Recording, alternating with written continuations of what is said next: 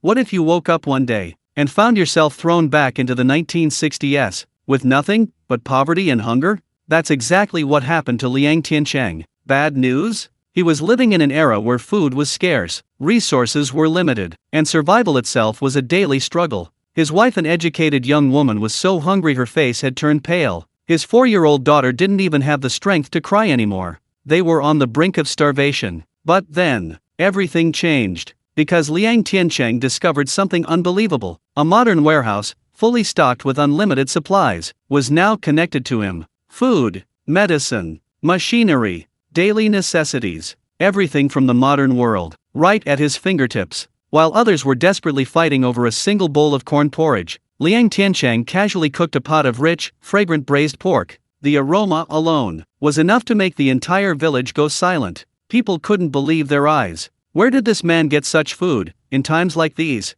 But that was just the beginning. One day, the local factory faced a massive crisis. Production had completely stopped, all because of a single missing imported bearing. No one could fix it. No one had a solution. Until Liang Tiancheng stepped forward. Without hesitation, he reached into his warehouse and pulled out top-quality foreign equipment. In an instant, the entire production line was saved. The factory manager was stunned. Not only did he reward Liang Tiancheng with 50 yuan, a huge sum at the time, he even gave him an exceptional promotion. From that moment on, Liang Tiancheng's life began to change. But power, money, status, none of that was his true goal. All he wanted was something much simpler: to make sure his wife would never go hungry again, to give his daughter a life full of smiles and warmth. In an era of scarcity, he became the man who had everything, and quietly, he began to break the limits of that time itself. This is the story of a man who brought the future into the past, and used it to protect the people he loved. He brought modern supplies to the 1960s, and broke the system. Only on Manhwa Recap Haven. A biting wind howled through the holes in the thatched roof, scraping against Liang Tiancheng's face like knives. His head throbbed as if it were about to explode. He jerked his eyes open. Before him lay the blackened thatched roof, a few rotten wooden beams teetering precariously. A dim kerosene lamp flickered in the corner, its weak light barely illuminating the less than 10 square meters of space. Where was he? He lay on a hard wooden plank bed, covered by a thin, patched quilt, offering no protection against the damp chill of the mountain town's winter. A chill crept up his spine, making him shiver uncontrollably. A memory not his own, like a floodgate opened, surged into his mind. His headache intensified instantly. Liang Tiancheng, 23 years old, a member of the 8th production team of the Red Star Commune. A sickly young man, frail and bedridden since childhood. Time, winter, 1962. Location, mountainous area of Chongqing. Liang Tiancheng's pupils suddenly contracted.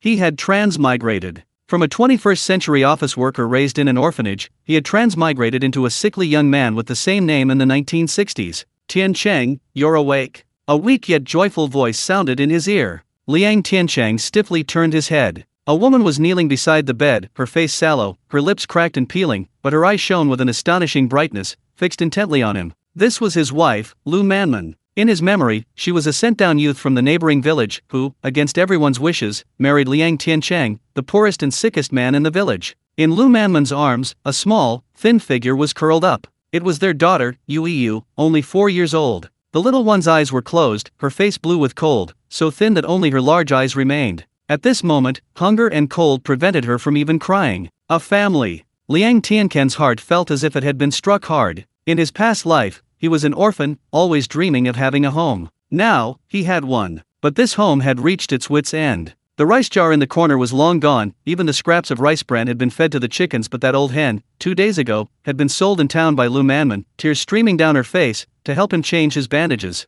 Outside, heavy snow had been falling for a day and a night. The howling north wind, like the wailing of ghosts, pounded against the thin wooden door, as if it could burst in at any moment, completely swallowing the last vestiges of warmth in the house. Hunger. Cold. This was the most direct threat of death hanging over the three of them. Seeing him awake, Lu Manman managed a strained smile. Her hands trembled as she carefully pulled something from her bosom. It was a fist-sized cornbread, completely blackened, dry and hard, with a few small teeth marks on it. This was the last thing they had to eat. With all her might, Lu Manman broke the cornbread in half. Her half was noticeably smaller. She held the larger half to Liang Tiancheng's lips. Tiancheng, eat something. Her voice was hoarse, with a hint of pleading. You've been sick for days, your stomach is empty, how can you have the strength to get better? Looking at the mushy, tooth-grinding cornbread, and at his wife's hopeful eyes, Liang Tiancheng's nose suddenly stung with tears. He didn't speak. He reached out his equally weak hand and gently pushed Lu Manman away. You eat. His throat was parched, each word a struggle. Lu Manman's eyes instantly reddened. I'm useless. Eating would only be a waste of food. You're the head of the family, you can't collapse, she said, trying to shove more cornbread into his mouth. Liang Tiancheng turned his head away, his resolve firm. He forced himself to sit up, his back against the cold earthen wall, the sudden movement making him dizzy. He wanted to comfort this desperate woman, to tell her everything would be all right, but the words wouldn't come out. How could things get better? Outside, snow fell heavily, and inside, there wasn't a single grain of food left. Her own body was like a broken bellows, making even walking difficult. It was a dead end. A complete and utter dead end.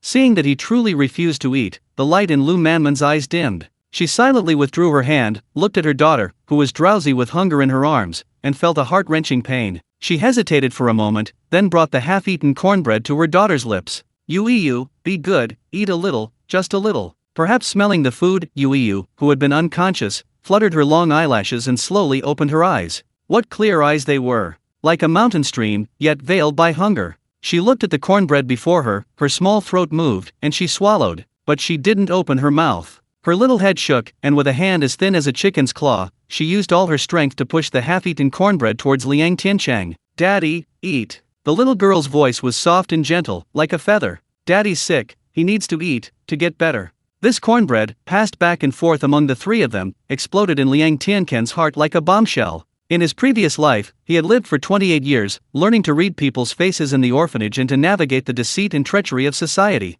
He had never been cherished so much. He had never experienced this kind of feeling, the willingness to starve himself to ensure the other's survival. A surge of heat rose from his chest, instantly coursing through his limbs. It wasn't the fever brought on by illness, but an unprecedented strength. It was responsibility. It was the desire to protect. He was no longer the lonely Liang Tiancheng. He was a husband. A father. He had a family. He had to support his family. Liang Tiancheng reached out, his movement slow but incredibly firm, and took the half-eaten cornbread. His fingertips touched his daughter's cold little hand, and his wife's trembling fingers. Lu Manman and Yu were both stunned, staring blankly at him. Liang Tiancheng didn't eat immediately. He also took the remaining half from his wife's hand, combining them. Then, under the astonished gazes of his wife and daughter, he solemnly and equally divided this black cornbread, symbolizing all their hope, into 3 portions. He handed one to his wife. He handed one to his daughter. He kept the last one for himself. He raised his head, the cloudiness and confusion in his eyes vanishing, replaced by an unprecedented sharpness and determination. His gaze swept over his pale-faced wife, over his frail daughter, and his previously weak voice now carried an undeniable strength.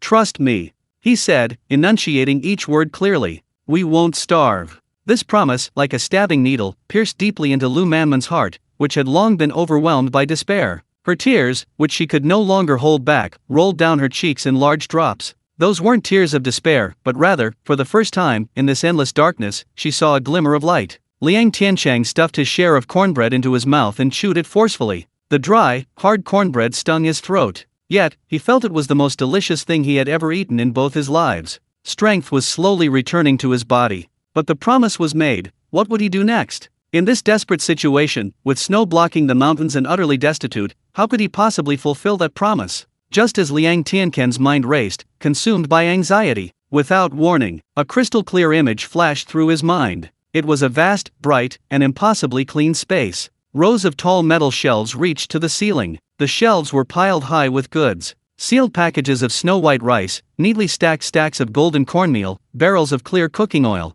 There was also pork covered in frost, boxes of canned goods, all sorts of fresh fruits and vegetables. There was even an entire wall of medicine. It was a massive warehouse supermarket belonging to the 21st century, overflowing with supplies to an outrageous degree. The image vanished in an instant. Liang Tiancheng's chewing stopped. He froze on the spot. Was this an illusion? Liang Tiancheng slowly closed his eyes. Ignoring his wife Lu Manman's worried questions, he focused all his attention on the fleeting image that flashed through his mind. Go in again. Let me go in and take another look. The moment this thought arose, an irresistible suction force suddenly pulled him in. Boom! Liang Tiancheng's consciousness seemed to be violently dragged into a completely different world by an invisible hand. The blinding white light made him instinctively squint. When he opened his eyes again, he was completely stunned. A space so vast it defied description appeared before him. The smooth, spotless cement floor. Above, rows of long, soft white fluorescent tubes illuminated the entire space as bright as day. Rows of towering, silver-white metal shelves stretched as far as the eye could see.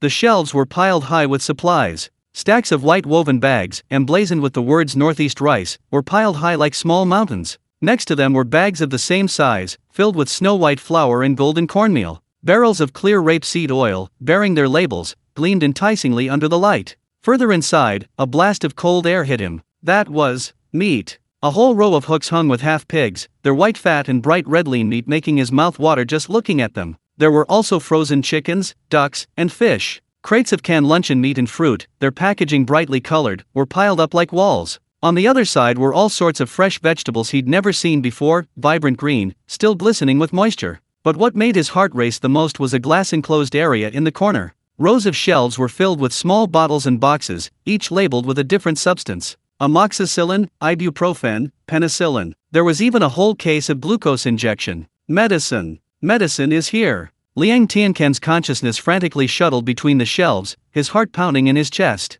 Shock. Ecstasy. An overwhelming sense of happiness overwhelmed him like a torrent. With this warehouse, what was there to fear? It wouldn't be enough to feed his wife and kids, it would be enough to fatten up the entire production team like pigs. But this ecstasy lasted less than 3 seconds. A chilling coldness surged from the depths of his consciousness, instantly bringing him back to his senses. No, absolutely not. This secret was known only to heaven and earth, and only he could know it. In this era where even a full stomach is a luxury, conjuring rice and flour out of thin air isn't a blessing, it's a death sentence. A common man is innocent, but possessing a treasure is a crime. Once exposed, he, Lu Manman, and Yu will all be treated as monsters, and their fate will be absolutely miserable. Calm down. He must calm down. Liang Tiancheng forced himself to stop, his consciousness hovering in midair, gasping for breath. He greedily stared at the supplies before him, his brain racing. The most urgent task was to solve their immediate hunger and cold. But how could he take the things out without arousing suspicion? Conjure them up directly? Even if Lu Manman loved him deeply, she'd probably be scared half to death. He needed a plausible excuse, one that would be acceptable to people of this era. A flawless excuse. His gaze pierced through the warehouse, as if returning to that dilapidated thatched hut. What was inside? The rice jar was empty, the cupboard was empty. Wait! A flash of inspiration struck Liang Tiancheng. The cellar! The cellar in the corner used for storage. Since winter began, the cellar had been empty, the cover hadn't been touched in a long time. That's it. Liang Tiancheng instantly had an idea. He could lie and say that the original owner of this body, before becoming delirious from illness, had secretly hidden something in the cellar and only now remembered it. This reason was a bit far-fetched, but since he was recovering from a serious illness, a lapse in memory was plausible. What should he hide? Rice and wheat flour were too conspicuous, and pork was out of the question. It had to be something that ordinary families could afford in this season and in this place. Sweet potatoes. And brown sugar. Sweet potatoes are filling, and brown sugar provides energy perfect for the current situation. Besides, these two things wouldn't spoil even after being buried in the ground for 10 days to half a month. It couldn't be more reasonable. Thinking this, Liang Tiancheng no longer hesitated. With a thought, his consciousness instantly snapped out of the warehouse. Tiancheng? Tiancheng, what's wrong? Lu Manman's anxious voice rang in his ears, trembling with tears. Liang Tiancheng abruptly opened his eyes and found his wife shaking his shoulders vigorously, tears welling up in her eyes. I'm fine. He grasped his wife's hand, his voice still weak, but it held a reassuring strength. He glanced at the corner of the wall. Manman, go and open the cellar lid. I think I remember something. The cellar? Lu Manman froze. It's been empty for ages. Even the mice have run away. Never mind, just go and open it, Liang Tiancheng urged mysteriously. Before I went delirious, I think I hid something in there. Take a look for me. Lu Manman was skeptical, but still, holding her daughter, she got up and went to the corner. The wooden lid was heavy, she struggled to move it even a crack. A musty smell mixed with earth wafted out. Tiancheng, it's pitch black. I can't see anything. Hand me the oil lamp. I'll go down and take a look. Liang Tiancheng said, struggling to get out of bed. No, you're not well yet. Lu Manman quickly ran over to support him, saying urgently, I'll go down. You wait upstairs. With that, she placed Yu, whom she was carrying, into Liang Tiancheng's arms, and then picked up the dim kerosene lamp, carefully descending the simple earthen steps into the cellar. The opportunity had arrived. Liang Tiancheng, holding his daughter, used his body to block Lu Manman's view. His heart was pounding. Sweet potatoes, a few with the mud still on them, he silently murmured to himself. The next second, his empty hands suddenly felt heavy. 5 fist-sized sweet potatoes, their skin still covered in fresh, damp soil, appeared abruptly in his hand. It really worked. Liang Tiancheng was overjoyed, but dared not show it on his face. He immediately murmured again. Brown sugar, a small packet of brown sugar. A small packet, neatly wrapped in yellowed oil paper, appeared next to the sweet potatoes. He quickly stuffed the brown sugar into his pocket, then discreetly placed the sweet potatoes on the floor beside the bed, sprinkling some ash on top to make it look more realistic. Tiancheng, there's really nothing left. We're almost gone. A disappointed voice came from the cellar. Try digging in that corner on the left. Liang Tiancheng shouted, buying himself some time. A moment later, Lu Manman climbed up, lamp in hand, her face covered in disappointment and ash. There really is nothing. She froze before she could finish her sentence. She saw the sweet potatoes at Liang Tiancheng's feet. This is. Lu Manman's eyes widened instantly, her voice trembling. Liang Tiancheng grinned, revealing a set of white teeth, his face displaying just the right amount of surprise. See, I told you my memory was good. He bent down, picked up a sweet potato, wiped it on his clothes, and presented it to Lu Manman like a treasure. It must be one I hid a while ago. I was sick and forgot about it. Quick, wash it clean, we'll cook some sweet potatoes. Lu Manman looked at the sweet potato in her hand, then at Liang Tiancheng, a hint of doubt flashing across her face. But she didn't ask anything, the overwhelming hunger rendered her unable to think. She clutched the sweet potatoes tightly, as if they were the most precious treasures in the world, her face beaming with joy. Okay, I'll go right now. I'll go cook them right now. The old pot was quickly placed on the stove. Ignoring Lu Manman's pleas, Liang Tiancheng took over himself. He started a fire, washed the sweet potatoes, and chopped them into chunks. His movements were slow, even somewhat clumsy, but every movement was full of strength. Soon, the sweet potato chunks, submerged in water, began to simmer in the pot. Taking advantage of Lu Manman's inattention, Liang Tiancheng unwrapped the packet of brown sugar and poured it all in. A long-lost, deeply sweet aroma began to fill the small thatched hut. It was the fragrance of food. It was the smell of hope. Yuiyu, who had been drowsy, sniffed hard with her little nose and slowly opened her eyes. When a bowl of steaming, sweet, and soft sweet potato soup was cooled and brought to her lips, a light shone in the little one's eyes for the first time. She opened her little mouth and wolfed it down. One mouthful after another. The scalding sweet potato slid down her throat, warming her cold stomach and her thin body. Lu Manman held her own bowl, but couldn't bear to drink it, only gazing intently at her daughter. Liang Tiancheng's heart felt filled with something. He looked at his wife's smiling face, watched his daughter eat with satisfaction, and felt a happiness and peace he had never experienced in either of his lives. This is what home should be like. After eating, a healthy blush finally appeared on Yuiyu's pale face. She let out a satisfied burp, nestled in Liang Tiancheng's arms, and looked like she was about to fall asleep. But just then, cough, cough, cough. A suppressed, heart-wrenching cough suddenly erupted from Yuiyu's small chest. The smile on Liang Tiancheng's face froze instantly. His heart tightened sharply. The hunger problem was temporarily solved,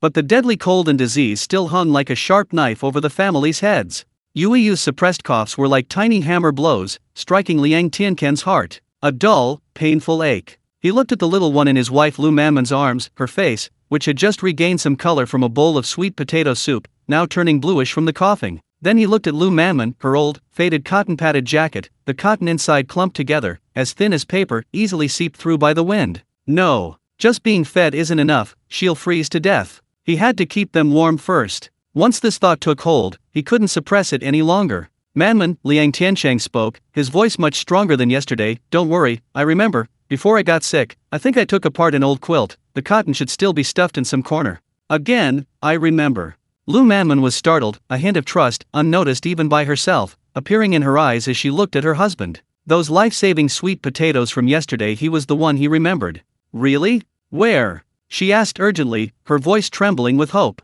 I'm not quite sure either. I've been sick, my mind's a mess. Liang Tiancheng frowned, feigning a struggle to recall. Go boil some hot water, let Yuiyu drink some to soothe her throat, I'll look for it. Okay. Lu Manman now obeyed Liang Tiancheng almost without question, immediately carrying her daughter to the stove to bustle about. An opportunity. Liang Tiancheng's gaze swept quickly across the room. His eyes finally settled on the tattered wooden crate piled with miscellaneous items. That's it. He forced himself to walk to the crate, deliberately making noises as he rummaged through it, using his body to block Lu Manman's view. His heart pounded, a mixture of nervousness and excitement. Cotton. The best cotton. The thick, snow-white kind. he chanted frantically in his mind. The next second, while one hand was still rummaging through the tattered items in the box, the other hand, hanging at his side, produced a heavy cloth bag out of nowhere. The bag was bulging. Liang Tiancheng could even feel the soft, fluffy texture of the cotton inside. He suppressed his overwhelming joy, not daring to show the slightest hint of emotion on his face. "Ah, I found it!" he shouted, as if he had truly made a major discovery. Then, clutching the large cloth bag, he staggered around. "Manman, come quick!" Lu Manman turned around at the sound of his voice and immediately saw the huge cloth bag in Liang Tiancheng's arms. She froze. Liang Tiancheng walked up to her and, like presenting a treasure, untied the knots in the cloth bag. With a whoosh, a large clump of snow-white, fluffy, and thick cotton was displayed before Lu Manman's eyes. The cotton was dazzlingly white, without a single impurity, several times better than the best cotton sold at the supply and marketing cooperative. Tiancheng. Lu Manman's voice trembled. She reached out and carefully touched the clump of cotton. The soft touch almost brought her to tears. This cotton is too good. After the initial surprise, a huge worry instantly gripped her. She grabbed Liang Tiancheng's arm, lowering her voice urgently. "Where did this cotton come from? We don't have anything this good. If outsiders see it, it'll cause a huge problem." In this era, anything unusual could bring disaster. She, a sent-down youth, understood the principle of a common man is innocent, but possessing a treasure is a crime better than anyone. "Don't worry." Liang Tiancheng patted her hand, giving her a reassuring smile with a firm look in his eyes. "I hid it a long time ago, at the very bottom of the box. No one will find it. If we don't say anything, who will know?" As soon as he finished speaking, a sudden wave of dizziness washed over him, and he swayed. Cough, cough. A violent cough forced him to bend over, his face instantly turning pale. His cold hadn't fully healed. This frail body was his biggest obstacle right now. He possessed a mountain of treasure, but lacked the strength to move it. "Tiancheng." Lu Manman quickly helped him up, her eyes overflowing with worry and heartache. "Go back to bed. I'll take care of these things." Liang Tiancheng was helped back to the bed, his heart filled with anxiety. No, he couldn't stay sick like this any longer. Yu couldn't wait any longer, and neither could this family. He had to get better as soon as possible. He said to Lu Manman while taking a sip of water, "Manman, I need to go to the outhouse." "I'll help you." "No, a grown man needs his wife's help to go to the outhouse. What kind of talk is that?" Liang Tiancheng waved his hand firmly. "I'll go myself, you watch the child." With that, he used the wall for support and slowly made his way out of the thatched hut. The outhouse outside gave him a perfect space to be alone. Making sure no one was around, Liang Tiancheng immediately focused his consciousness into the huge warehouse. This time, his target was crystal clear. The pharmacy section. His consciousness swiftly swept across the shelves, stopping precisely in front of a row of Western medicines. Cold medicine, anti-inflammatory drugs. He even saw the brand he often took in his past life. With a thought, a strip of ibuprofen and a strip of amoxicillin appeared out of thin air in his hand. Without the slightest hesitation, he took 2 pills of each, not even bothering to find water, and simply popped them into his mouth, swallowing them dry. The bitter taste of the pills spread across his tongue, but Liang Tiancheng felt more at ease than anything else. This was the culmination of 21st century technology. Dealing with a minor cold was like a game changer. He carefully put away the remaining medicine, regulated his breathing, and then, feigning weakness, slowly made his way back into the house. Nothing happened that night. The next day, just as dawn was breaking, Liang Tiancheng suddenly opened his eyes. He felt refreshed. The foggy feeling he'd had for the past 2 days was completely gone. He touched his forehead, the burning fever had completely subsided, and he was back to normal. Except for still feeling a little weak, the terrible illness was almost completely cured. He sat up, feeling a surge of energy throughout his body. "Tiancheng, you're awake." Lu Manman was also awakened by his movement and instinctively reached out to touch his forehead. She froze when she touched it. "It's not hot anymore." She touched her own, then her husband's, her face filled with unbelievable joy. "Tiancheng, you're better. Your fever's gone." Liang Tiancheng grinned, revealing 2 rows of bright white teeth. "I'm all better. I woke up feeling completely refreshed." "That's wonderful. That's wonderful." Lu Manman cried tears of joy, tears streaming down her face. "It must have been that bowl of sweet potato soup that worked. I knew it, our Tiancheng's luck was about to change." In her eyes, her husband's recovery from a serious illness, followed by the discovery of life-saving food and cotton, was nothing short of divine intervention, a truly auspicious sign. Looking at his wife's hopeful face, Liang Tiancheng felt a warm glow in his heart. He didn't explain, this beautiful misunderstanding was the best explanation at the moment. He rolled out of bed, nimbly grabbing the large bag of cotton. "Come on, Manman, let me finish making your and Yui's cotton-padded coats while it's still light." I'll do it, I'll do it. Lu Manman quickly grabbed the needle and thread. You've just recovered from your illness, how can you do this? I'm a grown man, strong and healthy, I'm not afraid. Liang Tiancheng pressed her down to sit on the edge of the bed. You just watch Yu, I'll do this. His attitude left no room for argument. Lu Manman looked at her husband's broad back and his strong hands, her heart felt filled with a bittersweet ache. She said nothing more, just silently held her daughter, watching the man working for them under the dim light of the kerosene lamp. Liang Tiancheng picked up the scissors and carefully unraveled the layers of Lu Manman and Yu's old cotton-padded coats. He carefully and evenly stuffed the thick, white cotton inside, little by little. His movements were clumsy, and the stitches were rough and unsightly. Several times, the needle pricked his own finger, drawing blood. He seemed oblivious to the pain, simply sucking away the beads of blood with his mouth before continuing his work. What he sewed in wasn't cotton. It was warmth. It was hope. It was a man's heavy responsibility towards his family. As dawn broke, the two thick, well-padded new cotton-padded jackets were finally finished. Yu, come here, try them on. Liang Tiancheng picked up his daughter and personally helped her put on the warm jacket.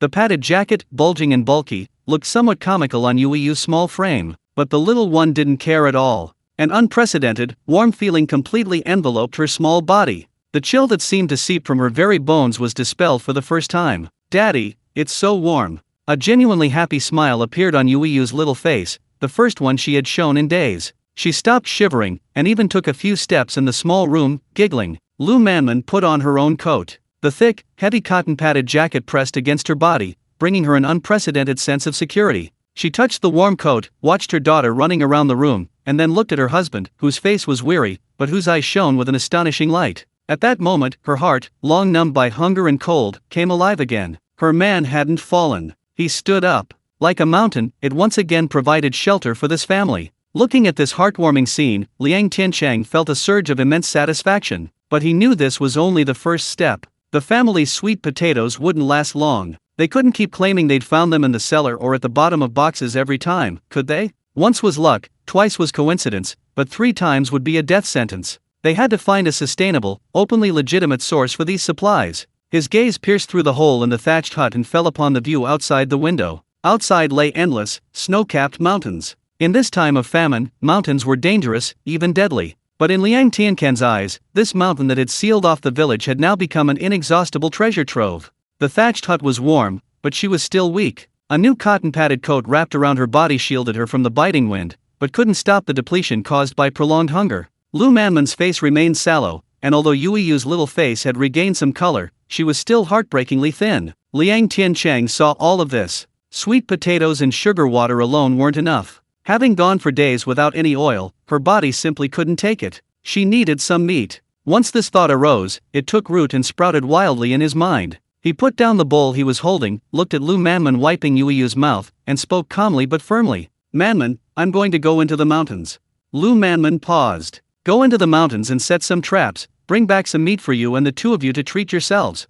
These words exploded like a thunderclap in Lu Manman's mind. She jerked her head up, the color draining instantly from her face. No! Her voice was sharp, trembling slightly. Absolutely not. Lu Manman dropped the towel, rushed over, and grabbed Liang Tiancheng's arm tightly, her knuckles white from the force. Tiancheng, are you crazy? You've only just recovered. The mountains are snowbound, the roads are slippery, a fall could be fatal. Her words were rapid and urgent, the fear in her eyes impossible to conceal. Besides, those wild boars and wolf cubs in the mountains, none of them are easy to mess with. You're going to your death. Seeing his wife's panicked state, Liang Tiancheng felt a warmth in his heart. He didn't argue, but instead took her cold hand in his, gently pulling her into his arms. Lu Manman stiffened. Don't worry. Liang Tiancheng rested his chin on the top of her head, his voice low and gentle. I know what I'm doing. I'm not going deep into the mountains, just a short drive around the outskirts. I'll definitely be back before dark. That won't do. Lu Manman struggled in his arms, her voice trembling with tears. I don't want meat. Sweet potatoes are enough. I can't live without you. This family had finally seen a glimmer of light. She couldn't let that light be extinguished in the vast snow. Liang Tiancheng didn't let go, instead, he held her even tighter. He was silent for a moment. When he spoke again, the tenderness had faded, replaced by an unwavering determination. Manman. He held her shoulders, making her look at him. Listen to me. His gaze was like 2 hooks, firmly locking onto her eyes. The Liang Tiancheng who used to be bedridden every few days is dead. Standing before you now is your man, Yu's father. He spoke each word slowly and deliberately, his voice not loud, but each word carried immense weight, striking Lu Manman's heart like a hammer blow. Supporting you and your daughter is my responsibility. Even if the sky falls, I'll hold it up. From today onwards, I'm the one who calls the shots in this family. Lu Manman was completely stunned. She stared blankly at the man before her.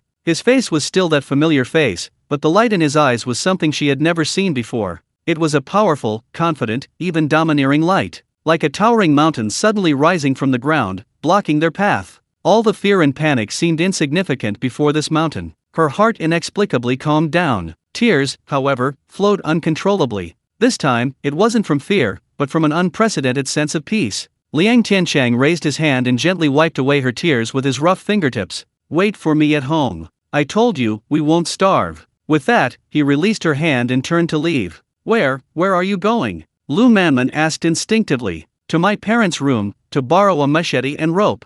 His voice came from the doorway, without the slightest hesitation. His parents' old house was not far away, long abandoned, but some old belongings still lay inside. Liang Tiancheng returned quickly. He carried a rusty machete and a bundle of rough hemp rope. Lu Manman looked at him, her lips moved, wanting to persuade him further, but she couldn't utter a single word. She found herself starting to believe that he might actually be able to do it. You watch Yu, I'll go prepare.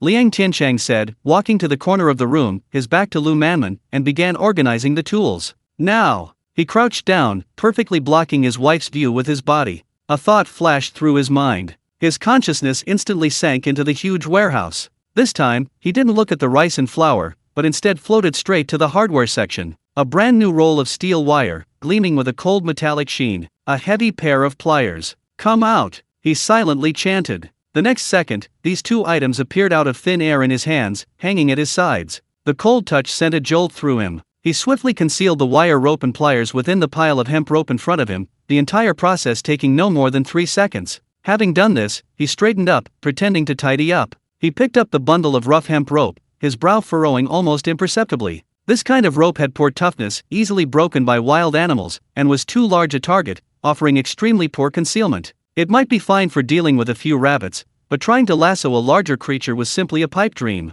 But he didn't show it. He simply unwrapped and then rewrapped the hemp rope, circle by circle, right in front of Lu Manman. Then, under the guise of squatting down to tidy his machete, he once again used his body to block the view. This time, his movements were lightning fast. With the pliers in hand, he precisely cut several pieces of wire of varying lengths from the wire coil. Then, his hands began to work rapidly. No fancy techniques, only the most practical and efficient movements. Bending, knotting, looping. A modern, highly concealed steel wire lasso with a slipknot quickly took shape in his hands. The wire was extremely thin, almost invisible in the dim light, but its toughness and strength far surpassed that of even the thickest hemp rope of the time. This was his true trump card. He made 3 lassos of different sizes in one go, carefully wrapping them around his wrists and then covering them with his wide sleeves. From beginning to end, Lu Manman only saw him squatting on the ground, constantly fiddling with the bundle of hemp rope and the broken machete. She had no idea what her husband was doing, but she could see that every movement he made was purposeful, steady, and powerful.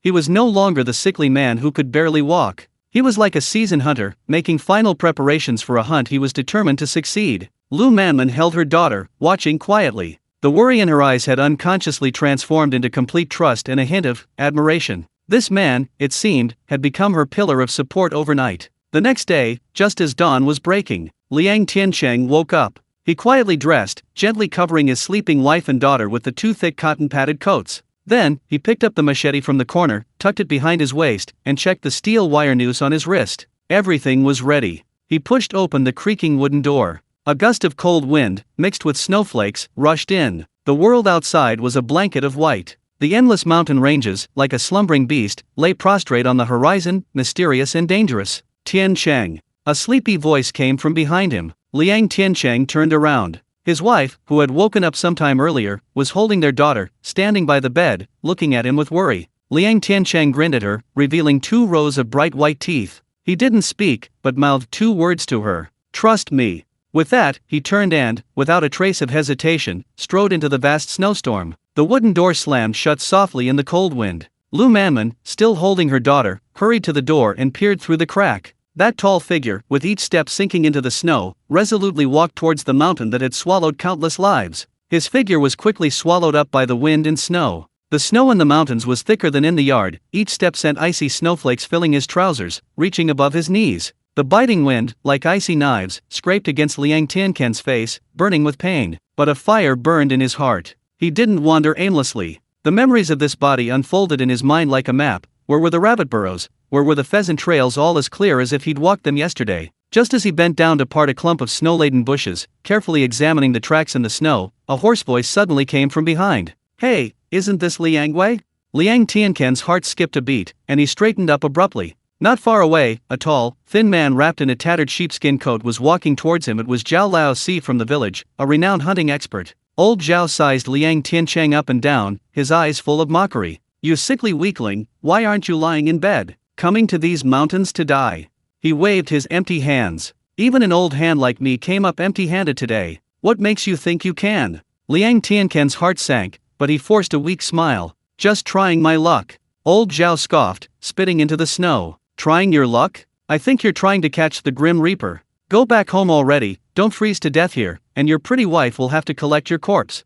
With that, he grumbled and walked down the mountain. Watching old Zhao's retreating figure, a cold sweat broke out on Liang Tiancheng's back. He had been too naive. His sudden transformation from a chronically ill person into a skilled hunter was his biggest weakness. Today he ran into old Zhao, tomorrow he might run into old Li. No, he couldn't set a trap, it was too slow and too conspicuous. He took a deep breath of the icy air and turned to walk deeper into the forest, into a more secluded place. Only when the only sounds were the wind and the crunch of his footsteps on the snow did he stop in a hollow hidden by a huge rock. "Here, it's absolutely safe." Liang Tiancheng closed his eyes and silently chanted, "Enter." Boom! His consciousness was instantly pulled away, and the huge, brightly lit warehouse reappeared before him. Without hesitation, his consciousness floated straight to the fresh and frozen food section. Rows of cleaned pigs, cows, and sheep hung on hooks. Inside the freezers, chickens, ducks, and fish were neatly arranged. His gaze swept across the area, finally settling on a pile of vacuum-packed wild game. Wild rabbits.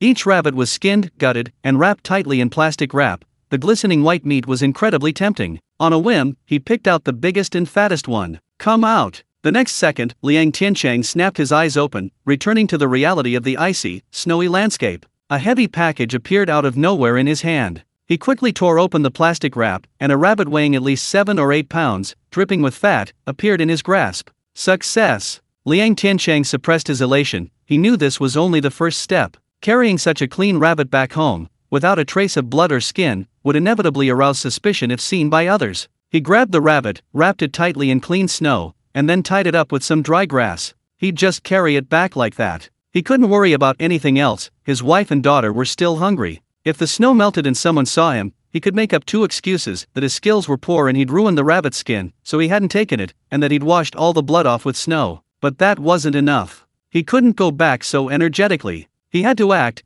like a man recovering from illness, exhausted but incredibly lucky, who had finally caught a rabbit. Liang Tiancheng gritted his teeth, picked up the rabbit, and started circling in the mountains. He deliberately chose the difficult paths, trudging along, intentionally exhausting his already weak body. After more than half an hour, he was panting heavily, the sweat on his forehead quickly freezing into icy shards in the cold wind. He felt it was enough, so he added more snow to cover the exposed parts of the rabbit, his face displaying a perfect balance of exhaustion and satisfaction, and headed home. The weather was cold, and his shoes were soaked through with snow, making the walk home feel heavy and long. Fortunately, he didn't encounter many people along the way. Those he did meet only saw a pair of rabbit ears peeking out from under the melting snow. Then they surrounded him, asking a few questions, and exclaimed, "My God, what incredible luck!" Creak! The old wooden door was pushed open, and a gust of cold wind carrying snowflakes rushed in. Tiancheng. Lu Manman, who was pacing anxiously inside, heard the noise and turned around sharply. When she saw the man in the doorway, she froze. Liang Tiancheng leaned against the doorframe, panting heavily, his hair and eyebrows covered in frost, his face pale from exhaustion and the cold. But his eyes shone with an astonishing light. In his hands, he held a wild rabbit that looked enormous. You. Lu Manman's lips trembled, unable to utter a single word, her eyes visibly reddening. "Daddy!" Yu, who had been staying by her mother's side, let out a joyful scream and rushed over like a little cannonball. "Daddy! Meat!" The little one clung to Liang Tiancheng's leg, tilting her head back, her big eyes fixed on the rabbit, drool practically dripping from her mouth. Liang Tiancheng grinned, revealing a set of bright white teeth. He untied the rabbit, held it up in front of his wife and daughter, shaking off the snow to reveal the large rabbit, his voice brimming with barely suppressed pride. How about that? Your man wasn't bragging, was he? He puffed out his chest. I said I'd get you meat, and I got it. Lu Manman's eyes reddened, a pang of sadness welling up inside her. She didn't ask him how he did it. She simply rushed forward, hugged Liang Tiancheng tightly, and buried her face in his cold embrace. In that embrace, there was lingering fear, there was grievance, but even more so, there was the overwhelming joy and peace of having regained what was lost. This man had truly become a mountain for her and her daughter. A mountain that could shield them from all wind and snow. That night, for the first time, the rich aroma of meat wafted from the small thatched hut. Liang Tiancheng didn't let Lu Manman lift a finger, he cooked it himself. Under the guise of fetching water outside, he smuggled a small packet of star anise, cinnamon, bay leaves, and a small block of concentrated soy sauce-colored seasoning from the warehouse. These things, in those days, were practically treasures fit for the gods. He chopped the plump rabbit meat into large chunks, blanched it to remove the gamey smell, and then put it in the pot with those divine seasonings. Sizzle! The moment the rabbit meat hit the pot, an incredibly powerful aroma exploded out. As the firewood burned in the stove, the aroma grew stronger and more enticing. It seemed to have grown legs, forcefully slipping out from the hole in the thatched hut, through the crack in the creaking door, and drifting into the silent snowy night. Next door. Aunt Wang's house. Her 5-year-old grandson, Godan, was crying and refusing to eat the dark, dried sweet potatoes. Suddenly, the little guy sniffed hard. Grandma, it smells good. Dog Egg stopped crying, drool dripping from the corner of his mouth, his eyes fixed intently on the direction of Liang Tiancheng's house. What smells good? You little brat, your nose is so sharp. Aunt Wang scolded irritably, but she herself couldn't help but swallow hard. This smell, it's too good. It's like the aroma of meat you only smell when a pig is slaughtered for the new year, no, 100 times better. Wah! Dog Egg could smell it, but couldn't eat it, and started wailing loudly. I want meat! I want meat! His heart-wrenching cries carried far in the cold night. But in the thatched hut next door, a completely different scene unfolded. A large pot of steaming, glistening, dark brown braised rabbit meat was placed on the table. Yuiyu couldn't wait any longer, her little hands gripped the edge of the table, her eyes glued to the food. Liang Tiancheng picked up a piece of rabbit leg meat, cooled by the wind, and placed it in her hand. The little one immediately became like a protective kitten, clutching it tightly with both paws and opening her mouth to devour it. Her mouth was dripping with oil. That long-lost feeling of richness and satisfaction from meat instantly filled her little body. Delicious! Daddy, it's so delicious! The little one babbled indistinctly, her face covered in gravy. Lu Manman watched her daughter wolf down the food, her eyes welling up with tears again. She barely touched her own chopsticks, only continuing to pile meat onto Liang Tiancheng's plate, giving him the best parts. Tiancheng, eat more, you're exhausted today, she said, her voice slightly choked. Liang Tiancheng felt a warm glow in his heart. He picked up the largest piece of rabbit meat and placed it in Lu Manman's bowl, his tone gentle yet brooking no refusal. Eat together. From now on, our family will have meat every day. This meal was the most delicious and satisfying meal the three of them had ever had. The piping hot meat broth dispelled the last trace of chill from their bodies. Full in content, Yuiyu let out a satisfied burp, nestled in Liang Tiancheng's arms, and quickly fell asleep. The little one's lips still glistened with oil, and even in her sleep, she smacked her lips, a satisfied smile on her face. Liang Tiancheng looked down at his daughter's adorable little face, his heart melting completely. Suddenly, a thought struck him. A thought, without warning, popped into his head. Just eating meat isn't enough. His consciousness seemed to transcend time and space, seeing the brightly colored packaging bags on the warehouse shelves. White rabbit milk candy, chocolate wafers, fruit hard candy, and golden, crispy potato chips. He grinned, a silent smile spreading across his face. Tomorrow, I'll give my dear daughter an even bigger surprise. The oil lamp's flame flickered silently. A large pot of braised rabbit meat was almost empty, leaving only a few glistening drops of broth. The family of three, stuffed, sat around the worn table, none of them wanting to touch it. Warmth rose from their stomachs, flowing through their limbs, dispelling the last trace of chill in the room. This was the most peaceful moment Liang Tiancheng had felt in both his lives. He looked down at his daughter, who was dozing in his arms. Yuiyu's little belly was round and full, like a small ball. Her little face was oily, and a glistening trace of meat juice clung to the corner of her mouth, like a little kitten who had successfully stolen a bite. Perhaps sensing her father's gaze, Yuiyu smacked her lips, her long eyelashes fluttering, a satisfied, unguarded smile on her face. Liang Tiancheng's heart melted instantly, as if gently grasped by a soft, warm hand. What had he risked his life for in his past life? Just for this scene before him. A thought suddenly surfaced in his mind. Simply eating his fill wasn't enough. He looked at his daughter's glistening lips, a mysterious smile spreading across his face. You. He lowered his voice, as if sharing a huge secret. Watch Daddy perform a magic trick for you. A magic trick? Yu perked up immediately, her big, dark eyes widening in surprise as she stared at him. Even Lu Manman, who was clearing the dishes, couldn't help but stop what she was doing and look over, amused. Liang Tiancheng held out his right hand and waved it in front of his daughter, indicating it was empty. Then, he put his hand back in his pocket, pretending to reach for something. In that instant, his consciousness sank into the warehouse. White rabbit candy, one, please. A thought flashed through his mind. His hand, tucked into his robes, suddenly felt heavy. A neatly wrapped item in blue and white wax paper appeared in his palm. He held his hand out to his daughter again, slowly opening it. Under the light, a beautifully wrapped candy lay quietly in his palm. On the blue and white wrapper was a lifelike white rabbit. Wow! Yui's little mouth gaped open in surprise, forming an O. She had never seen anything so beautiful before, let alone eaten one. It was even prettier than the gold ingots in New Year's paintings. The little one stretched out her greasy little hand, wanting to touch it, yet hesitant, her big eyes filled with longing and fear. What is this? Lu Manman also came closer, and when she saw the candy, her face instantly changed. She wasn't surprised, she was horrified. Liang Tiancheng. She grabbed her husband's wrist, her voice low, both anxious and angry. Are you crazy? Where did you get the money to buy this? Her voice trembled. This rabbit skin could at least be exchanged for half a pound of salt, or 2 boxes of matches. You traded it for this worthless candy?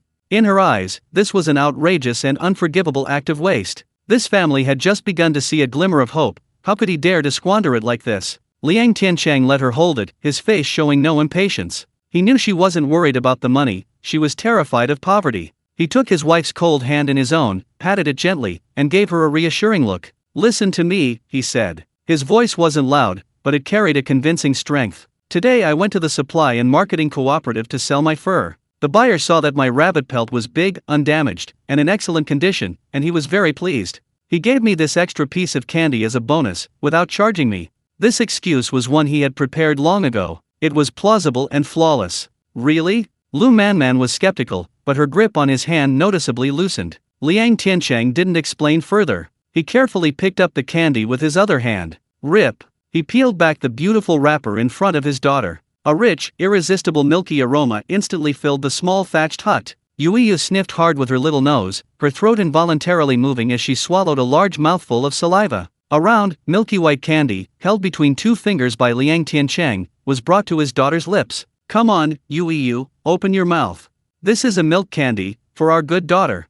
Yuiyu looked at the candy so close to her face, then at her mother. Seeing that her mother didn't object, she hesitantly and cautiously opened her little mouth. Liang Tiancheng put the milk candy into her mouth. In that instant, a rich, sweet taste, with an overpowering milky aroma, exploded like a burst dam, instantly engulfing Yuiyu's entire mouth. So sweet, so fragrant. This was the best, most delicious thing she had eaten in 4 years. The little one's eyes narrowed into slits with happiness, like a kitten dozing in the sun after a satisfying meal. Her little mouth was full of candy, she didn't even want to chew it, just letting the sweetness slowly melt on her tongue. Sweet, Daddy, so sweet. She murmured indistinctly, her voice soft and sweet, melting one's heart. Looking at her daughter's blissfully contented face, Lu Manman's anger had long since vanished, replaced by waves of heartache and guilt. But she couldn't help herself, whispering softly with heartache. Even if it's free, it would be good to bring it back to nourish my man. Hearing this, Liang Tiancheng's smile slowly faded. He turned his head, looking at his wife's face, still filled with heartache and reluctance, his eyes more serious than ever before. Manman. His voice was soft, yet incredibly solemn. Money, you can earn it back. Salt, you can get more. But, he paused, enunciating each word as if making a vow. Our child's childhood only happens once. What other children have, we must have every month. What other children don't have, as long as I, Liang Tiancheng, have the ability to get it, we must have it every month. From today onward, in this family, my daughter deserves the best. These words, like a scalding warm current, crashed into Lu Manman's heart. She froze completely. She stared blankly at the man before her. Under the lamplight, his features were sharply defined, and his eyes shone with a light she had never seen before. That wasn't the light of a sickly man. It was the heaviest, most solemn promise made by a stalwart man for his family. Tears, she could no longer hold back. Large tears rolled down her cheeks, landing on her patched clothes. She said nothing. She simply rushed over, tightly embracing her man, burying her head deeply in his chest. This family was truly different now. Asterisk asterisk asterisk. Night deepened. His wife and daughter had long since fallen into a deep sleep, their faces beaming with contentment. Liang Tiancheng lay in bed, but sleep eluded him. He could clearly hear the steady breathing of his wife and daughter beside him, and smell the lingering aroma of meat and the sweetness of milk candy in the air. This was the smell of home. His heart felt full and at peace. But beneath that peace, a new question quietly surfaced in his mind. His own family was eating meat, and they were warm. But on the other side of this village, his biological parents, along with his elder brother and sister-in-law, were probably still gnawing on dark, dried sweet potatoes, subsisting on snow water. In this era, filial piety was paramount. To eat meat and drink soup while letting his parents go hungry if word got out, he'd be condemned. More importantly, Liang Tiancheng knew that to truly establish himself in this family, to allow Lu Manman and Yue Yu to live with their heads held high, he had to manage his relationship with his birth family. There was no escaping it. This family isn't just about the three of us. He opened his eyes, his gaze piercing the darkness, looking towards his parents' old house. Tomorrow, he should go there. The next morning, a glistening rabbit leg and half a pot of broth thickened with white oil remained in the pot. Liang Tiancheng carefully ladled the broth, along with the rabbit leg, into a tattered basket using a broken bowl. Are you really going? Lu Manman stood behind him, her voice tinged with barely concealed worry. She wasn't heartbroken about the small amount of meat, she was afraid. Afraid that the authority her husband had painstakingly built would be shattered once he returned to their home. That home, for the Liang Tiancheng of the past, wasn't a haven, but another quagmire. Liang Tiancheng turned around, looked into his wife's worried eyes, and grinned. I'm going. His voice was soft, yet carried an undeniable resolve. You can hide for a while, but you can't hide forever. Some things have to be settled. From today onwards, your husband and Yu will stand tall in this house. With that, he picked up his basket, pushed open the door, and went out. His parents' old house wasn't far, separated only by 2 field ridges.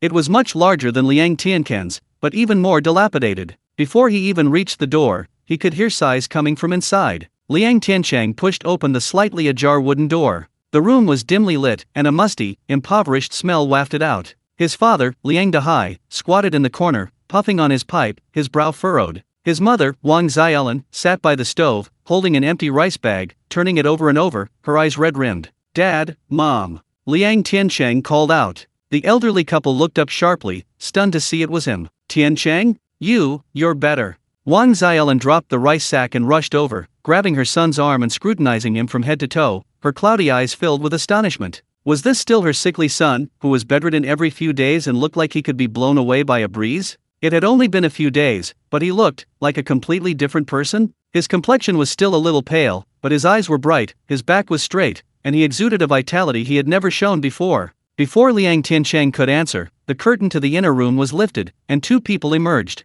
It was his eldest brother, Liang Tianyu, and a woman with a somewhat harsh expression, his sister-in-law, Li Gaifen. Oh, isn't this our sickly one? The sun must have risen in the west today, finally got the energy to get out of bed.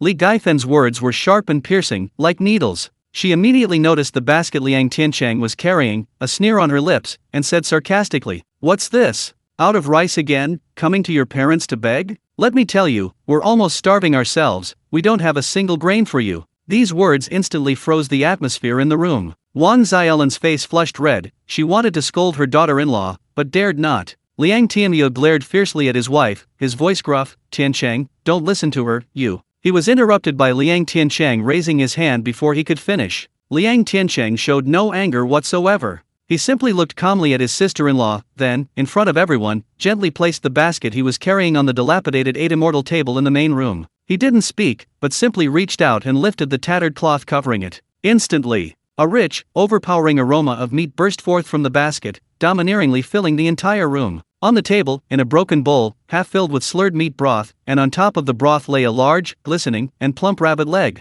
Gulp! A clear, distinct sound of swallowing saliva rang out in the silent room. It was Li Gaifen. Her eyes, as if drawn by a magnet, were fixed on the rabbit leg, unable to look away. The harshness and mockery on her face froze instantly, replaced by utter shock and disbelief. Meat! It's meat! In a time when every household relied on dried sweet potatoes as their staple food and went months without a drop of oil, such a large bowl of meat soup and such a huge rabbit leg were like a gold ingot falling from the sky. Tiancheng, this is.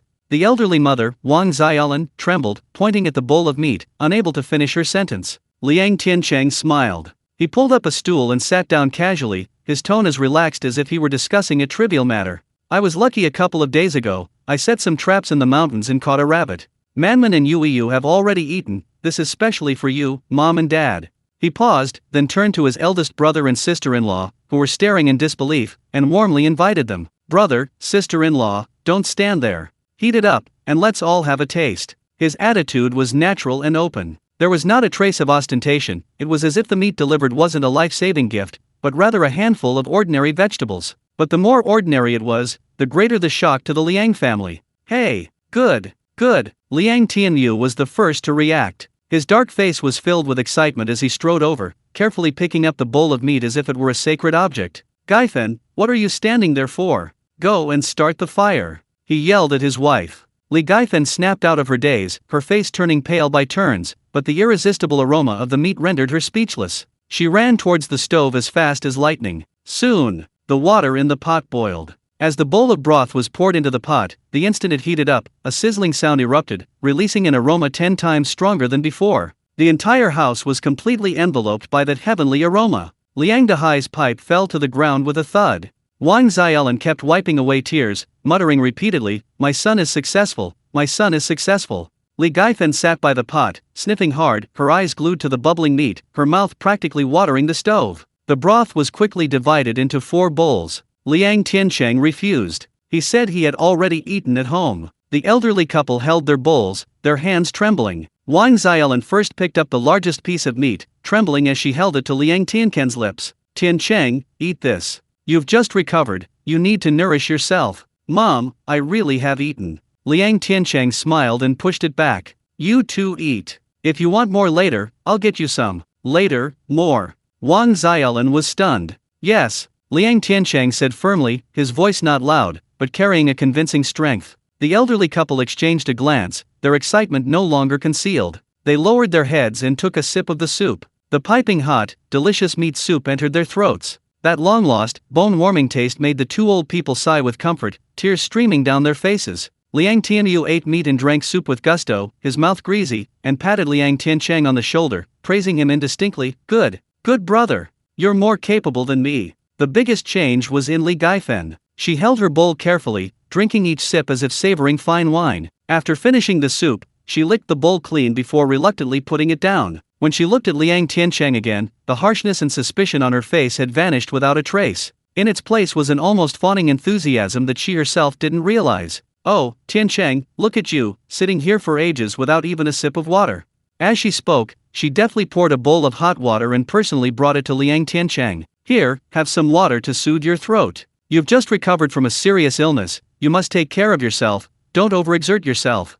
The attitude, the tone, were even more affectionate than towards one's own father. Liang Tiancheng sneered inwardly, but outwardly accepted the bowl without showing any emotion. "Thank you, sister-in-law." He knew. From this moment on, from this bowl of meat soup, he, Liang Tiancheng, was no longer the sickly burden, the one everyone bullied and looked down upon, in this family. He had changed everyone's perception of him in the most direct and effective way. He stood up, preparing to leave. "Dad, Mom, brother, sister-in-law, I'll go back first. I'm worried about leaving Manman alone at home." He reached the door, then turned back, looking at his family members inside with their varied expressions, and uttered a sentence that sent a jolt through their hearts. "Don't worry, as long as I have something to eat, the Liang family won't go hungry." With that, he turned and left, leaving behind a tall, imposing figure. The house was deathly silent. After a long while, Liang Dahai finally exhaled a long smoke ring and said in a hoarse voice, "It seems like our family's fortunes are about to change." The news that Liang Tiancheng had brought home a whole fat rabbit, and that he had brought his parents meat soup again that day, spread like wildfire throughout the entire 8th production team of Hongsing Commune within half a day. That winter, every household was tightening their belts, surviving on dried sweet potatoes and wild vegetable soup. The sickly Liang family member, known throughout the village, was actually eating meat? Suddenly, countless envious, jealous, and even malicious glances began to quietly fall upon the lonely thatched hut at the foot of the mountain. Liang Tiancheng's family ate meat. This was like a boulder thrown into a still pond. The entire 8th production team was abuzz. The overpowering aroma of meat lingered on the mountain breeze for 2 whole days, permeating the nostrils of every household and the hearts of every starving member. Suddenly, that solitary thatched hut at the foot of the mountain became the focus of the entire village. People would deliberately take a longer route on their way home from work, passing by his house. They walked very slowly, craning their necks, their eyes like searchlights, desperately peering into the dark hut, trying to discern something. Tisk tisk, smell this, there's a faint smell of meat in the air. What meat smell? I think it's the smell of grease. That sickly guy, he must have had some incredible luck. I heard he even brought his parents a big bowl of meat soup yesterday. And Li Gaifen, walking on the paddy field ridge today, her back is all straight. Envy, jealousy, and undisguised greed hidden deep in their eyes. A mix of emotions intertwined and fermented in the cold air. Lu Manman saw all of this, her heart pounding like a rabbit in her chest. She was truly afraid now. She feared that her husband's good luck would bring a terrible disaster to their family. Tiancheng, she said softly, nervously twisting the hem of her clothes, maybe we should eat less, so no one finds out. Liang Tiancheng was teaching Yu to write numbers on the ground with a small wooden stick. Hearing this, he didn't even look up, only smiled faintly. What's there to be afraid of? We eat our own food, we haven't stolen or robbed, we can stand tall, and no one can say a word against us. His voice was calm, yet it was like a reassuring pill, inexplicably calming Lu Manman's flustered heart. Just as he finished speaking, the dilapidated wooden door creaked open. A short, plump figure, with a chrysanthemum-like smile on her face, squeezed in. It was Aunt Lu, the village gossip. Oh my, Tianken's home. As soon as Aunt Lu entered the house, her small eyes, like radar, quickly scanned the room, finally settling on the blackened iron pot on the stove, and she sniffed hard. Tisk tisk, you're really capable. I've known you to mount to something since you were little. Look, this serious illness has actually brought you good fortune. As she spoke, she casually found a stool and sat down, her eyes never leaving the pot. Lu Manman's face paled slightly, and she instinctively pulled Yu closer to her, nervously watching Liang Tiancheng. It's here. What was bound to happen has finally happened. Liang Tiancheng, however, seemed oblivious to the calculation in her eyes, a simple, honest smile on his face, as he stood up. Aunt Lu, what brings you here? Please, have a seat. He picked up the worn-out kettle on the table, poured Aunt Lu a bowl of steaming water, and warmly handed it to her. We don't have much to offer, just some hot water to warm yourself up. Aunt Lu took the bowl, but inwardly she was wondering, this boy, why is he acting like a completely different person? The sickly girl who used to be so afraid to even lift her head when she saw people is now so generous and knows how to navigate social situations? She took a sip of hot water, her eyes darting around, finally revealing her true intentions. Tiancheng, she sighed, her face filled with sorrow, Auntie came today because I wanted to ask you for something.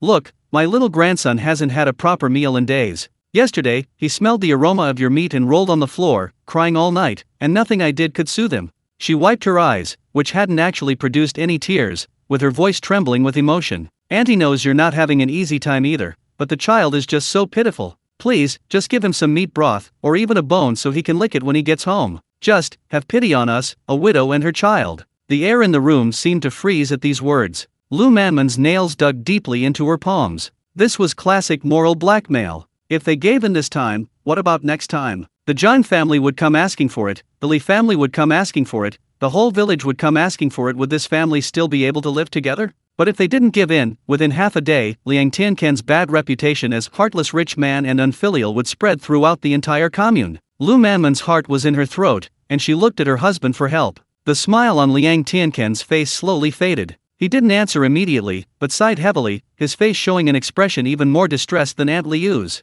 Sigh. This sigh was long and helpless, filled with bitterness. Auntie, you don't understand. Liang Tiancheng slapped his thigh, his voice full of frustration. That day, I was incredibly lucky, like my ancestors were blessed with good fortune, and I stumbled upon a stupid, clueless rabbit. You think I didn't want to go again? I went again first thing the next morning, spent the whole day searching the mountains, my feet were practically worn out, and what did I get? Not even a single rabbit hair. He pointed to his tattered cloth shoes, the sole lace almost completely worn through. With this heavy snow blocking the mountains, the wild animals are all very cunning, they've all hidden deep in the forests. It's not that easy to find one. Aunt Liu's smile froze. Liang Tiancheng seemed oblivious, continuing his woes. Besides, there's so little meat, it's not enough to sustain a meal. He pointed to his stomach, then to Lu Manman and Yu, a look of utter helplessness on his face. Our family of 3 is starving, like hungry wolves. That little bit of meat, bones and all, was gone in 2 days. Don't believe me? Smell it. Besides limescale, there's not a trace of oil left in this pot. He pointed to the blackened pot with an utterly sincere expression. Auntie, it's not that I'm stingy or unwilling to help you. It's just, we're like everyone else now, living on meager rations, tightening our belts. He cleverly defined his wealth as a one-time, unrepeatable stroke of luck. He pulled himself back into the ranks of the poor, just like all the other villagers. You want to morally blackmail me? Fine, but I'm poorer and more miserable than you. How can you blackmail me then? Aunt Lu was stunned by his words. She opened her mouth, wanting to say something, but found herself unable to utter a single word. His words were reasonable, and his attitude was good. What could she say? Say he was dishonest, that he was hiding something? Do she have any evidence? Would she dare to challenge him? Aunt Liu's face turned pale, then flushed, as if she'd been dyed. She felt like she'd punched cotton, unable to muster any strength, utterly frustrated. Well, all right then. She squeezed out a few dry words, downed the remaining water in her bowl in one gulp, stood up, and walked out, too lazy to even say a polite greeting. Take care, Auntie. Come visit again sometime. Liang Tiancheng warmly saw her to the door, a simple, honest smile on his face. Only after Aunt Liu's figure disappeared at the end of the field did the smile slowly fade from his face, replaced by a deep coldness. Tiancheng, you. Lu Manman walked over, her eyes filled with shock and a hint of admiration as she looked at her husband. She never imagined that such a thorny problem could be resolved so easily with just a few words. Liang Tiancheng turned around, ruffled her hair, and said softly, "Don't worry, I'm here." After this incident, the restless thoughts in the village indeed subsided for the time being. Everyone understood that the sickly Liang family man seemed to be truly different. He was no longer a pushover. Trying to gain an advantage from him wouldn't be so easy. Liang Tiancheng successfully defended his family's interests, but it also made him more clearly aware of. In this age of famine, any extraordinary wealth was like a torch in the darkness, attracting countless moths and wolves. A reasonable and sustainable food source that would leave the entire village speechless was imperative. He had to become stronger, not just physically, but also in terms of status and influence within the community. Just as Liang Tiancheng was pondering this matter, opportunity presented itself. As the year drew to a close, the atmosphere in the team grew increasingly oppressive. Every household's grain reserves were nearly depleted. That evening, the production team's loudspeakers suddenly blared hoarsely. Notice! Notice! All team members, put down your work and immediately go to the threshing ground for a meeting. I repeat, immediately go to the threshing ground for a meeting. There's something important to announce. It was the voice of the team leader, Wang Jianjun. The villagers' hearts skipped a beat. Holding a meeting at this critical juncture is probably not a good thing, but no one dared not go. Liang Tiancheng, along with Lu Manman and Yu Yu, followed the crowd towards the threshing ground in the center of the village. The threshing ground was packed with a sea of people. The winter sun was weak and listless, offering no warmth whatsoever. The villagers, hands tucked into their sleeves and necks hunched, exhaled white breath that mingled with the air, making the entire area appear hazy. The brigade leader, Wang Jianjun, stood behind a tattered table, clutching a peeling tin megaphone. His face was as black as the bottom of a pot. He cleared his throat and roared into the megaphone.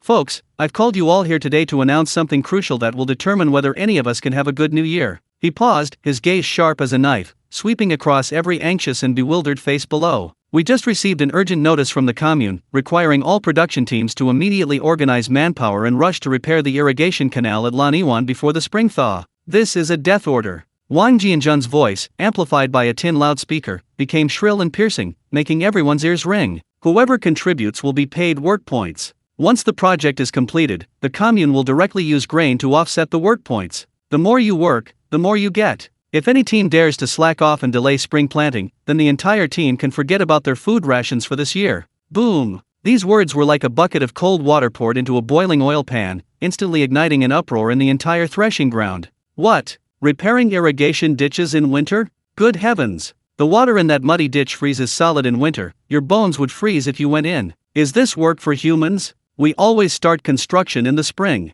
The sounds of discussion, complaints, and sighs mingled together. Repairing irrigation ditches was the hardest and most tiring job in winter. The ground was frozen solid, as hard as stone. A hoe strike would only leave a white dot. People stood in the icy mud from dawn till dusk, carrying hundreds of pounds of stones and mud. By the end of the day, their backs were aching. Every year, people developed illnesses from this work, leaving them with chronic health problems. But not going was not an option. Work points were directly linked to their New Year's rations. In these times when even dried sweet potatoes had to be eaten sparingly, food was life. For a moment, everyone looked troubled, their faces blue from the cold, their expressions as bitter as a bitter gourd. No one uttered a sound, and no one dared to be the first to step forward. Asterisk. The news traveled like wildfire back to Liang Tiancheng's small thatched hut. The atmosphere inside instantly plummeted to freezing. No! Lu Manman was the first to step forward, her voice sharp and her attitude resolute. She gripped Liang Tiancheng's arm tightly, her eyes instantly reddening. Tiancheng, you can't go. You've only just recovered. How can you withstand such hardship? That's not going to work, that's going to your death. As soon as she finished speaking, the curtain was lifted, and Liang Tiancheng's parents, Liang Dahai and Wang Xiaolan, along with his elder brother Liang Tianyu, entered, their faces dark. Clearly, they had also heard the news and rushed over. The second son's wife is right. The old mother, Wang Xiaolan, spoke, her voice trembling with tears. She rushed over and grabbed Liang Tiancheng's other hand. Tiancheng, listen to your mother, we're not going. Our family won't go to earn those work points. At worst, we'll give you our own and your father's food rations, we won't take that risk. That's right.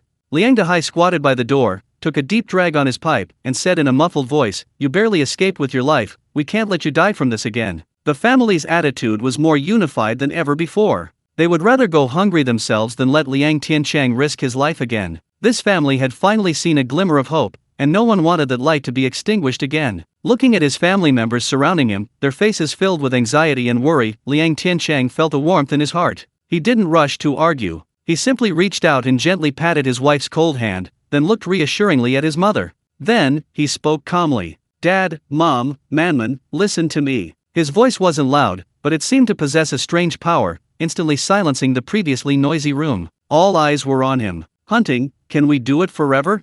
He asked the first question. This time we were lucky, we caught a rabbit. What about next time? And the time after that? The wild animals in the mountains are getting smarter and smarter, there will always be times when we don't catch anything. We can't rely on this unreliable luck forever, can we? No one spoke. Because what he said was the truth. Liang Tiancheng paused, his gaze sweeping over his wife's worried face, and continued. Now the whole village knows we're eating meat. Haven't you seen the looks people are giving us? Envy, jealousy, and some are even trying to take advantage. Why? Because our meat came from an illegitimate source. In their eyes, I'm still that sickly bedridden man, why should I get to eat meat? So, I have to go. His voice suddenly rose a few decibels, revealing an undeniable determination. I want the whole village to see that I, Liang Tiancheng, am cured. I'm not that good for nothing who can only hide indoors, relying on luck and his wife to survive. I want to earn work points honestly. I want to bring home grain openly and fairly. Only in this way can our family truly stand tall.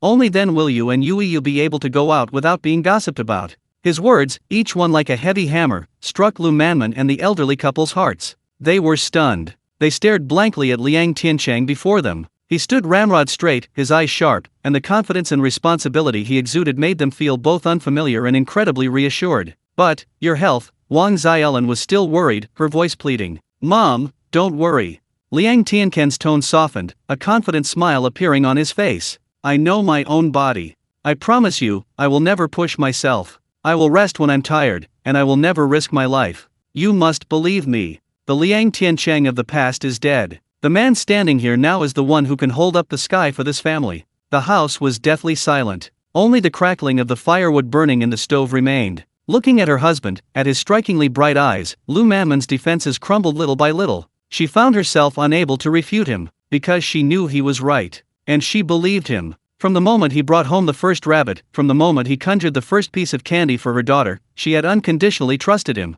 Finally, she released her grip on his arm, lowered her head, and softly murmured in MMM. Seeing their daughter-in-law relent, Liang Dahai and Wang Xiaolan exchanged a glance and could only sigh deeply, tacitly agreeing. Having convinced his family, Liang Tiancheng didn't delay. He walked straight out of the thatched hut, ignoring the strange looks from the entire village, and headed straight for the threshing ground. Wang Jianjun was sitting behind a table, frowning at a blank roster. After arguing for so long, not a single person had volunteered. Just then, a tall figure stood before him. Captain. Wang Jianjun looked up, saw the person, and paused, startled. Tiancheng? You, what's up? I'm signing up. Liang Tiancheng's voice was calm and firm. Wang Jianjun's mouth gaped slightly, and he almost dropped his pen. He looked Liang Tiancheng up and down, his face filled with disbelief. Tiancheng? Have you thought this through? Let me make this clear, working in this muddy bay isn't a joke. Your health. Captain, I know. Liang Tiancheng interrupted him, grinning, revealing a set of bright white teeth. I know my own body best, I'm fully recovered. So, tell me, will you let me sign up or not? Wang Jianjun stared at him for a full 10 seconds. He saw no hesitation or reluctance in those eyes, only openness and determination. He was silent for a moment, then finally picked up the pen and nodded heavily. Good. With your words, if I, Wang Jianjun, were to stop you, I wouldn't be a man. He grabbed the pen and, stroke by stroke, solemnly wrote 3 characters on the roster. Liang Tiancheng. This was the first name on the roster. A name everyone thought was the least likely to appear. Looking at those three characters, a huge weight lifted from Liang Tiancheng's heart. He knew that from this moment on, he had taken the first step in announcing his rebirth to the whole village. He was no longer that sickly boy hiding in the shadows. He was going to step into the sunlight and become a true pillar of this family, and even this village. Watching Liang Tiancheng's tall, straight back as he turned to leave, a genuine hint of admiration appeared in Wang Jianzhen's eyes for the first time. This kid seems to really be different. Asterisk.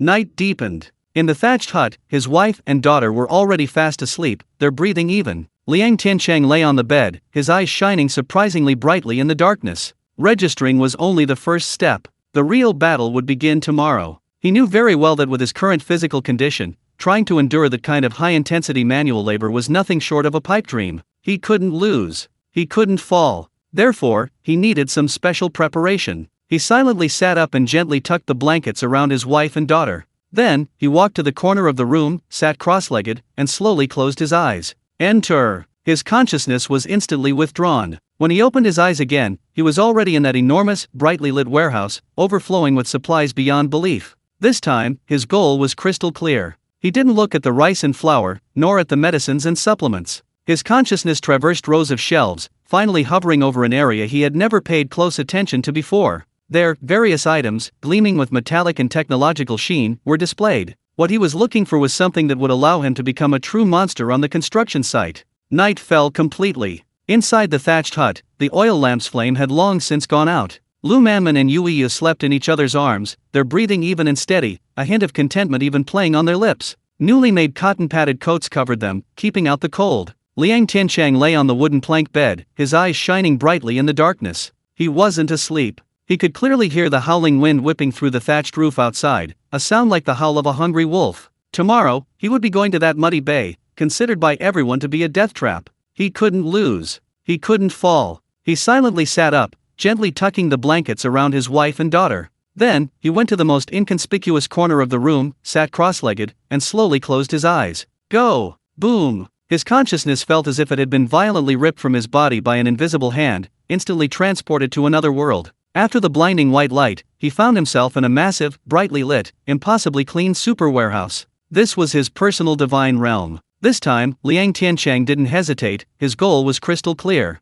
His consciousness, like a silent bolt of lightning, traversed rows of shelves piled high with grain and meat, finally hovering over an area he had never paid close attention to before. The safety equipment section. Rows of shelves were filled with brand new hard hats, sturdy work boots, and various kinds of gloves. His gaze swept quickly across the shelves, finally settling on a pair of gloves. The dark blue canvas was thick and durable. The palm and fingertips had a non-slip rubber coating. Most importantly, the lining of the glove was a layer of fine, soft white fleece. That's it. On construction sites in this era, a pair of hands was your greatest asset. Those commune members didn't even have gloves for winter work, relying entirely on their bare hands to move stones and dig through frozen soil. At the end of the day, their hands were covered in cuts and scrapes, red and swollen like carrots from the cold. With these gloves, he could save most of his strength and better protect his hands. With a thought, a brand new pair of gloves appeared out of thin air in his hands. The cool canvas, the soft lining, the realistic feel made his heart leap. He didn't leave immediately, but instead tucked the gloves into his pocket, his consciousness drifting to another, more important area.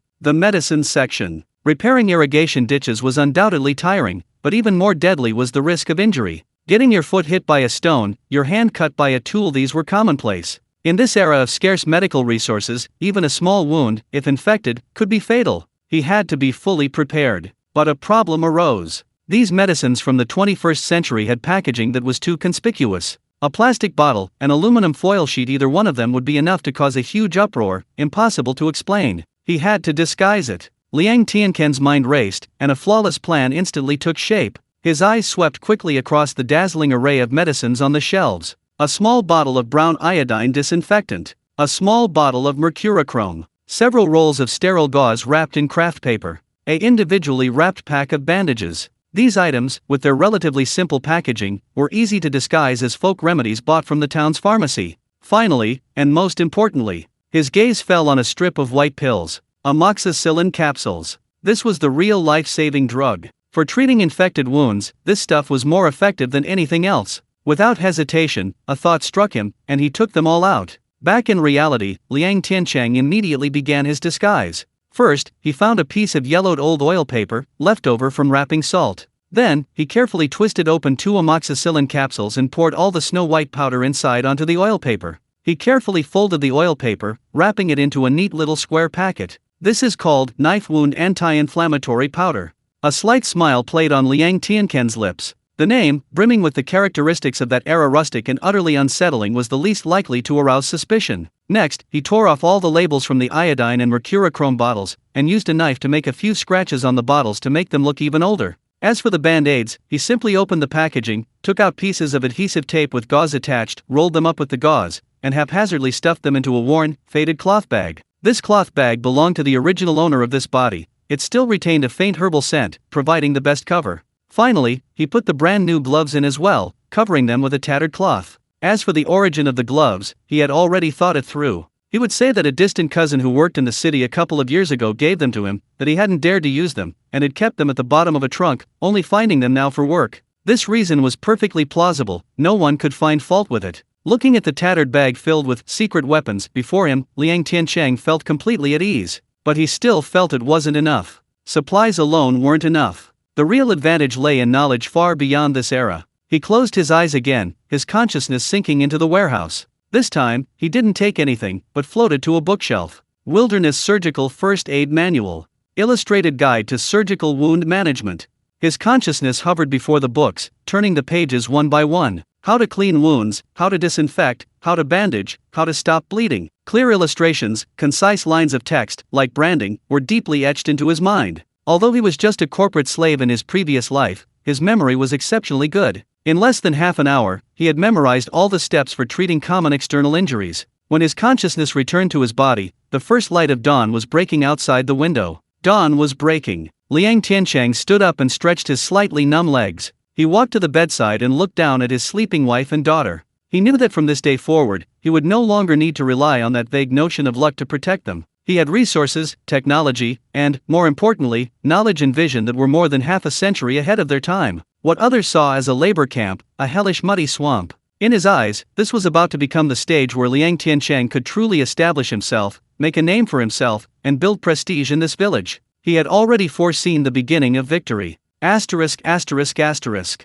Woo woo. Just as dawn was breaking, a sharp, piercing whistle shattered the morning tranquility of the 8th production team. It was the assembly whistle. Throughout the village, dilapidated wooden doors were pushed open, and one by one, sleepy-eyed men with worried faces emerged, hands tucked into their sleeves, necks hunched. The wind was biting, and the air smelled of ice. Lu Manman had also woken up early and silently helped Liang Tiancheng prepare a dark, unrecognizable cornbread, and a kettle filled with hot water. This was his entire ration for the day. Tiancheng, she looked at him, her eyes red-rimmed, 1,000 words unspoken, but in the end, they all boiled down to a single admonition: please be careful. Rest when you're tired, don't push yourself. Don't worry. Liang Tiancheng took the cornbread and water bottle, grinned at her, revealing 2 rows of bright white teeth. He bent down and gently kissed Yueyu's thin, sleeping face. Then, he picked up the tattered cloth bag from the corner, turned, and strode out of the thatched hut. Tiancheng. Lu Manman chased after him to the door, watching his retreating figure, and couldn't help but call out. Liang Tiancheng turned back, giving her a reassuring smile in the morning light. Wait for me at home for meat.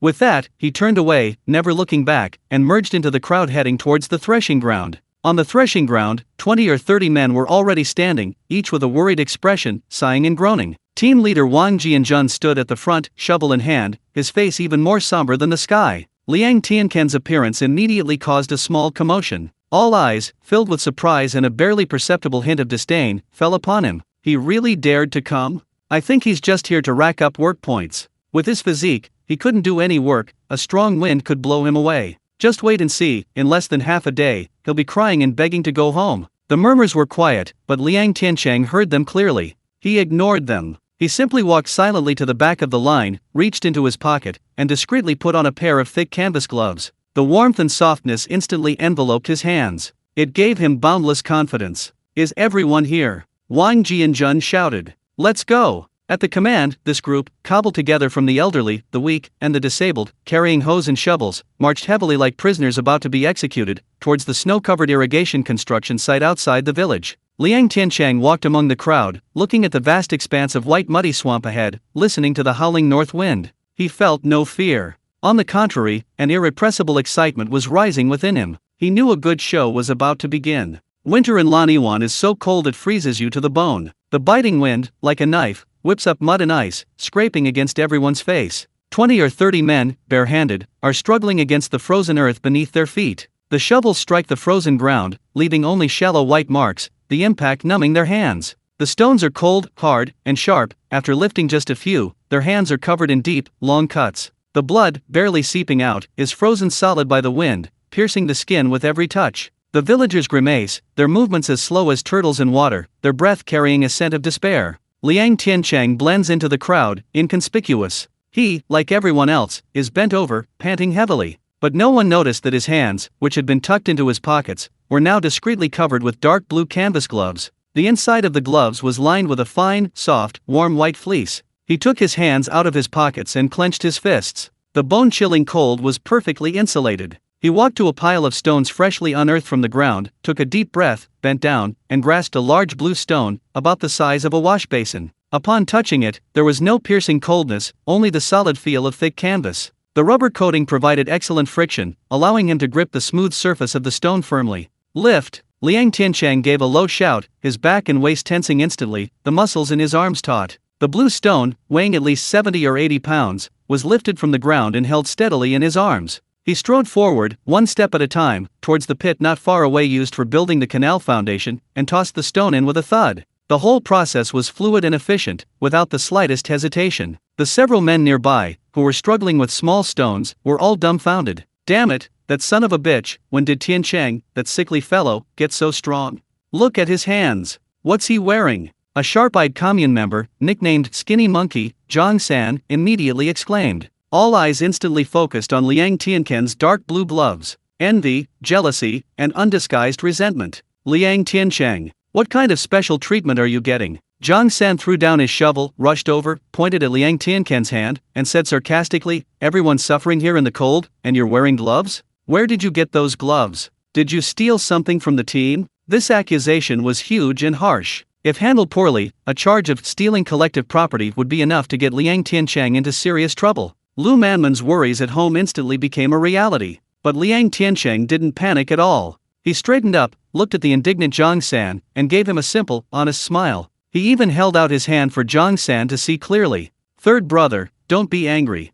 His voice wasn't loud, but his tone was sincere. This doesn't belong to the unit. It's a second-hand item from a distant cousin who's serving in the army in the city. He gave it to me a couple of years ago, saying it was work gloves issued by the military, which he no longer needed. I've been keeping it at the bottom of a box, unable to bear using it. Now that I need to work, I've dug it out. This reason was impeccable. In this day and age, who doesn't have relatives scattered all over the country? Military supplies are rare items that ordinary people wouldn't even dare to dream of. Zhang San was stunned by his words. He opened his mouth, wanting to refute, but couldn't utter a single word. Look at it, look at how worn it is. Liang Tiancheng pointed with feigned concern to a scratch he'd made on the glove with a knife, saying with a pained expression, even the best stuff can't withstand this kind of abuse. I bet it'll be ruined in a few days. His frankness, even his apparent concern for his precious item, completely dispelled everyone's doubts. His stuff was legitimately obtained, what could you say? Consider yourself lucky. Zhang San spat sullenly and walked away, looking dejected. A potential misunderstanding was thus easily resolved by Liang Tiancheng. He ignored the complicated looks from those around him, simply lowering his head silently and continuing his work. Moving stones, hauling earth. He worked harder than anyone else. A middle-aged man, Mr. Chen, in his 50s, was struggling with a chronic cough and was quite weak. He was trying to lift a large rock onto a wheelbarrow, but after several unsuccessful attempts, he was panting heavily. Uncle Chen, let me help you. Liang Tiancheng walked over, and without a word, easily lifted the large rock with both hands and placed it steadily on the wheelbarrow. Oh, Tiancheng, thank you, thank you. Mr. Chen thanked him repeatedly. Don't mention it. We're on the same team, helping each other out is only natural. Liang Tiancheng grinned, revealing a set of bright white teeth. He not only worked quickly himself but also frequently lent a hand to those around him who were struggling. He handed over tools, lifted heavy objects. He didn't say much, but his actions were very practical. Gradually, the way people looked at him began to change. The initial jealousy and suspicion were gradually replaced by surprise and admiration. They discovered that this sickly man, who used to be breathless even walking, seemed truly different. He was no longer the burden needing care, instead, he had become a strong and capable laborer. After a full day of intense labor, the sun was setting, and everyone was exhausted. They sat on the ground, rubbing their aching backs, too weak to even stand. Looking at their hands, all 10 fingers were like frostbitten radishes, red, swollen, and covered with numerous large and small cuts. Only Liang Tiancheng. He only had a slight sheen of sweat on his forehead, and his breathing was a little rapid, but he still stood ramrod straight, full of energy. He took off his gloves and put them in his pocket. His hands, apart from a few thin calluses, were clean and undamaged. According to the scorekeeper's preliminary estimate, the amount of earthwork he had completed that day was in no way inferior to Liang Tianyu, the team's undisputed strongest man. Now, no one dared to underestimate him anymore. Everyone had only one thought in their minds. This sickly Liang family member had truly turned his luck around. Take a break. Time to wrap up.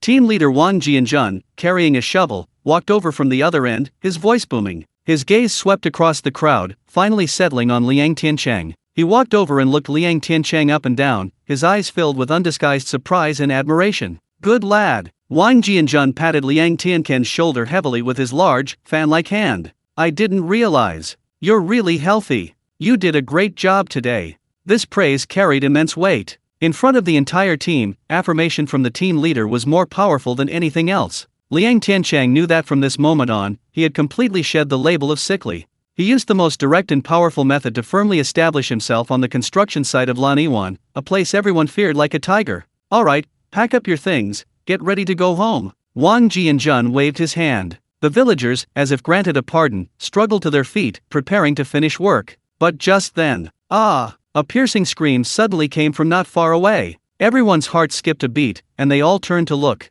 They saw Zhang San, the skinny guy who had caused trouble for Liang Tiancheng earlier, lying on the ground, clutching his left hand in agony. Beside him was a sharp-edged stone. A glaring smear of bright red blood stained the sharp edge of the stone. Blood was gushing from between Zhang San's fingers, instantly staining half his palm red. My hand is broken. Zhang San looked at his deep, bone-revealing wound, turned deathly pale, and let out a pig-like scream. A piercing scream, like a rusty awl, pierced the desolate construction site of Laniwan. Everyone jumped in fright, turning their heads in unison. There was Zhang San, the skinny fellow, writhing on the ground in agony, clutching his left hand, like a fish thrown ashore. Blood gushed from between his fingers as if it were free. The gash, torn open by a sharp rock, was deep and long, the flesh torn away, revealing even shards of white bone. My hand is broken. Zhang San looked at his hand, terrified, and let out a pig-like scream. Quick, get some dirt on it. An older commune member was the first to react, frantically grabbing a handful of dry yellow soil from the ground, ready to smear it onto Zhang San's wound.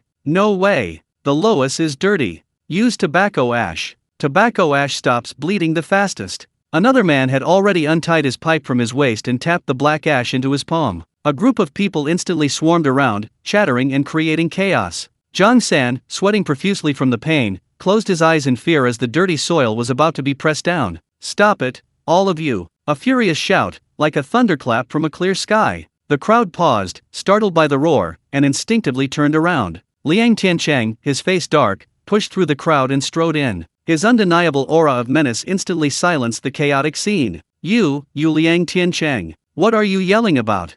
The old commune member holding the Lois was startled, and when he came to his senses, he looked embarrassed. If we don't stop the bleeding quickly, will Zhang San even want his hand anymore?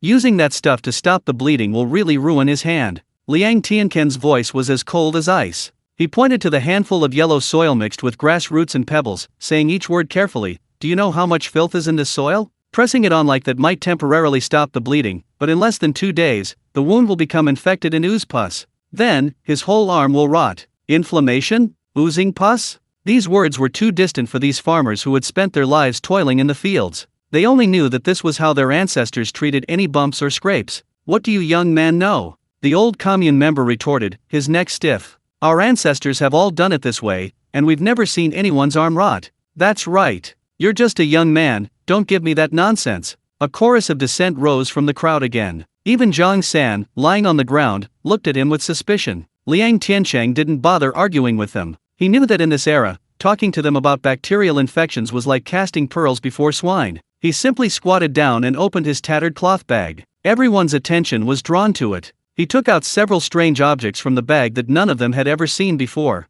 A small bottle containing brown medicine. A small bottle containing red medicine. A small roll of snow-white stuff that looked like cotton but wasn't. And a roll of clean white cloth. Brother Zhang San, Liang Tiancheng said, his voice steady and strong, looking at Zhang San who was wincing in pain. Trust me this once.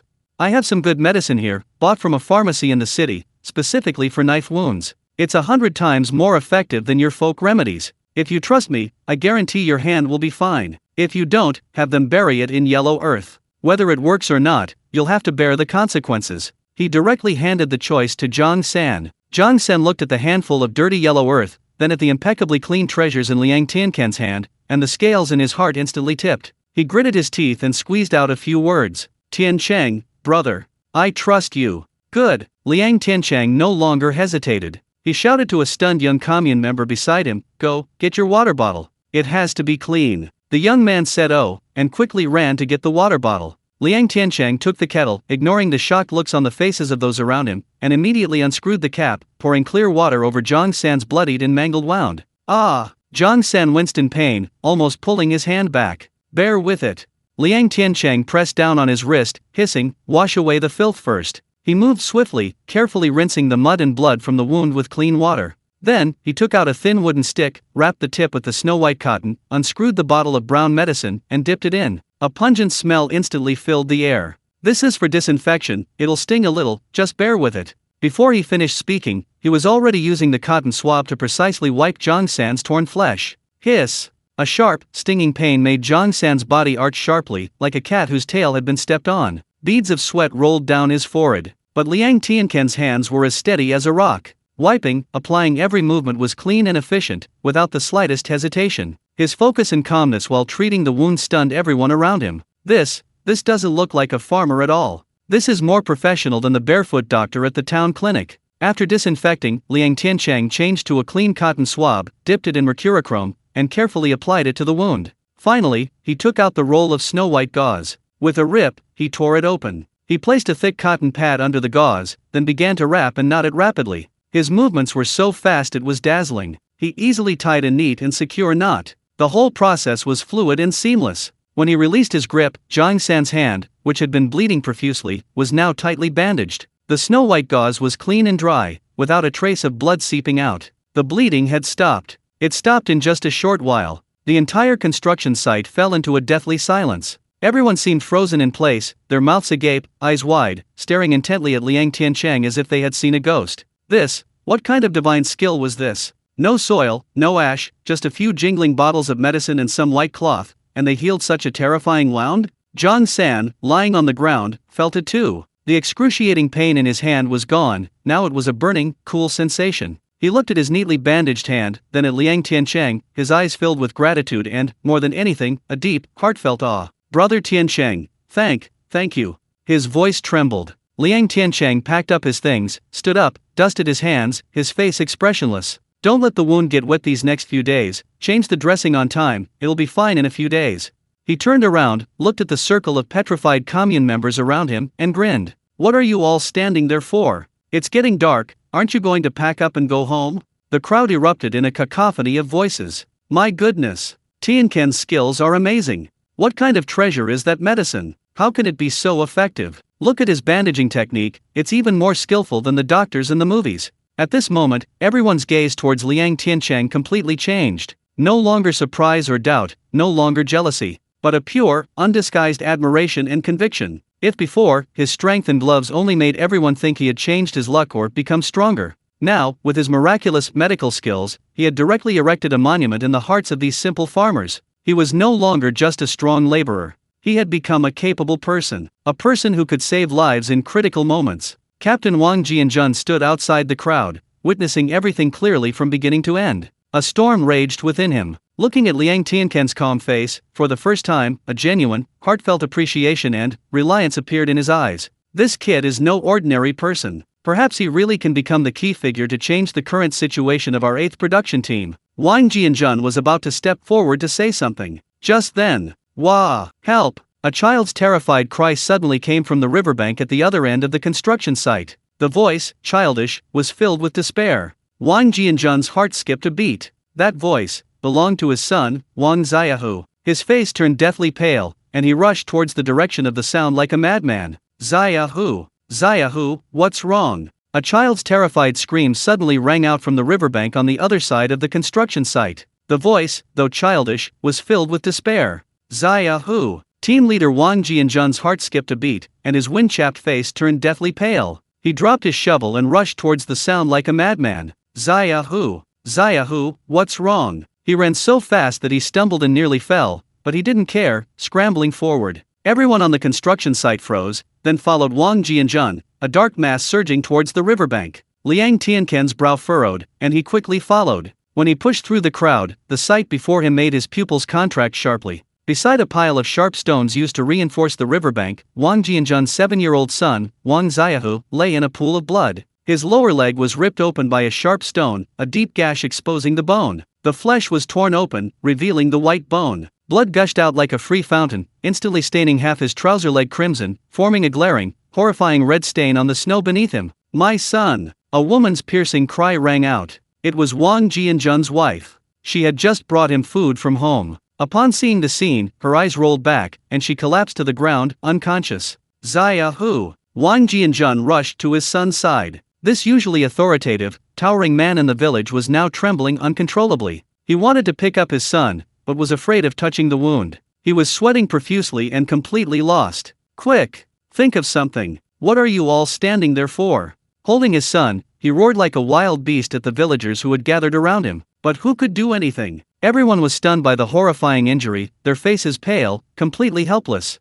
"Get some soil. Press it down with soil." "No, the cut is too big. We have to tie it tightly with a strip of cloth." "Where? If you tie it wrong, the whole leg will be ruined." The crowd was in complete chaos, but no one dared to step forward. Just then, Zhang Defa, the village's barefoot doctor, came running up, panting, carrying a medicine box on his back. "Make way! Make way!" Zhang Defa was the village's only doctor, and his arrival was like a shot of adrenaline for everyone. Wang Jianjun, as if seeing a savior, grabbed him, his voice trembling. "Defa! Quick! Save my child!" Zhang Defa squeezed to the front, glanced at the wound on Wang Ziyahu's leg, and gasped, his face instantly turning even paler than Wang Jianjun's. He squatted down, examining the wound shakily, then shook his head repeatedly. "Captain, this injury is too severe." He opened the first aid kit, which contained only some mercurochrome, painkillers, and the simplest gauze. I can't treat it here." Zhang Defa's voice was choked with sobs. "This cut is so deep it reaches the bone, the bleeding won't stop. Even if it stops, it'll definitely get infected. It'll fester. Then this leg, I'm afraid it'll be lost." Boom! These words struck Wang Jianjun like a bolt from the blue. His leg couldn't be saved. He held his son, whose breath was growing weaker, in his arms, completely stunned, his mind blank. Take him to the commune." A commune member shouted, quickly, "To the commune clinic. They can treat him there." These words jolted Wang Jianjun awake. "Yes, take him to the commune." He jumped to his feet, about to pick up his son and run out of the village. "No, team leader." An older commune member beside him grabbed him, stamping his feet anxiously. "The heavy snow has blocked the roads, even tractors can't get out. If we rely on our own 2 feet to cross the mountain, it will be dark by the time we get there and back. The child can't wait that long." Yes, the heavy snow had blocked the mountain pass for days. From here to the commune, a dozen or so miles of mountain road, normally taking over an hour to walk. Now, the snow was deep and the road slippery, even carrying someone, it would take until dark to reach the commune. The child had lost so much blood, how could he possibly survive that long?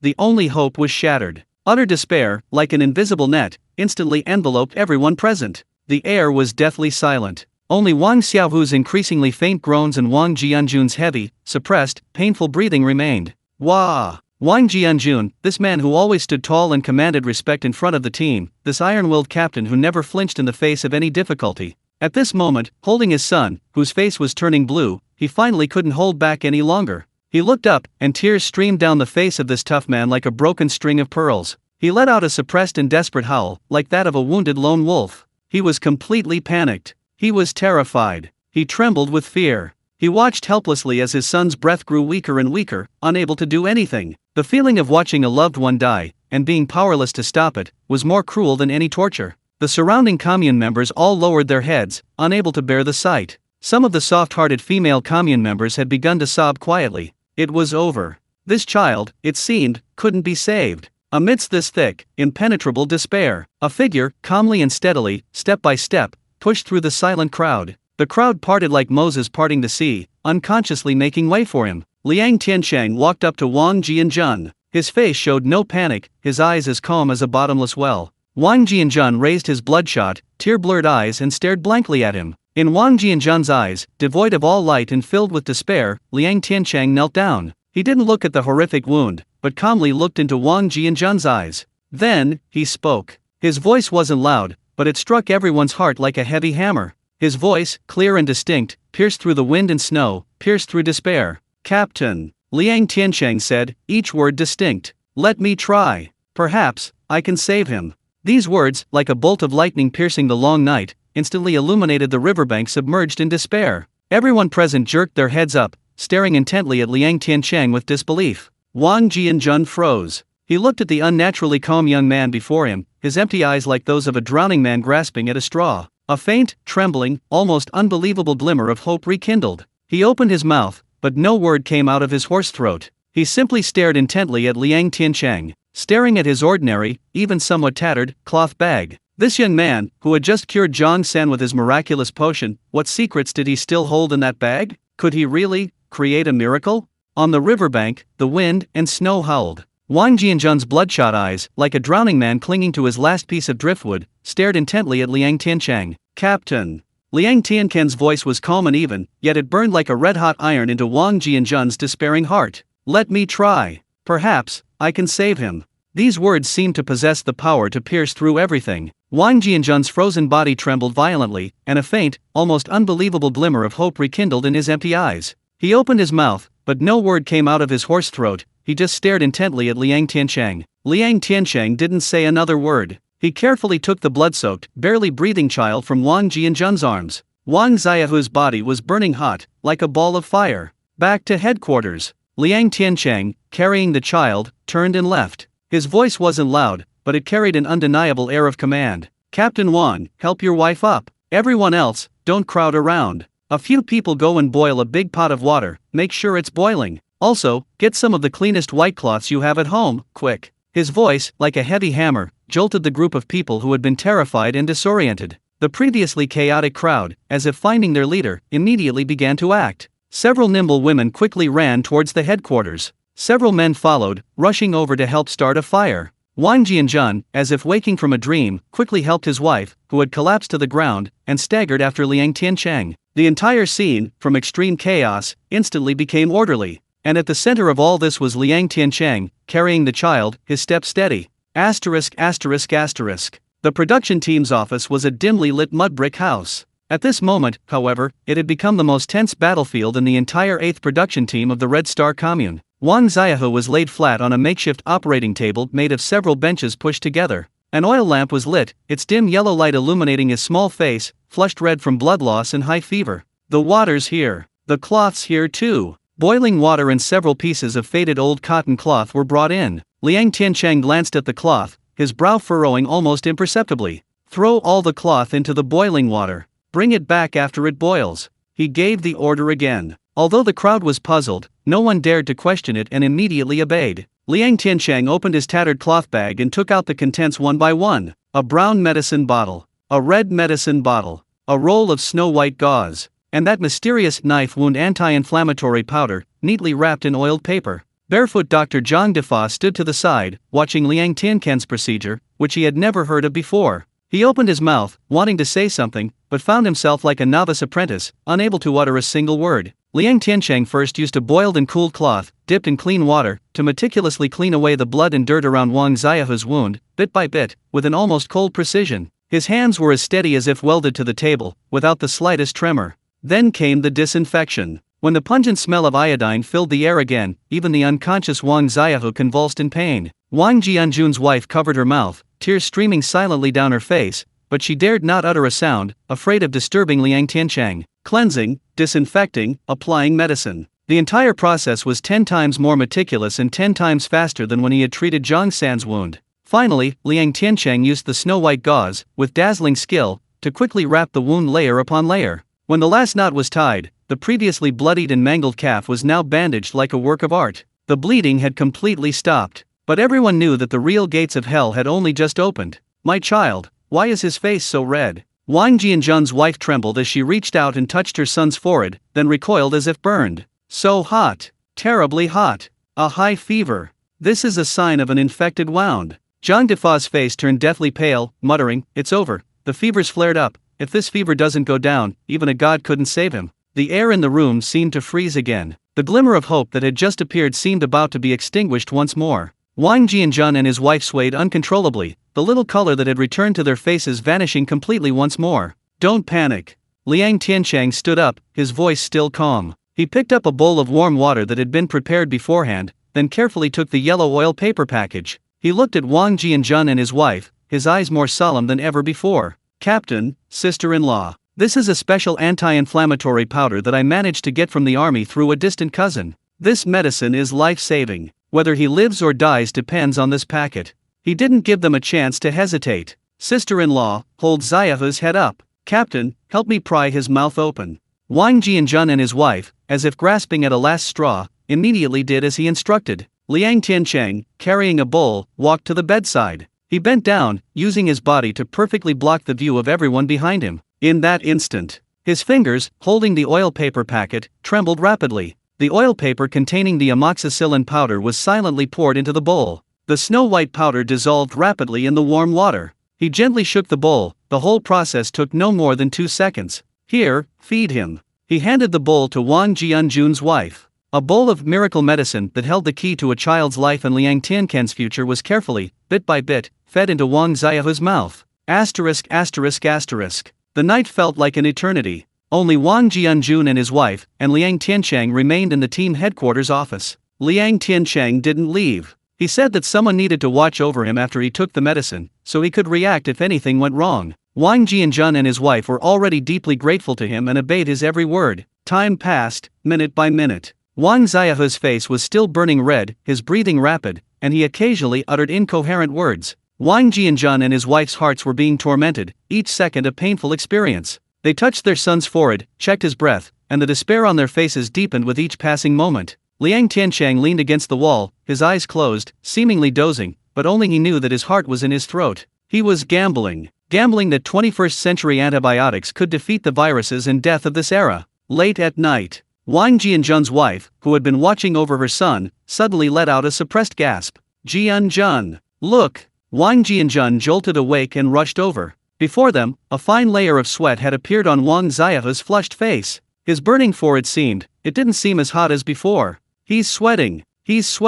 Wang Jianjun's voice trembled with excitement. Liang Tiancheng also suddenly opened his eyes, strode to the bedside, and reached out to touch Wang Xiaohu's forehead. It was moist and warm. The terrifyingly high fever was really subsiding. The fever had broken. The miracle medicine from another time had worked. Liang Tiancheng's heart sank back into his stomach. "It's all right now." He uttered 3 words, his voice carrying a hint of weariness and relief that even he himself didn't realize. "The fever's gone, his life is saved." Wah! Wang Jianjun's wife could no longer hold back. Covering her mouth, she wept with joy, collapsing to the ground. Wang Jianjun, this towering man, watched his son's breathing gradually stabilize, his eyes reddening, 2 streams of tears silently sliding down his cheeks. He turned to look at Liang Tiancheng, his lips trembling, but he couldn't utter a single word. Then, with a thud, his knees buckled, and he was about to kneel before Liang Tiancheng. "Captain, you mustn't." Liang Tiancheng reacted quickly, grabbing him and supporting him, but Wang Jianjun used all his strength, insisting on kneeling. This upright man, at this moment, cried like a child. "Brother Tiancheng, you are the savior of my Wang family. You are my son's second parents." The next day, the first rays of morning sunlight streamed through the broken window. Wang Xiaohu, lying on the hospital bed, trembled his long eyelashes and slowly opened his eyes. He looked at his parents, who were watching over him, and weakly but with unwavering clarity, called out, "Dad, Mom." This sound brought tears to the eyes of Wang Jianjun and his wife once again. Their son had come back to life. He had truly come back to life. When Liang Tiancheng finished packing and prepared to go home, Wang Jianjun grabbed his hand and wouldn't let go. He looked at Liang Tiancheng with a solemn expression, as if making a vow. "Brother Tiancheng, I won't say anything more. From today onwards, you are my brother, Wang Jianjun's brother." He paused, then spoke each word with resounding force. "I, Wang Jianjun, will remember this kindness for the rest of my life. From now on, as long as I, Wang Jianjun, am in the 8th production team, I will never let you or your children, Manman and Yuiyu, suffer the slightest injustice." Liang Tiancheng knew. From this moment on, in the 8th production team of Hongsing Commune, he truly had a powerful backer that no one could push down. And he, too, was about to become another, even bigger and more stable mountain. A few days later in Lani Bay, the biting wind still stung their faces. On the construction site, the white breath of the villagers mingled with the muffled thud of shovels striking the frozen earth, creating a monotonous and heavy symphony of labor. During a break from work, the team leader, Liang Tiancheng, walked to the highest point of the site. He cleared his throat, and his voice, amplified by a pealing tin megaphone, carried throughout the entire riverbank. "Everyone, stop what you're doing. Come here." The villagers gradually gathered around, hands tucked into their sleeves, wondering what the team leader was about to announce. Liang Tiancheng's gaze swept across the crowd, finally settling on Liang Tiancheng at the back of the line. "Liang Tiancheng, come to the front." Liang Tiancheng hesitated for a moment, then, amidst countless gazes mixed with curiosity, envy, and suspicion, walked to Wang Jianzhen's side. Wang Jianzhen grabbed Liang Tiancheng's arm, pulling him to his side so they could face everyone. This towering man's eyes were slightly red. "Fellow villagers." His voice was loud and clear, filled with the excitement of surviving a close call. "Today, in front of everyone, I want to say a few words from my heart. A few days ago, if it weren't for Brother Tiancheng, my son, Xiaohu, would be gone." He didn't go into many details, but the phrase "gone" struck everyone's hearts like a boulder. "Back then, there was a huge gash on my child's leg, blood gushing out like a fountain. The village's barefoot doctor said there was no hope. I, Wang Jianzhen, a grown man, held my child, and all I could do was cry." His voice choked with emotion as he spoke, and he sniffled heavily. Just when everyone thought all hope was lost, Brother Tiancheng stepped forward. He remained calm in the face of danger, and with his miraculous medicine he got from the city, he pulled my child back from the brink of death. Now, my child's fever has subsided, and he's awake. The doctor says he'll be fine in a few more days. Wang Jianzhen turned to look at Liang Tiancheng, his eyes filled with genuine gratitude. "Brother Tiancheng, you not only saved my child's life, you saved our entire Wang family." A hush fell over the construction site. The villagers, looking at Liang Tiancheng standing calmly beside Wang Jianzhen, were completely changed in their expressions. All the previous jealousy and doubt had now transformed into genuine admiration. These days, who doesn't have their share of mishaps? Having a skilled doctor in the team is like having an extra life. But just then, a discordant murmur arose from a corner of the crowd. "Saving lives is a tremendous good deed, we all agree on that." The speaker was an old commune member named Wang Laosi, notoriously stubborn. "But team leader, our team's rules state that work points are calculated based on labor. He's been taking care of his child at the team headquarters these past few days, not working in the fields at all. He hasn't done a single ounce of physical labor. If we give him the work points as usual, it might not be in accordance with the rules, and everyone will feel resentful." Upon hearing this, several people quietly echoed his sentiment. Yes, rules are rules. Saving a life is a favor, earning work points is a duty. If we set this precedent, how will the team manage its work in the future? Wang Jianzhen heard the murmurs. He wasn't angry, instead, he waved his hand, his voice even louder than before. "Rules." He sneered, his gaze sharp as he swept over everyone whispering. "I ask you, what are rules? Rules are rigid, people are flexible. Saving a life is better than building a 7-story pagoda. You've all heard that saying. Brother Tiancheng saved not only my son, Wang Jianzhen's son, but he's also teaching our entire team a lesson." "What lesson?" "A lesson in technique." Wang Jianzhen pointed his tin megaphone at Liang Tiancheng, his voice ringing out. "You only see that he didn't work in the fields, didn't exert himself. But do you know what his skill in treating wounds, that packet of miraculous medicine that can bring the dead back to life, is? That's skill. It's what our entire 8th production team lacks most. You dig a hole with your hoe, earning 1 work point. He saves a life with 1 packet of medicine. How many work points should that earn?" These words left everyone speechless. Wang Laoxi's face flushed red, and he lowered his head. Seeing that he had quelled the situation, Wang Jianzhen took a deep breath and announced a decision that nearly made everyone's eyes pop out. After deliberation by the team committee, it has been decided that, in recognition of Comrade Liang Tiancheng's outstanding contributions in this emergency, he is hereby awarded the Special Contribution Award for Disaster Relief. He paused, each word seemingly squeezed out from between his teeth. 100 work points. 100 points. Boom! The entire construction site erupted in chaos. What does 100 points even mean? The strongest laborer in the team, like Liang Tianyu, could only earn 7 or 8 work points a day, working himself to the bone. These 100 points were equivalent to a strong laborer working for half a month straight in the muddy ditch without eating or drinking. This wasn't just a reward. This was practically a meteoric rise to power. Everyone stared at Liang Tiancheng as if he were a monster, speechless with shock. Faced with the overwhelming reaction, Wang Jianjun raised the megaphone again. A smile, unreadable to anyone, appeared on his face. "Don't you all think this is too much work points?" He didn't wait for an answer, but continued speaking, his voice carrying an unprecedented decisiveness. "I'm putting it this way today. This is just the beginning. From now on, in our 8th production team, it's not just about who's stronger or who can endure more hardship. We'll also compete on who has the skills, who's the smartest, and who can solve major problems for the team. Whether you can repair tractors, wire electrical wires, or even just do accounting faster and more accurately than anyone else. As long as you have the ability, can bring benefits to the team, and solve problems we can't solve, you'll be richly rewarded. I, Wang Jianjun, guarantee that your reward will absolutely not be less than Brother Tianchen's." These words, like a bright lamp, instantly illuminated the hearts of all the commune members, hearts long imprisoned by poverty and toil. In an instant, everyone's minds began to stir. In the crowd, Mr. Li, who knew a bit of carpentry, unconsciously straightened his back.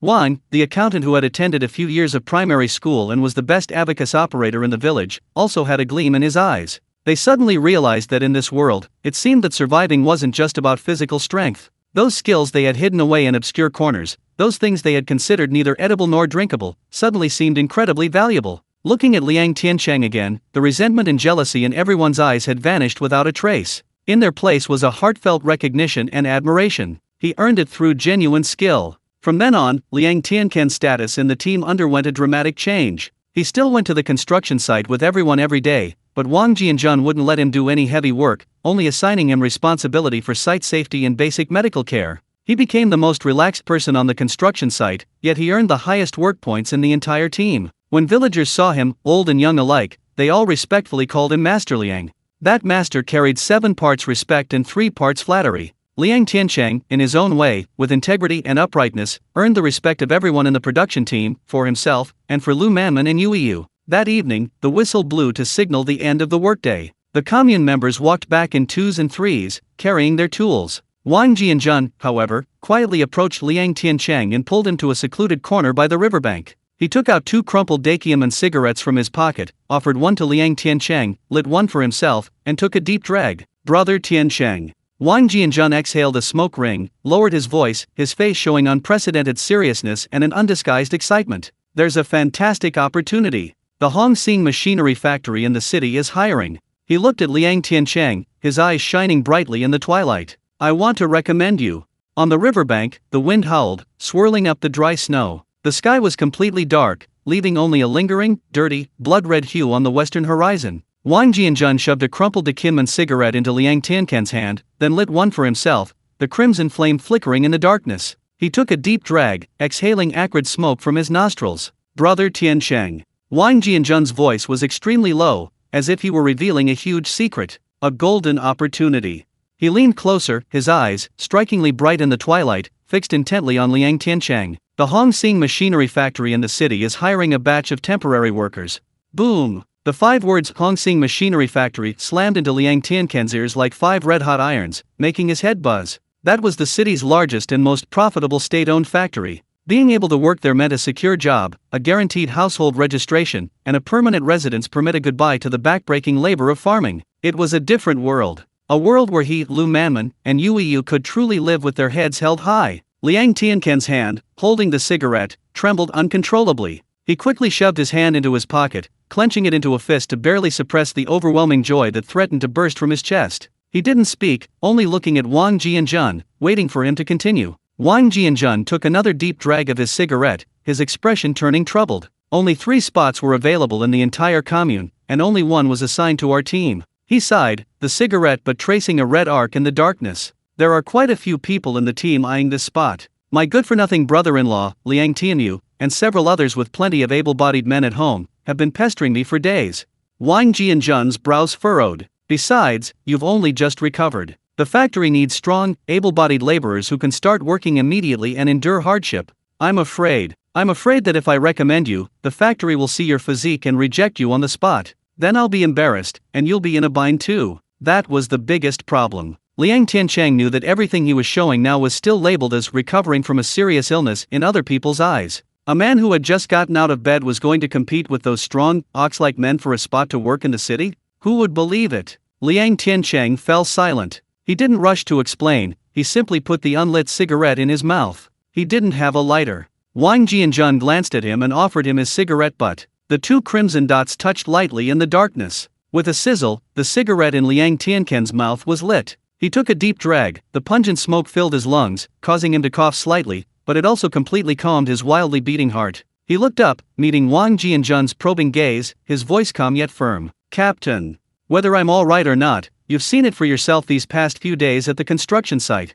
I can do as much work as any of the strongest laborers in the team. I bandaged Zhang San's hand. I saved your Xiao Hu's leg." He didn't plead, he was simply stating the facts. "I know this opportunity is incredibly valuable. I also know you have your difficulties." He paused, took the cigarette from his mouth, looked at the tiny embers stubbornly burning in the cold wind, and said, word by word, "But this opportunity, for me, Liang Tiancheng, is not just a means of survival. It's the lifeblood of my wife and child. It's a promise I made to them, my wife and child. I promise, if you give me this opportunity, I will risk my life, and I will never bring shame to you, or to our 8th production team." His voice wasn't loud, but it was like stones striking ice, resounding and powerful. There was not a trace of pleading, only a resolute determination. Wang Jianjun was stunned speechless for a long time by his words. He looked at the young man before him. His face, sharply defined in the flickering smoke, his eyes, frighteningly bright in the darkness. He remembered that day on the riverbank, when everyone was in chaos, only this young man stood up, unbelievably calm. He also remembered the construction site, where everyone considered him sickly, yet he silently did the heaviest work, without uttering a sound. This Liang Tiancheng was no longer the Liang Tiancheng of the past. His bones harbored a tiger that no one could fathom. In Wang Jianjun's heart, the scales that had been swaying began to tip wildly and irreversibly toward Liang Tiancheng. He abruptly slammed the cigarette butt in his hand to the ground and crushed it out with his toe. "Good." Wang Jianjun gritted his teeth, his large, fan-like hand slamming heavily on Liang Tiancheng's shoulder, making him stagger. "Just for your courage. Just for saving my child's life. This spot, Wang Jianjun, give it to you." He stared into Liang Tiancheng's eyes, his voice hoarse, yet carrying a ruthless determination. "If others gossip, let their bastards come find me. If I, Wang Jianjun, can't protect you, I'm not a brigade leader anymore. Go back and talk to your wife, and prepare well. The day after tomorrow morning, go to the commune for the factory interview. Whether you succeed or not depends on your own fate."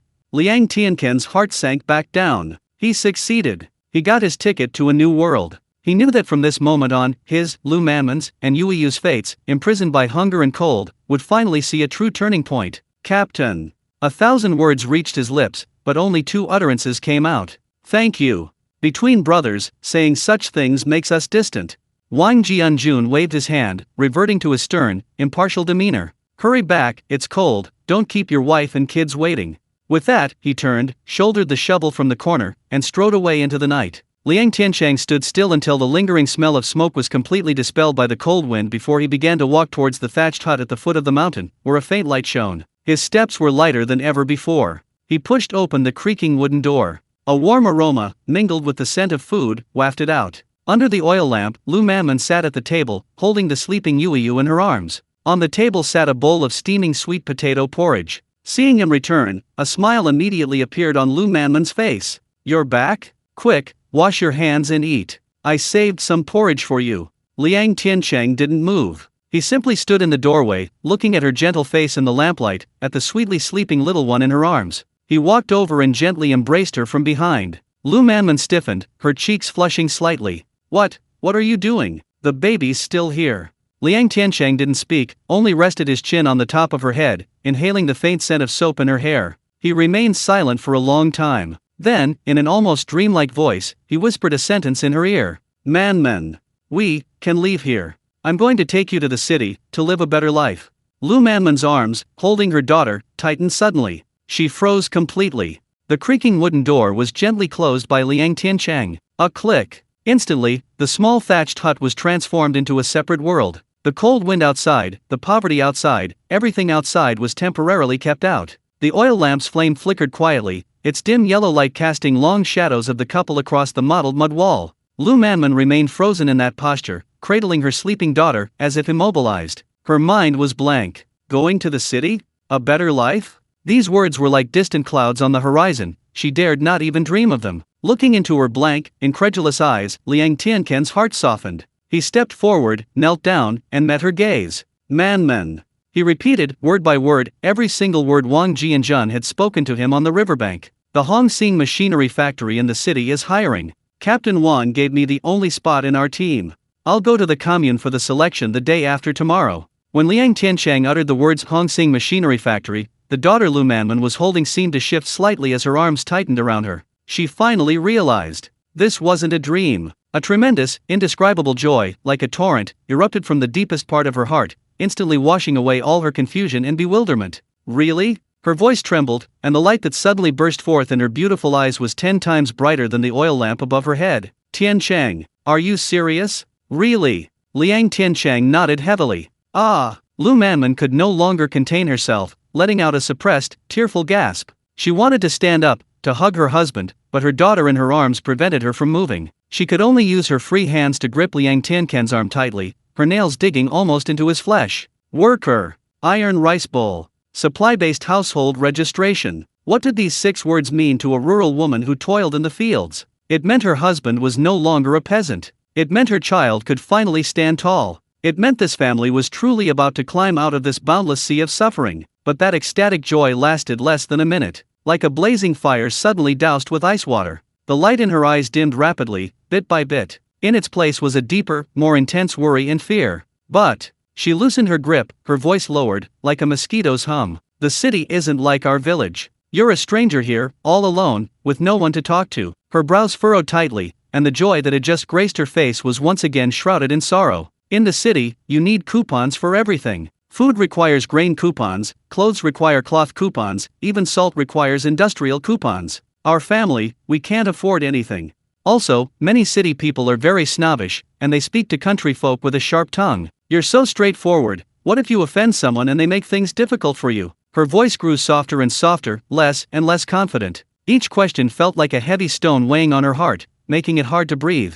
The road to the city, in her eyes, wasn't a golden highway. It was a treacherous path strewn with traps and thorns, with no end in sight. Liang Tiancheng didn't refute her. He knew that every word she spoke reflected the cruelest reality of this era. He simply stood up and, once again, gently but firmly embraced her from behind. He rested his chin on the top of her head, inhaling the familiar, comforting scent of soapberry. "Manman."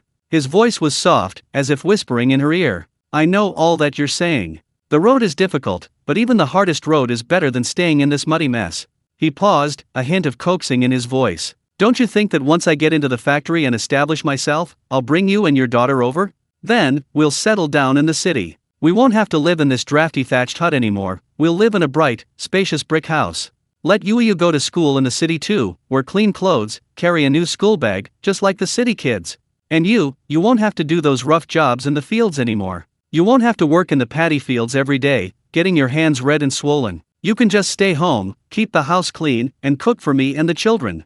Every scene he described was like a small brush, gently scratching at Lu Manman's heart. It slowly began to melt her heart, which had been frozen stiff by reality. She leaned against his chest, listening to his steady, strong heartbeat, and her eyes unconsciously reddened. But the thought of the changes she was about to face quickly cooled that newly risen joy, sinking heavily back into her heart. Lu Manman's fingertips unconsciously picked at the corner of her coarse cloth dress. The frayed fabric was just like her years in the countryside, rough and dull. What was the city like? She had long forgotten, only remembering the bustling streets, the glamorous faces of everyone, while her own hands were calloused from years of farm work. She didn't dare look Liang Tiancheng in the eye, only keeping her head down, staring at the tips of her cloth shoes. If I go to the city, I'm afraid I'll embarrass you." She lowered her head even further, her voice so soft it was almost inaudible, barely audible even to herself. A low chuckle escaped Liang Tiancheng's throat. He released his grip on her wrist, instead gently stroking the back of her hand with his fingertips. The rough skin there made his heart clench.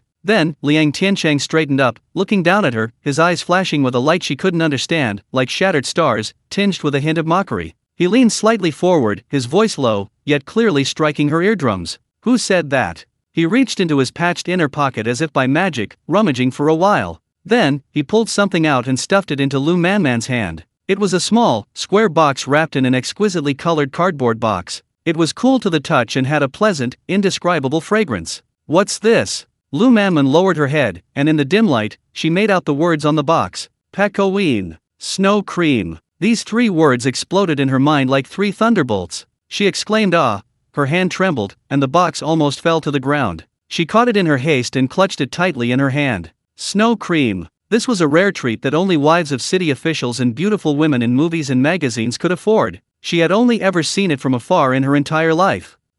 Where did you get the money to buy this? Her first reaction wasn't surprise, but heartache. How much did this cost? How many kilograms of dried sweet potatoes could you buy with that? SHH.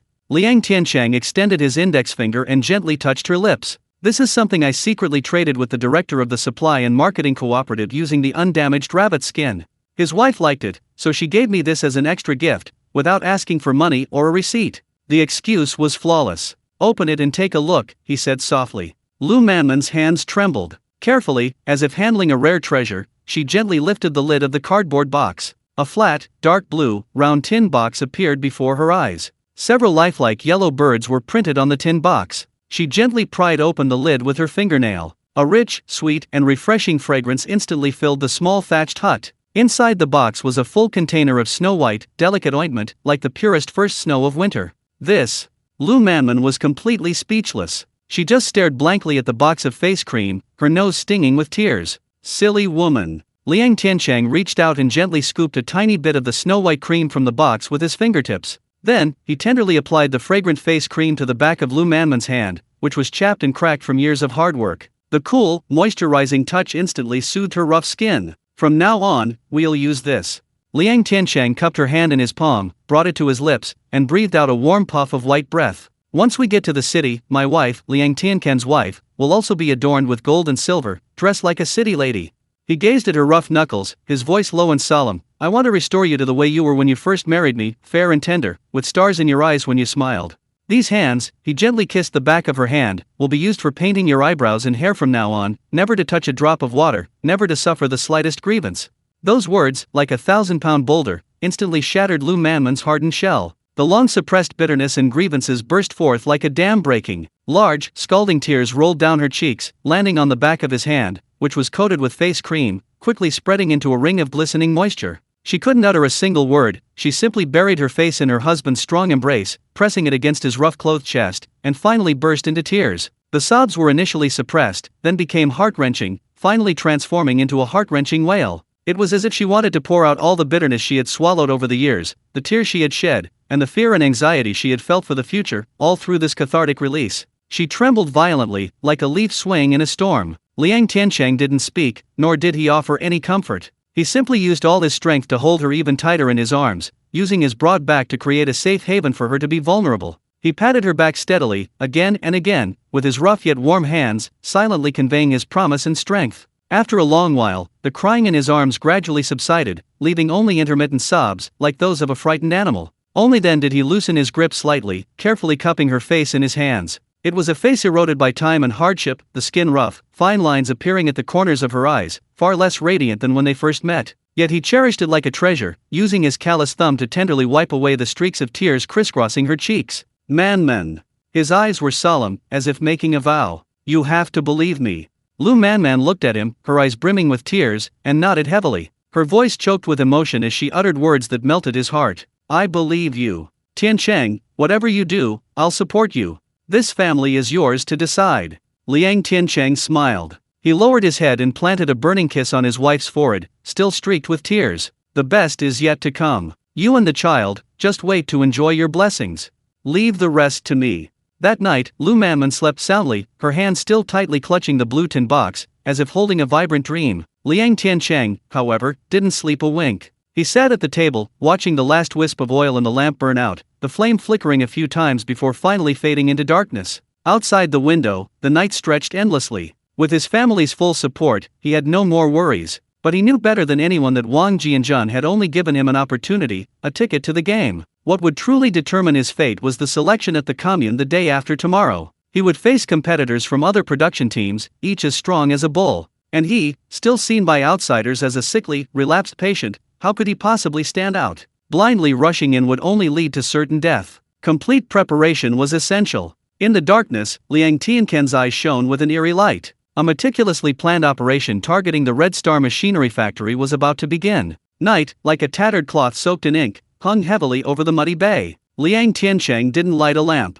In the darkness, a thought struck him, and he vanished from the thatched hut in an instant. The next second, he stood in a brightly lit, modern warehouse, piled high with supplies. This time, he didn't go to the food section. He went straight to the clothing section, his gaze sweeping over rows of brand new work clothes. Clothes make the man. He knew very well that he was going to meet the leaders of a major city factory the day after tomorrow. First impressions could determine life or death. Wearing tattered, patched-up clothes would put him at a 70% disadvantage before he even opened his mouth. He quickly chose a nearly new blue work uniform, not the kind made of gleaming new material, but one that had been washed and had natural wrinkles. Wearing it, he looked smart without appearing contrived. He looked like a hard-working, seasoned factory worker. He changed into his work clothes and looked at himself in a large floor-to-ceiling mirror. The person in the mirror stood straight, his face thin, but his eyes were sharp, showing no trace of the timidity of a country bumpkin. Okay. Liang Tiancheng nodded and walked to another corner of the warehouse. That was the tobacco and liquor section.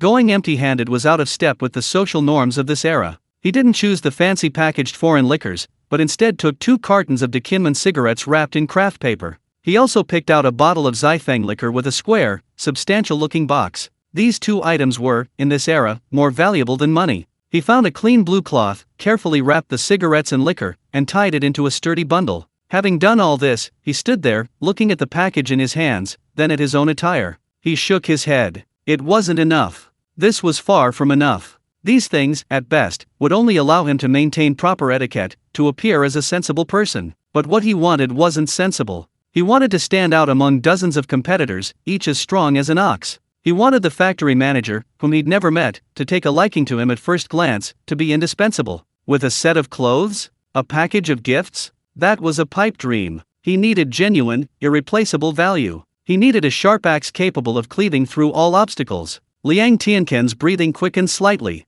He paced back and forth, his mind racing. He needed an entry point. An entry point that would allow him to speak directly with the factory manager and immediately pique the other's interest. Information. In this age of information isolation, intelligence is the greatest wealth. With a thought, he instantly returned to his dark thatched hut. The next morning, just as dawn broke, Liang Tiancheng carried a steaming bowl of sweet potato porridge into his parents' courtyard. Liang Dahai was squatting under the eaves, puffing on his pipe. "Dad." Liang Tiancheng handed him the bowl. "Have you had breakfast? I brought you some." Liang Dahai took the bowl and, without hesitation, slurped it down. "What is it?" He looked up, his cloudy eyes meeting those of his son, who seemed reborn. "Dad, I need your help." Liang Tiancheng squatted down beside him, lowering his voice. "Could you find some relatives in the village who have connections in the city and ask around? Tell them I'm going for an interview at the Hongsing factory, and I'm feeling a bit uncertain. I want to find out if there's anything new happening at the factory lately, or if there are any difficulties." Liang Dahai paused in his porridge. He looked up and gave Liang Tiancheng a deep look. Although he was an honest, simple farmer, he wasn't stupid. His son wasn't just asking around. He was looking for connections. "Okay." Liang Dahai didn't ask a single question. He finished the last mouthful of porridge, put the bowl aside, and stood up. "I'll take care of it for you." For the next 2 days, Liang Tiancheng was somewhat restless. He still went to the construction site every day, but his mind was no longer on it. He mentally rehearsed every possible scenario during the interview, but without concrete information, it was all just wishful thinking. Until the evening of the 3rd day. Liang Tiancheng had just returned from the construction site when Liang Dahai rushed to his door. He pulled Liang Tiancheng to a corner behind the house, panting, but his face radiated barely suppressed excitement. "Tiancheng, I found out." Liang Dahai's voice trembled as he spoke in a low voice. "Wan Lieo's cousin drives for the Hongsing factory's transport team. He said the factory has recently encountered a huge problem." Liang Tiancheng leaned forward slightly. "What kind of problem?" "Parts." Liang Dahai slapped his thigh. "They said the factory got an urgent order from a military factory to make a batch of precision parts. They're very valuable. But this awful weather lately, it's either raining or snowing, the roads are incredibly slippery. Their transport team has already ruined 2 batches of parts. The trucks slip on the road, and with every bump, the parts inside break. I heard the factory manager, Qian Weiguo, is so worried he has blisters on his lips. He's trying to find a solution everywhere." Boom! This news, like a bolt of lightning, instantly cleaved through all the fog in Liang Tiancheng's mind. "It's here. This is the sharp axe he needed. Dad." "Thanks." Liang Tiancheng patted his father's shoulder heavily, then turned and ran into his room. He could even hear his heart pounding violently in his chest. Back in his room, he greeted Lu Manman and then plunged into the warehouse. Transportation, shock-proofing, anti-slip. He rushed straight to the library section of the warehouse, frantically searching through the industrial technology category. Complete Guide to Modern Logistics Packaging Technology. Special Cargo Transportation and Fixing, Practical Handbook for Vehicle Winter Anti-Skid. These professional books, which would seem ordinary in the 21st century, were now, in Liang Tiancheng's eyes, priceless martial arts manuals. He absorbed the knowledge within like a parched sponge. His fingers flew across page after page of drawings. The internal structure of the wooden crate. A cushioning layer filled with straw, sawdust, and rags. Wait, these are too primitive. His gaze fell upon a colored cross-sectional diagram. In the picture, a precision metal part is perfectly encased in a white, foam-like mold. Outside the mold is a double-layered corrugated cardboard box. Between the box and the mold are transparent, air-filled plastic airbags. Shock-proof packaging. That's it. Although he couldn't produce foam and airbags right now, this layered cushioning, tailor-made approach was ahead of its time. He then opened the Practical Handbook for Winter Vehicle Anti-Skid. Clear pictures showed various types of snow chains. Herringbone. Diamond-shaped. Side-tightened. There were even tracked auxiliary wheels specifically for muddy roads. Liang Tiancheng's eyes brightened. He didn't need to completely replicate it, he only needed to express these concepts using materials available in this era. He wove simple anti-slip nets from hemp rope and thick wire and fitted them onto the tires. Using multiple layers of wooden planks and plenty of hay and cotton, he created transport crates with cushioning layers. A complete, meticulous solution, far beyond the comprehension of this era, quickly took shape in his mind. When he emerged from the warehouse again, it was completely dark outside. He stood in the center of the thatched hut, wearing his nearly new blue overalls. In his left hand, he carried a package wrapped in blue cloth, containing cigarettes and alcohol. His right hand was empty, but his mind was filled with advanced technology capable of revolutionizing the entire Red Star Machinery Factory's transportation problems. Hardware was the key. Intelligence was the pledge of loyalty. The solution was his true trump card. With these three moves, he was absolutely certain he could make Qian Weiguo look at him with new respect. This time, he wasn't taking a gamble. He was going to solve a problem for the Red Star Factory. I'm leaving. He looked at Lu Manman, standing at the door, her eyes red-rimmed, and Yu, clinging to her leg, looking completely bewildered. He knelt down and kissed his daughter's forehead. Sweetie, wait for Daddy to come back, I'll bring you candy from the city. He stood up again, looking at his wife. Stay home and look after the kids, wait for my news. With that, he didn't look back. He strode out of the yard, heading towards the village entrance. There, a tractor heading to the county town was chugging along, belching black smoke, waiting in the morning light. Liang Tiancheng jumped onto the trailer. The tractor jolted, carrying him towards the Chongqing city center of the 1960s, a place full of unknowns and opportunities. The tractor's chugging roar abruptly ceased beside a muddy slope on the outskirts of Chongqing. Liang Tiancheng, carrying his blue cloth bag, leaped from the bumpy truck bed. His feet touched the wet, black soil, a stark contrast to the soft yellow earth of the countryside, hard and cold. An air thick with the smell of coal smoke, water vapor, and a hint of industrial rust instantly filled his lungs. This was Chongqing in 1962. There were no skyscrapers or dazzling neon lights of later years. What met the eye was an endless, winding cobblestone road, climbing hills and slopes. On either side stood low-lying houses built of brick or adobe, their walls painted with bright red slogans: "Go all out, strive for excellence," and "Learn from Daking in industry, learn from Dazai in agriculture." Clang, clang. In the distance, an old-fashioned, dark green tram, its two long pigtails trailing behind it, slowly glided down a steep slope, its crisp, drawn-out sound echoing through the gray city. This intense, almost imperceptible atmosphere of the era, like an invisible wall, rushed towards him, but Liang Tiancheng remained unmoved by the city's spectacle. His gaze calmly swept over the hurried passers-by. Whether dressed in cadre uniforms or work clothes, most people had a pale, sickly complexion, and their clothes, even without patches, were faded and worn for many years. He understood. This was a metropolis everyone longed for, yet it too was shrouded in the shadow of scarcity. The people here were also starving. He raised his wrist and glanced at the Shanghai brand watch he had wrapped in strips of cloth to disguise it as an old item. The interview was at 2 in the afternoon. It was only 10 a.m., a full 4 hours to go. He couldn't wander around aimlessly like a headless fly. He needed to figure out the city's unspoken rules as quickly as possible, especially the prices. Know yourself and know your enemy, and you will never be defeated. His gaze locked onto a sweet potato vendor on the street corner. The man was a middle-aged man in his 40s, leaning against the wall, his neck hunched, his eyes darting around, scanning everyone who passed by, clearly a local tycoon who had been entrenched here for years. Liang Tiancheng walked over. "Boss, how much are the sweet potatoes?" he asked in broken but understandable local dialect. 5 cents each, requires ration coupons. The vendor lazily raised his eyelids. Liang Tiancheng handed over the money and coupons, took a piping hot sweet potato, but didn't leave. He broke open a sweet potato. It was steaming hot and fragrant. He didn't eat any himself, but instead stuffed the whole sweet potato, along with half a pack of Dikkinman cigarettes he pulled from his pocket, into the vendor's hand. "Brother, I need to ask you something." The vendor, clutching the half pack of cigarettes, instantly brightened. This was Dikkinman. His lazy expression vanished instantly, and he immediately leaned closer, lowering his voice. "Brother, what do you want to know?" "I want to ask, where in this city is the most bustling place, where I can see some rare things that are hard to find elsewhere?" Liang Tiancheng asked skillfully. The vendor chuckled knowingly, quickly stuffing the cigarettes and sweet potatoes into his pocket, and gestured in a certain direction. "Go down this road to Kaoshanman Wharf. See the corner with the most people? That's the pigeon market." His voice was even lower, tinged with a warning. "That place is a mixed bag. There's a lot of stuff, but the prices are outrageous. Be careful, don't get ripped off." "Thanks, brother."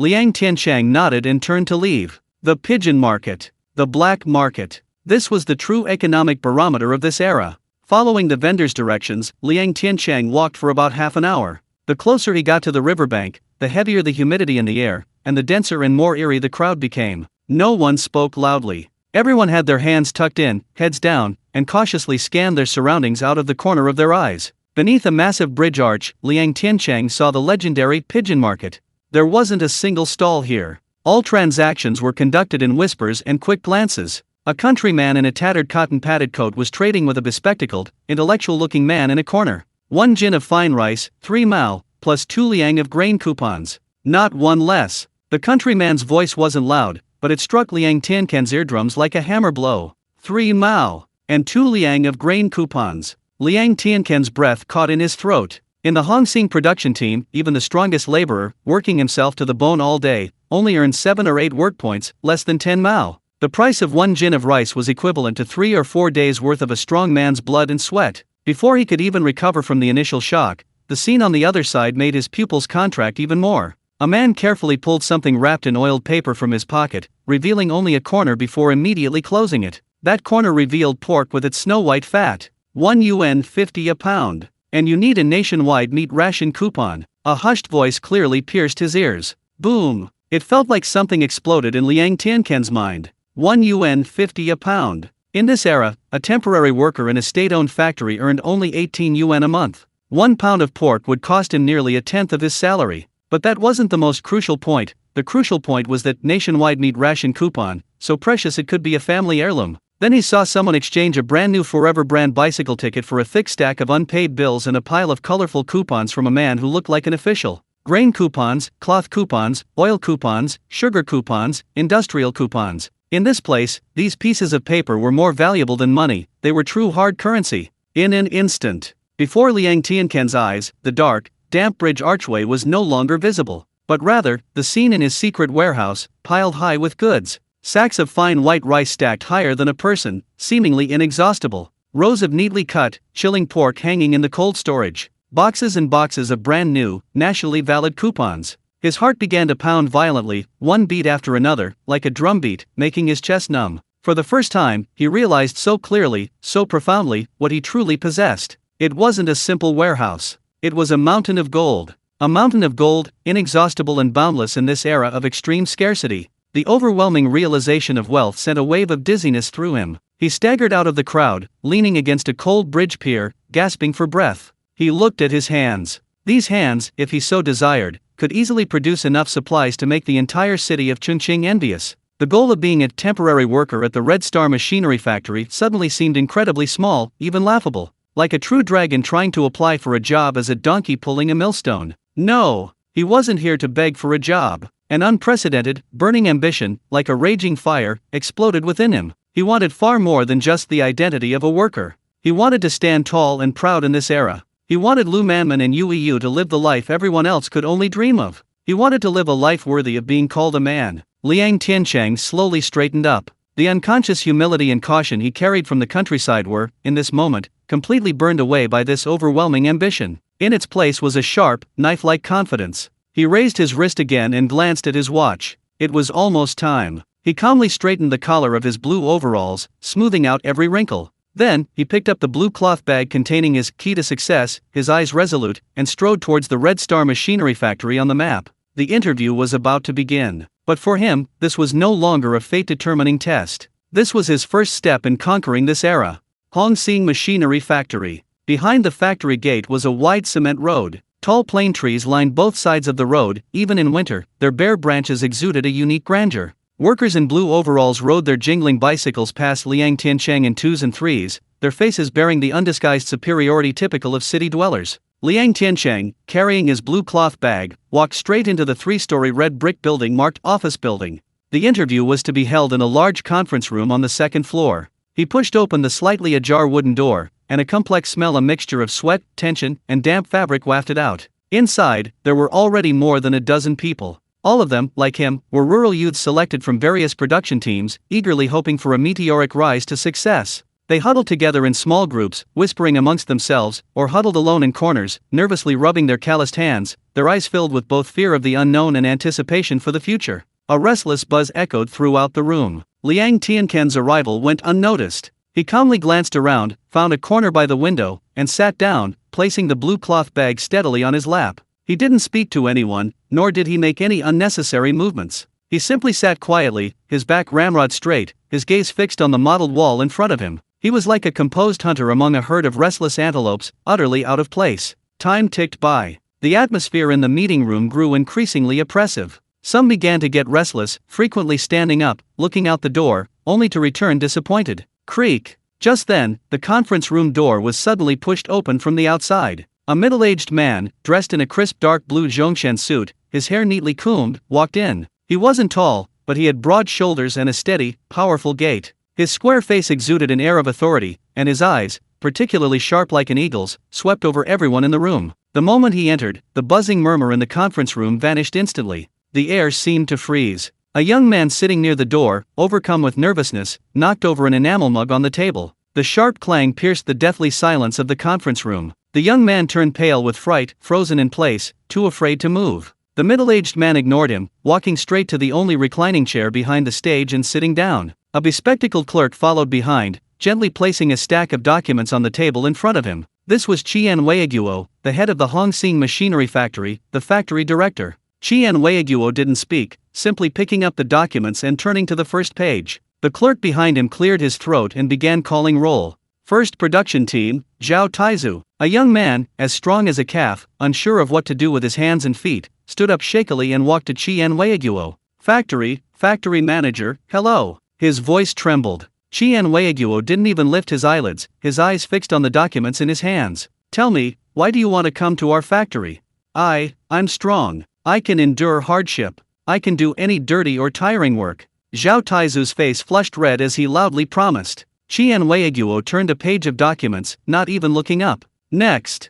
Zhao Taizu froze, wanting to say something more, but was stopped by a look from the clerk next to him, and could only retreat dejectedly. Next, one after another. I went to elementary school, I can use an abacus. My dad's a carpenter, I know some skills too. I promise to listen to the leaders, I'll do whatever they're told. Everyone desperately tried to demonstrate their pitiful advantages, but all they got in return was Qian Weiguo's cold next. His brow furrowed deeper and deeper. The atmosphere in the meeting room gradually shifted from tense anticipation to despair. Everyone could see that this factory director held them, these peasants, in utter contempt. 8th production team, Liang Tiancheng. When the clerk uttered the name, his voice carried a numb weariness. All the surviving eyes in the room turned to Liang Tiancheng in the corner. Liang Tiancheng stood up. Unlike the others who had rushed before him, his movements were unhurried. He walked to the front of the platform, stopping 3 steps away from Qian Weiguo. He nodded slightly, a gesture of respect. Then, he raised his head, his gaze level, landing precisely on Qian Weiguo's brow.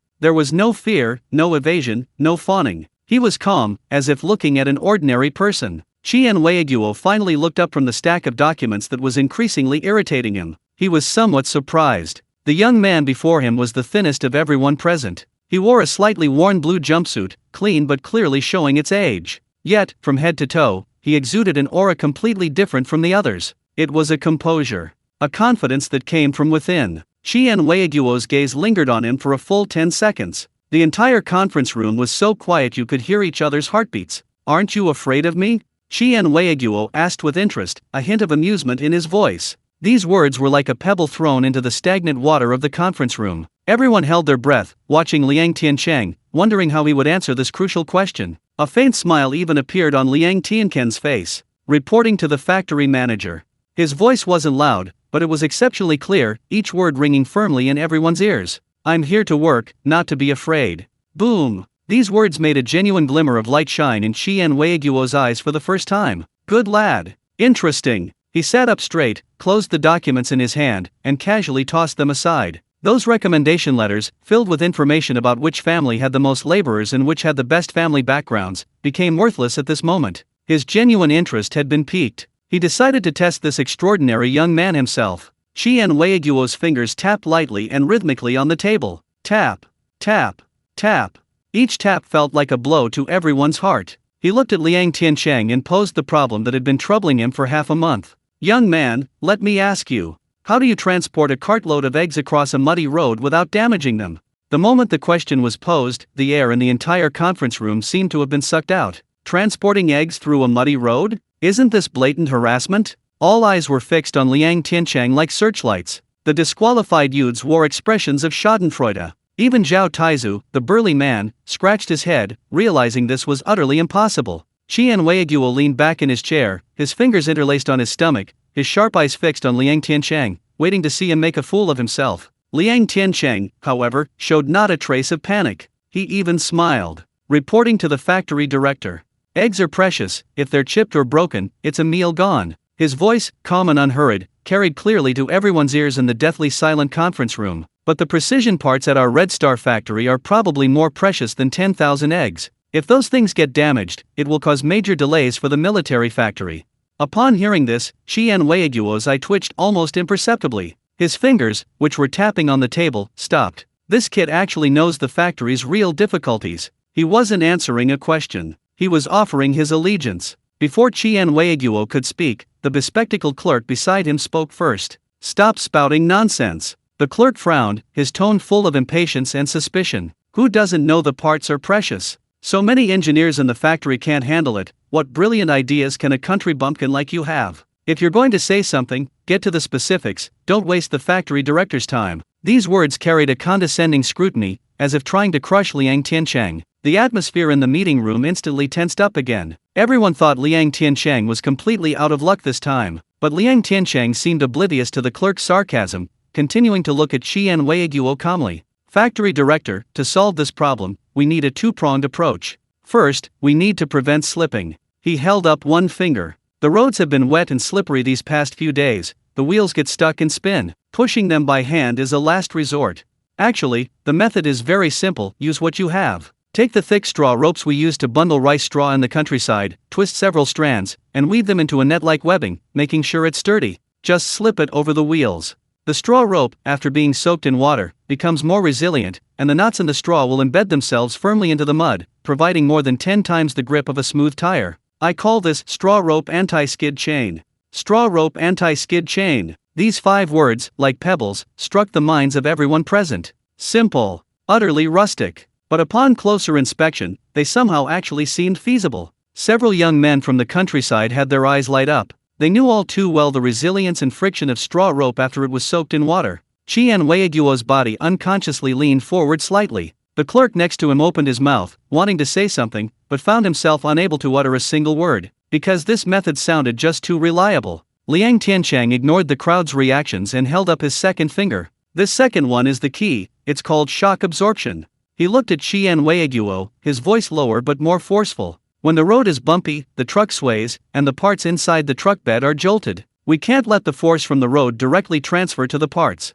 My method is to build a new frame inside the truck bed using sturdy wood. This frame won't have its 4 legs touching the ground, instead, it will be suspended from the 4 corners of the truck bed using thick hemp ropes or rubber bands. We'll securely fasten the crates containing the parts to this suspended inner frame. This way, when the wheels go over a bump, the truck bed sways, but most of the force is absorbed by the ropes. It's transmitted to the inner frame, and then to the crates containing the parts, leaving only a slight sway, like riding in a sedan chair. It won't damage the parts inside. Boom! If the straw rope anti-slip chains were merely considered ingenious, then the suspended internal frame method was like a thunderbolt, exploding in Qian Weiguo's mind. Isolation. Buffering. This idea, his factory's engineers had argued about it for half a month, drawing up a bunch of blueprints, hadn't come up with such a simple yet brilliant idea. You continue. Qian Weiguo's voice already carried a hint of barely suppressed excitement. Liang Tiancheng nodded and continued. That's not all. The boxes for securing the parts can't be ordinary wooden crates either. They need to be double-layered. Between the inner and outer layers of wood, stuff them with rice husks left over from threshing rice, or sawdust left over from planing wood, and pack them tightly. That's another layer of cushioning. That way, with anti-slip, vehicle body shock absorption, and box body shock absorption, there are 3 layers. Let alone precision parts. I think even if you put the factory director's eggs in there, bouncing them all the way to the commune, not a single one would break. After he finished speaking, the entire conference room fell silent. Everyone was stunned by his series of interconnected plans, leaving them speechless. This wasn't some country bumpkin. This was clearly a seasoned master craftsman. The bespectacled clerk's face flushed red and then paled, and fine beads of sweat appeared on his forehead. He wanted to refute, but he found that Liang Tiancheng's plan was logically sound from beginning to end, considering every detail, and using only cheap materials like straw rope, wood, and rice husks. The cost was negligible. How could he possibly refute that? Qian Weiguo stared intently at Liang Tiancheng, his breathing becoming heavy. These methods, how did you come up with them? He asked the question on everyone's mind. A simple, perfectly timed smile appeared on Liang Tiancheng's face. Reporting to the factory director, I haven't had much education, I don't understand any grand principles. My father was an old carpenter, and I learned the craft from him since I was a child. He always said that the most important thing in building a house is stability. To make the beam stable, you need mortise and tenon joints to cancel out the forces. To make something stable, you need triangular joints, the most reliable. I just used these old carpentry techniques passed down from the old craftsmen. It's just something I figured out by chance. I hope the factory manager won't laugh at me. His words were perfectly flawless. He explained how a rural youth like himself knew these things, while disguising his advanced modern physics knowledge as simple ancestral craftsmanship. It sounded perfectly reasonable and impeccable. Good. Qian Weiguo slapped his thigh and jumped up from his chair. He said good 3 times in a row. He strode over to Liang Tiancheng, his hawk-like eyes now devoid of any scrutiny, replaced by barely suppressed elation and admiration. A talent. You lad, you're truly a talent. His large, fan-like hand slammed heavily on Liang Tiancheng's shoulder. My factory's engineers, who've had years of formal education, aren't as smart as a carpenter's son. At this moment, the outcome was decided. The remaining young men in the meeting room looked at Liang Tiancheng with eyes that had shifted from jealousy to utter awe and admiration. He earned it through genuine skill. The bespectacled clerk lowered his head so much it was almost buried in his chest, wishing the ground would disappear into him. Liang Tiancheng's heart finally settled back into his stomach. He knew this job was practically his. But just then, the elation on Qian Weiguo's face slowly faded. He regained his imposing, stern expression. He stared at Liang Tiancheng and spoke slowly, word by word. The technology is good, and the person is smart. However, technology alone isn't enough to secure a job at the Red Star factory. He circled Liang Tiancheng, finally stopping in front of him, his gaze landing on the blue cloth bag on his lap. I'll ask you one last question.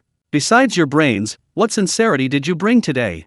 Qian Weiguo's last question was subtly posed, but the phrase, what sincerity did you bring, pierced the ears of everyone in the meeting room like a red-hot iron rod. The air instantly became thick and tense. Everyone's breathing unconsciously softened. The young men who had been eliminated earlier wore sneers of I knew it on their faces. In their eyes, no matter how good your skills or how eloquent your reasoning, in the end, it all comes down to concrete results. The bespectacled officer subtly curled his lip, a hint of contempt in his eyes. He waited to see how this young man from the countryside would clumsily, even humiliatingly, pull a few crumpled tickets or a few yuan from his pocket. That would utterly shatter all the dignity he had just built up. However, Liang Tiancheng's face showed no embarrassment at being exposed. He even smiled calmly. Yes, he answered crisply with a single word. Then, under everyone's gaze, he bent down, slowly and deliberately lifted the blue cloth bundle from his lap, and gently placed it on the table of the dais. Click! A soft sound. The sound wasn't loud, but it was like a small hammer striking everyone's heart.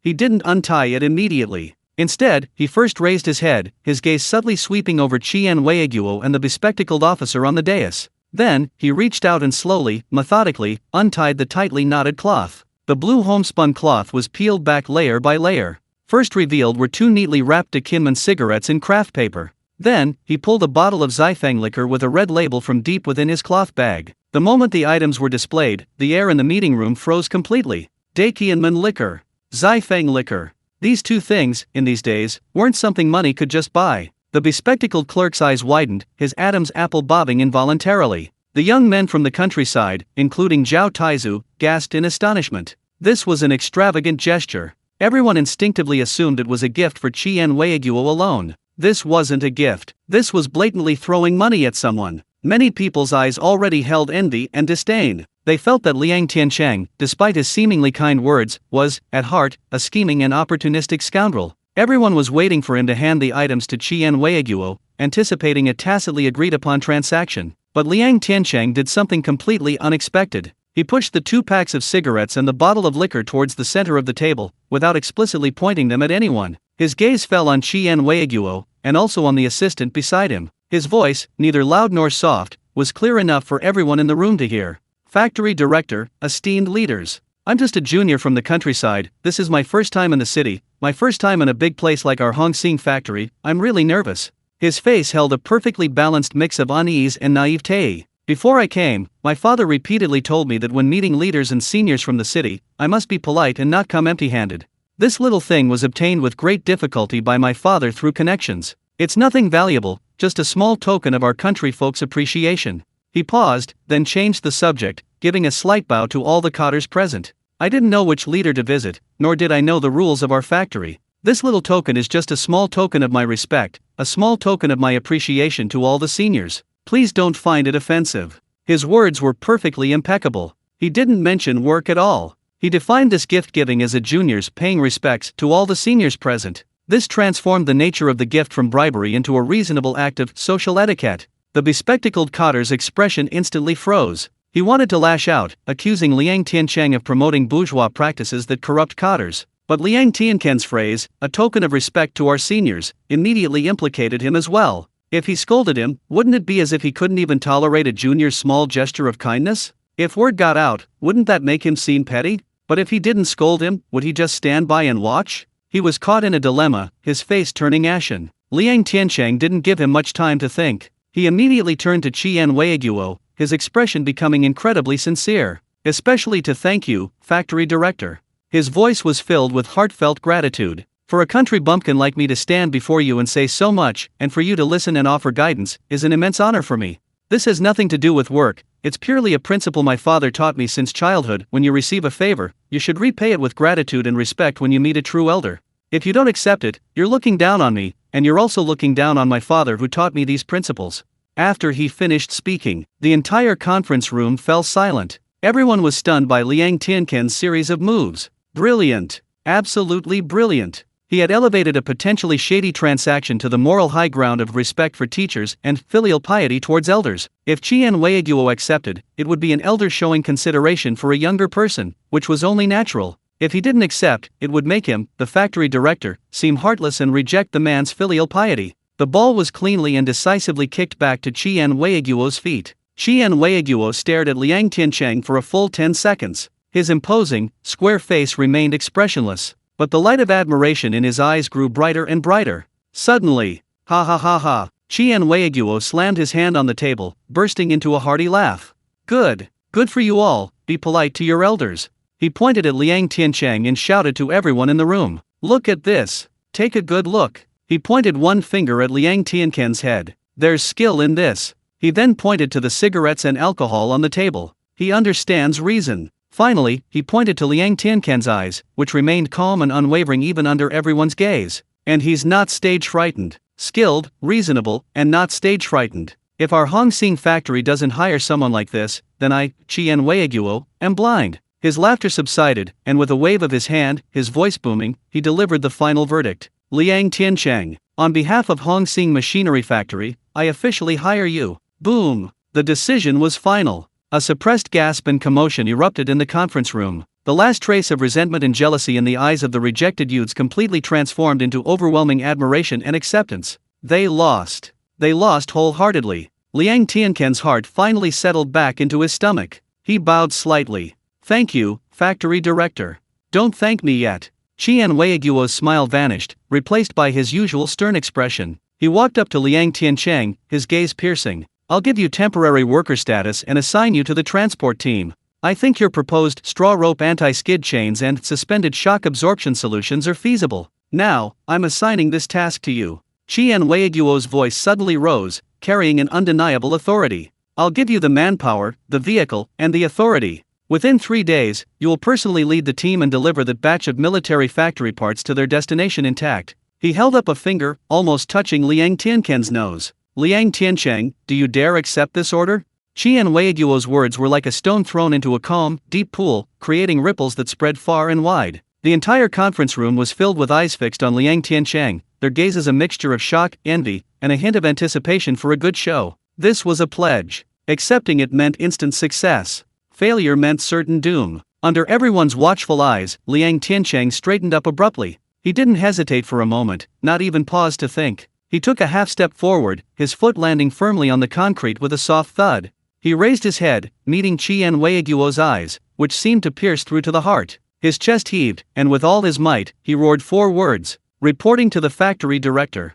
Mission accomplished. His voice wasn't loud, but it exploded like thunder in everyone's ears. Resolute and powerful. A resounding, powerful cry. That do-or-die determination, that overwhelming confidence emanating from his very bones, instantly filled the entire room. Good. The admiration in Qian Weiguo's eyes completely transformed into undisguised elation. He clapped his hands violently, bursting into laughter again, the sound shaking the dust off the ceiling. Ha ha ha ha. That's the spirit I've been waiting for. He turned to the bespectacled clerk behind him, who was already pale with fright, and waved his hand. Personnel department. What are you all standing there for? Immediately. Right now. Process Comrade Liang Tiancheng's onboarding paperwork. Temporary worker. Assigned to the transportation team. The middle-aged man, addressed as the head of the personnel department, jolted awake, bowing and scraping hastily. Yes, factory director.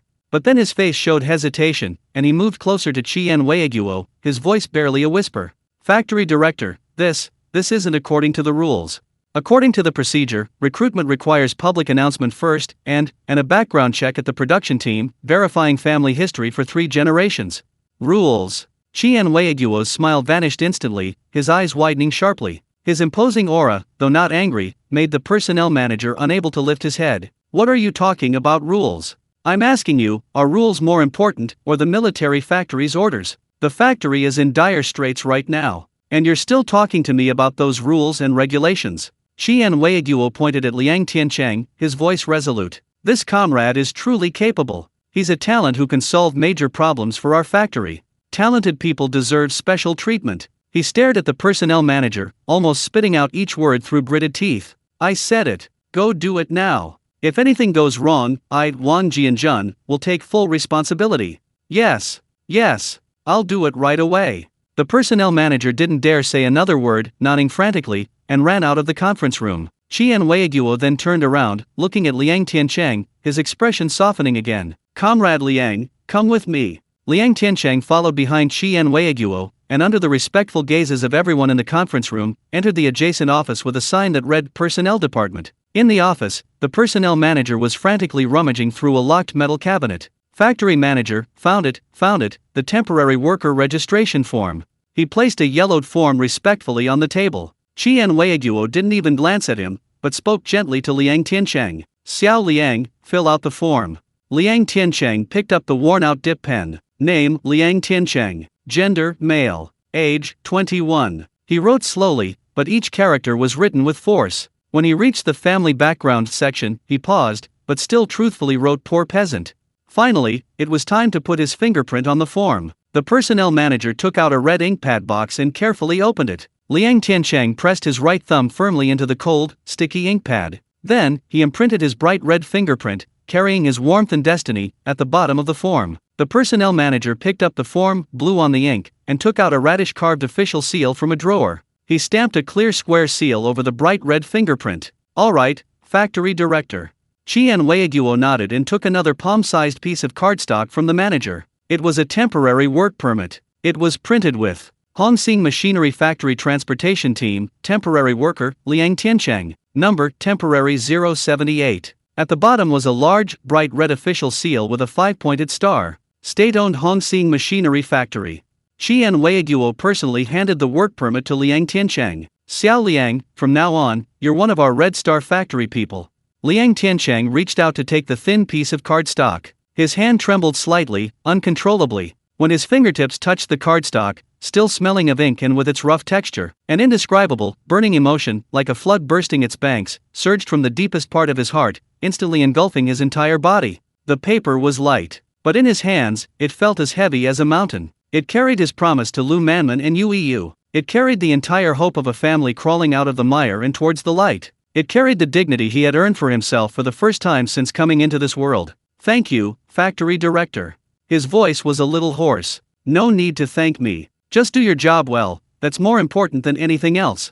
Qian Weiguo patted him on the shoulder. "Go on, Captain Wang from the transportation team is waiting for you downstairs. He'll tell you everything." Liang Tiancheng clutched his work ID tightly, bowed deeply to Qian Weiguo. Then, he turned and walked steadily out of the office that had determined his fate. He walked down the stairs, through the office building's lobby, and pushed open the heavy glass door. The afternoon sun pierced through the thick clouds, shining on him and bringing a faint warmth. He stood on the wide cement road in the factory area. Not far away, from the towering factory buildings, came a series of deep, rhythmic roars of machinery, like the breathing of a slumbering steel behemoth. Huge chimneys tirelessly spewed plumes of black smoke into the gray sky. Workers in blue overalls, pushing bicycles or carrying tools, walked past him, their faces showing busy yet proud expressions. The air was thick with the distinctive smell of this era, a mixture of coal smoke and rust. Liang Tiancheng slowly, deeply, took a breath. He had succeeded. He had truly succeeded. From this day forward, he, Liang Tiancheng, was no longer the peasant toiling in the muddy swamp.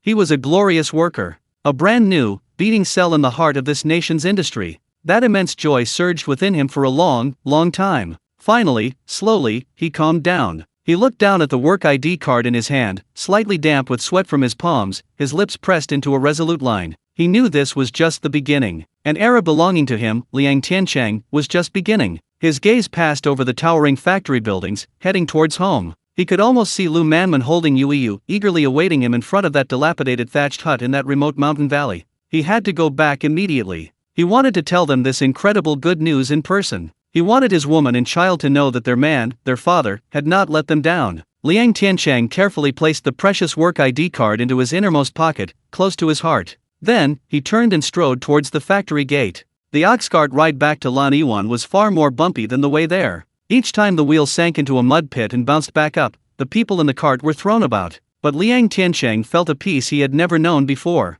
He sat in the corner of the cart, his back against the cold metal, his hands in his pockets, his fingertips tightly gripping the thin work ID card that still held his warmth. That piece of paper felt like a fire, burning from his heart to every limb. The ox cart stopped at the village entrance. Liang Tiancheng jumped off, thanked the driver, and didn't go straight home. He went around to the deserted woods behind the village, looked around to make sure no one was there, and then, with a thought, vanished from the spot. Inside the warehouse, the lights were on. He went straight to the food section without hesitation. He took a bag of steaming hot meat buns from the warmer, their white flesh fluffy and their aroma overwhelming. He then walked to the shelf and took a whole can of beautifully packaged Shanghai brand malted milk powder. The tin can was cool to the touch, and it featured a chubby baby smiling sweetly. In those days, this was a luxury that ordinary families couldn't even dream of. Having done all this, he carried his things out of the woods and strode towards the familiar thatched cottage at the foot of the mountain. His footsteps pounded on the muddy path, each step steady yet urgent. From a distance, he saw the familiar, dilapidated wooden door.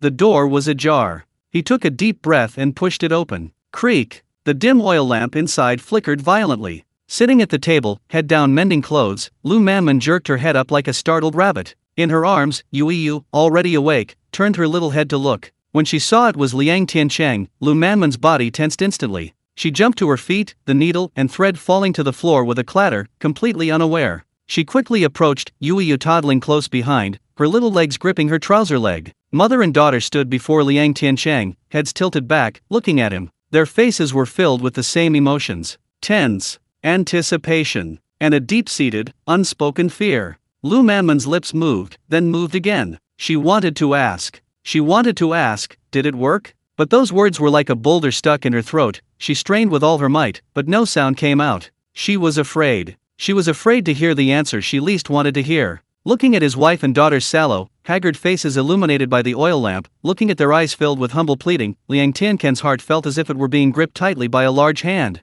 A sharp, bitter ache suddenly welled up in his nostrils. He knew how much torment his wife and daughter had endured at home while he was in the city these past 2 days. He couldn't let them wait even a second longer. He grinned, revealing a large, radiant smile. He raised high the hand that had been tucked in his pocket. In that hand, he clutched the temporary work permit stamped with a bright red seal. Manman. His voice, loud and penetrating, boomed through the small thatched hut. I did it. From today onwards, I'm a worker at the Red Star Machinery Factory. Boom. These words, like a long-awaited clap of thunder, exploded in Lu Manman's mind. She was completely stunned. She stared blankly at the card in her husband's hand, then at the radiant smile on his face. Time seemed to stand still at that moment. The next second. Ugh. A suppressed sob, filled with immense relief, burst from deep within Lu Manman's throat. She abruptly stretched out her hands, tightly covering her mouth. But the overwhelming, surging joy still transformed into scalding tears, gushing forth from between her fingers. Not sadness.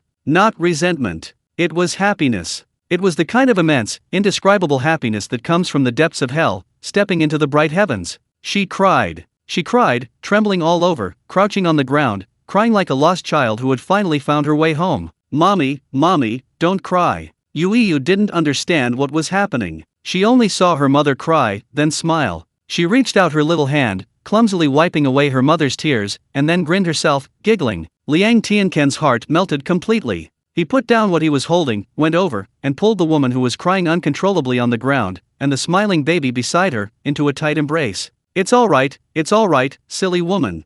He gently patted his wife's back, his voice hoarse. Don't cry, this is wonderful news. From now on, we'll never have to live such a hard life again. Once Lu Manman calmed down a bit, Liang Tiancheng proudly placed the still warm paper package and the heavy tin can on the table. Look what goodies I brought you. He unwrapped the package. A rich, overpowering aroma of meat instantly filled the entire thatched hut. The snow-white, soft-bun skins were filled with glistening, fragrant meat filling. Yu's little nose sniffed hard, her eyes widening instantly, drool dripping from the corner of her mouth. Meat buns. Lu Manman was also stunned.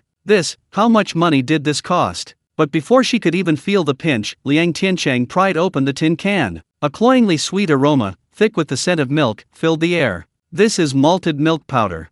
Liang Tiancheng's voice carried a pride he himself didn't realize. That's what city kids drink. It makes them grow taller. He picked up the chipped bowl on the table, and with a generous spoon, scooped in 3 large spoonfuls of yellow powder, then poured in hot water. He stirred it with chopsticks. A bowl of steaming, fragrant malted milk powder was ready. He carefully handed the bowl to his daughter, Yu. Here, Yu, drink. Yu looked at the bright yellow, fragrant liquid in the bowl, swallowed hard, but then turned her head to look at Lu Manman. Mommy, drink. Lu Manman's eyes reddened again. She shook her head, pushing the bowl back, her voice still thick with a nasal tone. Yu, drink this. This is something your father bought especially for you. Liang Tiancheng smiled and patted his daughter's head. Drink up. We'll have some every day from now on. Yu then reached out her little hand, picked up the bowl bigger than her face and carefully brought it to her lips, taking a small sip. The next second, her big, dark eyes narrowed into slits with happiness. A sweet taste she had never experienced before exploded on her tongue, instantly spreading throughout her body.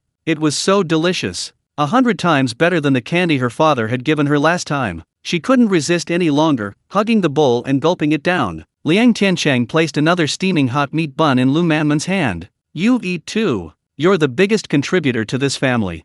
Lu Manman held the heavy, snow-white meat bun, looking at her husband, then at her daughter happily drinking malted milk powder. She opened her mouth and took a big bite. The soft dough and the fragrant meat juice instantly filled her mouth. This was the most delicious and fragrant thing she had ever eaten in her life. Tears, uncontrollably, fell again. But this time, she didn't cry out loud. She simply ate the bun, bite by bite, clean, with tears streaming down her face. Under the dim oil lamp, the family of 3 sat around the worn-out square table. A man, 2 women, a large baby, and a small baby. Eating the most delicious meat buns of his life, drinking the sweetest malted milk powder he'd ever tasted. The house was still the drafty thatched hut, but now, it was filled with the warmest happiness in the world. A brand new world was slowly unfolding before them. After the tender moment, Liang Tiancheng carried the sleeping Yu back to bed and tucked her in. He sat back down at the table. Lu Manman had already cleared the dishes and sat quietly opposite him, gazing at her husband's face in the lamplight, unable to get enough of it.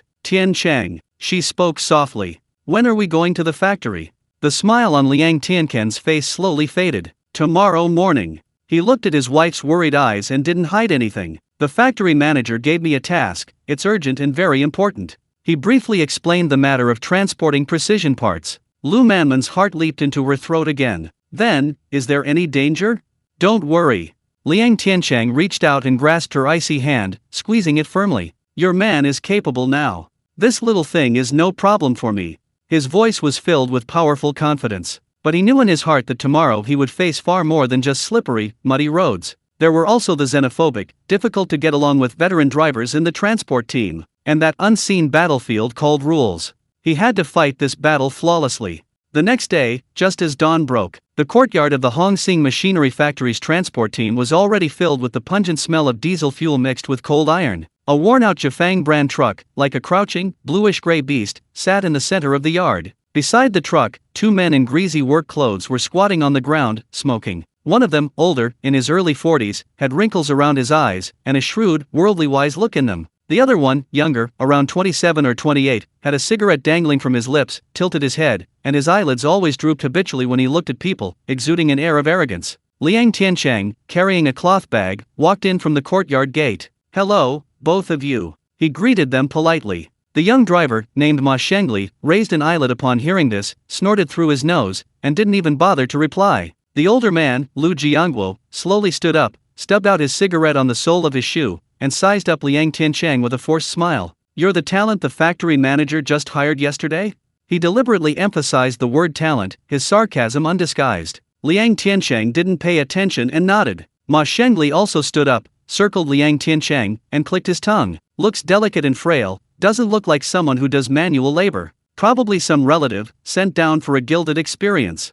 He spoke loudly and clearly, as if afraid no one would hear him. Liang Tiancheng's gaze fell on the several sturdy crates nailed together with thick wooden planks beside the truck. He knew that inside were the precious precision parts that could determine the factory's fate. He walked over, tapped on the wooden crate, and then bent down to look at the floor of the carriage. "Master, this batch of goods is valuable, we need to reinforce it again." He straightened up, looked at Lu Jiangguo and Ma Shengli, and said calmly. These words were like a spark that instantly ignited a powder keg. Lu Jiangguo's previously polite face immediately darkened. "What do you mean?" He took a step forward, closing in on Liang Tiancheng. "Are you looking down on our skills?"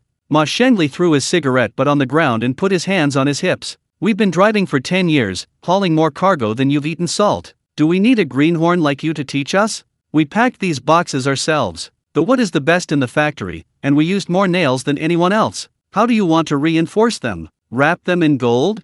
The atmosphere in the courtyard instantly plummeted to freezing point. Several passing workers stopped and watched the commotion from a distance, their faces showing schadenfreude. Everyone knew that Lu Jiangguo and Ma Shengli from the transport team were the most troublesome troublemakers in the factory. They were highly skilled, but also had terrible tempers. This new kid dared to challenge them on his very first day. Things were going to get interesting. Liang Tiancheng didn't get angry. He didn't even change his expression. "Masters, you've misunderstood." His voice was calm, as if he were talking about something unrelated to him. "It's not that I don't trust your skills.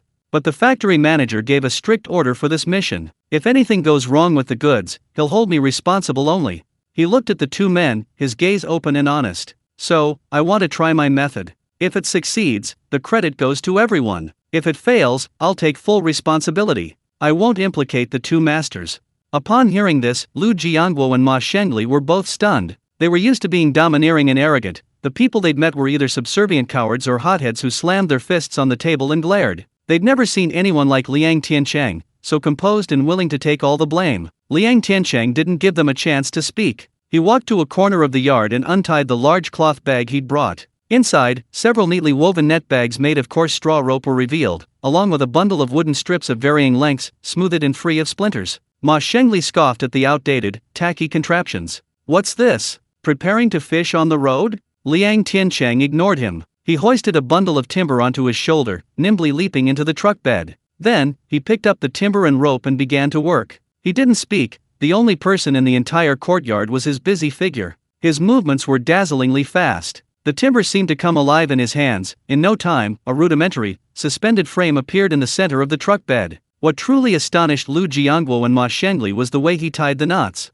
They were seasoned rope handlers, but Liang Tiancheng's technique was unlike anything they'd ever seen before. The rope danced and twisted between his wrists, the movements so subtle they were almost invisible, yet a tight, beautiful knot was already tied. They didn't recognize the knot, but one glance told them it was incredibly secure, and it tightened under pressure. What's he doing?" Ma Shengli's mouth gaped open involuntarily, his mockery turning to astonishment. Lu Jiangwo remained silent, his gaze fixed on Liang Tiancheng's hands, his contempt gradually replaced by shock. Liang Tiancheng finished assembling the inner frame, then jumped off the truck and carried the wooden crates containing the parts, one by one, onto the truck. His strength was unbelievable. He lifted those crates, each weighing several hundred pounds, single-handedly, struggling but with steady steps, and managed to load them onto the truck. Then, he used ropes to secure the boxes firmly to the suspended inner frame. Finally, he picked up the net bags made of straw ropes, jumped off the vehicle, and walked to the wheels. "This is for the tires," he explained without looking up as he demonstrated. "On muddy roads, this will increase traction several times over." The entire process was fluid and seamless, without a single superfluous movement. Each step exuded an indescribable professionalism and confidence. In the courtyard, the workers who had been watching the spectacle had long since lost interest in the spectacle. They craned their necks, watching in utter astonishment. This was no ordinary country bumpkin. This was clearly a master craftsman who had kept his skills hidden. Ma Shengli's Adam's apple bobbed. Looking at the already well-developed and ingeniously constructed suspended shock absorber, he couldn't help but step forward. Is it tied like this?" He pointed to a rope, asking uncertainly. As soon as he asked, he felt a flush of embarrassment. Just moments ago he had belittled the man, and now he was asking for instructions. Lu Jiangwo glared at him fiercely, then stepped forward, picked up another bundle of rope from the ground, and tossed it to Ma Shengli. "What are you looking at? Go lend a hand." His voice was still that gruff tone, but the hostility had vanished without a trace. Ma Shengli felt like he'd been granted a reprieve, quickly taking the rope and jumping into the car. The three of them didn't exchange another word. In the yard, only the creaking of the tightening rope and the muffled thuds of the colliding wood could be heard. The tense atmosphere was replaced by a tacit, strained cooperation. Half an hour later, all the reinforcement work was completed. The precious wooden crates were firmly secured to the center of the truck bed. They were encased in a complex structure of wooden strips and ropes, like a giant cradle suspended in midair, or a spiderweb poised to unleash its power, exuding a reassuring sense of stability and ingenuity. Lu Jiangwo walked around the truck, flicking the taut, wire-like ropes, making a thump-thump sound. He turned to look at Liang Tiancheng, who stood to the side, wiping sweat from his brow with his sleeve. His weathered face held a complex expression. There was shock, admiration, and a hint of awe he himself hadn't even noticed. He remained silent for a long time before finally managing to squeeze out a single sentence. "You brat, what kind of tricks are you thinking?" Liang Tiancheng chuckled. "Just some cheap, old-fashioned methods."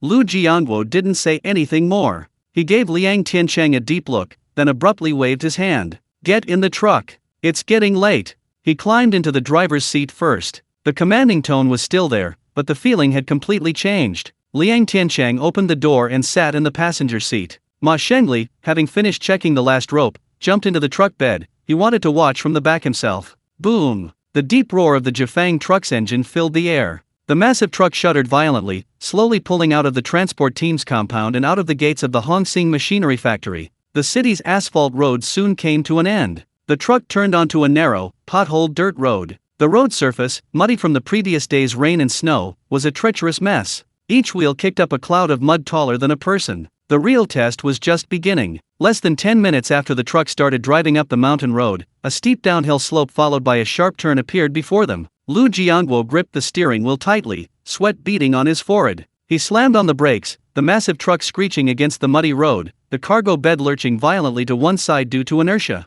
Bang! A loud crash came from behind.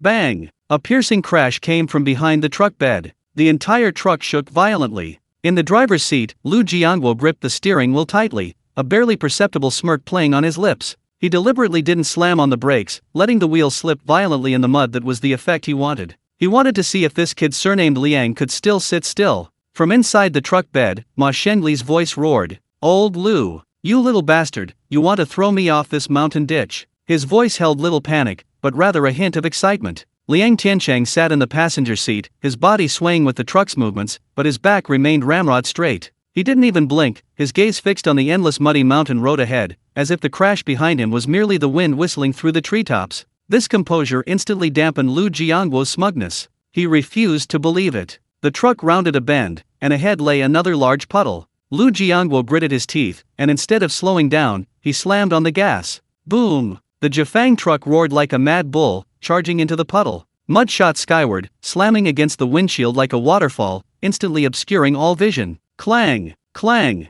From inside the truck bed, an even more violent clanging of metal echoed. Ma Shengli's curses followed. "Damn it! "Old Lu, are you crazy?" But then, he added at the top of his lungs, "It's fine, perfectly secured, tied up like a rock."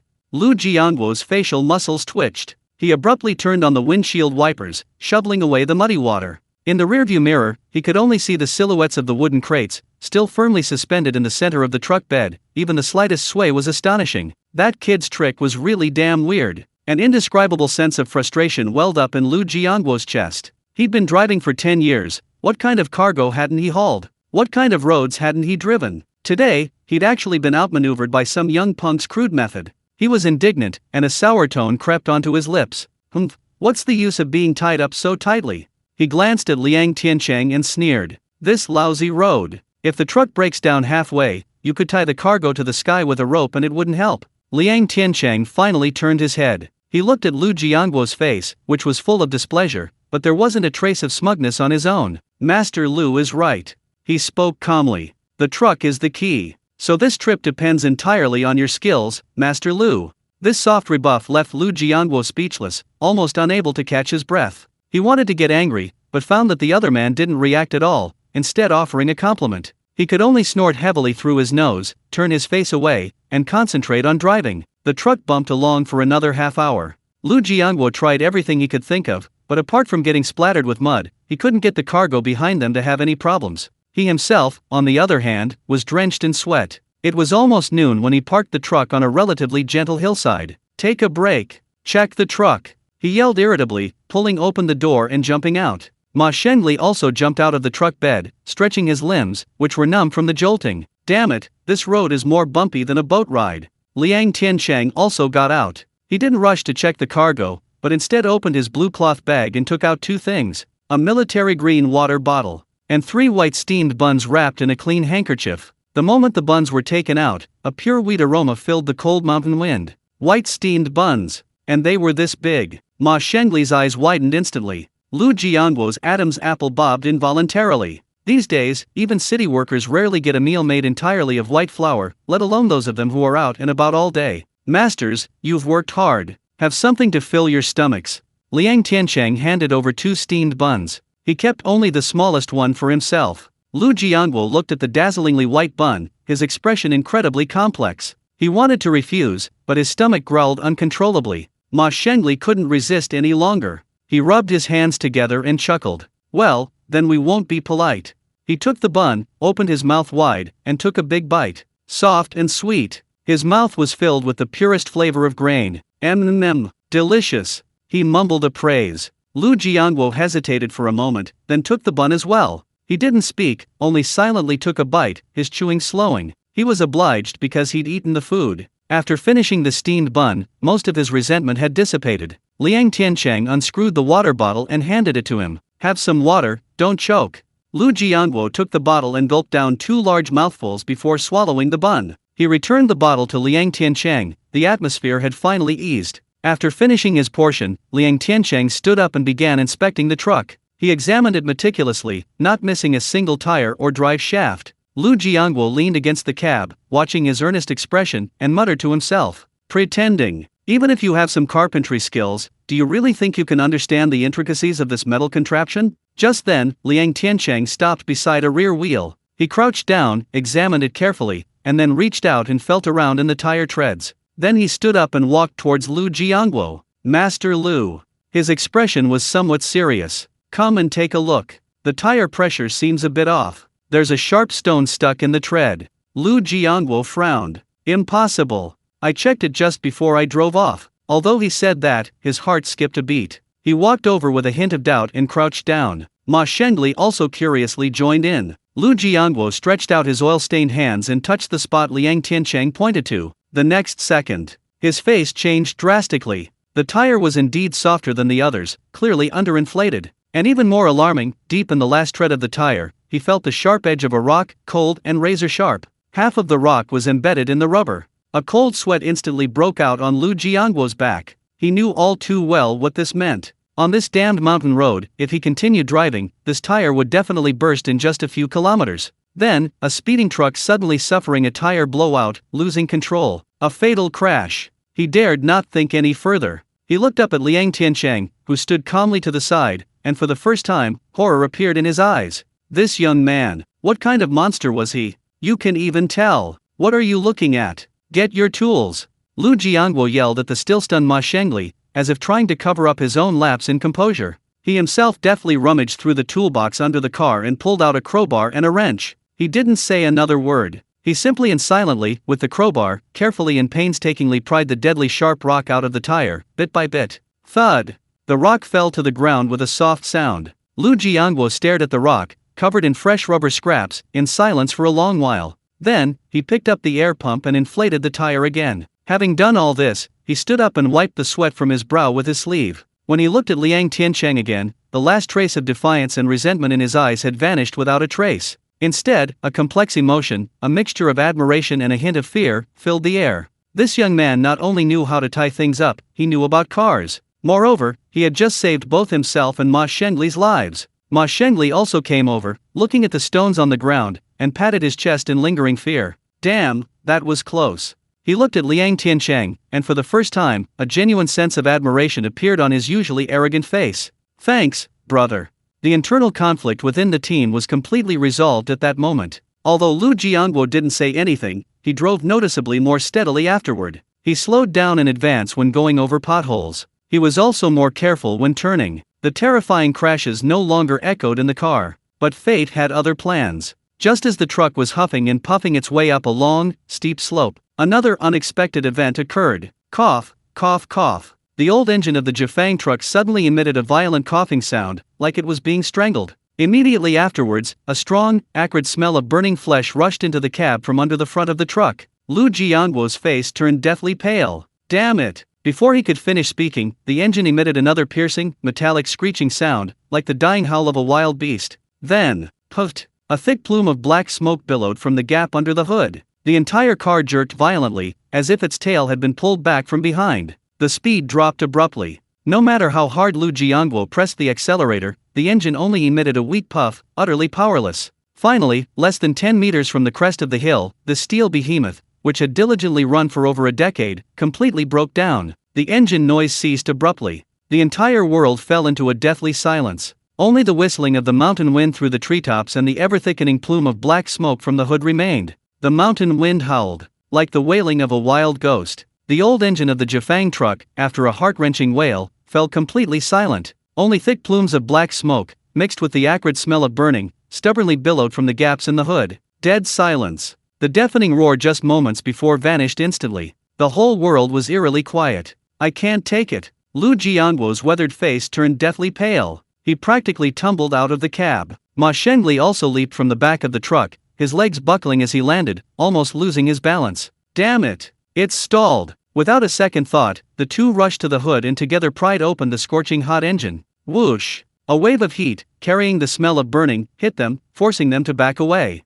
The engine compartment was a mess. The insulation of several wires was charred black, and the air reeked of melting rubber. Old Lu, check the fuel line. You check the electrical system. See if the distributor is burnt out.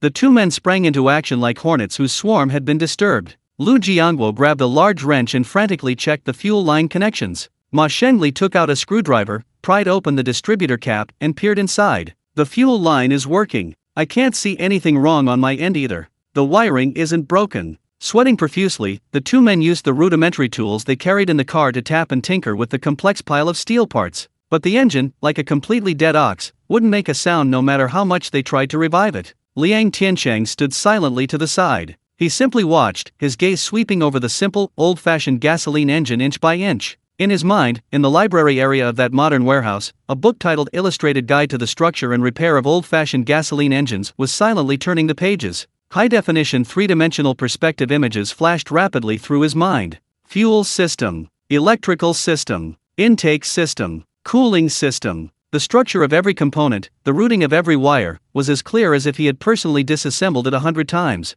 The sun was slowly sinking behind the western mountains. The sky visibly darkened. The temperature in the mountains plummeted. The mountain wind, which had just felt cool, now felt like knives against his face. Damn it! Let's try again. Lu Jiangguo, unwilling to give up, climbed back into the driver's seat and turned the key again. He floored the accelerator. Huff, huff. The engine struggled weakly for a couple of seconds. Suddenly, crack! A crisp, metallic snapping sound rang out clearly from the engine compartment. The sound, like a small hammer, slammed into the hearts of Lu Jiangguo and Ma Shengli. It's over. Lu Jiangguo's hand slid limply from the key. He slumped into the seat, as if his bones had been removed. Ma Shengli stopped what he was doing, walked to the front of the car, and slumped down onto the cold, muddy ground. He pulled a crumpled cigarette from his pocket, put it in his mouth, but couldn't remember to light it. The shadow of failure, like a thick fog in the mountains, instantly enveloped everyone. It's over.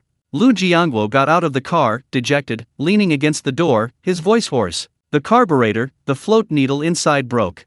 Now, it's completely ruined. Hearing this, Ma Shengli suddenly leaped to his feet and kicked the tire hard. Damn it! His eyes were red, like a trapped beast. This mission is a complete disaster. By the time the factory sends someone to tow the truck, it'll be too late. If this shipment isn't delivered on time, the factory manager will be the first to skin us alive. Lu Jiangguo's face was even more somber than the sky. He knew that Ma Shengli was being mild. This shipment was crucial to the military factory's order. If it was delayed, it wouldn't just be a matter of losing their jobs. They might even be charged with sabotage of production. That would mean losing their heads. An atmosphere of despair permeated the two men. They had tried everything, but in this desolate place, facing an engine with a damaged core component, they were like two giants with their hands and feet tied, possessing immense strength but nowhere to use it. Just as the two were sighing and almost giving up completely, a calm voice sounded behind them. Masters!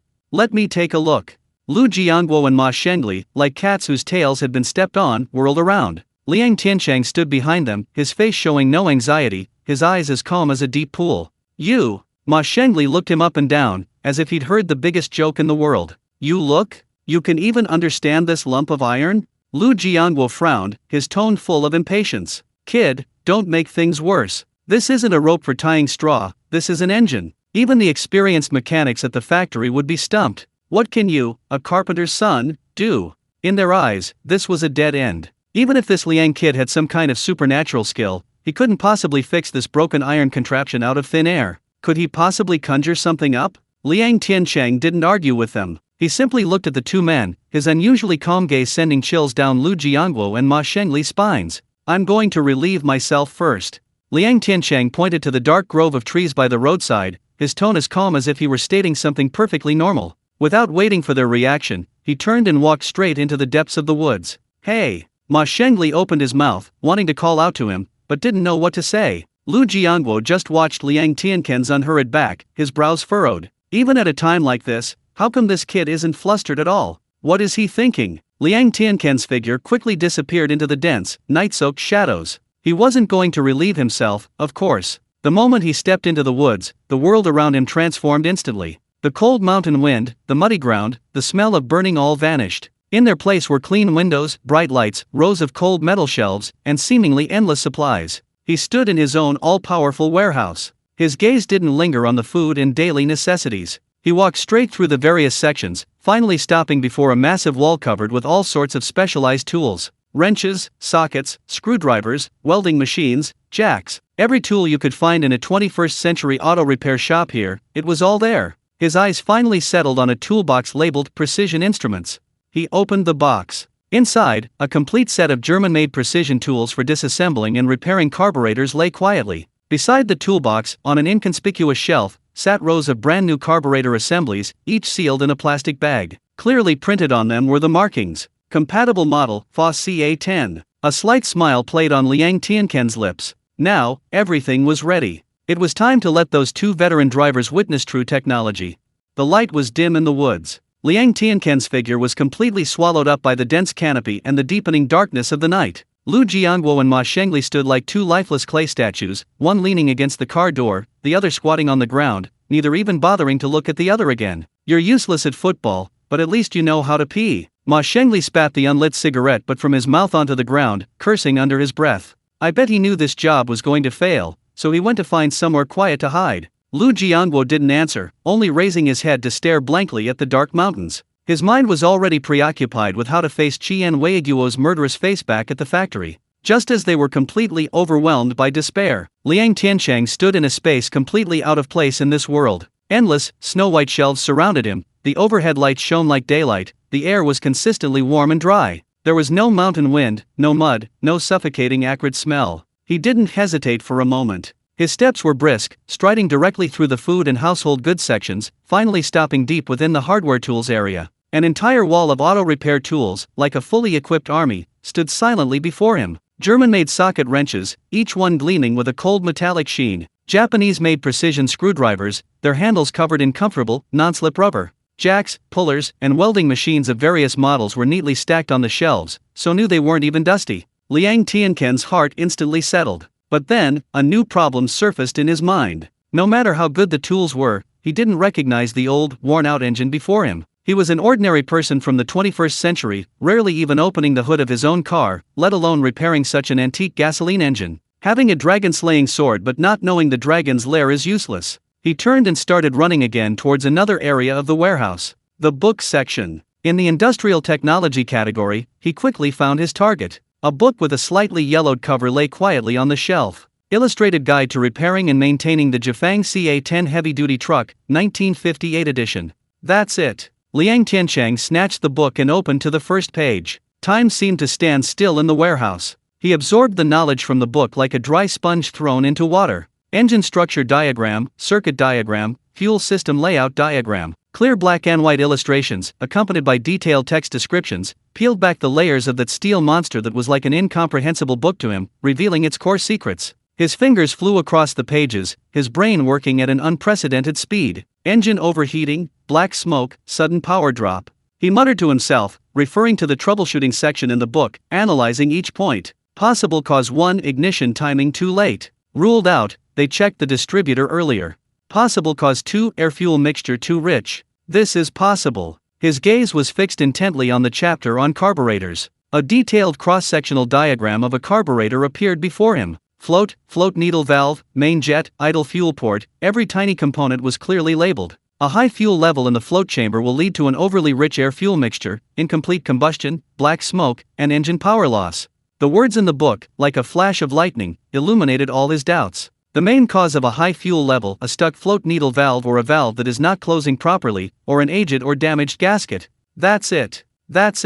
Lu Jiangwo's earlier distraught statement, "the float needle broke," was probably a misjudgment. That crisp click sound was likely not a broken needle, but the sound of a stuck needle valve completely misaligning under forced starting. Just reset the needle valve and replace that probably worn-out gasket, and this engine will be back to life. Having grasped the principle, all that was left was to get to work. He closed the book, a surge of excitement welling up inside him. With a thought, he returned to the hardware section. This time, he wasn't lost. From a complete set of German-made tools, he precisely selected a moderately sized adjustable wrench and 2 different types of flathead screwdrivers. He then ran to the auto parts section and, among rows of sealed spare parts, found a palm-sized plastic bag. Inside the bag was a brand-new carburetor gasket, faintly smelling of rubber. The tools were complete. But looking at these gleaming miracle tools in his hands, he frowned again. Taking them out like this, even a fool would know something was wrong. He picked up the tools and walked to an inconspicuous corner of the warehouse. There, a recycling bin for waste was piled high with greasy rags and waste engine oil. Liang Tiancheng showed no disgust. He grabbed a greasy rag and meticulously wiped the several brand new tools from top to bottom. Then he rolled them in the waste engine oil. Instantly, the several brand new German-made tools were transformed into a weathered, time-worn antique. The gleam of modern industry was obscured by oil and dust, leaving only a profound sense of history. Having done all this, he tucked the tools and the small gasket into his coat. The thought crossed his mind again. The bright world vanished, and the cold mountain wind once more swept into his collar. He emerged unhurriedly from the dark woods. It had all taken no more than 5 minutes. In those 5 minutes, he had transformed from a complete novice into a confident repair expert. "Why are you only just getting back?" Ma Shengli, squatting on the ground sighing, looked up impatiently at the sound of footsteps. But his next words caught in his throat. "Hey, what are you holding?" Lu Jiangwo also looked over at the sound of his voice. His pupils contracted sharply. He saw Liang Tiancheng holding a dark wrench and 2 screwdrivers. The tools, with their rustic style and seemingly unremarkable origins, were unmistakably old, covered in a thick layer of grime. Where did you get these things?" Lu Jiangwo straightened up, his voice filled with wariness and suspicion. This kid went into the woods to relieve himself and managed to pull out a set of tools? Does he think he's some kind of fairy godmother? Liang Tiancheng ignored their astonishment and walked straight to the front of the vehicle. He placed the tools he was holding on a clean rock beside him, making a crisp clanging sound. "Let me try." His voice was calm, yet carried an undeniable authority. Ma Shengli burst out laughing, as if he'd heard the funniest joke of the century. "You try? Have you been kicked in the head by a donkey?" He pointed at the engine belching black smoke, then at Liang Tiancheng. "This thing is iron, not wood. Your carpentry skills are useless here." Lu Jiangguo's face also darkened. "Liang Tiancheng, I know you want to help, but this isn't the time to show off. Don't make things worse." Liang Tiancheng didn't waste words with them. He simply turned to the two men and asked, "Masters, do you have any other ideas?" His words left Lu Jiangguo and Ma Shengli speechless. Yes, they were at their wits' end. What else could they do but sit here and wait to die? Liang Tiancheng stopped looking at them. He picked up the oil-stained wrench, bent down, and was about to tighten the screw on the carburetor. "Stop!" Lu Jiangguo panicked and grabbed his arm. "Do you even know what this is? This thing is extremely precious." Even the experienced workers at the factory were incredibly careful when dismantling it. If you mess with it and completely ruin it, the consequences will be even worse. Liang Tiancheng looked up, meeting Lu Jiangguo's anxious eyes, his expression unwavering. "Master Lu, it's a last resort, but let's try anything." He gently pulled his hand away from Lu Jiangguo's, his voice carrying an irresistible calmness. "Anyway, it's already the worst possible outcome, isn't it?" Lu Jiangguo's hand froze in midair. "Yes. Anyway, it's already the worst possible outcome. How much worse could it get?" He looked at the young man before him, at his eyes that shone frighteningly bright in the night. An absurd thought uncontrollably welled up from the depths of his mind. Perhaps this strangely mysterious young man really could create a miracle? Old Lu, don't believe him. He's just messing around. Ma Shengli was still jumping up and down in frustration. Lu Jiangguo, however, seemed oblivious, his eyes fixed on Liang Tianchen's hands. Liang Tianchen's hands were steady. He positioned the wrench on the screw, the size just right. With a slight flick of his wrist, snap!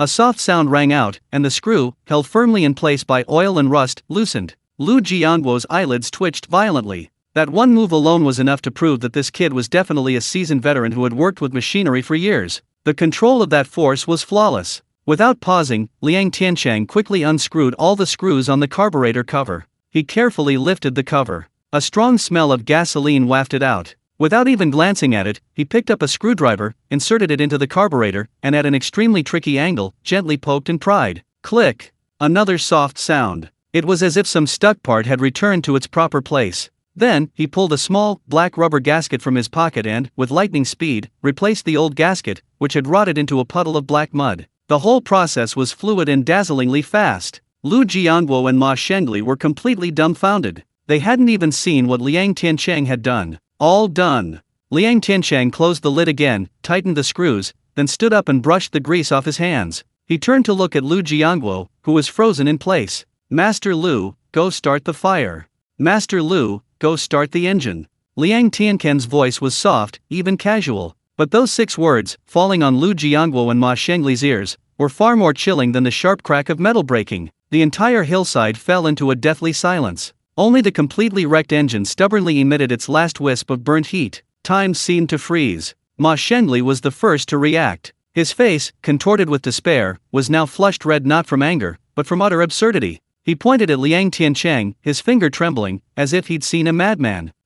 What did you say? Start the engine? You're telling us to start the engine?" He took 2 steps forward, spitting almost onto Liang Tianchen's face. "You think this is your stove in the back of your house, that you can just blow on it and it'll light? This is an engine. The carburetor's broken. You think you can bring it back to life by hitting it a couple of times with a hammer? Are you sleepwalking, kid?" He became increasingly agitated, his voice echoing through the empty mountains, carrying a hysterical, desperate frenzy. Lu Jiangguo didn't speak. He just stared intently, at Liang Tiancheng. His gaze moved from Liang Tianchen's calm, unwavering eyes to his hands, stained with grease but as steady as a rock. Finally, it settled on the pile of cold steel parts that Liang Tiancheng had reassembled. His mind was a complete mess. Reason told him it was impossible. Repairing an engine isn't magic. It's broken, especially with such a critical component damaged. Without spare parts, even a miracle worker couldn't help. But deep inside, a faint voice screamed wildly. "This kid, he's different."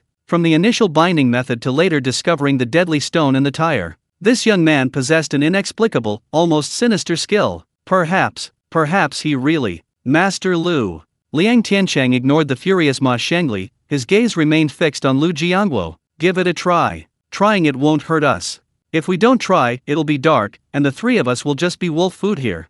his voice remained calm, but the weight of his words was like a boulder, crashing heavily into Lu Jiangguo's heart. Yes, trying it won't hurt us. If we don't try, we'll truly be waiting to die. Lu Jiangguo's deathly pale face flushed red and then paled, his chest heaving violently. He gritted his teeth, as if making a decision to gamble everything. Fine. He squeezed out the word through clenched teeth. Old Lu, are you crazy? You actually believe him? Ma Shengli stamped his feet anxiously beside him. Lu Jiangguo seemed not to hear him. He gave Liang Tiancheng a deep look, his eyes filled with unbearable complexity. Then, he turned around and, with heavy steps, climbed back into the cold driver's seat. His hand trembled slightly as he reached for the car keys. He'd driven for 10 years, touching a steering wheel more times than he'd held a woman's hand. But he'd never felt so nervous before. He didn't feel like he was starting a truck. He felt like he was opening Pandora's box. Inside the box lay either last hope or utter despair. On the hillside, Ma Shengli stopped yelling. He instinctively held his breath, his eyes wide like saucers, staring intently at the motionless engine.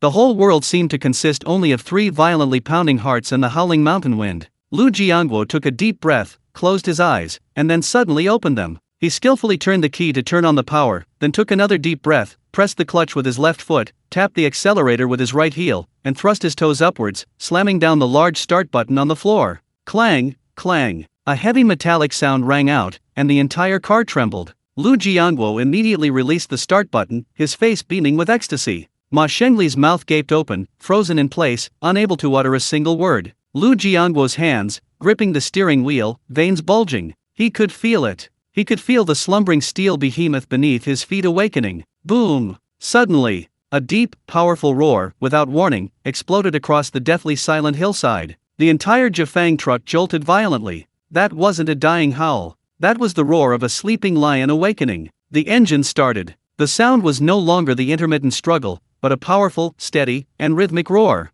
The acrid black smoke billowing from the front of the truck vanished without a trace, replaced by normal exhaust fumes with a faint diesel smell. This steel behemoth, which had been idle for half a day, was alive. Completely, utterly alive. In the driver's seat, Lu Jiangguo was completely frozen in place, as if struck by lightning. His mouth was agape, wide enough to fit a fist, and his eyes were filled with nothing but shock. At the front of the truck, Ma Shengli was also utterly petrified. His expression was frozen in that moment of impending mockery, looking both comical and ridiculous. The unlit cigarette butt in his mouth fell to the ground with a plop, without him even noticing. He just stood there, dumbfounded, staring at the engine roaring powerfully. His mind was blank. How could this be? How could this be? This doesn't make sense. This is fucking crazy. The mountain wind was still blowing, but the wind that had felt so cold and biting just moments before now felt completely numb. A surge of overwhelming joy at surviving a disaster, and a profound shock that had shattered decades of understanding, washed away all their reason like a flood bursting its banks.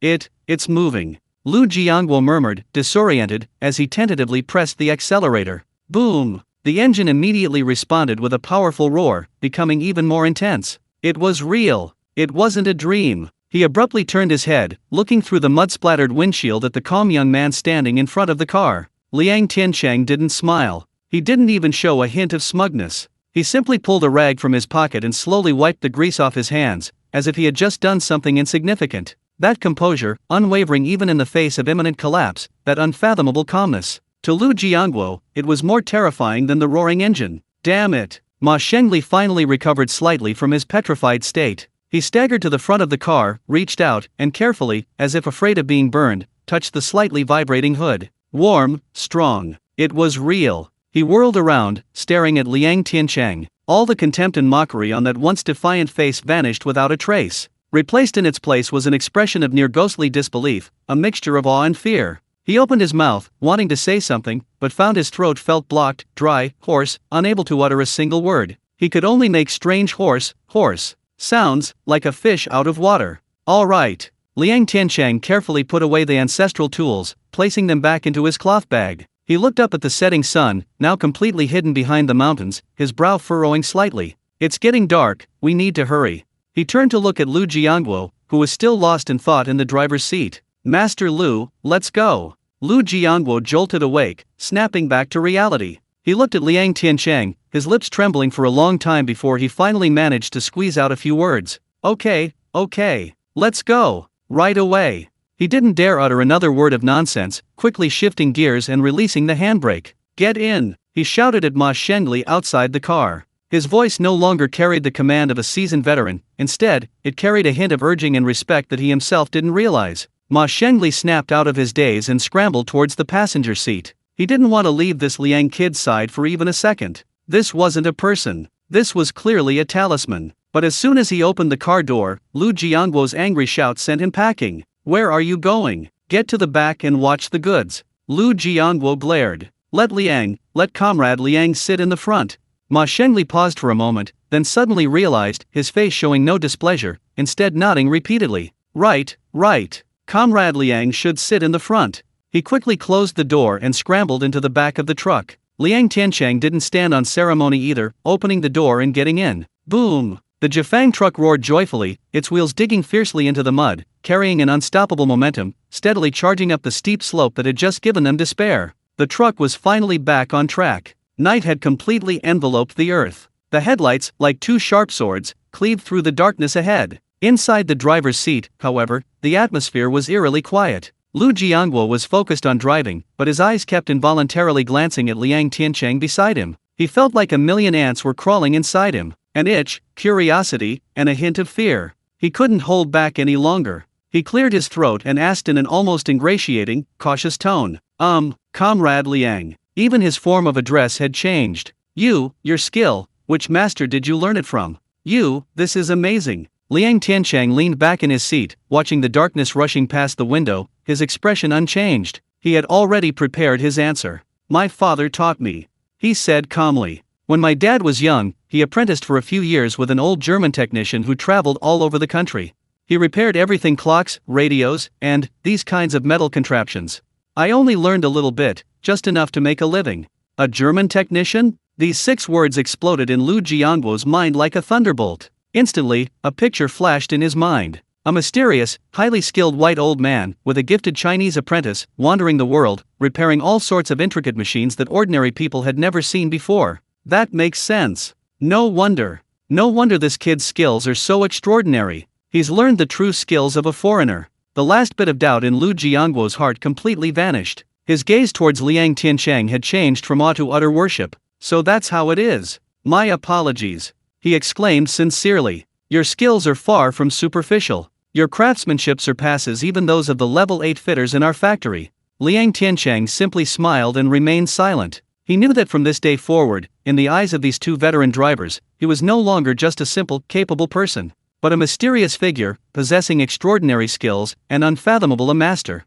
This was exactly the effect he desired. The truck drove smoothly along the dark mountain road. They were getting closer and closer to their destination. But Liang Tiancheng knew in his heart that the real challenge might be yet to come. The 2 gleaming headlights of the Jifang truck, like sharp swords cleaving the night, pierced the darkness of the Hongsing Machinery Factory's gate. The deep, powerful roar of the engine grew louder as it approached, finally coming to a steady stop in the brightly lit freight yard, like a triumphant beast. The truck door creaked open. A tall, imposing figure strode out from the shadows of the office building, followed by several tense-looking cotters. It was Factory Director Qian Weiguo. His usually stern, square face was now etched with suppressed anxiety. He didn't even wait for anyone to disembark before rushing to the truck bed and personally pulling open the tailgate. The beam of a flashlight eagerly swept inside. The oddly shaped, suspended frames constructed of wooden planks and ropes remained as stable as a mountain. In the center of the shelf, the wooden crates containing precision parts were completely intact, not even a single nail was loose. Qian Weiguo's heart, which had been pounding all night, finally settled back into his stomach with a thud.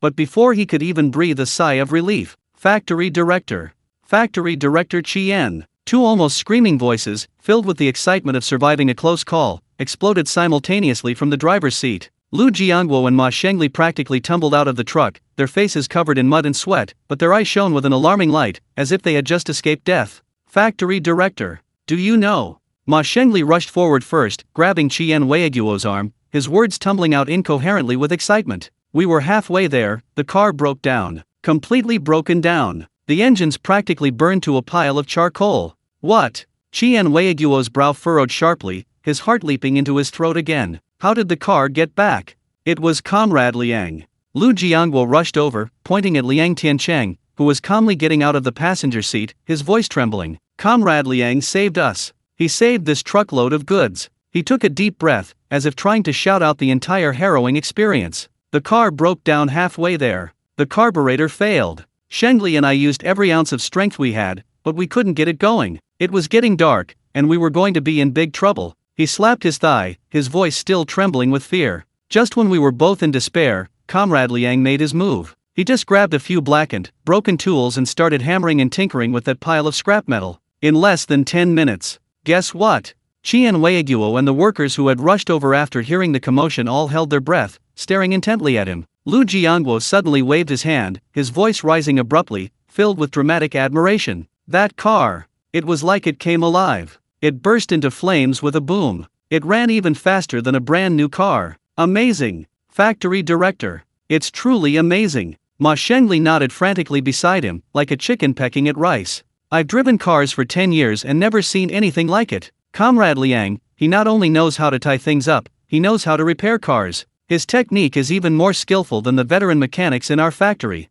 The entire freight yard fell silent. Everyone was stunned by the vivid description. All eyes, like searchlights, were fixed on the young man who had stood silently to the side the entire time. Qian Weiguo's gaze sharpened. He didn't immediately question Liang Tiancheng, but pushed aside Lu Jiangguo and Ma Shengli, who were surrounding him, and strode to the front of the truck. Open the hood. His voice was deep and authoritative. Lu Jiangguo jumped, rushed over, and laboriously lifted the scorching hot hood. A pungent smell of diesel and hot engine oil wafted out. Qian Weiguo didn't seem bothered. He bent down and peered inside. He himself was a technician. He knew this old machine's internal workings as intimately as the lines on his palm. His gaze landed precisely on the carburetor. Just one glance. His pupils contracted sharply. The carburetor cover showed signs of being unscrewed, and at the interface, a black rubber gasket, though stained with oil, possessed a pristine texture and suppleness that contrasted sharply with the surrounding aged and cracked parts. His gaze then fell upon a discarded, broken float pin beside it. Combined with what Lu Jiangguo had just said, a complete and astonishing deduction instantly formed in his mind.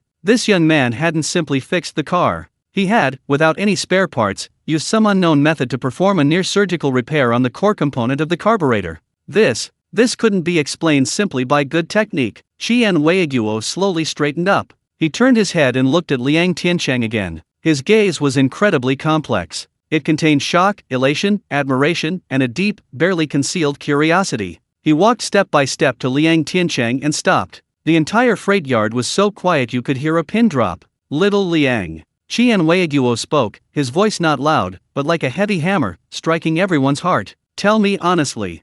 Just how much skill do you have that I, Qian Weiguo, don't know? This question made everyone's hearts leap into their throats. The factory manager was probing his abilities. If he didn't answer well, all his previous achievements could become points of suspicion about their unexplained origins. Liang Tiancheng raised his head, meeting Qian Weiguo's eyes, which seemed to see right through him, his face showing no sign of panic. He even showed a hint of shyness, the awkwardness typical of youth. Factory director, you flatter me too much.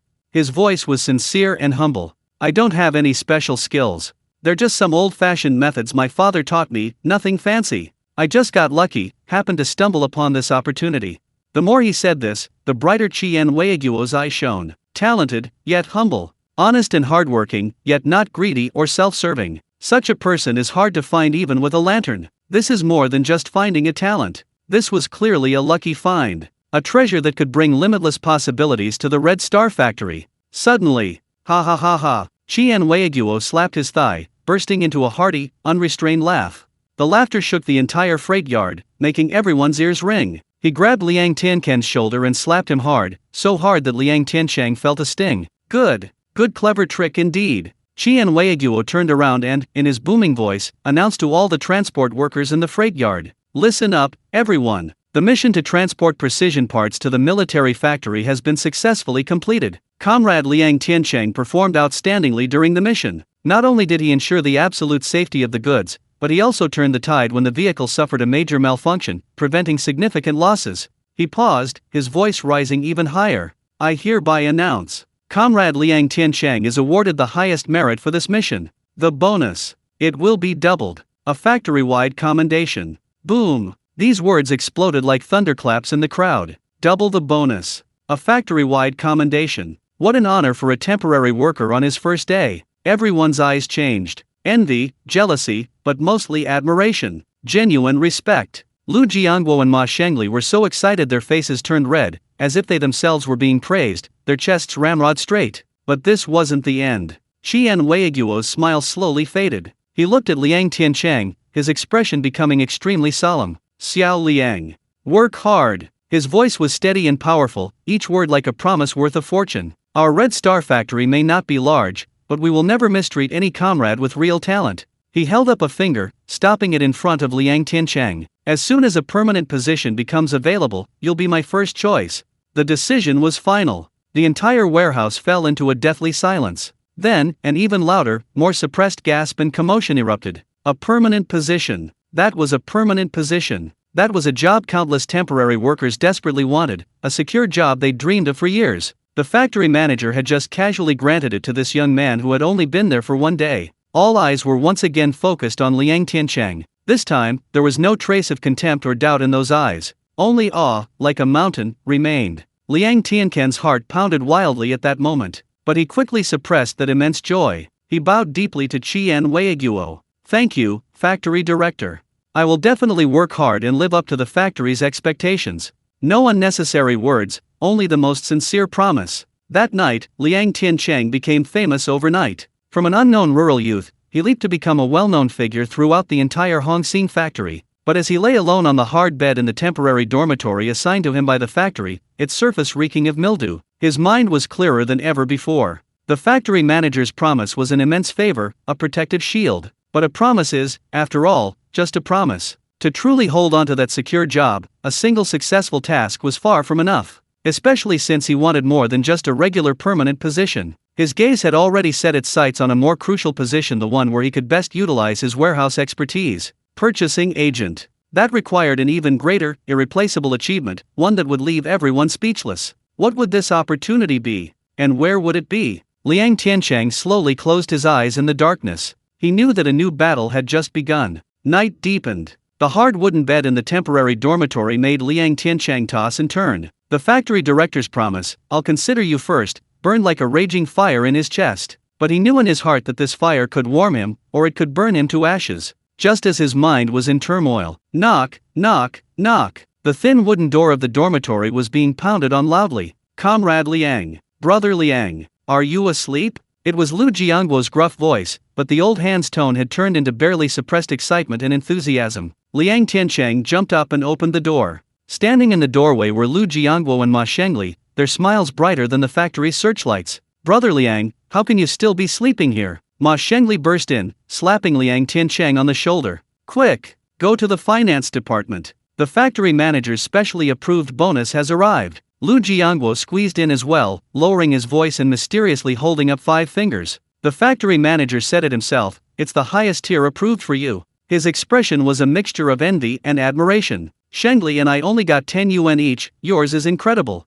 Liang Tiancheng's heart skipped a beat. He hadn't been unaware of the bonus, but he hadn't expected it to come so quickly and so suddenly. Come on, we'll go with you. Lu Jiangguo and Ma Shengli practically carried Liang Tiancheng, one on each side, as if afraid he would run away. The light in the finance department was still on. Several accountants wearing arm sleeves were inside, heads down, clicking away on their abacuses. The air was thick with the smell of old ledgers and ink. Which one? A middle-aged woman in her 40s, her hair neatly combed, lifted her eyelids from behind her reading glasses, her tone somewhat impatient. Lu Jiangguo stepped forward, his face beaming. Accountant Wang, we're from the transport team, here to collect our bonus. He pointed to Liang Tiancheng behind him. This is Comrade Liang Tiancheng, specially approved by the factory director. Accountant Wang said pulled out a voucher from a stack, and looked Liang Tiancheng up and down several times, her eyes scrutinizing him. Liang Tiancheng? Yes. Sign, put your fingerprint.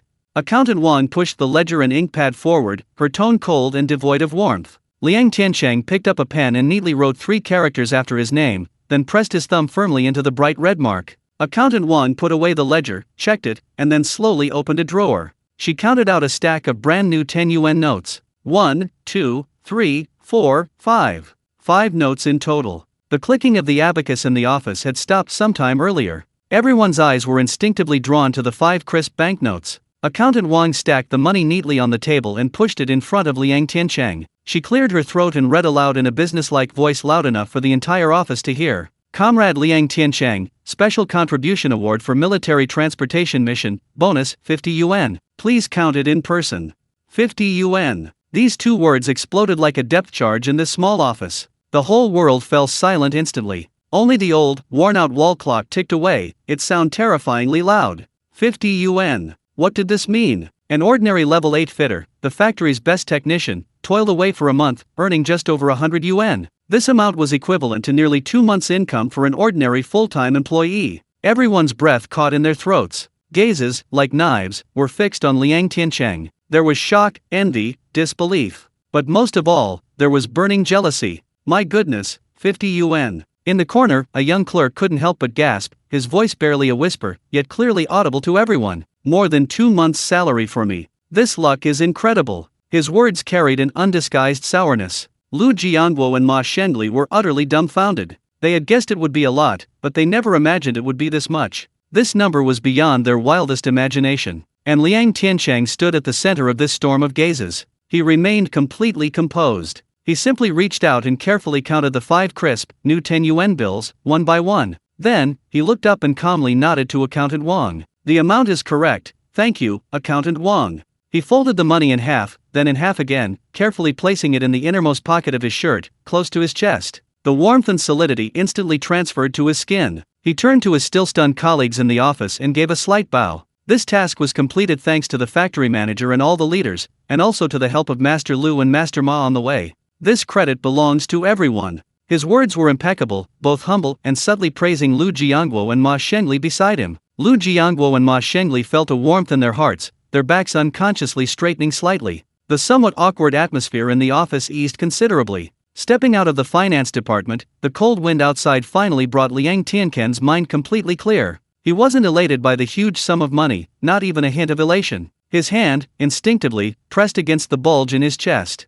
The money was warm, but what surfaced in his mind was his wife Lu Manman's thin, slightly timid face. Her hands, roughened like old tree bark from years of hard work. His daughter Yu's eyes, coughing red in the cold wind, yet still trying to feed him that dark cornbread. A surge of intense emotion welled up from the depths of his heart, instantly rushing to his eyes. He clenched his fists tightly, his nails digging deep into his palms. This 50 yuan. It wasn't his. It belonged to Manman. It belonged to Yu. It was earned by the mother and daughter with their lives. He took a deep breath, suppressing the surging emotions, his steps becoming firmer than ever before. He already had a plan in mind. This money was for 2 feet of the most fashionable Dacron fabric for Manman, so she could have a crisp new dress, so she could walk out with her head held high. This money was for buying Yu a chicken cake she'd never even heard of, and malted milk powder only available at the city's supply and marketing cooperative, so she could taste what sweetness really meant. He also needed to buy meat, buy rice, to help the mother and daughter recover from the health damage they'd suffered over the years. He never wanted to see them suffer from hunger and cold again.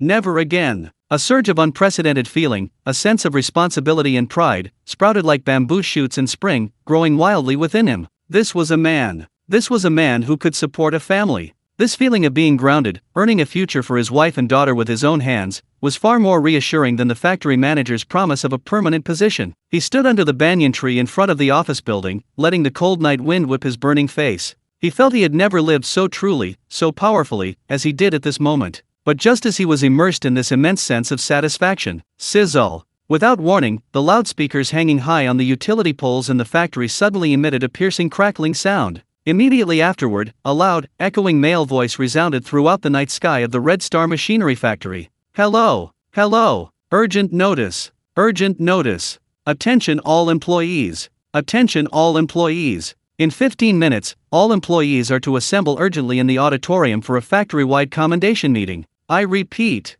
in 15 minutes, assemble urgently in the auditorium. The voice was solemn, authoritative, and carried an unquestionable command. Liang Tiancheng was stunned, not yet reacting. The voice from the loudspeaker, after a brief pause, suddenly rose 8 octaves, becoming clearer and more powerful. This meeting will be personally presided over by Factory Director Qian Weiduo.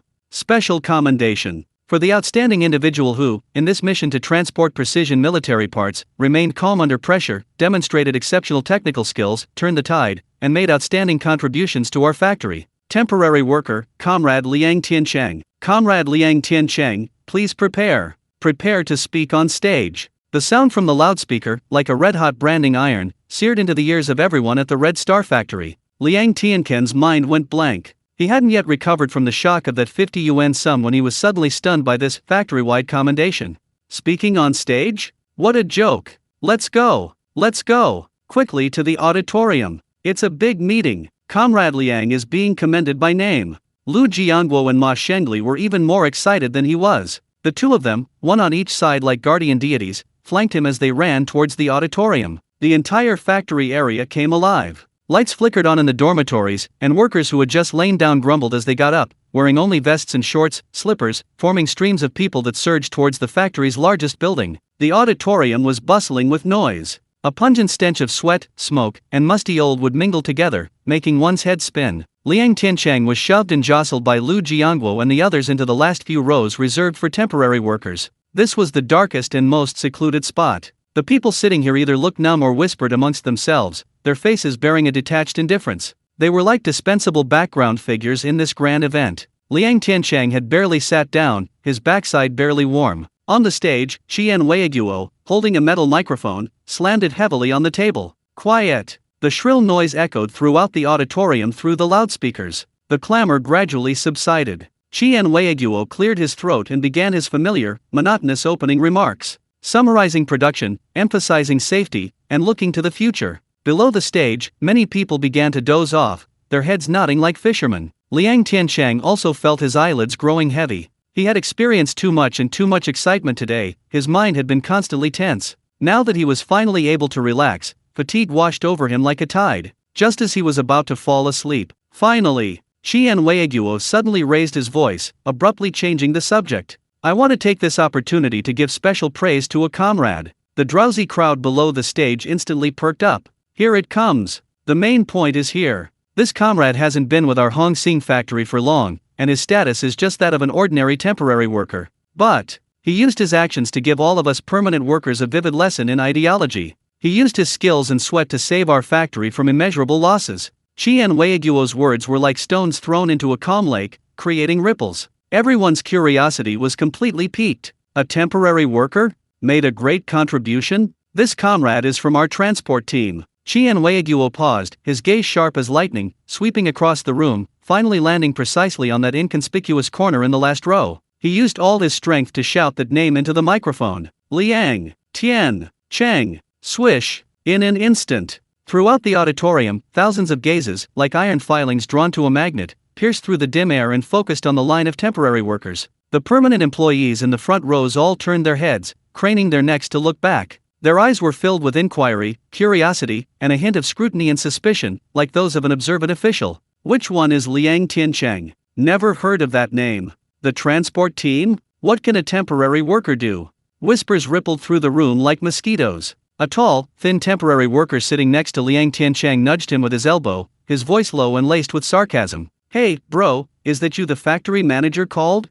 What kind of incredible luck did you get, kid? Liang Tiancheng ignored him. The instant that name was called, he felt all the blood rush to his head. He instinctively straightened his back. He didn't flinch or avoid the gaze. Instead, he slowly stood up, meeting the complex stares of thousands. He hadn't expected it. He truly hadn't expected Qian Weiguo to use this method to create such a stir for him. This wasn't just simple praise. This was a forceful attempt to pull him out of the mire of being a temporary worker. Yes, it's him. Qian Weiguo, on the stage, pointed in Liang Tiancheng's direction, his voice filled with admiration. Many people probably don't know, but today, our factory almost had a major incident. He didn't use any official platitudes, but instead, in a down-to-earth, storytelling tone, vividly recounted the thrilling scene that afternoon. From the difficulties of transporting eggs on the muddy road, to Liang Tiancheng's ingenious solution using straw ropes and a hanging method. From the despair of a breakdown halfway through the journey, to Liang Tiancheng reviving the engine using his family heirloom skills, he spoke with passionate fervor, his words flowing freely. The workers below the stage listened, completely captivated. Their expression shifted from initial skepticism to shock, then disbelief, and finally, heartfelt admiration. So that's how the parts for that precious imported machine tool in the factory were transported back. So those seasoned veterans in the transport team almost ruined everything. So it was this unassuming young man who turned the tide. When everyone's gaze returned to Liang Tiancheng, it had completely changed. There was no more doubt or scrutiny, only admiration and respect. Comrades. Qian Weiguo finished his story and slammed his fist on the table. What is a sense of ownership? This is a sense of ownership. He's just a temporary worker, yet he treats the factory's affairs as his own. What right do we, the permanent employees with secure jobs, have to shirk our responsibilities and pick and choose? These words made many permanent employees in the front row lower their heads in shame. Seeing that the time was right, Chien Weiguo took a deep breath, raised his arm, and shouted. His voice carried an undeniable authority. I declare, from today onwards, Comrade Liang Tiancheng will enjoy the same technical allowance as permanent employees. From now on, when you see him in the factory, don't call him Little Liang anymore. Call him Master Little Liang. Chien Weiguo practically shouted the last 4 words. After a brief, deathly silence, whoosh, thunderous applause erupted. Lu Jiangguo and Ma Shengli, sitting in the front row, were the first to stand up, their hands clapping until they were red. Then, everyone in the transport team stood up. Next, all the workers. The applause was like a tsunami, wave after wave, lasting for a long time. The temporary workers also all stood up, their eyes filled with fervor and proud excitement as they looked at their colleagues standing ramrod straight in the last row. At this moment, Liang Tiancheng became the pride of all of them. Liang Tiancheng's eyes welled up with tears. He bowed deeply towards the stage. Then he bowed again to his fellow workers who were applauding him. At that moment, he felt the 50 yuan note on his chest finally had weight. It was weight earned with dignity and skill. The meeting adjourned. As Liang Tiancheng walked out of the auditorium, he felt the whole world had changed. Those regular employees who had previously ignored him now greeted him warmly, even obsequiously, nodding and bowing whenever they saw him on the street. Little Liang, you're off work? Liang, when will you teach us your amazing car repair skills? Liang, my sewing machine keeps skipping stitches, do you know how to fix it? These calls of Liang made Liang Tiancheng feel both elated and incredibly grounded. He knew that from tonight onwards, he had truly established himself in the Red Star factory. He politely declined Lu Jiangguo and Ma Shengli's invitation to celebrate with drinks, and walked slowly towards his temporary dormitory alone. He just wanted to find a quiet place to process everything that had happened tonight. But he had just reached the banyan tree near the dormitory building. A young man in a clean blue khaki cutter uniform, wearing glasses, quickly emerged from the shadows and blocked his way. Are you Master Liang? The young man wore a warm, just right smile, and his tone was very polite. Hello, I'm from the factory director's office. My name is Li Suan, and I'm Director Chien's secretary. The factory director's secretary. Liang Tiancheng's heart skipped a beat, and he immediately straightened up. Secretary Li, hello. Don't be nervous, don't be nervous. Li Suan smiled and waved, pulling out a pack of Dekinman cigarettes from his pocket, and offered one to Liang Tiancheng. Want one? Liang Tiancheng quickly waved his hand. Thank you, Secretary Li, but I don't know how. Li Suan didn't insist, lighting one for himself, taking a deep drag, and exhaling a string of white smoke rings. Master Liang, I've heard about tonight's events. He looked at Liang Tiancheng, his eyes filled with admiration. Young, capable, and unassuming, hardworking and reliable. To be honest, our factory needs young people like you. These words left Liang Tiancheng somewhat bewildered. The factory director's secretary had waited here specifically to tell him this? The factory director truly has high hopes for you. Li Suan seemed to read his mind, his tone shifting, his voice lowering slightly. Do you know, Director Chien has been worrying about something lately, it's making his hair almost turn white. Liang Tiancheng's heart skipped a beat. He knew the key point was coming. What is it? Li Suan took another drag of his cigarette, his gaze becoming somewhat profound. The city's supply and marketing cooperative recently received a batch of special steel as aid from the Soviet Union. This batch of steel is crucial to our factory's next new product development. It's the key to whether our factory can be rated as advanced in the province. He flicked his cigarette ash, a hint of helplessness in his voice. But this batch of goods is in high demand. Several large factories in the city are eyeing it. The people at the supply and marketing cooperative are all shrewd and have connections. Ordinary people can't even get a door open. The factory director doesn't trust those old hands in our purchasing department. Li Suan paused here. He looked up, his eyes, hidden behind his glasses, landing meaningfully on Liang Tiancheng's face. The factory director has mentioned this to me privately several times. He said that to handle this kind of thing, brains alone aren't enough, you also need to be trustworthy, reliable, and most importantly, have a clean slate, free from those messy relationships. A newcomer would actually make things easier. Li Suan stubbed out his cigarette at the ground and ground it with the tip of his shoe. He patted Liang Tiancheng on the shoulder, smiling like a cunning fox. Master Liang, I was just chatting with you casually. Don't take it to heart. I'm leaving now, you should get some rest. With that, he turned and disappeared into the night with steady steps, leaving Liang Tiancheng alone, standing motionless under the old banyan tree. His heart, however, felt like it had been thrown into a high-speed engine. Bang, bang, bang. It was pounding so hard it felt like it was about to jump out of his throat. Special Steel. The Supply and Marketing Cooperative. Procurement. These words, like keys, instantly unlocked the long-sealed door in his heart. His modern warehouse, piled high with all sorts of supplies, contained tons of various types of special steel. A crazy, audacious idea, uncontrollably, popped into his mind. The leaves of the old banyan tree rustled in the night wind. Liang Tiancheng stood beneath the tree, motionless, like a stone statue. Li Xuan's seemingly casual words were like a red-hot chisel, carving several large words deep into his mind.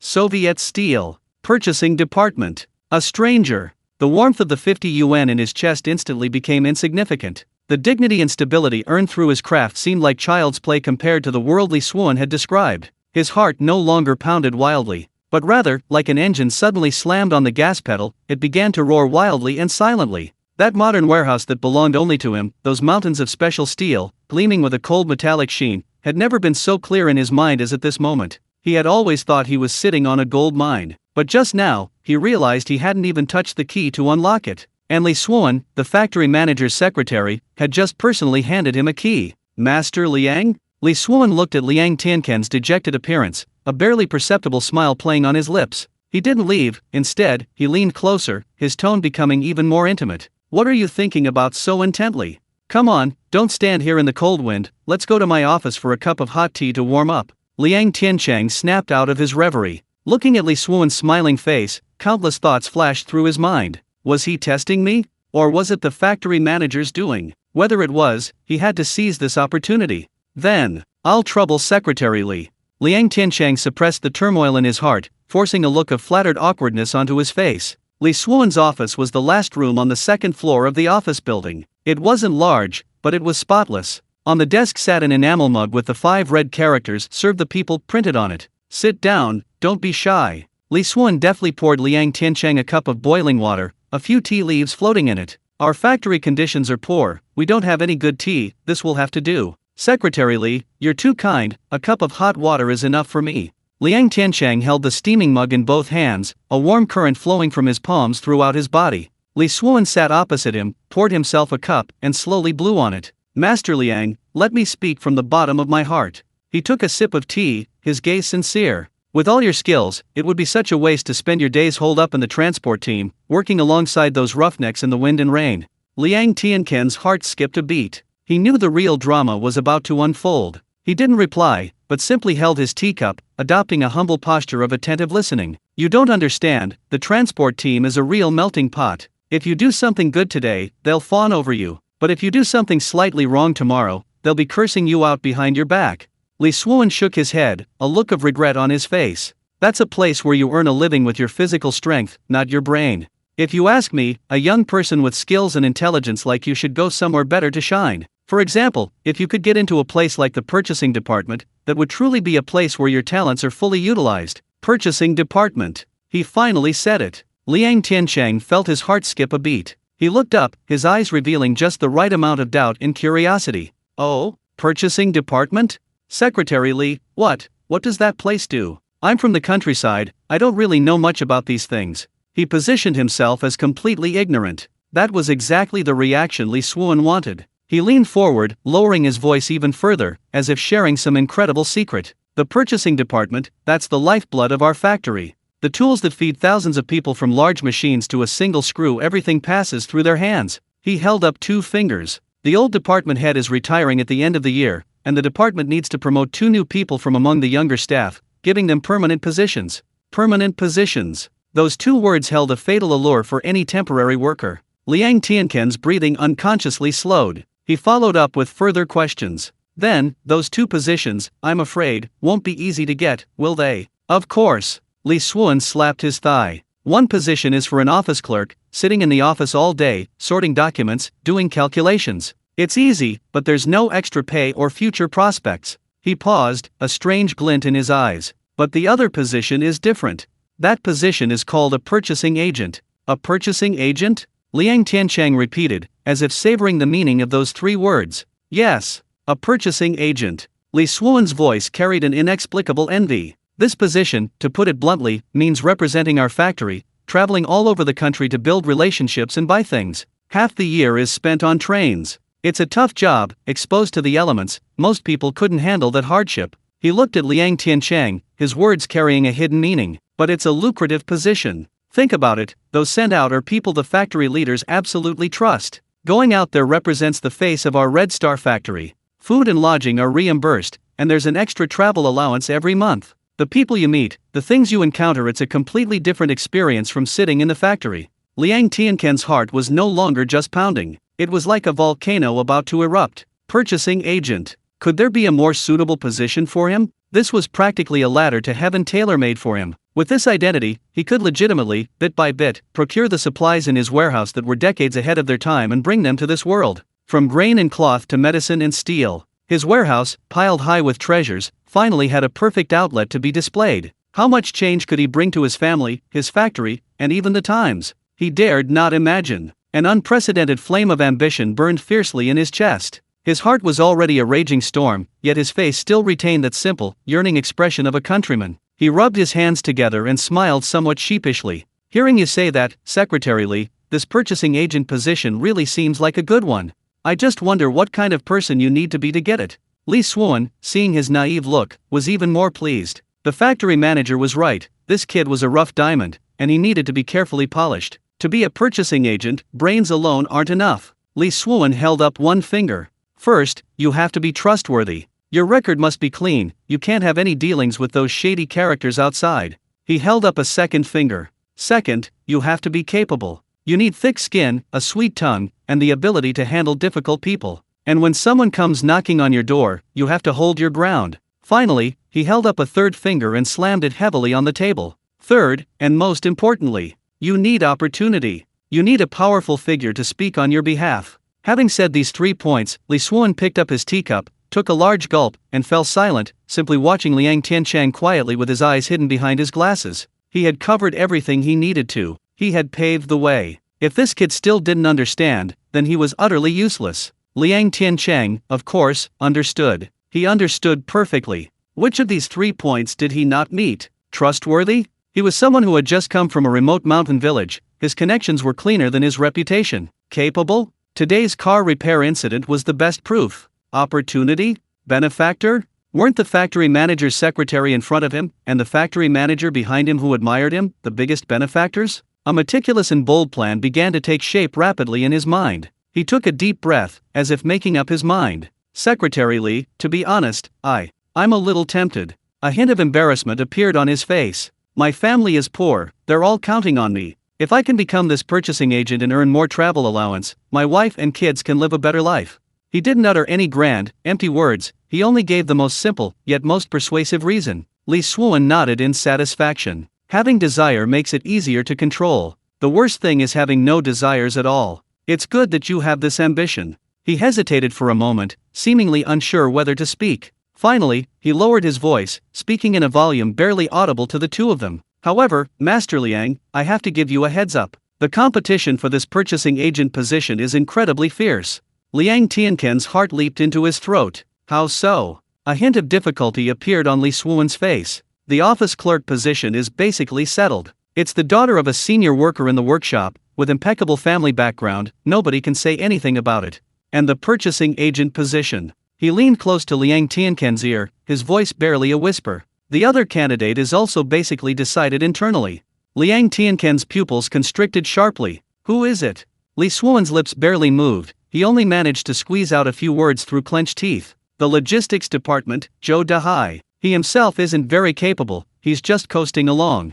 But he has a good uncle. In our factory, the deputy factory director in charge of logistics and personnel, Deputy Factory Director Zhang. Deputy Factory Director Zhang, a distant relative. These words were like a bucket of ice water poured over Liang Tiancheng's head. His heart, which had just been burning with passion, instantly cooled. The Deputy Factory Director. That was someone second only to the factory director, a position of immense power. He was in charge of personnel transfers. Competing with someone like that, what powerless, newly arrived temporary worker could he possibly compete with? This wasn't competition anymore. It was like throwing an egg against a rock. Li Xuan, seeing Liang Tiancheng's face darken instantly, sighed inwardly. He patted Liang Tiancheng on the shoulder, offering words of comfort. So, this can't be rushed. First, do your job well in the transport team, let the factory director see your diligence and hard work. When the opportunity arises later, I'll put in a good word for you with him. He was trying to persuade Liang Tiancheng to give up, but he didn't know. His words did nothing to extinguish the fire in Liang Tiancheng's heart.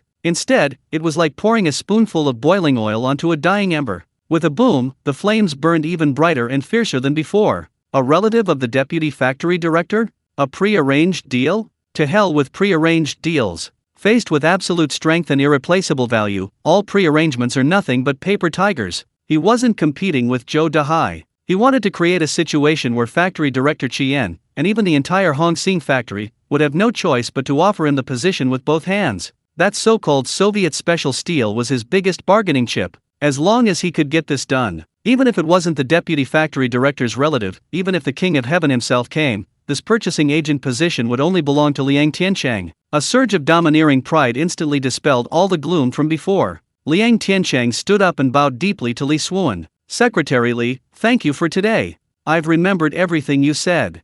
His face was no longer etched with dejection, his eyes shone fiercely in the dim light. I know what to do. Li Xuan looked at him, a sudden jolt in his heart. He felt as if he wasn't talking to a young man in his early 20s, but rather, he was facing a tiger, just awakened from its slumber, ready to devour its prey. Emerging from Li Xuan's office, Liang Tiancheng felt as if he were walking on clouds, or a tightrope. One step to heaven, one step to hell. The fire burning in his chest kept him awake all night. The next morning, just as dawn was breaking, he got up. Factory director Qian and secretary Li had already handed him a ladder. If he didn't climb it, he'd be a complete fool. He was going to the purchasing department, not to report for duty, but, as Li Xuan had said, to familiarize himself with the situation.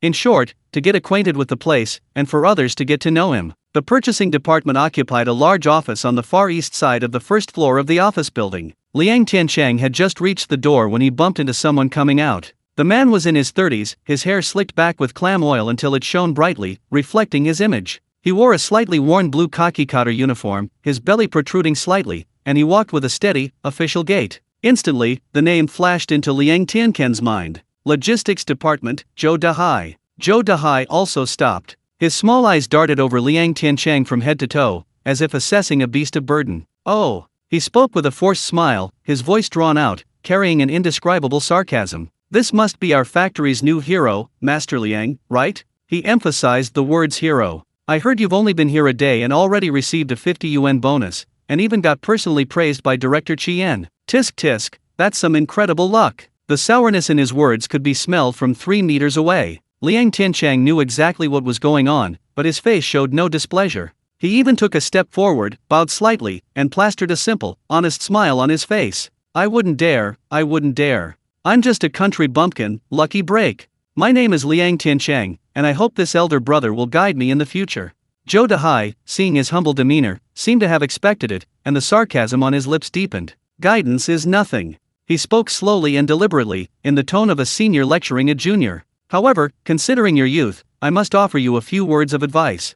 He extended a thick finger and tapped Liang Tiancheng's chest lightly. Young man, you can't get far in this factory by luck alone. What do we value most in a large state-owned factory like ours? Seniority. Connections. He patted his chest, chin held high. You know what? When I entered this factory, you were probably still wearing open crotch pants, playing in the mud in the fields. Some things can't be earned by fixing 1 or 2 broken down cars. Do you understand what I mean? His words were both arrogant and blatant. Several workers passing by in the corridor subconsciously slowed their pace, pricked up their ears, and watched with expressions of anticipation. Everyone knew that Zhou Dahai was a distant relative of Deputy Factory Director Zhang, and he always acted arrogantly in the factory. This newcomer, Liang Tiancheng, though riding high on his success, was still a bit too green compared to Zhou Dahai. Everyone expected that this hot-blooded young man would definitely erupt on the spot, but no one expected it. Not only did Liang Tiancheng not get angry, but he nodded repeatedly, his smile becoming even more humble. I understand.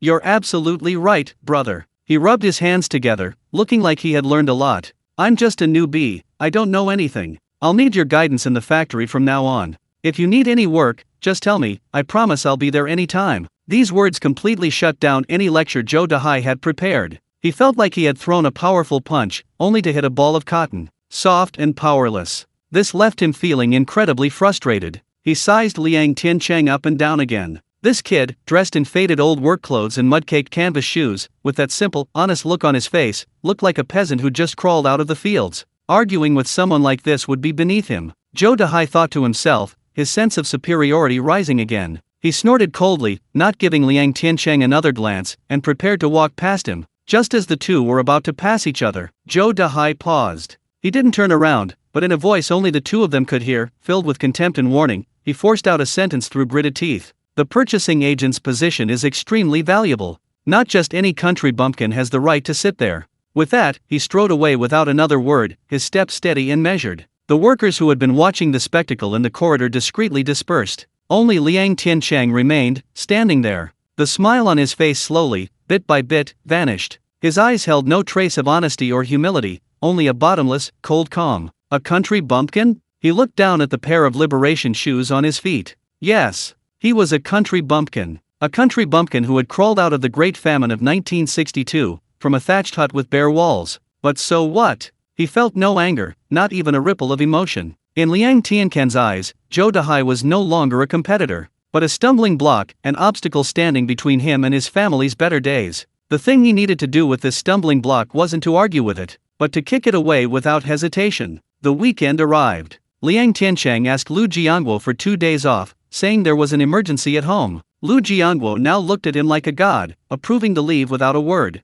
Before dawn, Liang Tiancheng, carrying that huge sum of 50 yuan, boarded the first tractor back to Dashi village. The tractor sputtered and chugged along, billowing black smoke. But Liang Tiancheng felt a peace he had never known before. He didn't go straight home. Instead, he got off at the entrance of the Supply and Marketing Cooperative in town. In the 1960s, the Supply and Marketing Cooperative was the busiest place in the entire town. Behind the counter, the sales clerks in blue uniforms all held their chins high, indifferent to everything. Liang Tiancheng didn't care. He walked straight to the fabric counter, pointing to the most expensive roll of material. "Comrade, give me 2 feet of dacron." His voice was loud and clear. The sales clerk didn't even lift an eyelid, replying lazily, "Dacron requires fabric coupons, do you have any?"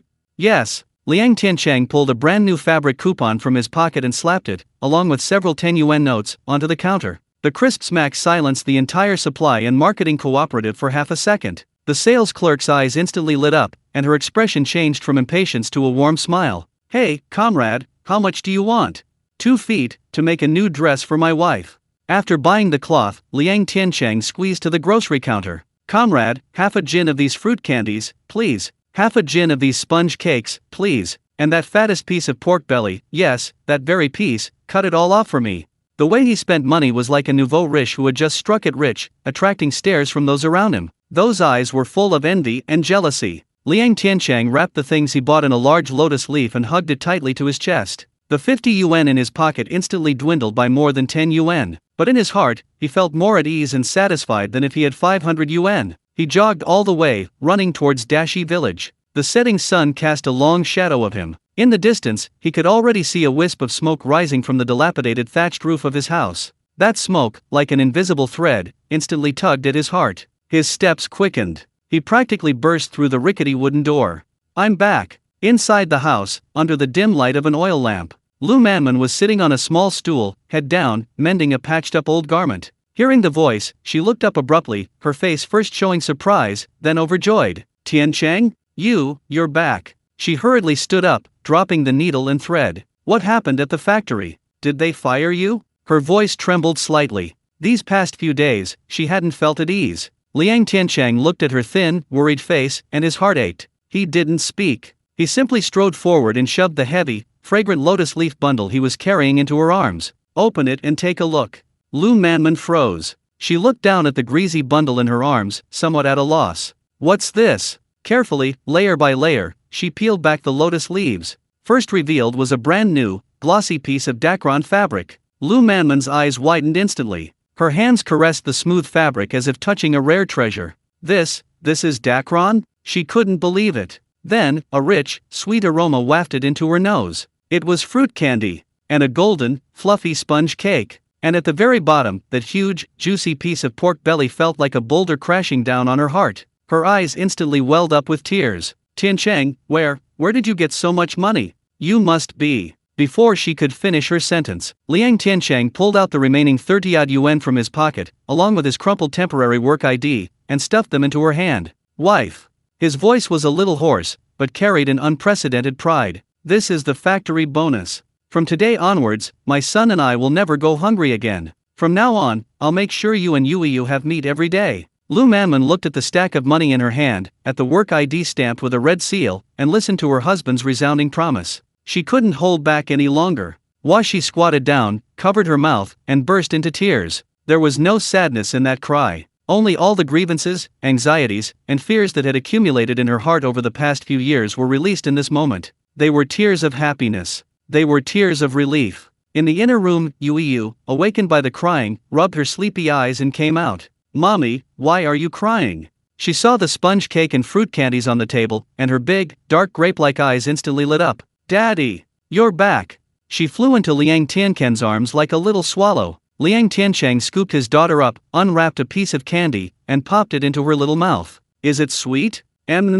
Sweet! Yu's eyes crinkled with happiness, a satisfied, flower-like smile spreading across her face. Liang Tiancheng looked at his wife, who was crouching on the ground weeping, and his daughter, eating candy in his arms. He felt his heart being filled to overflowing. He knew. This was the whole world he would protect for the rest of his life. Liang Tiancheng pushed open the creaking wooden door, and the dim light of the oil lamp inside instantly revealed his figure. Tiancheng? Lu Manman, who was busy sewing shoe soles, looked up sharply at the sound. Her clear eyes widened in surprise, then filled with an overwhelming worry. You're back? Was it at the factory? Before she could finish speaking, a small figure burst out of the inner room like a cannonball. Daddy! Yu, rubbing her sleepy eyes, immediately threw herself onto Liang Tiancheng's lap, hugging him tightly. Liang Tiancheng's heart was instantly filled with joy. He smiled and ruffled his daughter's hair, then magically placed the large, cloth-wrapped bundle behind him onto the worn-out 8-immortal table. A soft thump made Lu Manman's heart skip a beat. Look what goodies I brought back. Liang Tiancheng's voice brimmed with barely suppressed pride. Yu stood on tiptoe, curiously peering at the edge of the table, her large, dark eyes filled with anticipation. Liang Tiancheng deliberately kept her in suspense, first pulling a brightly colored comic book from his package. The cover featured a majestic image of Sun Wukong. Wow! It's Sun Wukong! Yu immediately cheered, hugging the comic book to her chest, her little face beaming. And this? Liang Tiancheng then magically produced a small packet of candies wrapped in oil paper. The colorful fruit candies shimmered like jewels in the dim light. Thank you, Daddy. The little girl stood on tiptoe and gave Liang Tiancheng a big kiss on the cheek.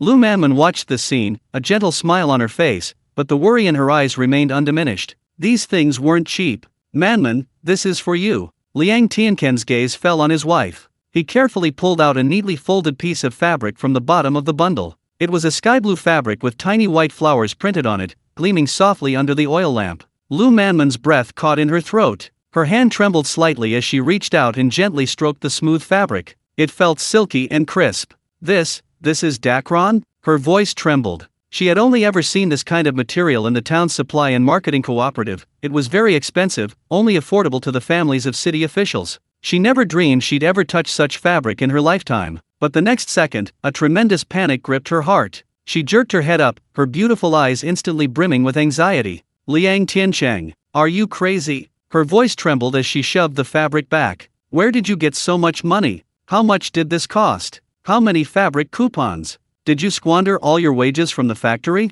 What will you eat and drink in the city all by yourself? She bombarded her with questions, every word filled with worry. It wasn't that she didn't want it was that she was heartbroken. She was afraid this good day would be like a soap bubble, bursting at the slightest touch. Seeing her anxious and angry expression, Liang Tiancheng felt a pang of tenderness mixed with sadness. He didn't explain, but instead took something else out of his bag. It was a brand new, pink little dress with ruffles, as beautiful as if it were from a painting. Yu, come on, try this on. Yu's eyes lit up when she saw the new dress. She dropped her picture book and candy, and ran over with outstretched arms. Liang Tiancheng quickly helped his daughter put on the new dress. It fit perfectly, not too big, not too small. The delicate pink color made the little girl's face even more exquisite. Daddy, am I pretty?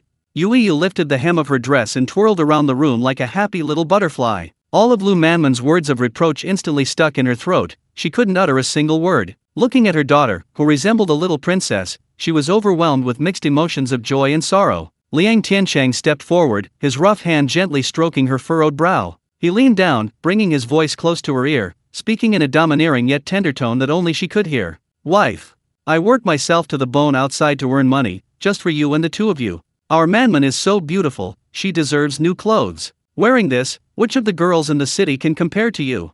These crude yet passionate words of love struck Lu Manman's heart like an electric current. She could no longer hold back, throwing herself into her husband's arms, burying her face deeply in his sweat-smelling rough clothes, like a drowning person grasping at a piece of driftwood, her arms tightly wrapped around his strong waist. Liang Tiancheng held her tightly in return, gently patting her back. The person in his arms didn't cry, but he knew more than ever that the river in her heart was finally overflowing its dam, built up over many years. After a long while, Lu Manman finally let go, lifting her head from his embrace. Her eyes were red-rimmed, but a smile more radiant than a flower bloomed on her face. She carefully picked up the trendy Dacron fabric, her fingertips caressing it repeatedly. The smooth touch sent a sweet sensation from her fingertips to her heart. The curve of her lips rose higher and higher, impossible to suppress, her eyes sparkling as if filled with shattered starlight. It's not over yet.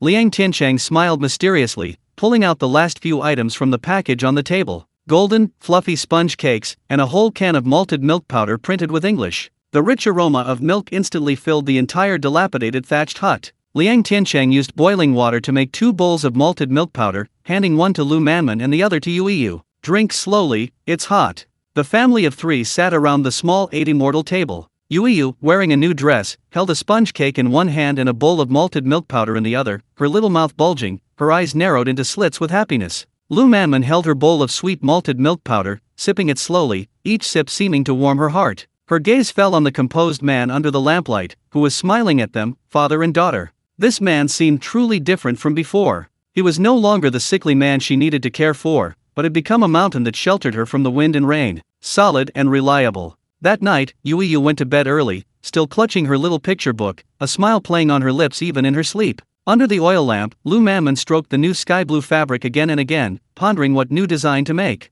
After washing up, Liang Tiancheng gently hugged her from behind. Do you like it? Lu Manman rested her face against his chest, her voice barely a whisper. Tiancheng, don't spend money so recklessly in the future. Save your money, life is long. I know. Liang Tiancheng hugged her even tighter. Wife, believe me. From now on, our family's life will only get better and better.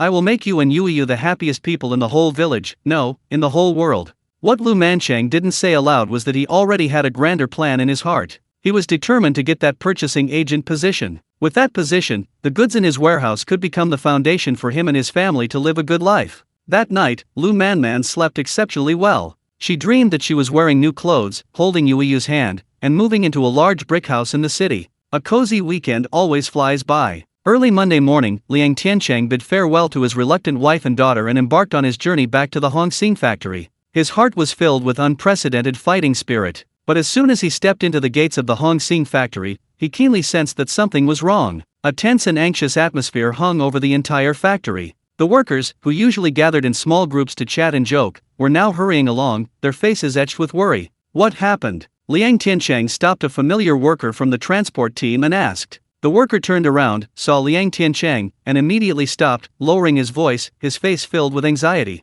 Master Liang, you're finally back. Something terrible has happened. What? Liang Tiancheng's heart sank. That precious machine in Workshop 3, the universal milling machine imported from Germany, suddenly stopped working last night. What? Liang Tiancheng's pupils constricted sharply. The universal milling machine. That was the heart of the entire Hongxing factory. All the precision parts depended on it. If it stops, the whole factory will shut down. The factory's best technicians have been working on that machine for a whole day and night, and they haven't found a single problem. The worker slapped his thigh, his voice filled with despair. This morning, Director Qian even brought in experts from the city's machinery bureau. They took one look, shook their heads, and left. They said the machine is too intricate, the circuit boards inside are thinner than a hair, and even they couldn't handle it. Now, the whole factory is shut down. If it can't be fixed within 3 days, our wages for this month will be gone. The worker's words struck Liang Tiancheng's heart like heavy hammer blows. But amidst this immense sense of crisis, a crazy idea uncontrollably popped into his mind.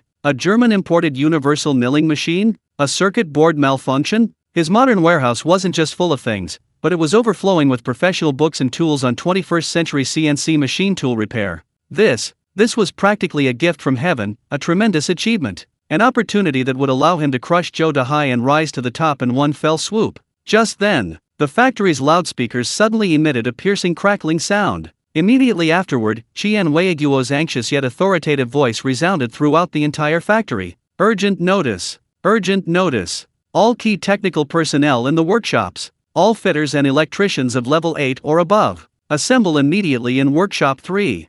Whoever can fix this machine. Qian Weiguo paused, his voice hoarse, yet carrying a do-or-die determination. I, Qian Weiguo, will make the decision on the spot. A reward of 500 yuan in cash. And, directly, a new house in the city. The words blaring from the factory's loudspeaker exploded like a string of 10,000 firecrackers, resounding throughout the night sky above the Red Star factory. 500 yuan. A new apartment in the city. These two words, carrying a scorching, suffocating magic, slammed into the minds of every worker. After a brief, deathly silence, the entire factory erupted in chaos. My God! 500 yuan. Did I hear that right? And an apartment. One of those newly built dormitory-style buildings in the factory.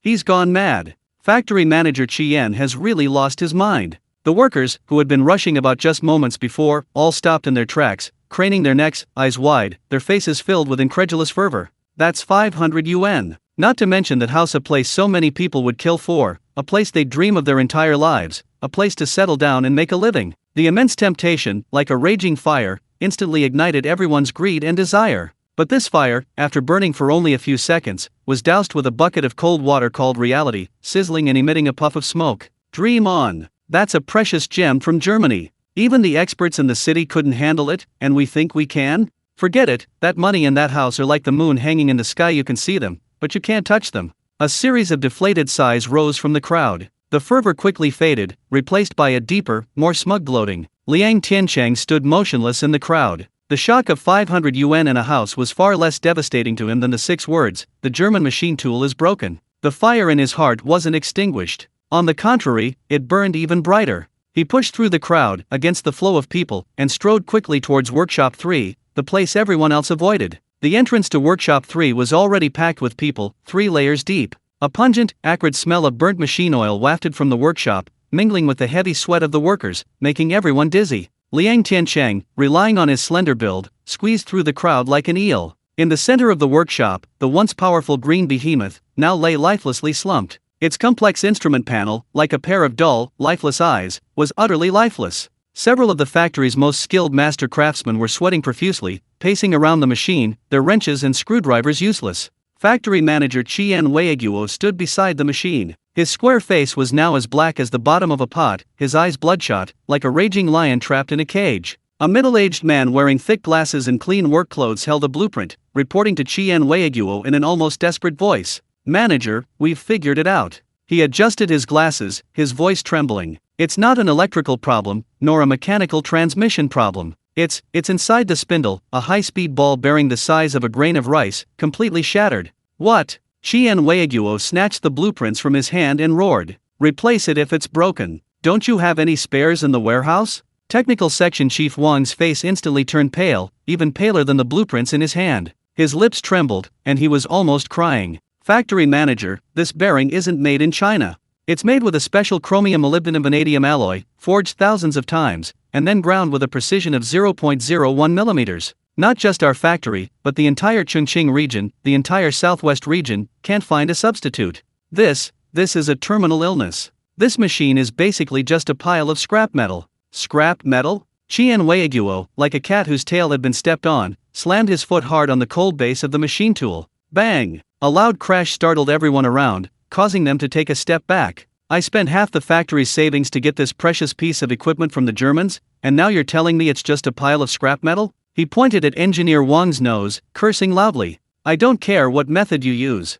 Even if you have to grind it with your teeth, you have to grind out an exact replica within 3 days. Engineer Wang shrank back, not daring to utter a word. The entire workshop fell into a deathly silence. Everyone knew that Director Qian was just saying this out of anger. This kind of high-precision equipment, let alone 3 days, even 3 years wouldn't be enough to build. The shadow of production stoppage hung heavy on the hearts of every worker at the Red Star factory, like a huge dark cloud. This machine handled more than half of the factory's precision parts processing. If it stopped, it would mean half of the factory's production lines would be paralyzed. This month's wages, next month's bonuses all gone. Despair, like a plague, spread through the crowd. In this oppressive, suffocating silence, an untimely voice, tinged with a hint of self-satisfaction, suddenly rang out. Director Chien, don't worry. The crowd automatically parted to make way. Zhou Dahai, his signature beer belly protruding, walked out of the crowd with a confident "I've got this covered" smile. He walked up to Chien Weiguo, first giving the broken machine tool a perfunctory look, before speaking slowly and deliberately. Just because Engineer Wang and the others can't handle it doesn't mean there's no way. He patted his chest, his voice not loud, but loud enough for everyone around to hear clearly. If we can't handle this German stuff ourselves, we'll find someone who knows what they're doing. My uncle has excellent connections with the leaders of the city's machinery bureau. I'll give him a call right now and ask him to help us contact a big factory in Shanghai, or even a Soviet expert in Beijing. I refuse to believe that such a big country can't find a small ball bearing. These words were spoken with unwavering conviction. It was like lighting a small oil lamp in this despairing darkness. Though faint, it offered a glimmer of hope. A glimmer of light also flashed in Chien Weiguo's fiery eyes. He looked at Zhou Dahai, his tone softening considerably. Are you confident? Don't worry, factory director. Zhou Dahai thumped his chest loudly. My uncle's got the job done. Leave this to me. With that, amidst envious and admiring glances, he turned and swaggered towards the factory director's office. He was going to make a call, to utilize his all-powerful network of connections. Watching Zhou Dahai's smug back, Liang Tiancheng's lips curled into a cold, unnoticed smile. Find connections? Contact Shanghai? Beijing? By the time you find those connections, it'll be too late. Besides, he knew perfectly well that these precision machine tools imported from West Germany in the early 1960s, due to the international relations at the time, had absolutely no original parts available in China. Zhou Dahai's trip was destined to be a waste of time, and this was Liang Tiancheng's chance. A once-in-a-lifetime opportunity to soar to new heights. He made no sound, quietly slipping out of the crowd. He found a secluded corner and in a flash, went into the restroom. He locked the door. The next second, his consciousness sank into that vast, modern warehouse-style supermarket that belonged only to him. The familiar rows of towering shelves. The same dazzling array of goods, decades ahead of their time. But this time, Liang Tiancheng felt no hesitation. His goal was crystal clear. He strode through the food section, through the medicine section, heading straight for the deepest area marked hardware tools and precision parts. Rows of alloy shelves were neatly arranged with labeled transparent plastic boxes. SKF deep groove ball bearings, NSK angular contact ball bearings, FAG tapered roller bearings, all sorts of world-class brands, both familiar and unfamiliar, were on display. The sheer variety and quantity were enough to equip a modern heavy machinery factory. Liang Tiancheng's heart pounded. He forced himself to calm down, carefully recalling the model and dimensions that Engineer Wang had pointed out on the blueprint. 8 mm inner diameter, 22 mm outer diameter, 7 mm thickness, high-speed ball bearing with dust cover. His eyes scanned the shelves rapidly. Finally, in an inconspicuous corner, he found a box labeled 608ZZ. He opened the box. Inside, rows of brand new, gleaming silver bearings lay quietly in shock-absorbing foam. Each one was like a perfect work of art. Liang Tiancheng picked one up and gently flicked it with his finger. The bearing spun silently, smoothly, and rapidly between his fingertips, offering almost no resistance. That's it. Moreover, the manufacturing process of this 21st century machine was far superior to the original from that 1960s machine. A surge of immense joy, like an electric current, instantly coursed through his body. But he quickly regained his composure. He'd found it, but how to get it out of there was a major problem. Take out a brand new one and say he found it? Nobody would believe that. He had to find a flawless proof of origin for this bearing. Instantly, the excuse he'd used countless times, yet which always worked, flashed through his mind. The old German technician. Yes. He'd say it was a souvenir left behind by his father's mysterious German master when he left China. It was a spare part left over from repairing machines back then. This reason was perfect. It explained its origin, elevated his own status, and portrayed him as a scion of a technical family with a distinguished lineage. Having made up his mind, he immediately began to act. He found a can of machine oil in the tool shed and scraped some dust from the ground. He put the brand new 608ZZ bearing into a tattered cloth bag, poured in the machine oil, mixed it with the dust, and then vigorously rubbed it. A few minutes later, a brand new, gleaming modern industrial artwork was transformed into an old object, stained with oil, its edges showing signs of wear and tear, looking like it had a story to tell. Having done all this, Liang Tiancheng retrieved a small, equally antique brass box from the warehouse. He carefully placed the aged bearing into the box. Finally, he adjusted his expression in front of the warehouse mirror. The elation and confidence on his face were completely suppressed. In its place was a perfectly measured, hesitant, and uncertain unease. Everything was ready. He took a deep breath, his consciousness returning to reality. Pushing open the bathroom door, he saw that outside, chaos and noise continued. He saw Zhou Dehai emerging from the factory manager's office, a triumphant smile on his face, boasting to several familiar cotters about his uncle's extensive connections. Liang Tiancheng didn't look at him. His gaze pierced through the crowd, landing on Qian Weiguo, who was still beside the machine tool, anxiously pacing like a cat on a hot tin roof. He gripped the heavy brass box in his pocket. Then, he strode towards the eye of the storm, step by step. He knew. From the moment he stepped out of that restroom, his fate at the Red Star factory, Liang Tiancheng, was about to be completely rewritten. The air in Workshop 3 was as heavy as iron. All eyes were fixed on Zhou Dehai, his belly protruding and his face flushed. He basked in the spotlight, like a star about to take the stage. He cleared his throat, his voice not loud, but carrying an air of absolute arrogance. Director Qian, this matter can't be rushed.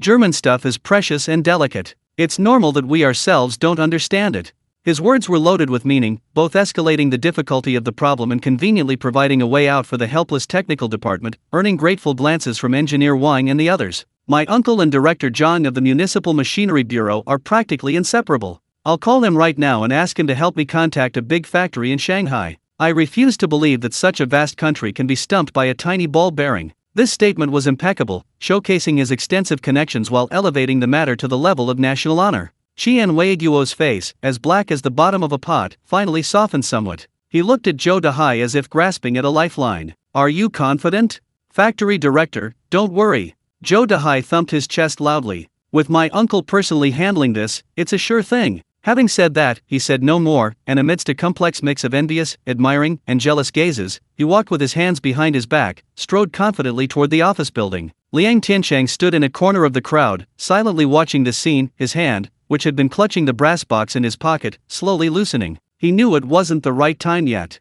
Zhou Dehai, this eager-to-promise ringleader, had to be let fly first. Moreover, the higher he flew, the louder his fall would be. For the next 3 days, the entire Hongxing factory entered a state of heightened, anxious, wartime activity. Zhou Dehai became the busiest and most dazzling star in the entire factory. He practically moved his entire household into the factory director's office, and the black hand-cranked telephone was almost constantly in use. Hello? Is this Section Chief Liu from Shanghai Machinery and Electrical Corporation? This is Zhou Dehai from Chongqing Hongxing Factory. Yes, my uncle is Deputy Factory Director Zhang. Oh, it's like this, our factory has a German machine tool. Hello? Beijing Ministry of Machinery Industry? Please connect me to Director Wang. Tell him old Zhang's nephew from Chongqing is looking for him. His voice was booming, his tone bureaucratic, and with every call, he deliberately mentioned his uncle, the Deputy Factory Director, as if afraid people wouldn't know his background. The purchasing and technical departments were also spinning like tops, never stopping. Urgent telegrams were flying like snowflakes to brother units in major cities across the country.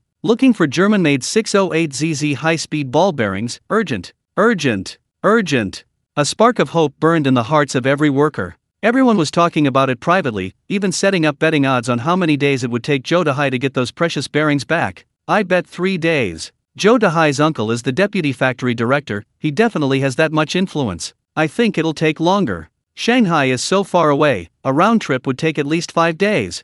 Who cares how many days it takes? As long as we can get it back, our wages for this month are guaranteed. On the first day, Zhou Dehai's face was still brimming with a confident smile. He waved to everyone who came to inquire, saying it would be quick, that they had found a connection in Shanghai. On the second day, his smile began to become somewhat forced. The voices on the phone in the office changed from initial exuberance to a pleading, bargaining tone. Section Chief Liu, please help me think of another way. Price is negotiable. As long as we have the goods. But by the afternoon of the third day, no more sound came from the tightly closed door of the factory manager's office. An ominous premonition, like a dark cloud, hung over everyone's hearts. The purchasing department also began receiving telegrams from all over the country. The contents of the telegrams were strikingly consistent. Out of stock. Never seen this model before.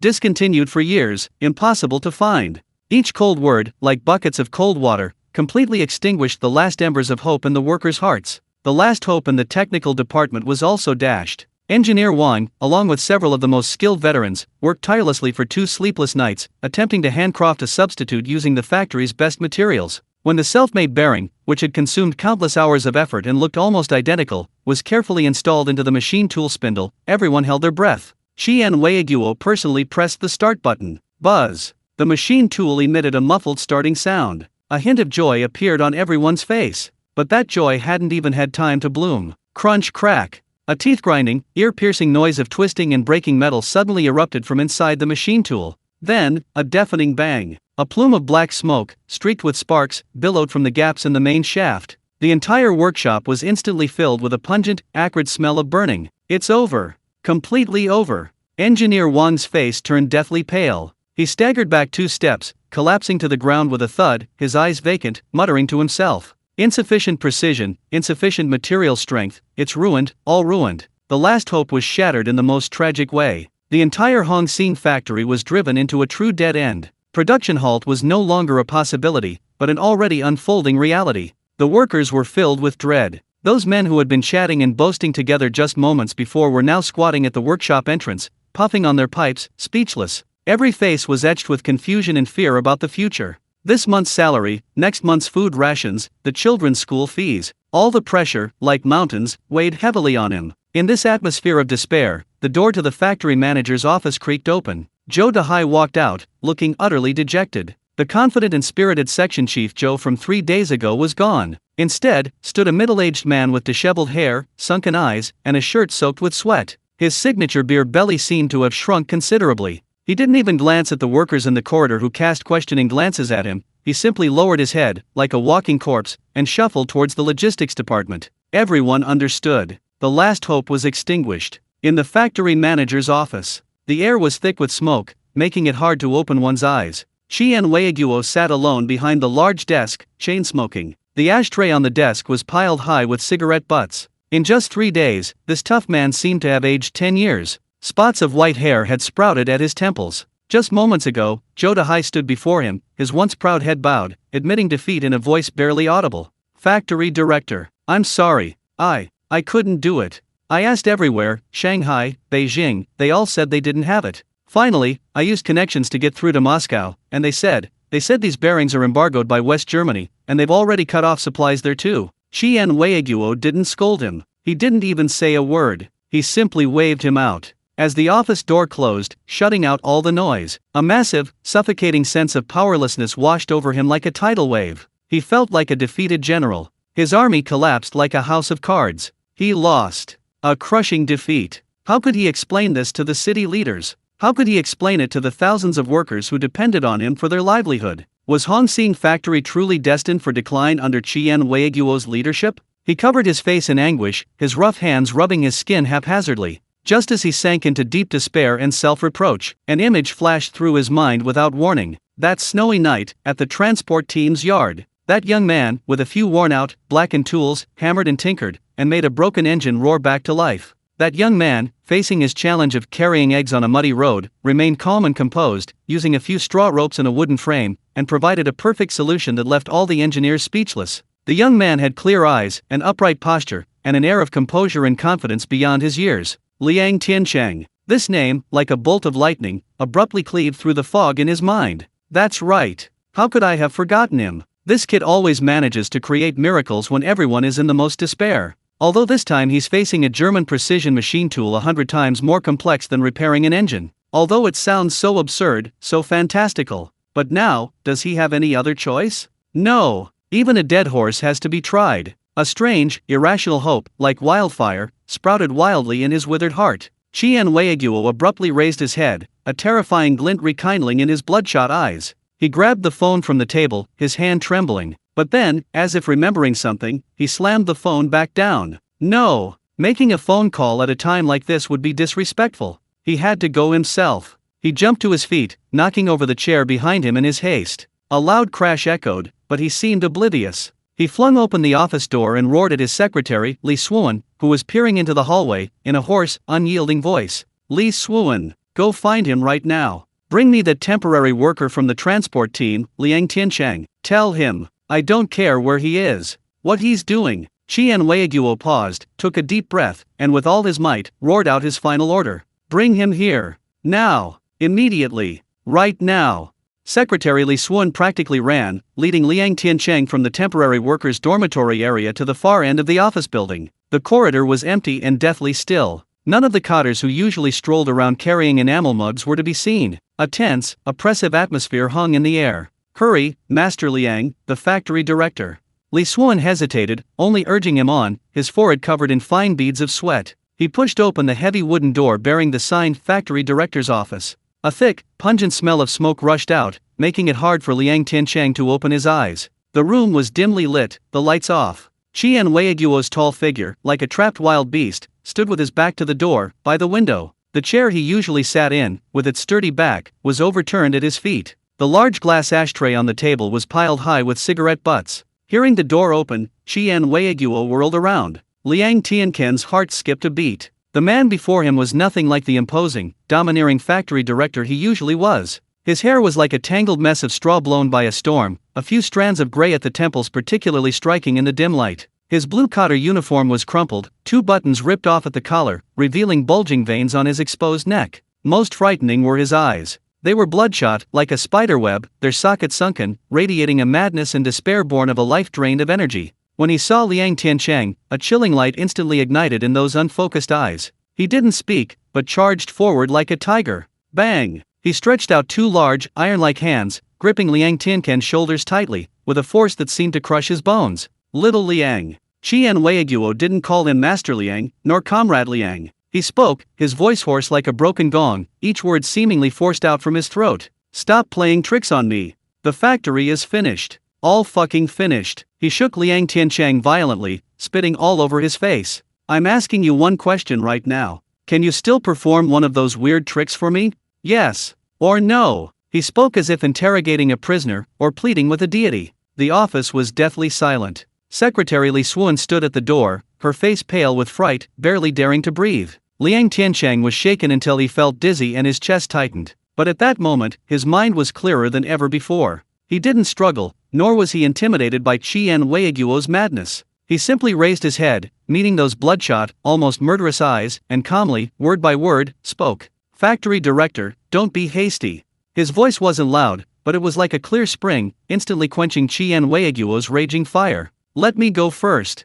Tell me first, which part is broken? What's the specific model? Do you still have the machine tool's blueprints?" A hint of confusion appeared in Qian Weiguo's crazed eyes. He stared blankly at Liang Tiancheng, as if he hadn't understood his words. He had anticipated that Liang Tiancheng might be terrified, or that he might boast and exaggerate. But he never expected that this young man, being held like a chicken, would ask such a question. So calm, it was inhuman. "Blueprints, blueprints." Qian Weiguo subconsciously released his grip and turned to look at the corner. Technical Section Chief Wang, like a ghost, emerged from the shadows. He held a roll of blueprints, his face ashen, his eyes vacant, as if his soul had been ripped from his body. "Factory manager, the blueprints are here. Show them to him." Qian Weiguo, as if finding his anchor, roared at Wang. "Show him whatever he wants to see. Answer whatever he asks." Wang hesitated, his eyes filled with suspicion. A temporary worker who'd barely been in the workshop, could he possibly understand German blueprints? But he dared not disobey Factory Director Qian's orders, so he could only carry the roll of blueprints, more important than his life, to Liang Tiancheng.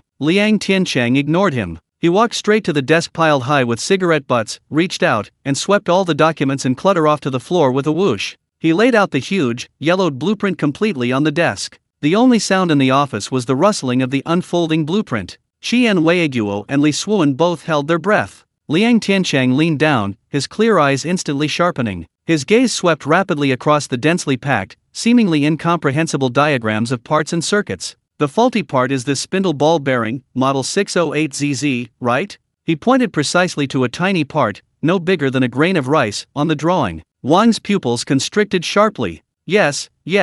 The drawing specifies a tolerance of 0.005 mm. The material is a chromium molybdenum vanadium alloy, and it has undergone quenching and high-frequency heat treatment. Liang Tiancheng's voice was steady, clear, and devoid of emotion. "What went wrong with the one you made yourself? Was it insufficient material strength, or inadequate grinding precision?" Wang's mouth formed an O shape, and cold sweat beaded on his forehead. These measurements were meticulously obtained by him and several experienced craftsmen after 2 sleepless nights, painstakingly measuring each part with calipers. This young man only glanced at the blueprints. How could he? There are problems. Engineer Wang's voice trembled almost imperceptibly. "The material strength is only half that of the original, and the precision is almost 10 times worse. Liang Tiancheng nodded, not pressing further. He straightened up and fell silent. That silence, like a huge stone, pressed on the hearts of everyone in the office. 1 second. 2 seconds. Qian Weiguo felt like he had waited an eternity. His heart, which had just been lifted, began to sink again. Was he truly out of options?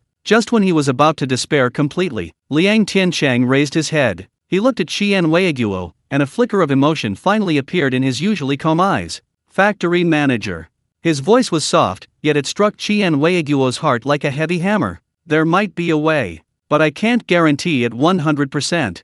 Qian Weiguo's breath caught in his throat. There was a way. He really did have a way. What way? Tell me. As long as the machine can be fixed, I'll give you anything you want.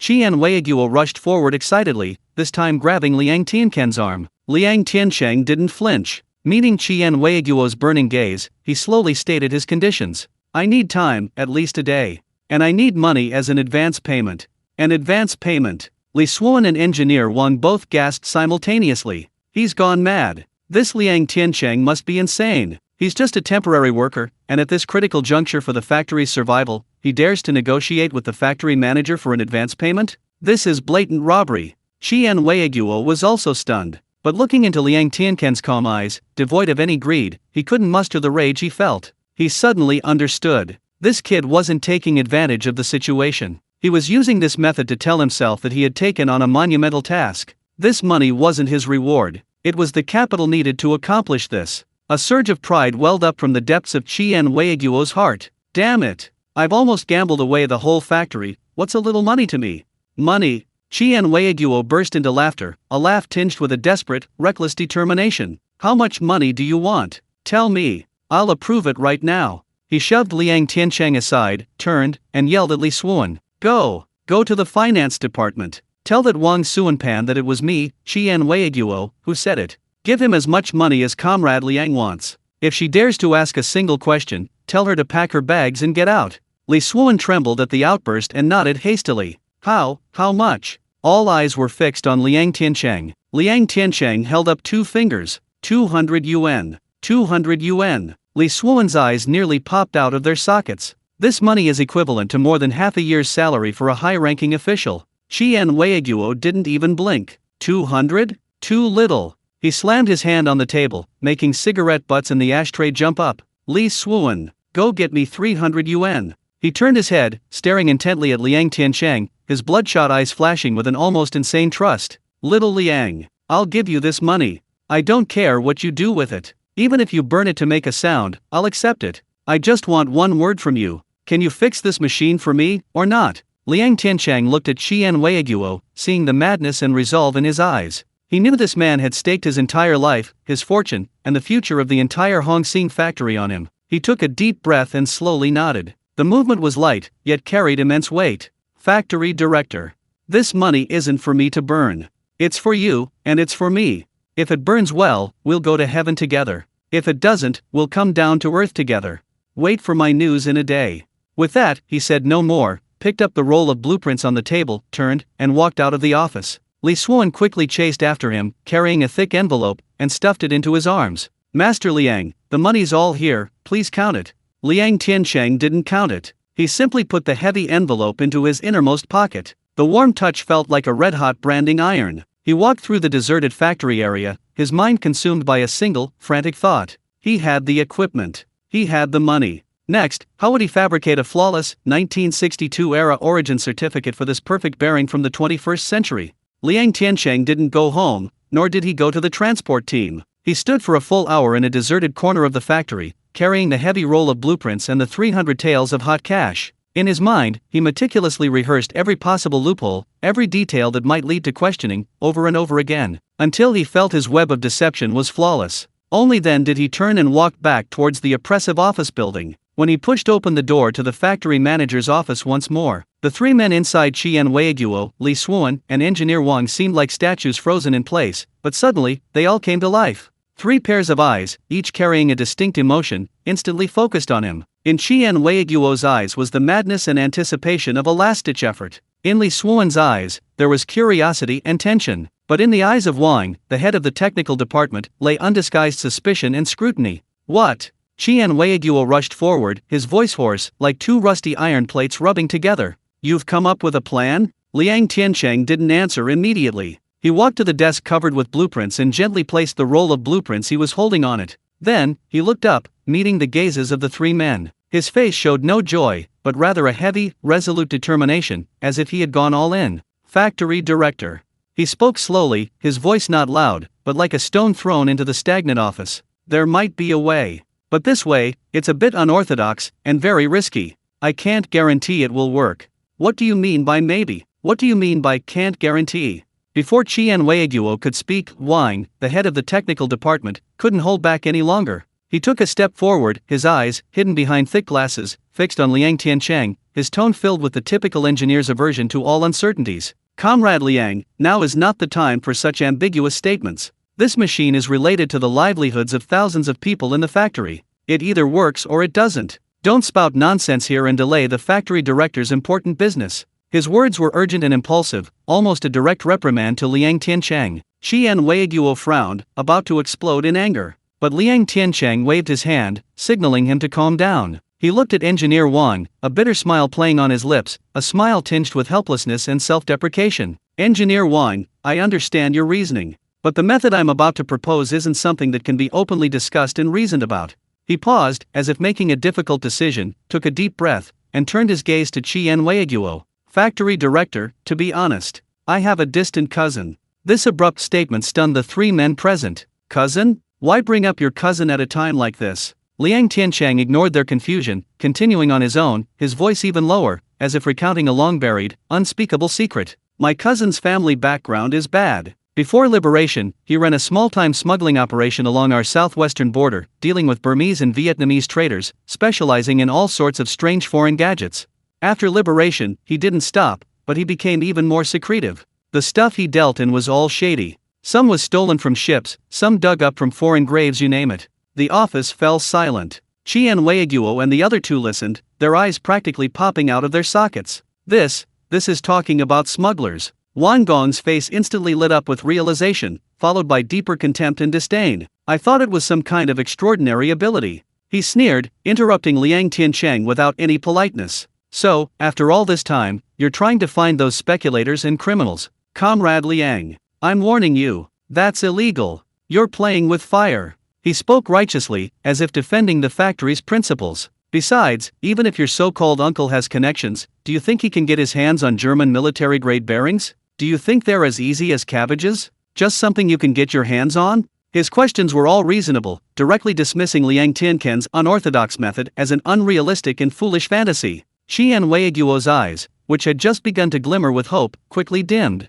Yes. How could he believe such nonsense? Smugglers on the border, able to obtain industrial bearings more valuable than gold? That's simply a fantasy. The atmosphere in the office, which had just eased a little, instantly plummeted to freezing point again. Seeing the doubt and disappointment on everyone's faces, Liang Tiancheng remained calm. This was all within his expectations. This was the effect he wanted. He raised his head, meeting Wang Gong's disdainful gaze, and slowly unleashed his trump card. Wang Gong, don't be so quick to label me.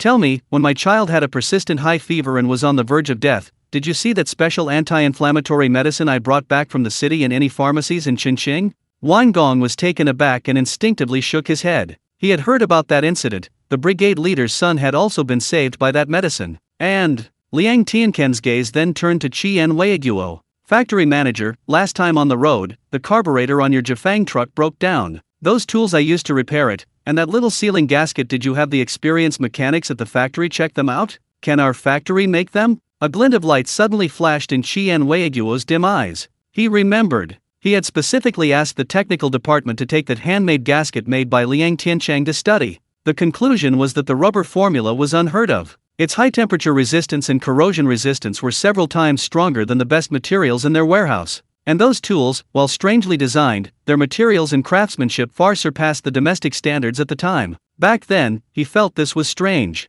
Now, all the clues, at this moment, connected, forming a perfect, logically consistent closed loop. Qian Weiguo's breathing instantly became heavy. He stared intently at Liang Tiancheng, his bloodshot eyes rekindling with a flame of hope, burning even brighter and more frantically than before. You mean? Yes. Liang Tiancheng nodded decisively. Those things, I bought them all from my cousin at exorbitant prices. He's incredibly eccentric, only interested in money, and his prices are outrageously high. Those few pills I brought back last time cost me over 20 yuan. I had no idea whether he'd help me with this 300 yuan, or even give me face. He spoke half-truthfully, explaining the origin of all the supernatural items while simultaneously placing himself in a position where he was taking a huge risk to seek help from a dangerous person. Now, no one doubted him anymore. Wang Gong stared, speechless, cold sweat pouring down his forehead. So this young man had such a powerful, shady connection behind him. Li Xuan was even more terrified, his gaze towards Liang Tiancheng now filled with awe.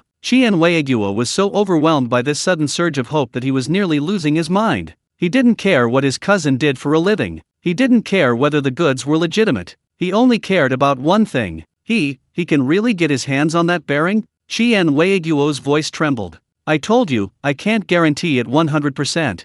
Liang Tiancheng's face remained heavy yet resolute. I can only say I'll give it a try. Desperate measures.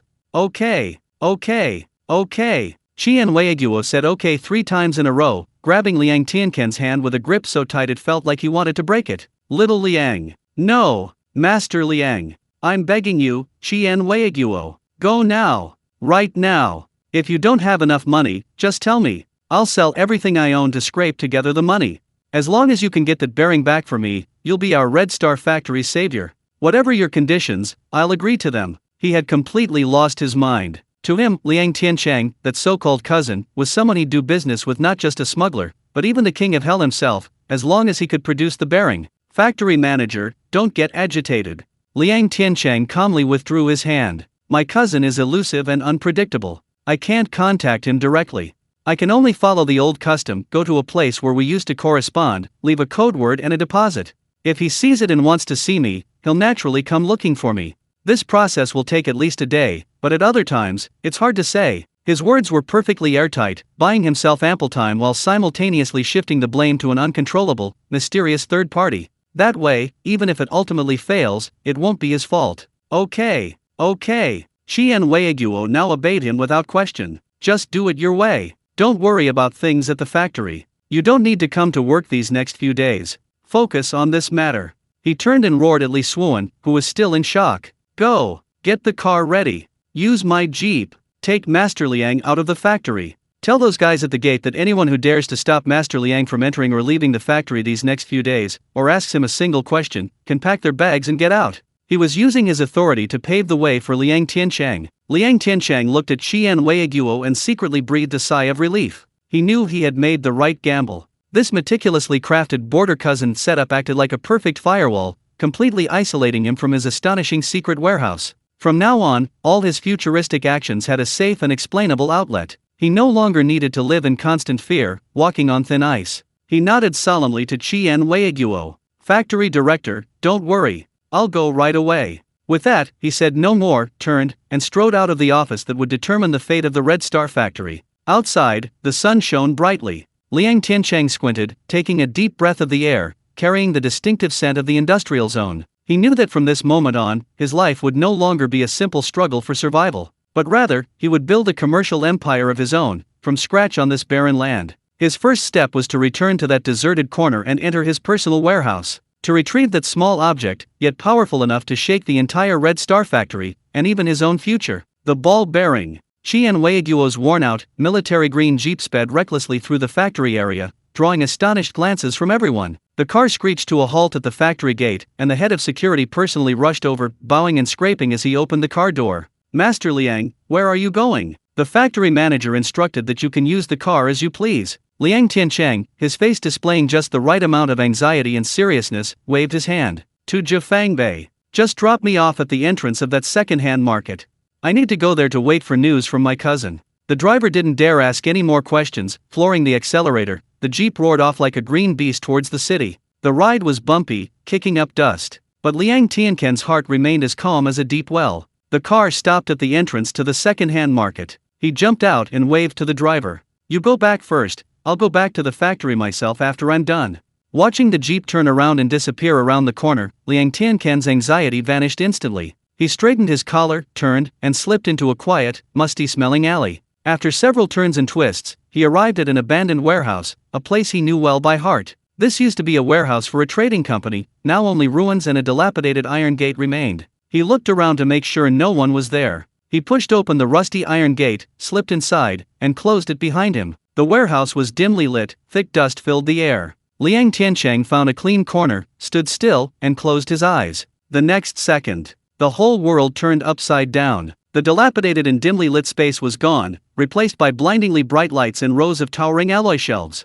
The air carried the clean, cold smell unique to modern industrial products. He was back to this omnipotent divine realm that belonged only to him. This time, there was no lingering or sighing. His goal was crystal clear. He strode to a corner of the warehouse, where a desktop computer that looked like it belonged to the 1980s stood. The screen was green, the cursor blinking. He sat down, his fingers flying across the keyboard. Query, ball bearing, model 608ZZ. There was no complex graphical interface, only lines of green code scrolling rapidly across the screen. 1 second later, a clear location information popped up on the screen. Section D, Shelf 17, 3rd floor, B grade. Liang Tiancheng stood up and strode towards Section D. Throughout the entire Red Star factory, thousands of people were shrouded in despair, on the verge of hope, all because of a single, tiny part. But here, it was merely an entry in a database, a shelf number. This feeling gave him an almost godlike sense of control. Soon, he found Shelf 17 in Section D. Looking up, he clearly saw several cardboard boxes labeled 608ZZ on the third shelf.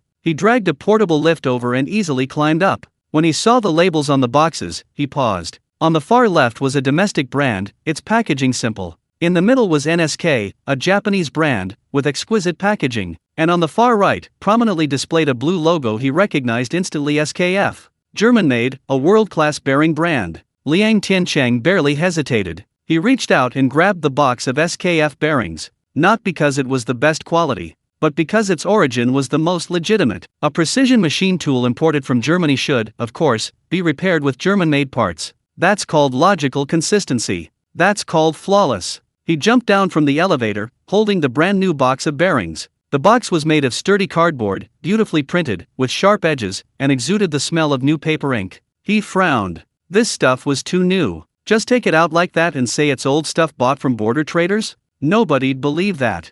Qian Weiguo might not think twice in his desperation, but that engineer Wang from the technical department, and the rest of the factory's shrewd bunch, would definitely see through the deception. It has to be aged. He immediately turned and headed towards the hardware section. First, he found a piece of the finest 800 grit sandpaper. Then, he picked up an open can of machine oil from a corner and grabbed a rag stained with oil. Everything was ready. He returned to his spot and carefully opened the box of SKF bearings. Inside, 10 small bearings, like a row of silver medals, lay quietly in a plastic mold. He took one out and held it in his palm. Cool, smooth, flawless. He began his forgery work. He first picked up sandpaper and, lightly and irregularly, sanded the edges and seal of the brand new cardboard box. He didn't use much force, just letting the smooth coating develop slight, natural rough edges from long-term friction. After this step, he unscrewed the oil can and dipped a small amount of black machine oil into the oil-stained cloth. He didn't apply it directly. Instead, he rubbed the cloth repeatedly in his hands until the oil was evenly spread.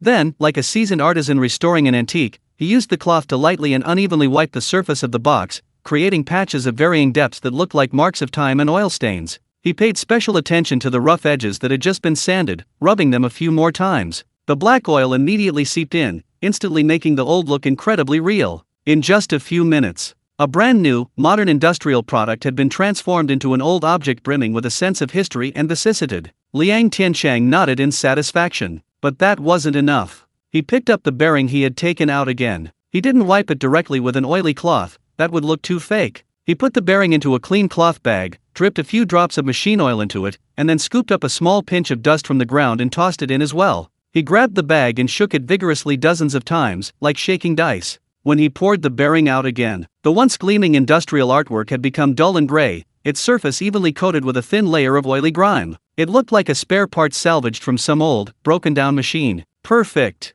A slight smile played on Liang Tiancheng's lips. He placed the aged bearing back into its equally aged cardboard box. To add a touch of ceremony, he rummaged through the clutter and pulled out a palm-sized brass box. He couldn't tell if it was used for face cream or mentholatum. The box, due to its age, had developed a beautiful layer of green patina. He carefully placed the box of bearings into the brass box. With a click, he closed the lid. Finally, he used the greasy rag to wrap the entire brass box layer by layer, then stuffed it into a faded old cloth bag he had prepared beforehand. Now, anyone who opened the package would believe it. Inside was undoubtedly a priceless treasure, painstakingly acquired through some shady channel. Having done all this, Liang Tiancheng dusted off his hands. He glanced at the digital clock on the wall. Less than half an hour had passed since he came in, but the outside world had been tormented like ants on a hot plate for a whole day. Qian Weiguo's dark face was probably dripping with ink by now. Zhou Dehai was probably hiding in some corner, regretting his actions to the point of wanting to bang his head against a wall.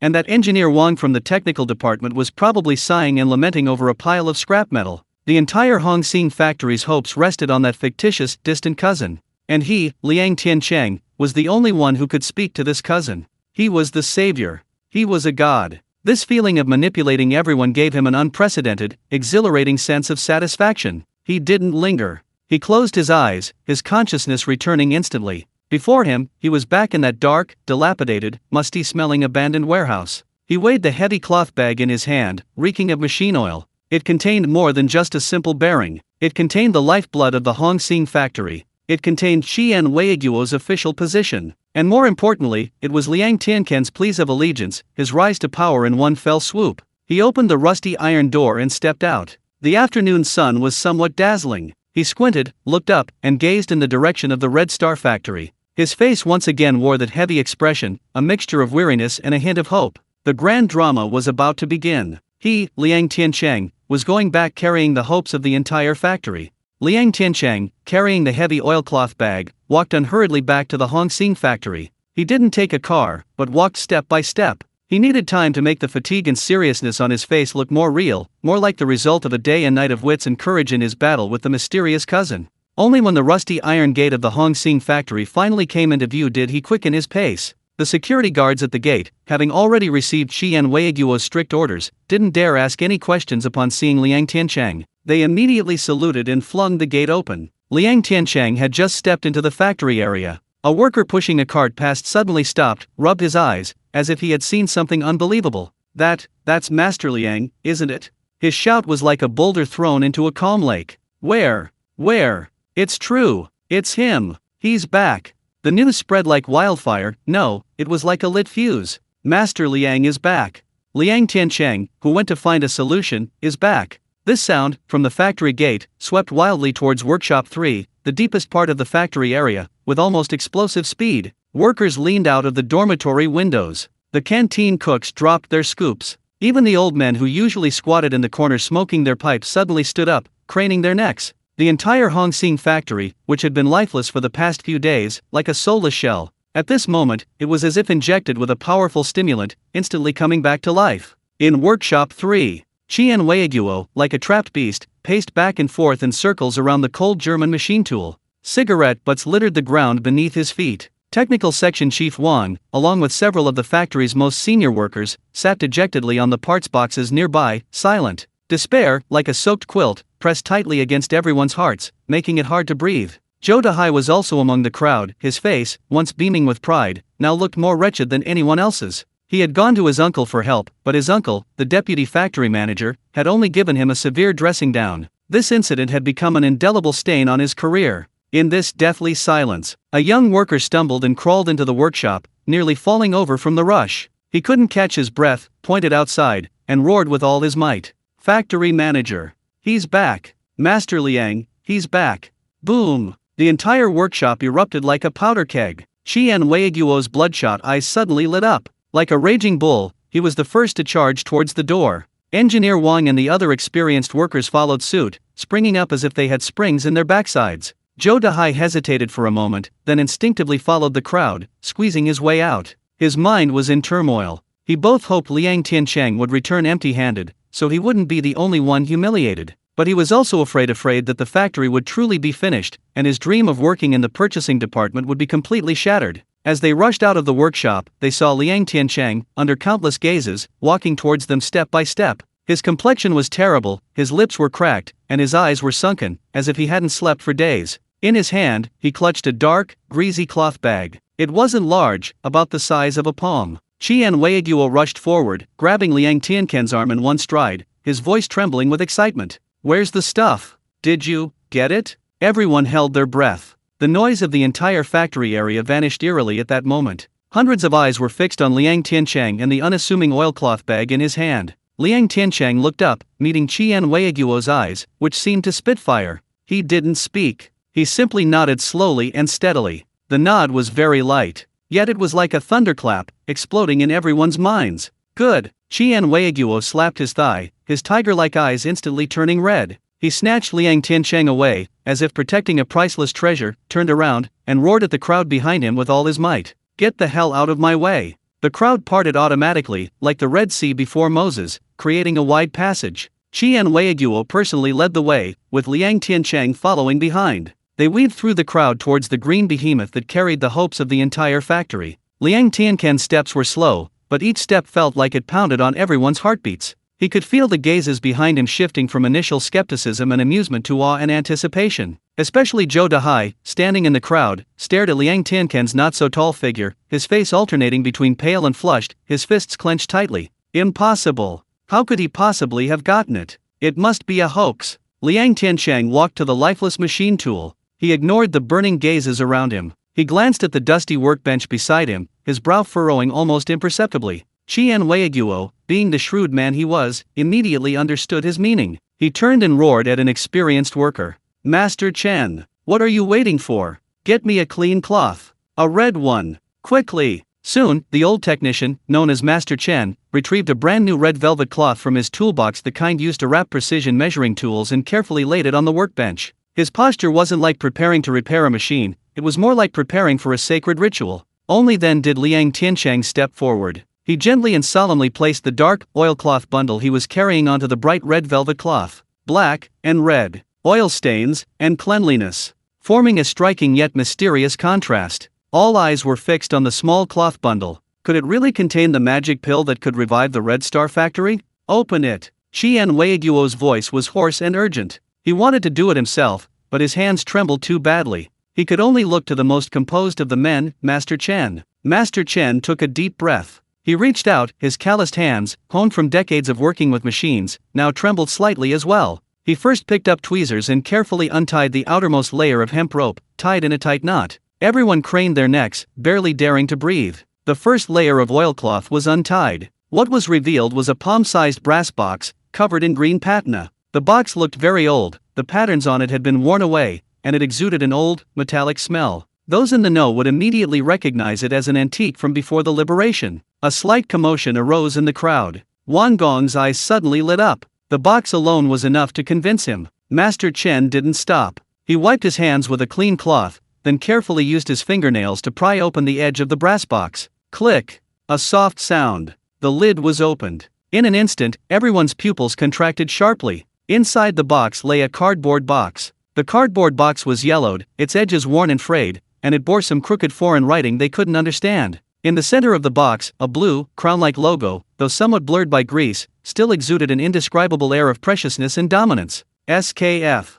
Technical head engineer Wang uttered these 3 letters almost in a daze. His voice wasn't loud, but it exploded like a bomb in the ears of all the technicians and veteran workers. My God, it's SKF. Original German product. Exactly the same logo as on the blueprints. My God, he really got it. Exclamations rose and fell. Those veteran workers who had previously been skeptical now wore expressions of shock and fervor. The way they looked at Liang Tiancheng was no longer that of an ordinary worker. It was like looking at a god. Qian Weiguo was trembling with excitement, gripping the edge of the workbench so tightly his knuckles were white. Open it. Quick! Take the contents out. Master Chen's hands trembled even more violently. He almost held his breath as he pulled the worn-out cardboard box from the brass container. Then, he slowly opened the cardboard box. A small, grimy metal ring lay quietly inside. It looked dusty and unremarkable. But when Master Chen carefully picked it out with tweezers and placed it on the bright red velvet cloth, under the dim light of the few incandescent bulbs on the workshop ceiling,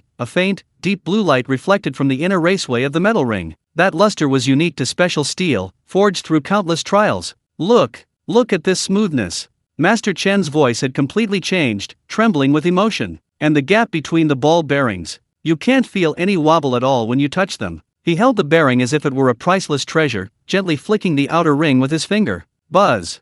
The bearing, under his fingertip, spun silently, smoothly, and rapidly. The rotation was so fluid, so quiet, as if friction didn't exist at all. Perfect. This was a perfect work of industrial art. All the experienced craftsmen present were stunned. They had never seen such a precise contraption in their lives. Amazing. Absolutely amazing. This thing, let alone in our factory, would be a top-tier treasure even in Beijing. Master Liang, no. Master Liang, you are the savior of our Red Star factory. Exclamations and cheers echoed throughout the workshop. The workers waved their arms excitedly, some of the older masters even shedding tears of joy. The factory was saved. Their jobs were safe. Qian Weiguo looked at the rapidly spinning bearing, his heart, which had been hanging in suspense for days, finally settled. He felt a wave of dizziness, the immense joy and relief almost making him lose his footing. He turned to look at the young man who had remained calm throughout. He had 1,000 questions to ask. How did you find your cousin? How much did it cost? What dangers did you face? But the word stuck in his throat, and he couldn't utter a single one. He simply reached out and patted Liang Tiancheng heavily on the shoulder. Well done. Those 2 words carried more weight than any praise. Amidst this sea of jubilation, an untimely voice, trembling yet rational, suddenly rang out. Factory manager. Technical section chief Wang adjusted his glasses, forcing himself to calm from the immense shock. The thing has been found. And it's top-notch stuff. He paused, his gaze shifting from the perfect bearing to the lifeless machine tool, his voice regaining its seriousness and worry. But, will it even work? This machine is incredibly valuable. What if it's installed and still doesn't work, or it damages something else, then? He didn't dare finish his sentence. But everyone understood. The once bustling workshop fell silent instantly. Yes, the bearing had been found. But could it truly make this sleeping green behemoth roar once more? Everyone's heart leaped into their throats once more. Wang's trembling question was like a bucket of ice water poured over the previously boiling workshop. Yes, the equipment is excellent. But this precious German machine is incredibly delicate. If it's installed and the dimensions are even slightly off, or the materials are incompatible, damaging the more delicate internal parts, it won't just be a matter of stopping production. It will be complete scrap. The previously noisy crowd instantly fell silent. All eyes shifted from the perfect bearing back to Liang Tiancheng's face, filled with inquiry and a final trace of unease. What are you afraid of? An aged yet resonant voice broke the frozen silence. The old technician, known as Master Chen, pushed aside those surrounding him. His hands, calloused and greasy, now held a gleaming German-made vernier caliper. Like a protective old lion, he charged to the workbench and roared at Qian Weiguo. Factory director. We'll see what it's made of once we put it to the test. This old man of mine has spent his whole life dealing with machines. Whether this thing is good or not, I can tell just by touching it. With that, without waiting for Qian Weiguo to speak, he picked up tweezers and carefully picked up the bearing. He first used a clean piece of deer skin to gently wipe the grease off the bearing's surface. Then, he held his breath, his hands, usually as steady as a mountain wielding a sledgehammer weighing hundreds of kilograms, trembled slightly. He gently, bit by bit, placed the 2 measuring jaws of the caliper onto the outer ring of the bearing. Everyone craned their necks. The entire workshop was deathly quiet. Zhou Dehai stood at the back of the crowd, his heart in his throat, his eyes glued to Master Chen's movements. His mind screamed, no, the dimensions are definitely wrong. Almost. Just a tiny bit off. Master Chen squinted his aging eyes, holding the caliper up to the light, examining the markings with meticulous care. 1 second. 2 seconds. Time seemed to stretch infinitely. Suddenly, Master Chen jerked his head up, his wrinkled face flushed crimson with extreme excitement. He roared at Qian Weiguo with all his might. Factory manager. 22 millimeters. Not a hair's breadth off. He trembled as he checked the inner caliper. 8 millimeters. Standard. Absolutely standard. Finally, the thickness. 7 millimeters. My God. Exactly the same as the drawing. That's it. Factory manager. That's it. Master Chen was so excited that tears streamed down his face. The caliper clattered to the ground, but he seemed oblivious, gripping the edge of the workbench tightly, laughing and crying like a child. Boom! The crowd erupted. Exactly the same. My God. It's absolutely identical. It's all settled now. Completely settled. Qian Weiguo's heart, which had been hanging in midair, finally settled back into his stomach with a thud. He felt a surge of heat rush to his head, and his tiger-like eyes instantly turned red. Good. He waved his hand violently and roared like thunder to those around him. All of you, get the hell back 20 meters. Engineer Wang, Master Chen, you guys, get to work on the installation right now. Anyone who dares to crowd around here watching the show and delay the important matters, I'll skin them alive. At the command, the crowd surged away like a receding tide, clearing a large area in the center of the workshop. Only a few of the factory's most senior and skilled master craftsmen remained. A sacred surgery, a matter of life and death for the Red Star factory, officially began. Master Chen personally took the lead. He first meticulously wiped the spindle interface of the green behemoth 3 times with alcohol. Then, another master craftsman used a specially made heater to evenly heat the bearing housing to 80 degrees Celsius. This was to utilize the principle of thermal expansion and contraction to allow the bearing to be installed without damage. Every step was executed with the precision of launching a rocket. Sweat beaded on the foreheads of the veteran workers, trickling down their cheeks and dripping onto the cold floor. No one wiped it away. Their eyes were fixed intently on the small bearing. Finally, the crucial step arrived. With a pair of long-handled tweezers, Master Chen held the cold bearing, slowly and steadily aiming it at the slightly warm bearing housing. The entire workshop fell into a deathly silence once more. Everyone held their breath. Liang Tiancheng stood beside Qian Weiguo, his heart pounding. Although he had complete confidence in the contents of the warehouse, the atmosphere was incredibly intense. Master Chen's hand was as steady as a rock. He gently placed the bearing inside. There was no hammering as expected, no resistance whatsoever.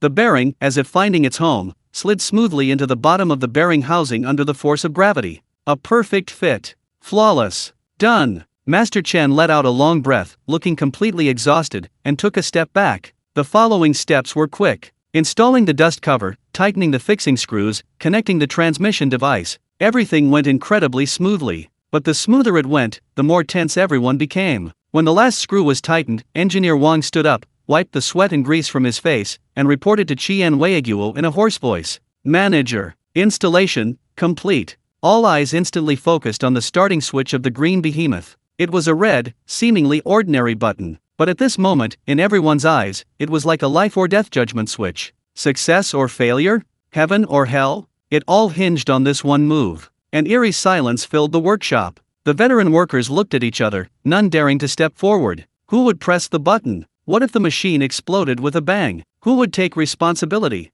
Qian Weiguo's gaze sharpened as he scanned the tense, hesitant expressions on everyone's faces. He didn't curse. He simply turned his head and gave Liang Tiancheng beside him a deep look. Liang Tiancheng met his gaze and nodded calmly and firmly. That nod was like a shot of adrenaline, piercing Qian Weiguo's heart. Damn it! This stuff was something Liang Tiancheng risked his life to get back. He wasn't afraid, so why should I, a factory manager, be afraid of anything? I'll do it. Qian Weiguo roared, pushing through the crowd and striding towards the machine. He didn't press the button directly. Instead, he walked to the main power switch on the wall next to it. If we're going to play, let's play big. He took off his coat, revealing a white shirt soaked with sweat. He spat twice into his rough hands and then rubbed them vigorously. His posture wasn't like switching on a power switch, it was more like he was fighting someone to the death. He turned his head, his bloodshot eyes scanning the entire room before finally settling on the lifeless machine. His voice, though not loud, struck like a hammer blow to everyone's heart. 3.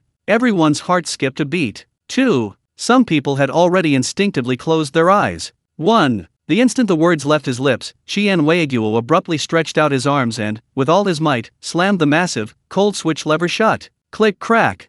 A crisp, resounding sound. The entire workshop fell into absolute, suffocating silence. Everyone stared intently at the machine, not daring to blink. 1 second. 2 seconds. The machine did not respond. Zhou Dahai's lips had just curled into a smug smile. Just as everyone's hearts sank to the bottom. Buzz. A soft, pleasant sound, unique to strong current flowing through coils, emanated from within the machine. Then, the sound grew stronger, from muffled to clear. Buzz buzz buzz boom. The dormant green behemoth seemed to be infused with a soul. It emitted an incredibly powerful, incredibly steady, incredibly pleasant roar. The sound was no longer the screeching with a hint of noise, but a powerful, majestic roar. On the dashboard, all the indicator lights lit up one after another, finally converging into a green glow representing normal operation. The machine tool spindle began to slowly, smoothly, and with an unparalleled sense of power, spin rapidly. Silence. Smoothness. Perfect. It's alive. The machine, it came to life.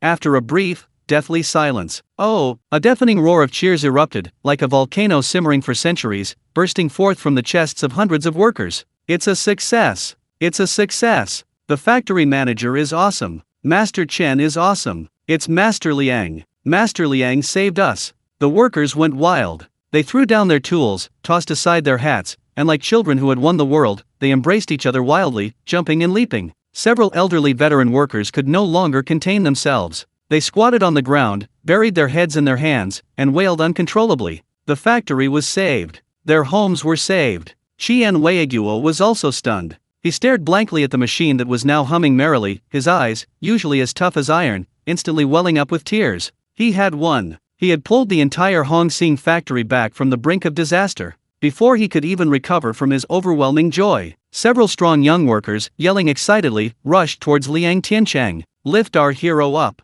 Ha ha ha. Master Liang, you're like a god descended to earth." Before Liang Tiancheng could react, he felt his body lighten as several strong hands lifted him high into the air, then tossed him heavily into the sky. Oh, below were hundreds of faces, contorted with fervor and ecstasy. He was tossed up, fell, and tossed up again. The whole world spun. His ears were filled with the workers' heartfelt, deafening cheers and shouts. "Master Liang, long live him! Red Star Factory, long live it!" At this moment, he was no longer that sickly young man, no longer that scorned temporary worker. He was a hero, a savior, the undisputed god of this factory. Zhou Dahai was squeezed at the edge of the revelry, watching the figure tossed high in the air, his face ashen. He was finished. He knew he was utterly finished. He had not only lost, but lost miserably, becoming a complete clown. The revelry continued until late at night. With the crisis averted, the next step was to reward those who had contributed. Early the next morning, the Hongsing factory urgently convened an enlarged meeting of all its cotters.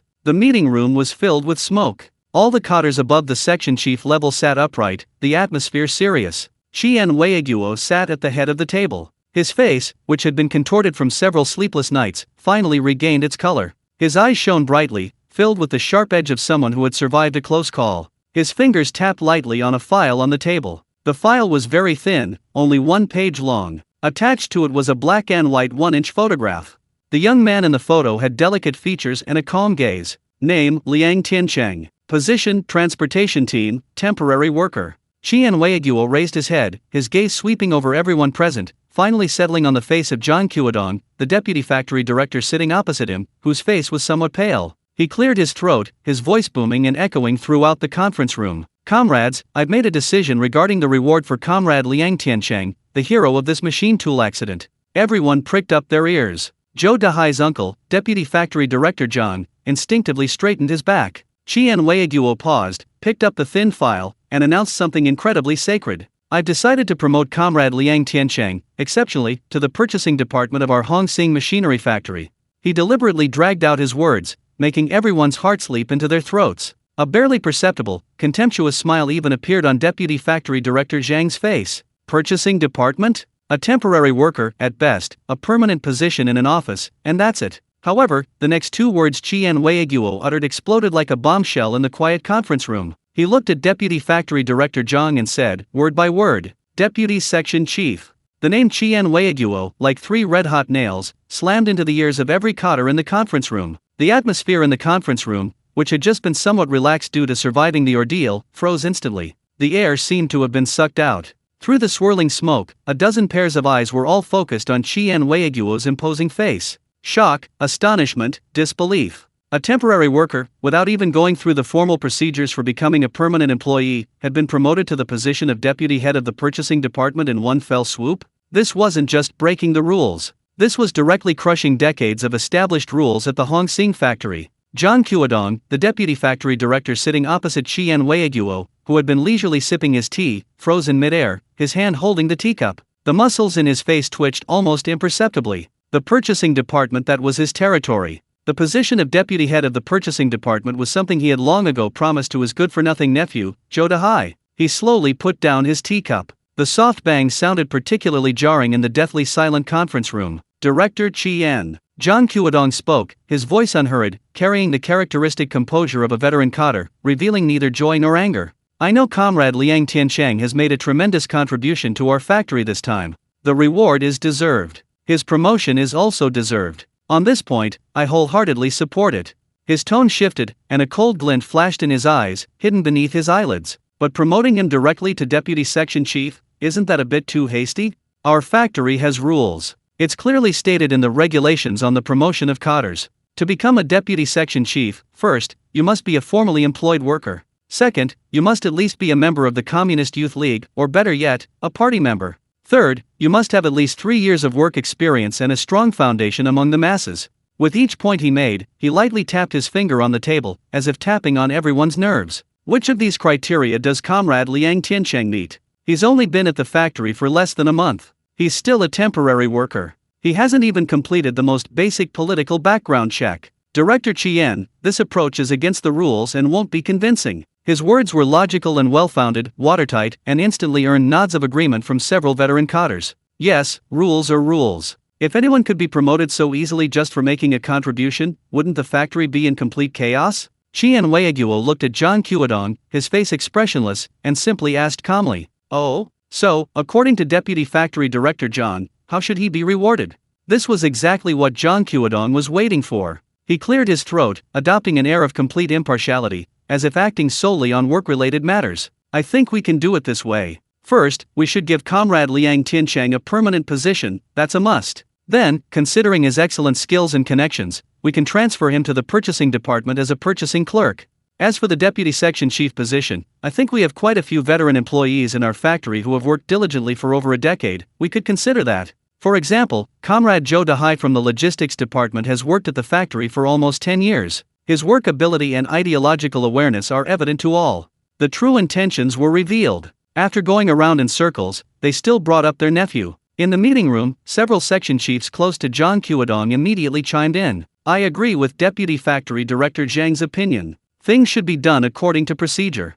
Yes, Comrade Zhou Dahai is indeed good, with impeccable credentials and reliable." It was clear that Zhang Qiudong was about to sway the tide. "I disagree." A rough roar exploded from the corner. The director of Workshop 3, the oil-stained, hot-tempered Mr. Chen, slammed his hand on the table and stood up. His bloodshot eyes glared fiercely at Zhang Qiudong. "Deputy Factory Director Zhang, stop spouting this useless nonsense. I'll just ask you one question. 3 days ago, when that German machine broke down, where were all your rules? Your nephew Zhou Dahai ran his legs off, made phone calls for days, and all he got back was empty boasting. If it weren't for Master Liang, would we still be sitting here having this meeting? Our entire factory of thousands would be starving this month. Master Liang, he pulled our whole factory back from the brink of death. And now you're talking to me about rules? About seniority? Pa!" Master Chen spat a thick wad of phlegm onto the smooth cement floor of the meeting room. "I'm putting it this way today. Anyone who dares to disappoint our factory's savior, Chen Shitu, will be the first to object."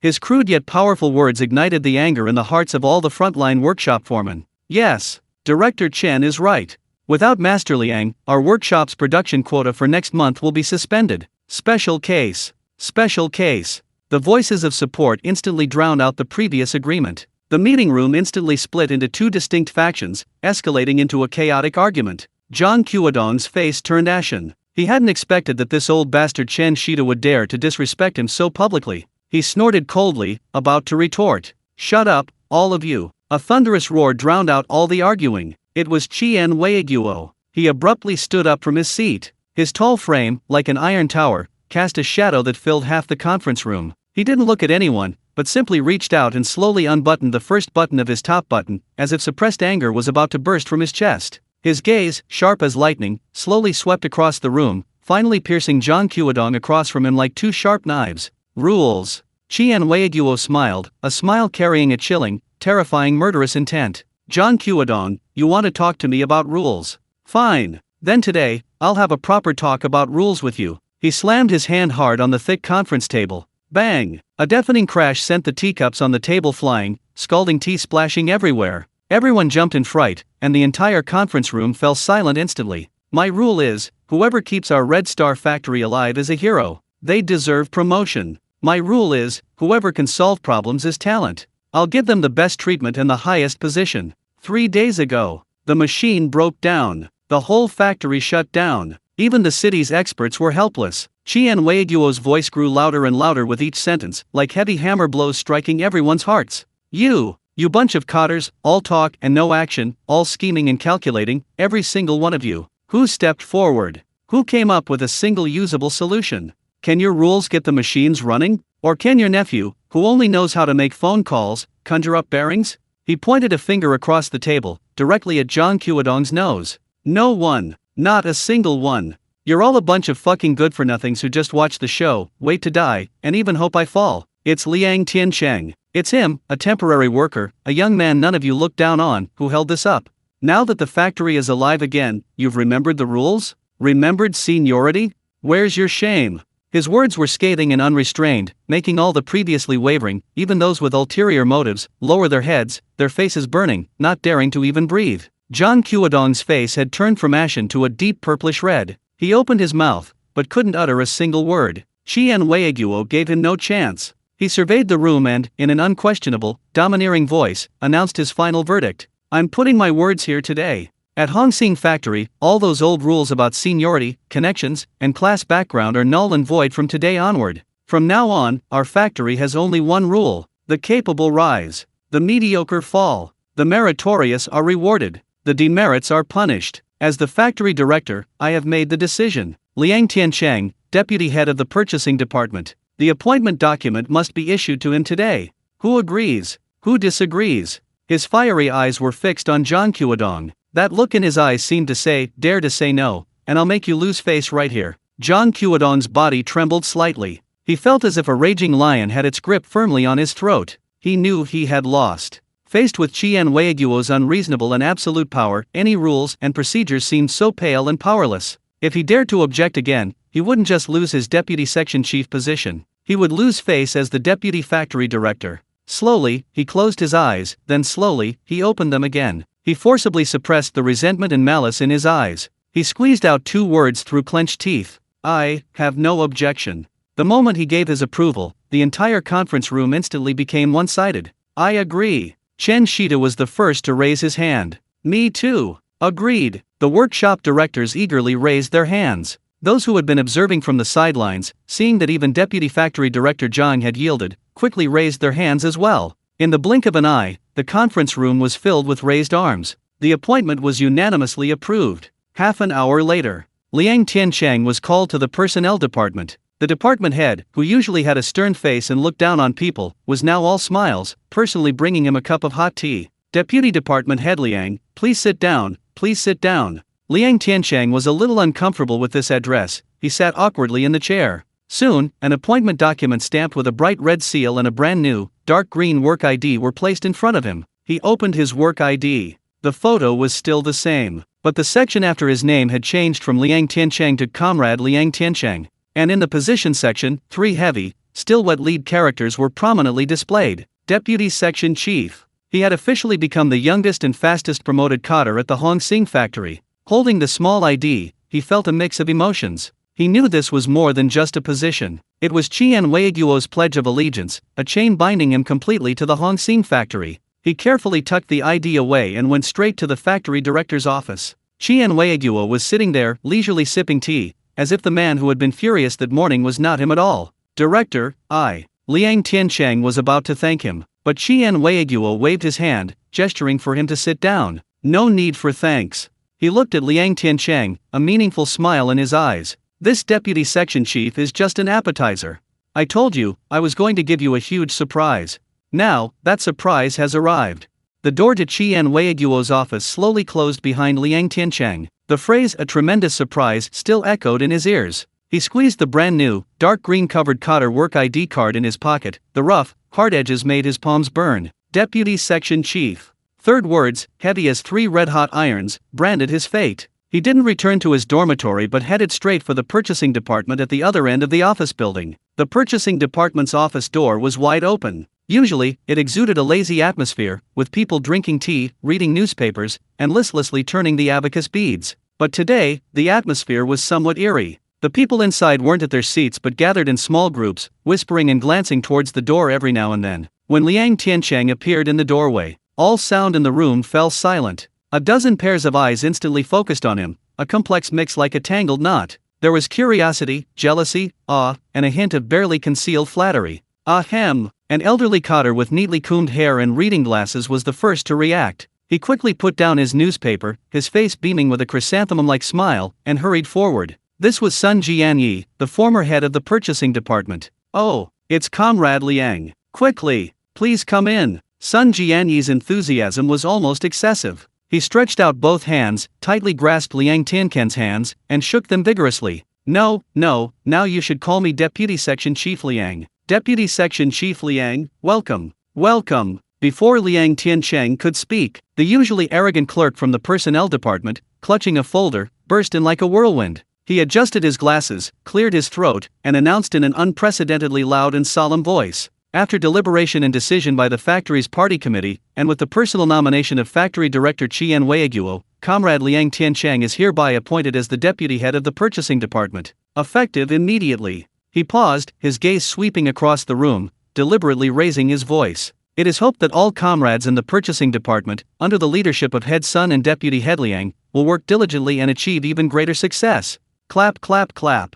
Sun Jianyi was the first to lead the applause, the clapping loud and clear. The others in the room, as if waking from a dream, quickly joined in the applause, sparse but carrying an unspeakable obsequiousness. "Deputy Section Chief Liang, you're young and promising. Yes, yes, our purchasing department now has a pillar of strength." A middle-aged woman who had been indifferent to Liang Tiancheng just a couple of days ago was now diligently wiping a desk by the window with a rag. The desk was so polished it was practically reflective. "Deputy Section Chief Liang, please sit here. It's a good spot, bright, and you can even enjoy the sun in winter." Another person had already deftly brewed a steaming cup of tea and carefully carried it over in an enamel mug. "Deputy Section Chief Liang, have some tea. This is jasmine tea I brought from my hometown, it smells wonderful." Surrounded by the group, Liang Tiancheng smelled the aroma of the cheap tea and saw the fawning smiles on their faces. He felt a profound calm. He simply nodded and said, "Thank you." He didn't look at those who were trying to curry favor with him. His gaze pierced through the crowd and landed on the gleaming desk opposite him.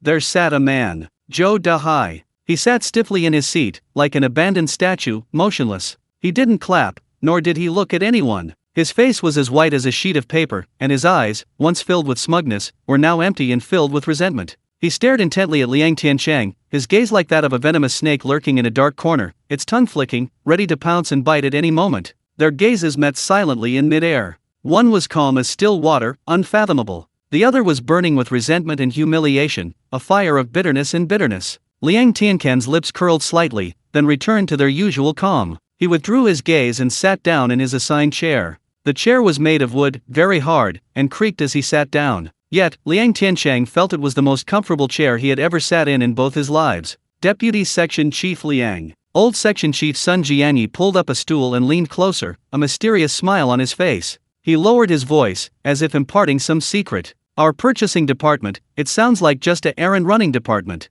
But actually, the waters run very deep here." He held up 3 fingers. "The most important position in our department is the purchasing agent. The official salary is 32 yuan and 50 cents a month, the same as an 8th-grade worker in the workshop. And that's just the fixed salary." He leaned closer, lowering his voice even further. "Every month, the factory also provides 30 jin of grain coupons, half a jin of meat coupons, 3 feet of cloth coupons, and also soap coupons, match coupons. These are all hard currency. What's the most crucial thing?" Sun Jianyi slapped his thigh. "It's freedom. It's face. Once you become a purchasing agent, you'll represent the face of our Red Star factory on business trips. Wherever you go, you'll have gusthouses for food and lodging, and every meal will be white flour buns and rice. Sometimes, you can even get your hands on some clearance items. As deputy section chief, your salary will be significantly higher than theirs. 45 yuan a month. And all kinds of receipts will be doubled. From now on, you'll be our department's cash cow. All those purchasing agents' travel requests will have to be approved by you."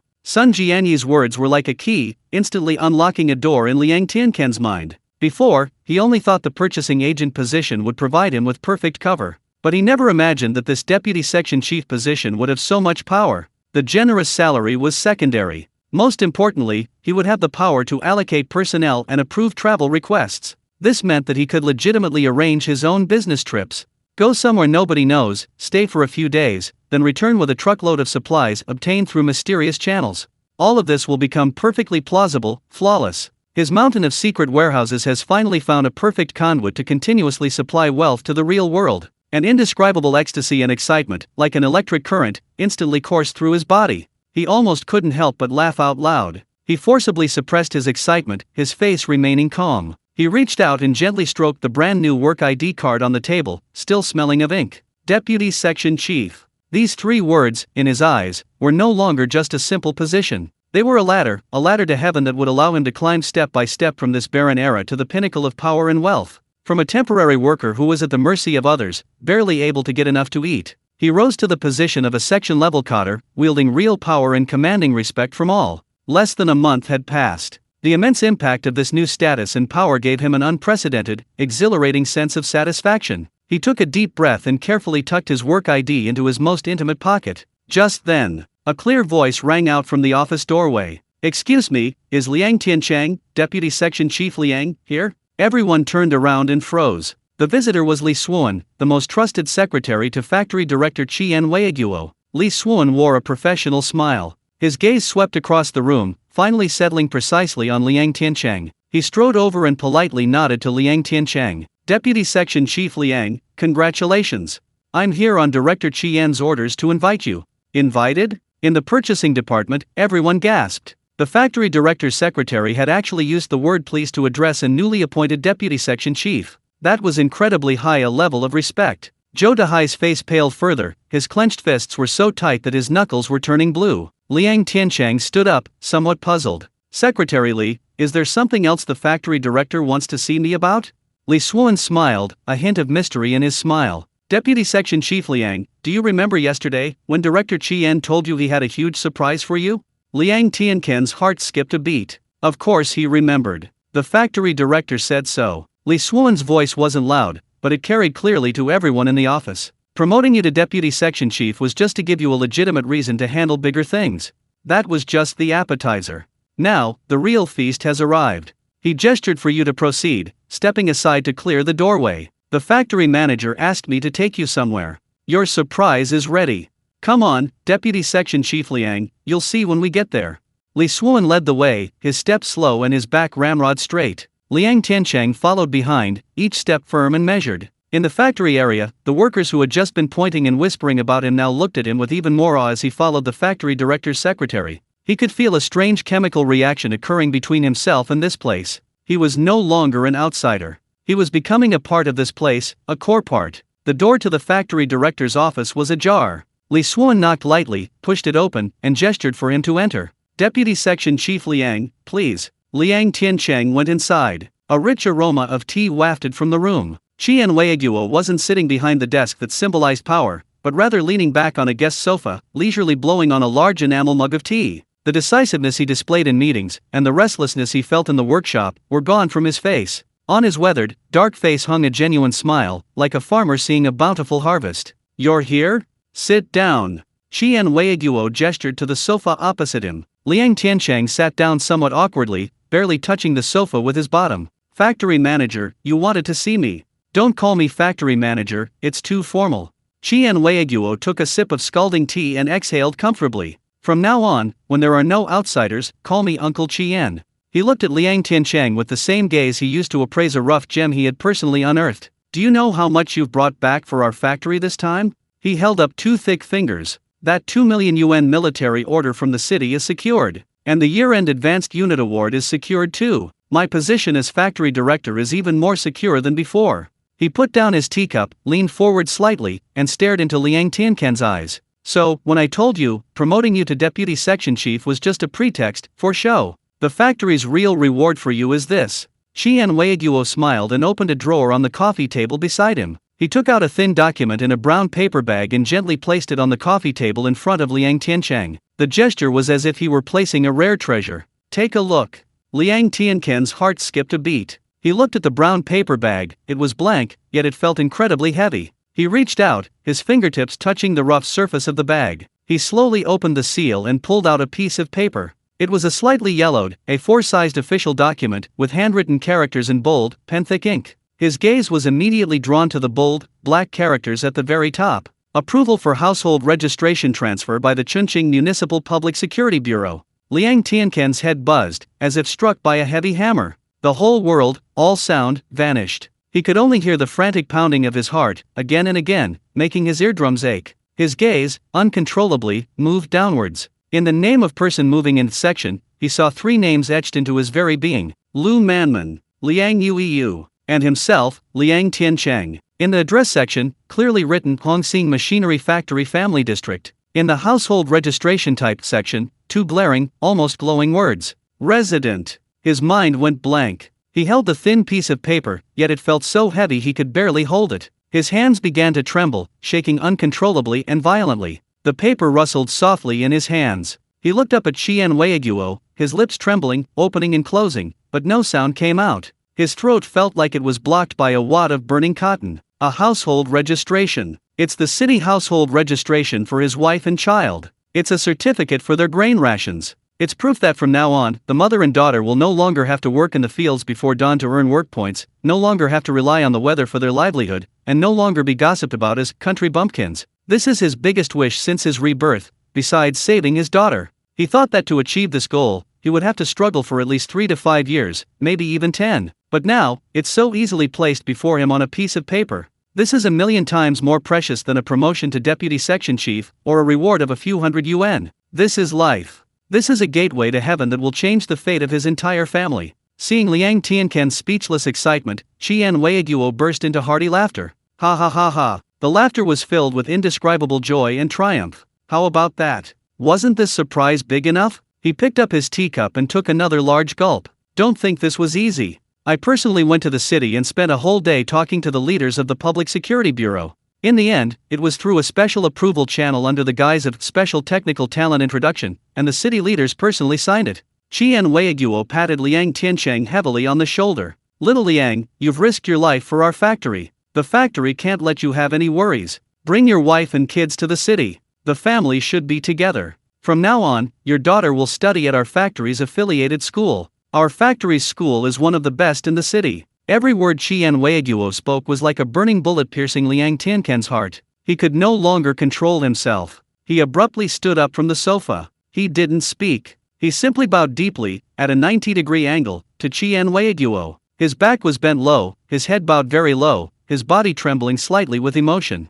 1,000 words in total. Thank you. Gratitude. These words, at this moment, seemed too light, too thin. All his emotions were concentrated in this silent, clumsy, yet powerful bow. The smile on Qian Weiguo's face slowly faded. He looked at the young man before him, a flicker of emotion crossing his eyes. He stood up, reached out his rough, calloused hands, and helped Liang Tiancheng up by the arm. All right, a grown man, what are you doing all this for?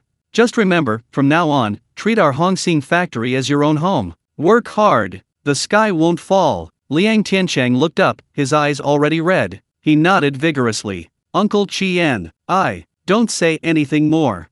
Qian Weiguo waved his hand, sat back down on the sofa, and his face returned to its usual decisive expression. Just having a household registration isn't enough. When someone comes, they need a place to stay. He shouted loudly towards the door. Old Wang, get the hell in here. The office door was pushed open as soon as he finished speaking. A slightly overweight middle-aged man in a blue work uniform rushed in, his face beaming with smiles. It was Wang, the head of the logistics department. Factory director, you wanted to see me. Qian Weiguo pointed at Liang Tiancheng, issuing the order in an uncompromising tone. This is Liang, the newly appointed deputy head of the purchasing department. You, right now, immediately, take him to the family quarters. Let him choose from those few vacant apartments in the factory. Choose the best one. Head Wang was stunned, then his face showed shock. Those best apartments in the factory were reserved for the chief engineer detached houses. But looking at Qian Weiguo's unquestionable gaze, he didn't dare utter a sound, immediately nodding and bowing. Yes,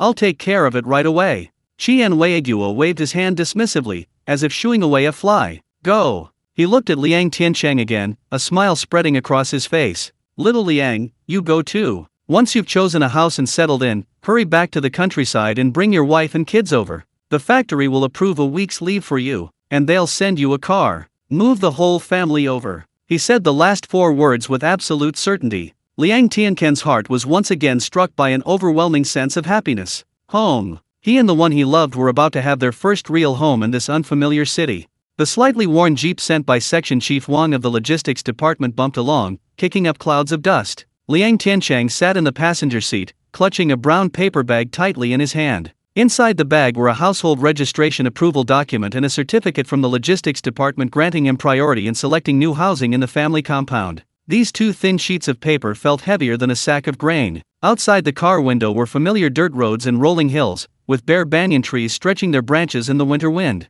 The last time he traveled this road, his heart was filled with fear of the future and a sliver of hope. This time, however, his heart was as steady as a rock. The car stopped at the village entrance. Liang Tiancheng jumped out, thanked the driver, and strode towards the familiar, dilapidated mud brick house. He pushed open the creaking wooden door. The room was dimly lit, filled with a damp, musty smell mixed with the odor of wood ash. Lu Manman was sitting on a small stool, mending an old, patched-up cotton-padded jacket for her daughter, Yu, using the sliver of light filtering through the torn paper window. Hearing the noise, she looked up abruptly, her eyes, which always held a hint of timidity and unease, instantly filled with tension and anticipation. You're back. Liang Tiancheng didn't speak. He went over, knelt down, and gently stroked his daughter's dry, yellow hair. Then, he placed the brown paper bag in Lu Manman's cracked and calloused hands, which had been hovering in midair. "Open it and see," his voice was hoarse. Lu Manman took a deep breath, her trembling fingertips finally touching the seal. The thin sheet of paper now felt incredibly heavy.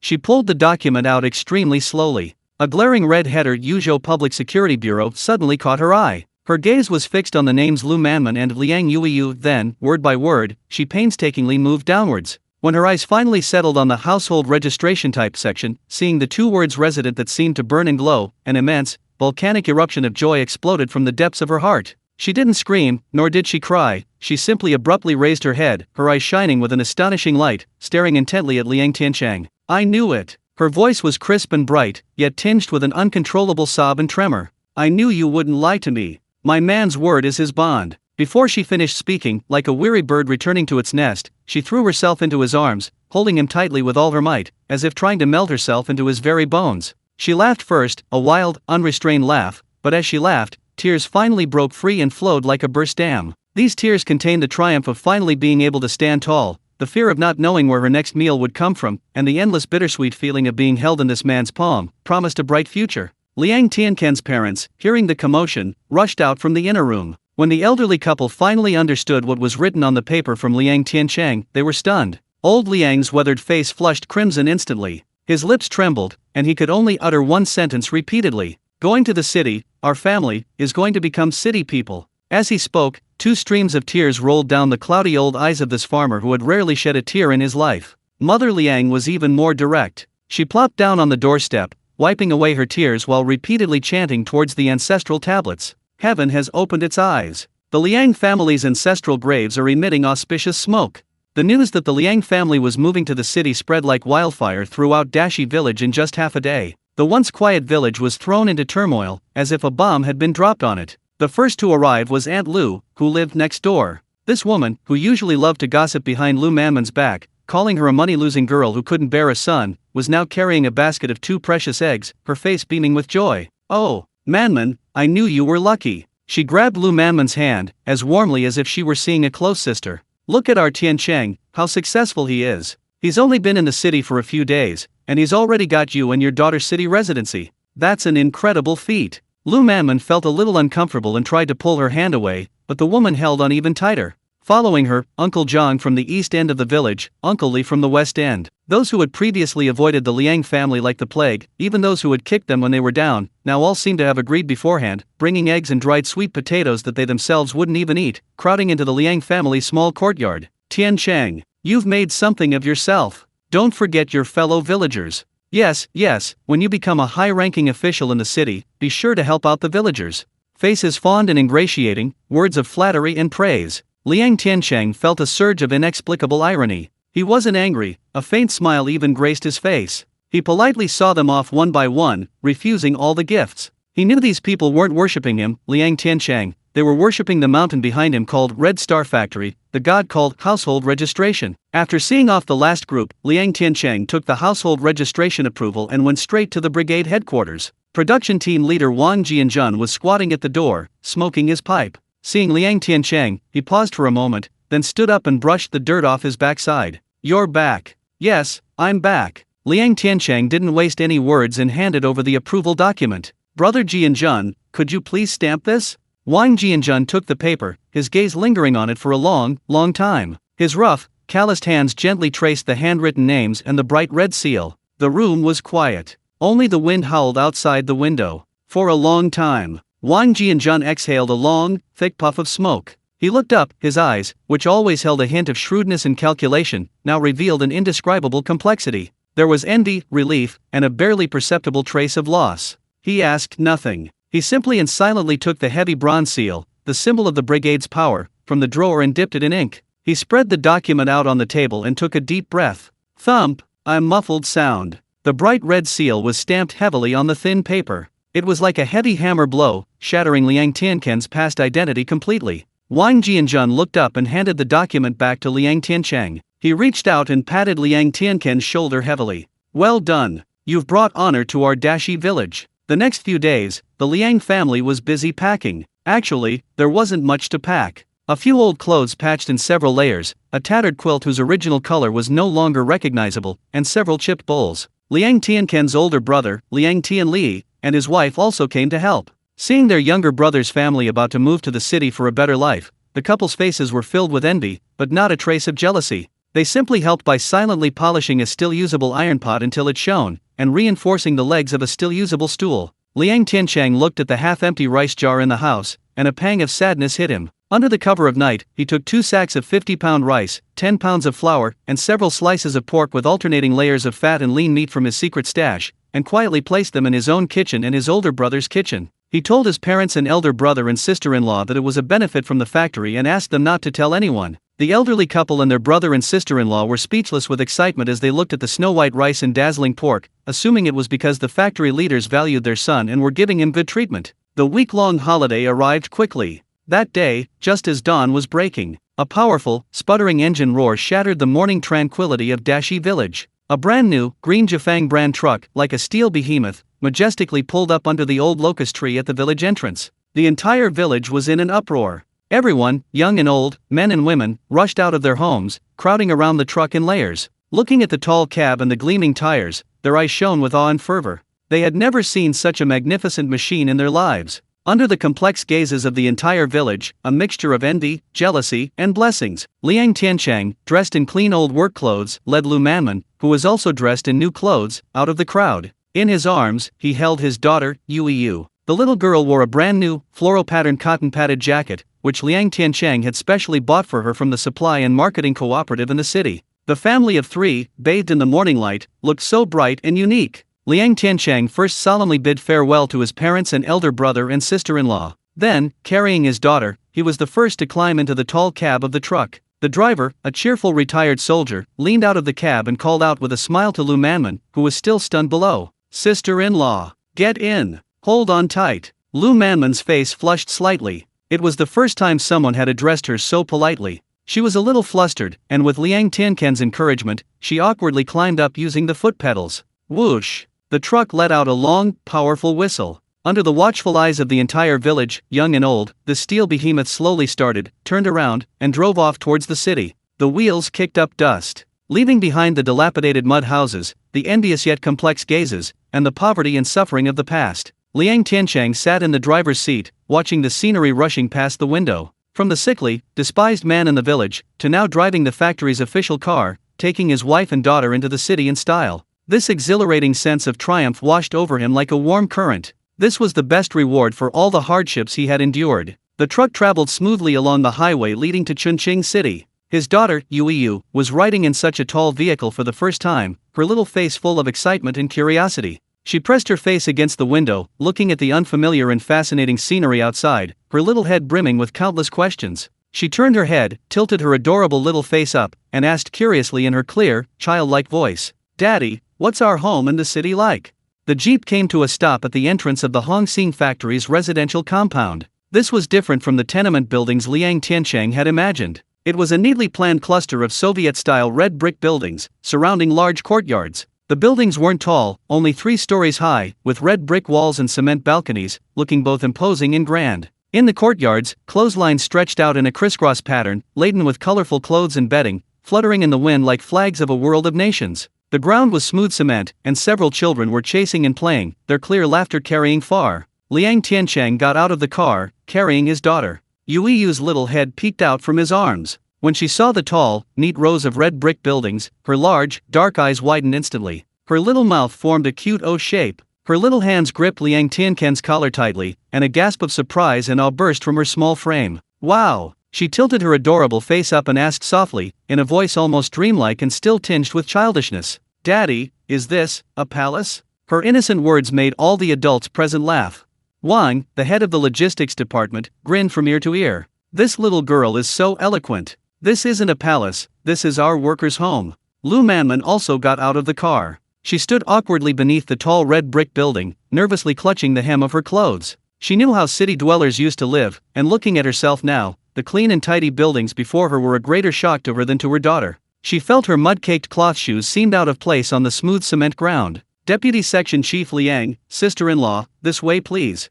Section Chief Wang led the way, his face beaming with a fawning smile. The factory director specifically instructed that this is the best room in our compound, reserved for you. They crossed the courtyard where bedding was drying and arrived at the first floor of a building. Section Chief Wang took out a set of keys and opened the door to the first room on the left. Deputy Section Chief Liang, look, this is the room. A strong smell of lime and new cement wafted out. The room wasn't large, just a single room, about 20 square meters. You could see the whole thing at a glance. But when Lu Manman saw the scene inside, her breath caught in her throat. The room was empty, except for a wooden bed against the wall. But the walls were snow-white, carefully plastered with lime, without a trace of soot or grime. The ground was smooth, flat cement, cool and firm to the touch. What captivated her most was the window. A single, bright pane of glass adorned the window. Winter sunlight streamed in unobstructed through the clean glass, casting warm, bright patches of light on the cement floor. Compared to their drafty, mud-brick house with tattered paper-covered windows, it was like heaven and earth. This is our home? Lu Manman reached out, her fingertips trembling, and gently touched the snow-white wall. The cool, smooth touch made her feel like she was dreaming. Yes, sister-in-law. From now on, this is your home, Section Chief Wang said with a smile. Just then, a commotion arose in the courtyard. The noise of their move had already attracted the attention of the neighbors. Several middle-aged women who were washing clothes and picking vegetables in the yard all gathered around, craning their necks to peer into the house. Oh, Section Chief Wang, have you moved in with new neighbors? A slightly plump woman wearing a floral apron was the first to approach, a warm smile on her face. As she spoke, she looked Liang Tiancheng and his family of 3 up and down. A young woman holding a child stood a little further away, whispering to someone next to her. Looks like she's from the countryside, right? Yeah, I wonder which workshop she's from in the factory. Getting a house here must be incredibly lucky. The whispers weren't loud, but every word reached Lu Manman's ears. Her face flushed crimson, and she buried her head even lower, wishing she could disappear into the ground. Liang Tiancheng noticed his wife's embarrassment. He suddenly stepped forward, shielding Lu Manman and their daughter behind him. A warm smile played on his lips as he pulled a brand new pack of Dekinman cigarettes from his pocket. These were cigarettes he had prepared long ago from the warehouse. Come on, everyone, brothers and sisters, uncles and aunts, we're neighbors now. He deftly opened the pack, first offering one to Section Chief Wang, then handing cigarettes to the men watching the commotion in the yard. My name is Liang Tiancheng. I just transferred to the factory. This is my wife and child.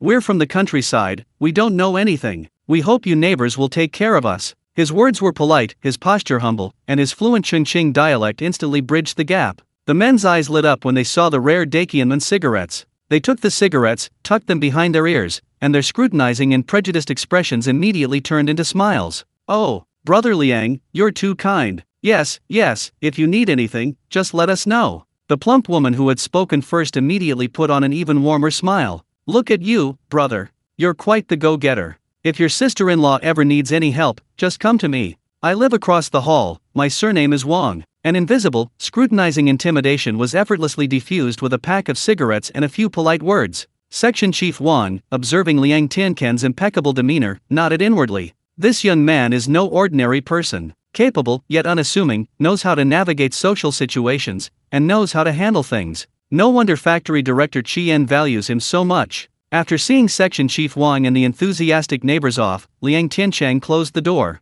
The house finally quieted down. Daddy, look! Yuio had already broken free of his embrace and was running around the house like a happy little butterfly. Her little hands would touch the snow-white walls, then she'd lie on the smooth cement floor, pressing her cool cheek against it. Her favorite spot was the large glass window. She stood on tiptoe, almost pressing her nose against the glass, watching the children running around in the yard outside, her eyes sparkling with wonder and longing. This was the best house she had ever lived in, as far as she could remember. Watching her daughter's joyful figure and hearing her silvery laughter, Lu Manman's eyes welled up with tears again. The slight inferiority and unease in her heart were completely washed away by her daughter's happiness. She walked to Liang Tiancheng's side, gently leaning on his shoulder, 1,000 words condensed into one sentence. Tiancheng, thank you. Night fell. The aroma of food gradually filled the family compound. The first wisp of smoke rose from Liang Tiancheng's new home. There were no kitchen utensils at home. Pots, pans, and dishes were all borrowed by Liang Tiancheng from his neighbor, and Wang, with a thick skin. He used the flour he had brought to make dough and rolled it into noodles. Then, in a moment of luxury, he cracked 2 eggs he had brought from home and fried them into 2 golden, fragrant poached eggs with a little lard. A pot of steaming, fragrant egg noodles was quickly ready. Without a proper table, the family of 3 squatted on the floor around a small stool they had brought from their hometown. Each person had a bowl of noodles in front of them. Snow-white noodles, bright green scallions, golden poached eggs, and a rich broth infused with the aroma of lard. Yu couldn't wait any longer. She picked up her chopsticks and carefully picked up the poached egg, which was bigger than her little face, and took a huge bite.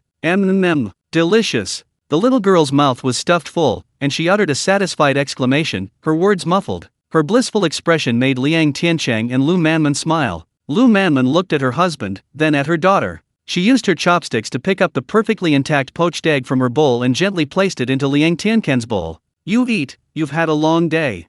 I've already eaten. Liang Tiancheng tried to put the poached egg back. Daddy eat. Mommy eat too. Yu looked up at her parents with her clear, big eyes, then clumsily picked up the remaining half of the poached egg from her bowl and placed it in her mother's bowl. Yu and Mommy, half for each. Lu Manman looked at the half-eaten poached egg in her bowl, still wet with her daughter's saliva, and couldn't hold back her tears any longer. Tears streamed down her face again. But this time, those tears were sweet. A family of 3 sat around a small stool, eating their first meal since moving to the city. Outside the window, the sounds of people and the aroma of food filled the air from the residential compound. Inside, the room was dimly lit, with steam rising from the noodles. At that moment, Liang Tiancheng's heart was filled with an unprecedented sense of security and happiness. He had his own home, a stable job, and city residency. This feeling of leaving behind a life of constant wandering and finally settling down was even more satisfying and exhilarating than when he earned his first fortune in his previous life. After finishing the noodles, Lu Manman began tidying up the house.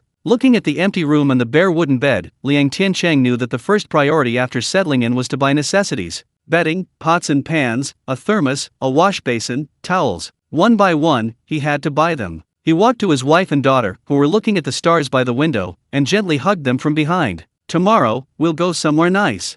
Yu turned around curiously. Daddy, where are we going? A mysterious smile appeared on Liang Tiancheng's face as his gaze drifted to the city lights outside the window. Daddy will take you to the supply and marketing cooperative. The next day, just as dawn broke, Liang Tiancheng magically produced 3 brand new outfits from his secret warehouse. One was a crisp, stylish blue khaki work uniform for himself. Another was for Lu Manman, a sky blue polyester shirt paired with dark blue trousers, a striking contrast in this gray and drab era, like the sky after a rainstorm. The last outfit was a bright red cotton padded jacket for Yu, embroidered with 2 adorable little yellow flowers. This is unacceptable. Lu Manman touched the smooth polyester fabric, the kind she'd only ever seen in the shop window of the supply and marketing cooperative, her hands trembling slightly as she backed away. Too expensive. I'll wear my old ones, you and the baby can wear them. Put them on. Without further ado, Liang Tiancheng shoved the clothes into her arms, his voice soft but carrying an unyielding authority. My wife deserves to wear the best.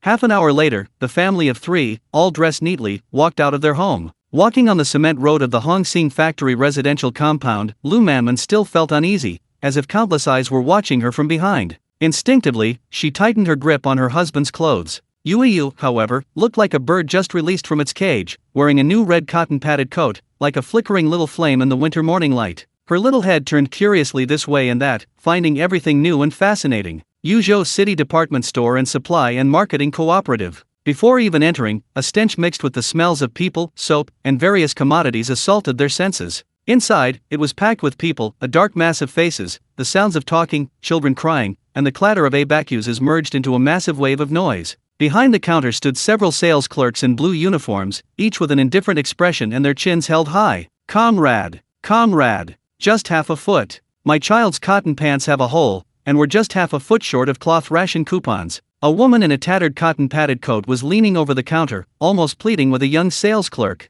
The sales clerk didn't even lift her eyelids, slowly trimming her nails with nail clippers while coldly uttering a few words. No coupons, nothing you say will work. Next. The woman was choked, her face flushed, her eyes red, but she could only be impatiently pushed aside by the people behind her. Lu Manman watched this scene, her heart clenching. She tugged at Liang Tiancheng's sleeve, stood on tiptoe, and whispered timidly in his ear. Tiancheng, maybe we should buy less? The people here are so fierce. Liang Tiancheng turned around, looked at his wife's anxious eyes, and smiled. He didn't speak, but simply reached out and gently squeezed her cold palm, then patted his daughter's head. That warm touch, like a current of comfort, instantly calmed Lu Manman's flustered heart. The queue stretched for a long time. Finally, it was their turn. The young saleswoman, still with that lazy air, asked without looking up, "What do you want to buy? Give me the tickets." Liang Tiancheng had a faint smile on his face. He didn't rush to give the list. Instead, he calmly pulled a small, carefully wrapped bag from the inside pocket of his work clothes. He opened it layer by layer. The next second, smack! A crisp, dull sound. A thick stack of colorful coupons was slammed onto the glass counter like a brick. Grain coupons, cloth coupons, meat coupons, industrial coupons. The stack was at least 100. The entire noisy supply and marketing cooperative seemed to be paused. The people behind Liang Tiancheng craned their necks, and when they saw the stack on the counter, they all gasped. "My God! So many coupons! This is probably a year's worth of coupons saved up." The saleswoman, who had been busy manicuring her nails, froze in her tracks. She slowly raised her head. When her gaze fell upon the stack of tickets that was almost blinding, the impatience and arrogance on her face vanished instantly. In its place was an almost stunned shock. Liang Tiancheng, seemingly oblivious to the reactions of those around him, cleared his throat and began reciting the list in a clear and steady voice. "Comrade, could you please help me with something? 10 gin of high-gluten flour, 20 gin of rice. 5 gin of pork belly, the best cut with a perfect balance of fat and lean. 5 feet of sky-blue dacron fabric. And 3 feet of red cloth for making a cotton-padded jacket.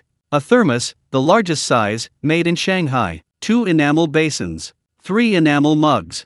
1 box of face cream, from Pekaween." With each item he announced, the gasps from the surrounding crowd grew louder. The saleswoman's mouth gaped open wider. This guy wasn't here to buy anything. This is practically a bulk purchase. After Liang Tiancheng finished recounting everything, he paused, pointed to a small pile of golden brown sponge cakes wrapped in oil paper in the corner of the counter, and smiled at his daughter in his arms. "Yu, do you want those?" Yu's eyes were already glued to them, nodding frantically like a chick pecking at rice. Liang Tiancheng turned back to the completely petrified saleswoman and added, 1 pound of those sponge cakes, too. Hey, sure. The saleswoman snapped out of her daze, leaping from her stool, her face instantly beaming with the most enthusiastic and radiant smile she'd ever worn. Her attitude was completely different from before. "Oh, sir, please wait a moment. She moved with the agility of a different person, frantically grabbing items from the shelves while shouting towards the back warehouse. Sister Wang, come out quickly. A big customer has arrived. Meat, pick out the best piece of pork belly for this gentleman. Cloth, bring out that newly arrived piece of polyester, let this gentleman's wife choose for herself." Her attentive manner left everyone in line dumbfounded. The cold-faced devil who had been indifferent to others just moments before was now smiling more brightly than a flower. Soon, another slightly older salesperson also came out, and the two of them busied themselves around Liang Tiancheng's family. The surrounding chatter erupted. "Goodness! Which unit does he work for? He's spending so lavishly. Look at his demeanor, he must be a high-ranking official. His wife and child's clothes, they're obviously expensive. They must be relatives of the factory director." Lu Manman listened to the envious and awe-inspiring whispers around her, watching her husband's composed and unassuming back. Her usually somewhat timid face unconsciously straightened its back. An unprecedented feeling of pride and self-satisfaction grew wildly within her. Her man was truly capable. The items were quickly gathered, bags and packages piling up half the counter. Liang Tiancheng pulled out a stack of brand new 10 yuan bills from his pocket, handed them over without even counting them. "Comrade, let me calculate, it's a lot of money."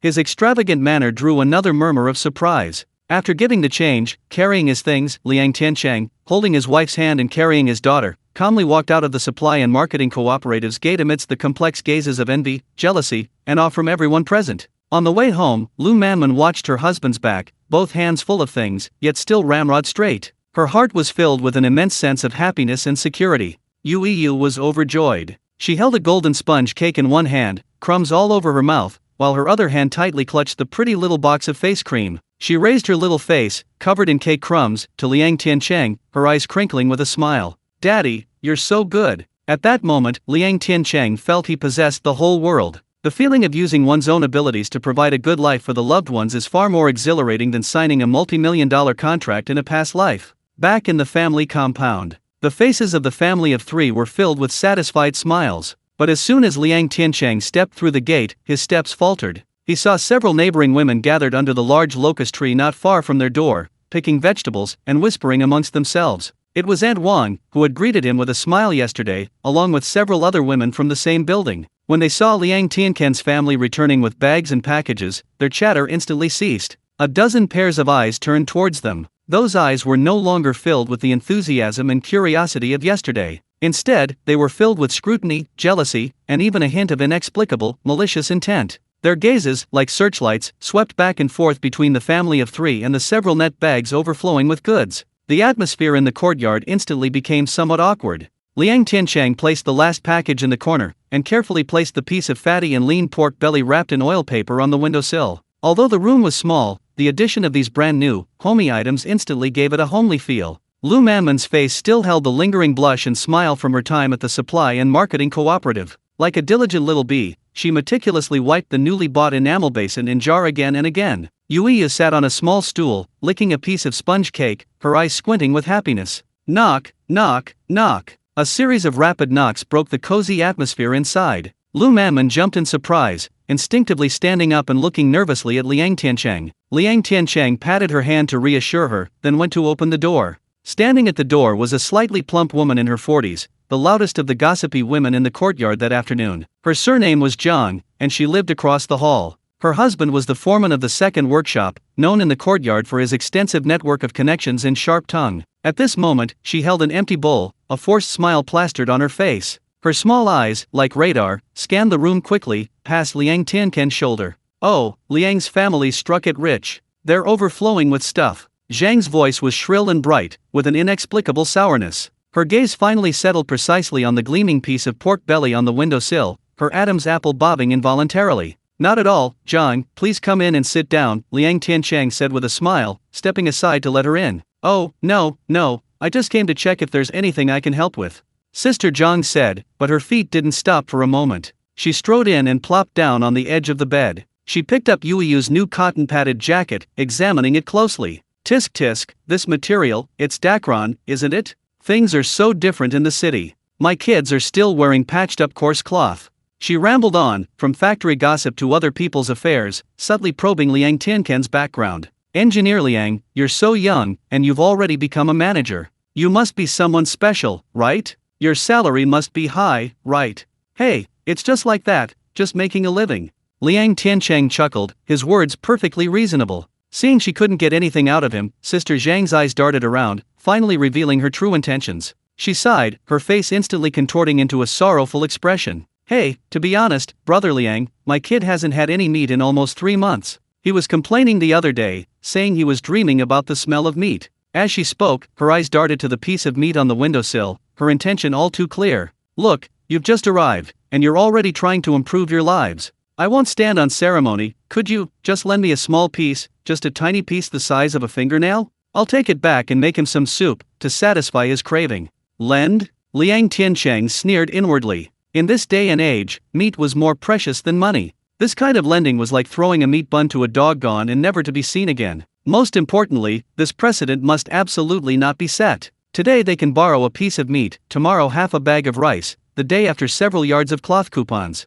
Once this door is opened, their family will become the golden goose of the entire compound, everyone wanting a bite, and there will never be peace. Lu Manman, standing to the side, had a soft heart. Hearing that the child was pitiful, her face already showed difficulty and pity. She was about to say something, but Liang Tiancheng spoke first, smiling politely yet distantly. Oh dear, look at what you're saying, Aunt Zhang, this is hardly an attempt to improve our lives. He pointed to the piece of meat, a hint of helplessness on his face. This meat was all provided by the factory leaders, rationed according to the number of people in our family of 3, not a penny more. I was just about to make some steamed egg custard for the child tonight, to give her some extra nutrition.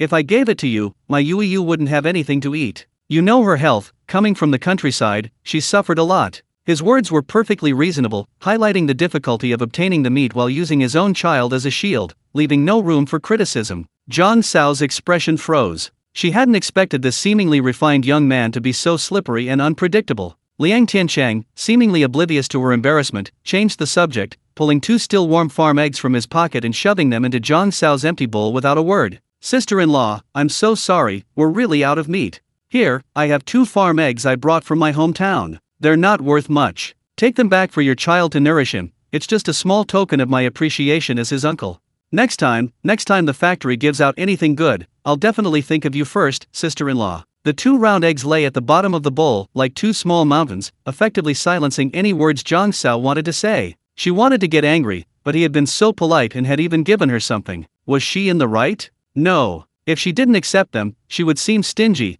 as if she had only come for the meat. Zhang Xiao's face flushed red and then turned pale, a truly fascinating sight. Holding the 2 eggs, she felt like she was holding 2 red-hot irons, burning her hands. Finally, she squeezed out a dry "well, thank you then," and practically fled with the bowl in her hand. Watching Zhang Xiao's sullen departure, Lu Manman let out a long sigh of relief. Her back was soaked with sweat. She looked at Liang Tiancheng with admiration. "Tiancheng, you're amazing. I didn't know what to do just now. The more you back down with this kind of person, the more they'll take advantage." Liang Tiancheng closed the door, his expression turning serious. However, simply stopping Zhang Xiao isn't enough.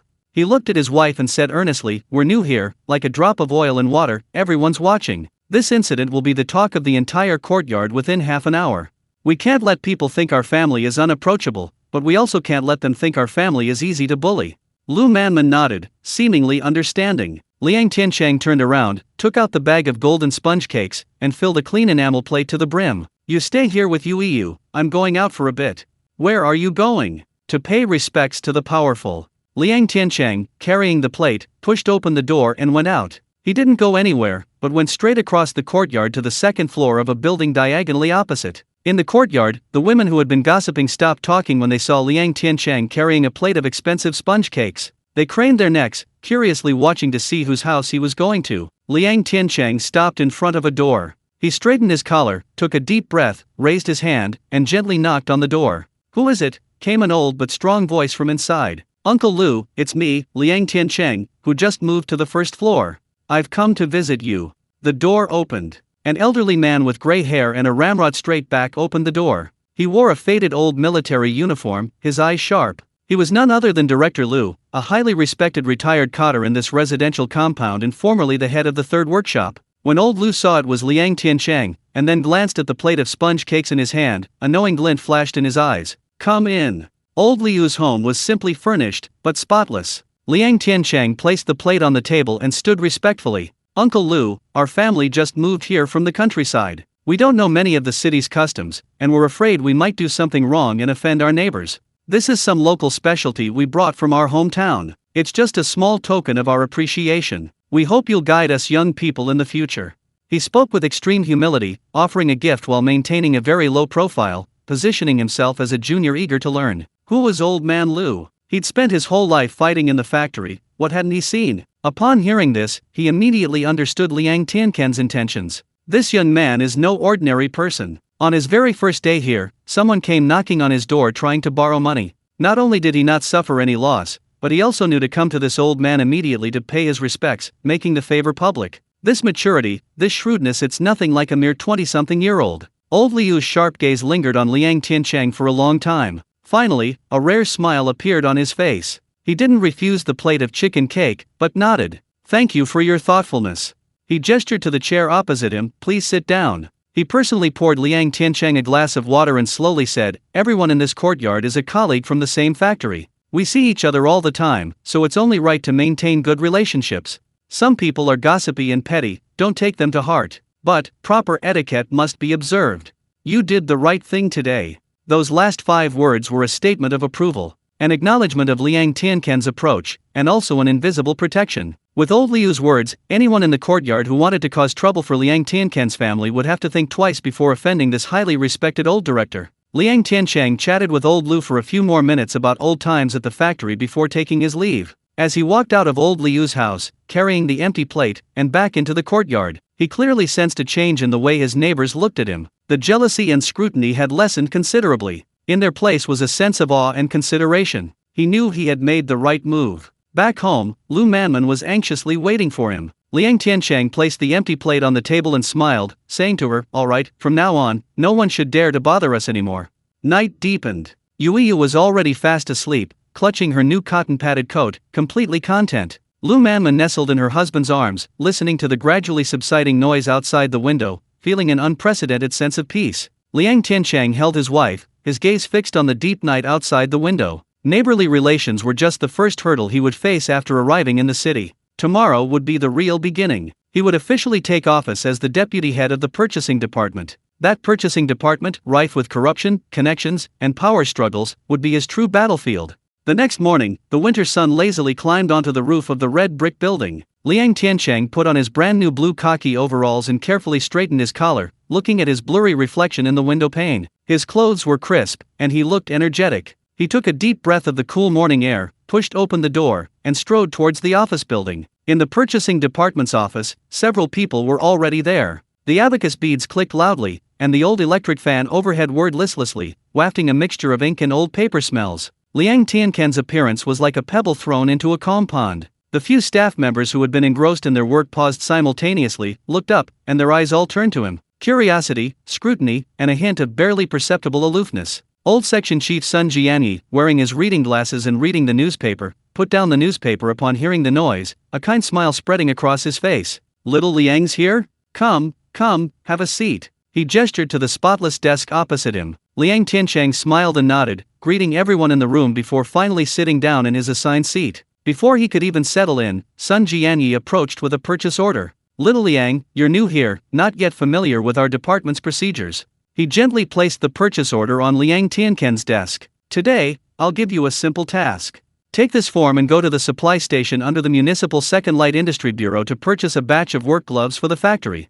Firstly, it's to familiarize you with the process. Secondly, it'll be a chance to get acquainted with the people at the supply station." Sun Jianyi spoke casually, as if assigning a trivial task. Liang Tiancheng picked up the purchase order stamped with the Red Star Factory's official seal, carefully examining the product names and quantities. Just then, a sarcastic voice drifted over from the corner diagonally opposite. "Hey, Section Chief Sunday." Zhou Dahai, legs crossed, held an enamel mug, slowly blowing on the tea leaves inside. He didn't even look directly at Liang Tiancheng, his gaze fixed on the ceiling. "Does this kind of errand running really require our factory's great hero to personally handle it? Don't waste our Deputy Section Chief Liang's talents." He deliberately emphasized the words great hero and deputy section chief, his sharp and sarcastic tone audible even from several meters away. The sound of abacuses in the office instantly stopped. Everyone froze, the atmosphere becoming awkward and delicate. Gazes darted back and forth between Sun Jianyi, Liang Tiancheng, and Zhou Dahai. Everyone could see that Zhou Dahai was deliberately picking a fight,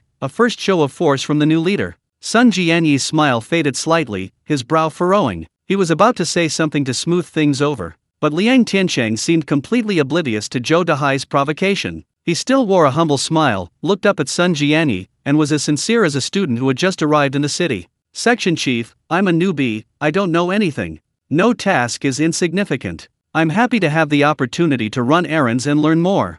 Don't worry, I'll definitely handle this well." He paused, then, holding the purchase order, pointed to an address on it and humbly asked for advice. "Section Chief, I've never been to the Second Light Industry Bureau supply station. Do you see any precautions I should take on the way?"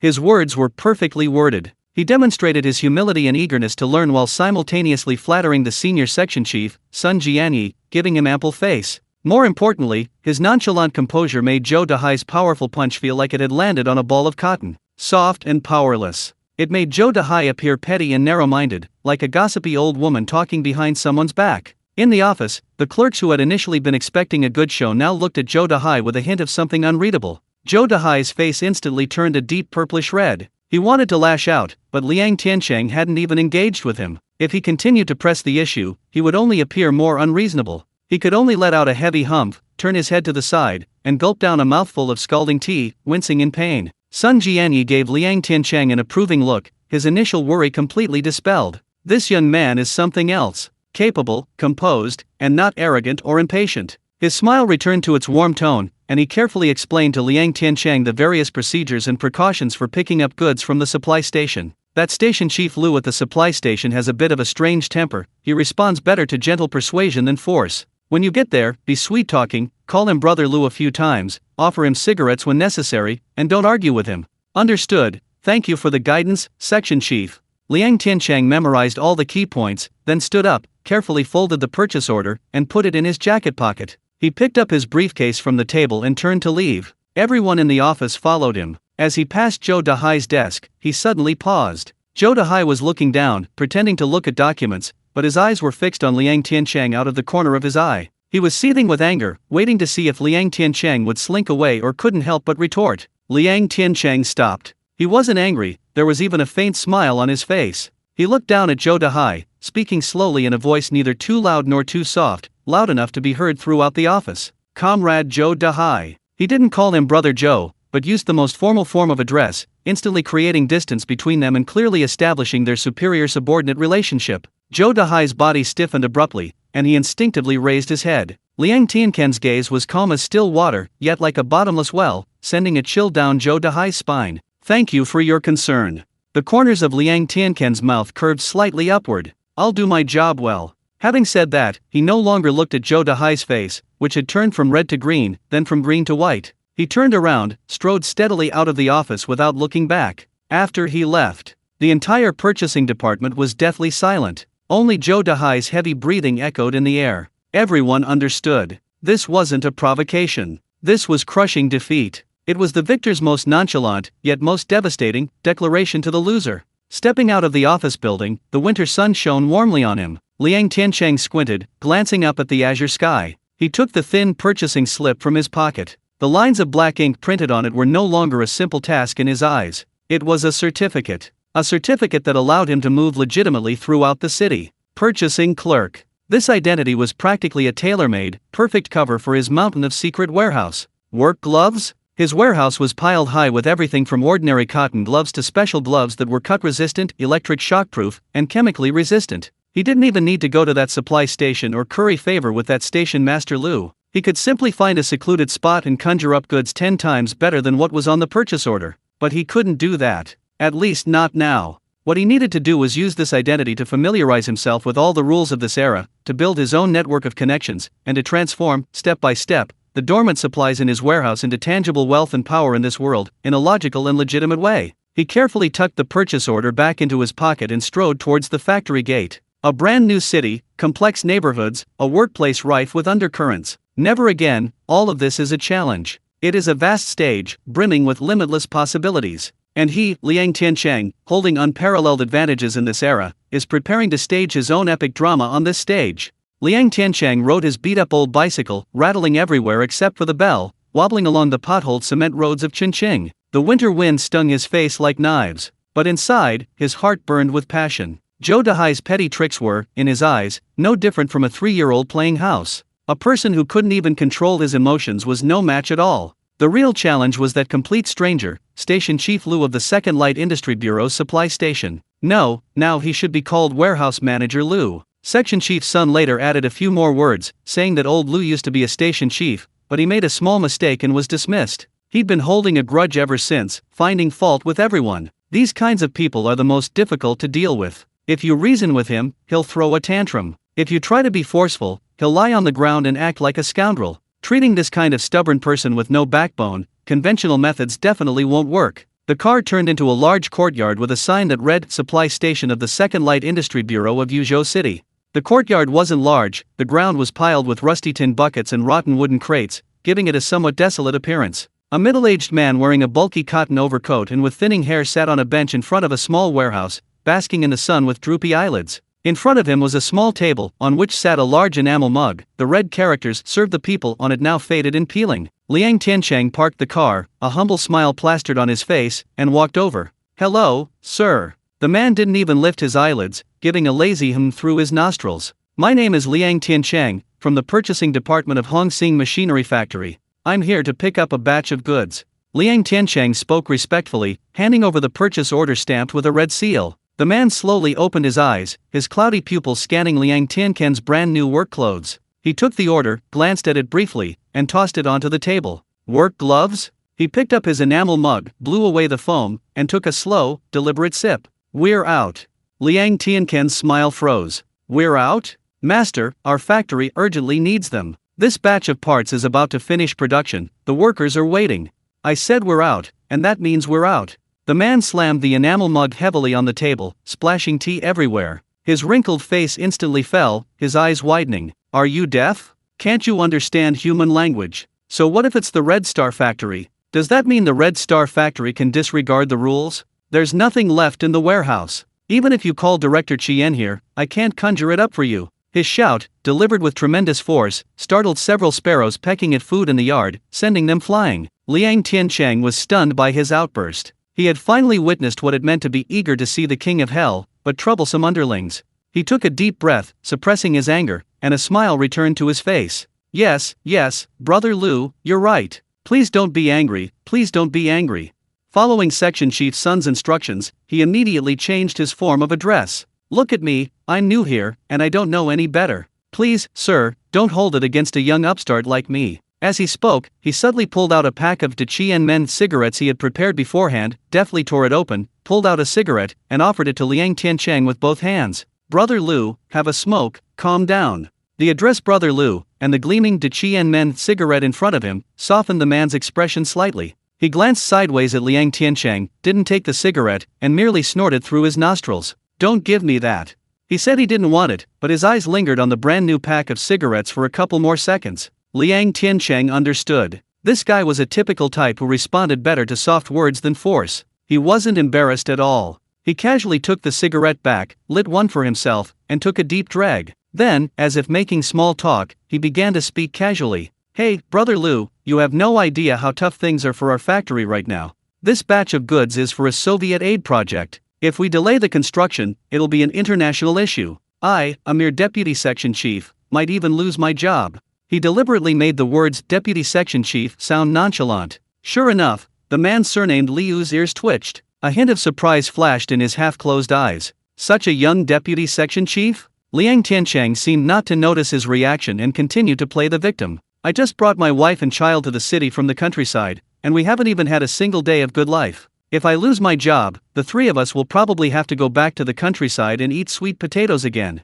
He sighed repeatedly as he spoke, his distress convincingly convincing. Just then, a cold wind blew by. The warehouse manager, Lu, instinctively shrank his neck, then reached up and pounded his right knee hard, letting out a suppressed hiss. Liang Tiancheng's eyes suddenly lit up. Here it comes. This is what he's been waiting for. He seemed to only just notice, letting out an ouch, with a concerned expression. "Brother Lu, your leg, is it an old problem?" The warehouse manager's face fell again, and he said irritably, "None of your business. Brother Lu, don't misunderstand." Liang Tiancheng quickly waved his hand, a simple and sincere smile appearing on his face. "My old man used to have this problem when he was in the army. Whenever it was cloudy or rainy, the pain would be excruciating. Later, my cousin, who dealt in imported goods, got his hands on some kind of medicinal oil from outside. Hey, you know what, it was amazing." As he spoke, he mysteriously pulled a small bottle carefully wrapped in oil paper from his canvas briefcase. He unwrapped the oil paper, revealing a small brown glass bottle inside.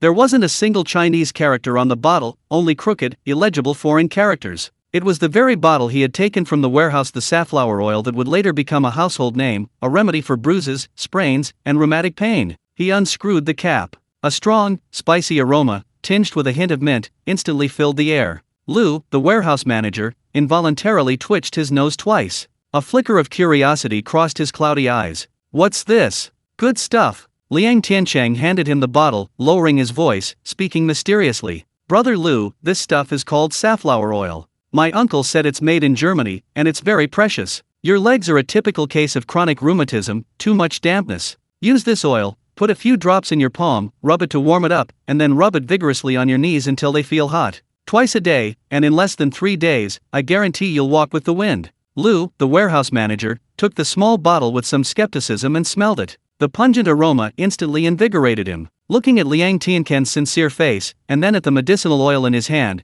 his initial wariness gradually lessened. "Is it really that effective? Brother Lu, why would I lie to you?" Liang Tiancheng patted his chest, swearing confidently. "This stuff, if it weren't for the fact that you have the same ailment as my old man, I wouldn't even dare to use it myself. You try it first. If it doesn't work, you can twist my head off and use it as a chamber pot." His words were honest and carried a touch of jiangyu, a term referring to the world of martial arts and chivalry, immediately striking a chord with Lu, the warehouse manager. Lu hesitated. His leg was frostbitten on the Korean battlefield over a decade ago. He had seen countless doctors and taken countless medications, but nothing had helped. When the weather changed, the pain was excruciating, like countless ants gnawing at his bones. He stared at the small bottle of medicated oil in his hand, a desperate, what the hell mentality taking hold. He gritted his teeth, poured a little oil into his palm, and, imitating Liang Tiancheng's instructions, rubbed it vigorously. A burning sensation instantly spread from his palm. He pressed his burning hand firmly against his aching knee and began to rub it vigorously.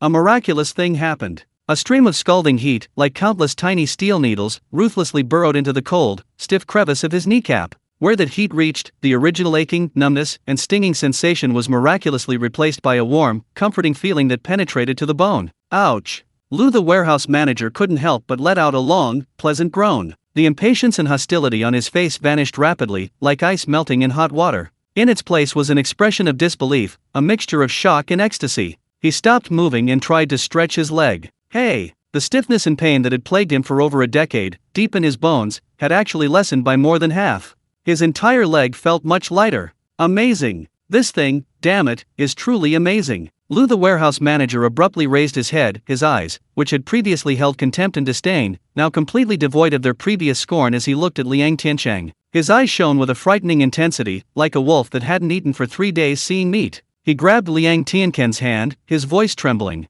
Brother Liang, this medicinal oil, do you have any more? Lou, the warehouse manager, gripped Liang Tiancheng's wrist tightly with his rough hands, like iron clamps. His wrinkled face was flushed red with excitement, and his cloudy eyes gleamed with an almost frenzied light. Brother Liang, this medicinal oil, do you have any more? His voice was trembling with urgency. Liang Tiancheng smiled faintly and subtly withdrew his hand. He shoved the small brown glass bottle directly into Liu's hand. Brother Liu, look at you, what's all the excitement about? This bottle is yours. What? Liu, as if struck by lightning, jerked his hand back, almost dropping the bottle. No, absolutely not. He shook his head violently, his face filled with fear. Something this precious is probably harder to find than gold. How could I possibly take yours? Brother Liu, you're being too polite. Liang Tiancheng's tone was sincere and pure. My old man has suffered this pain too, I know how infuriating it is. Take it, consider it my gift to you, brother. Next time I come to pick up goods, just take care of me.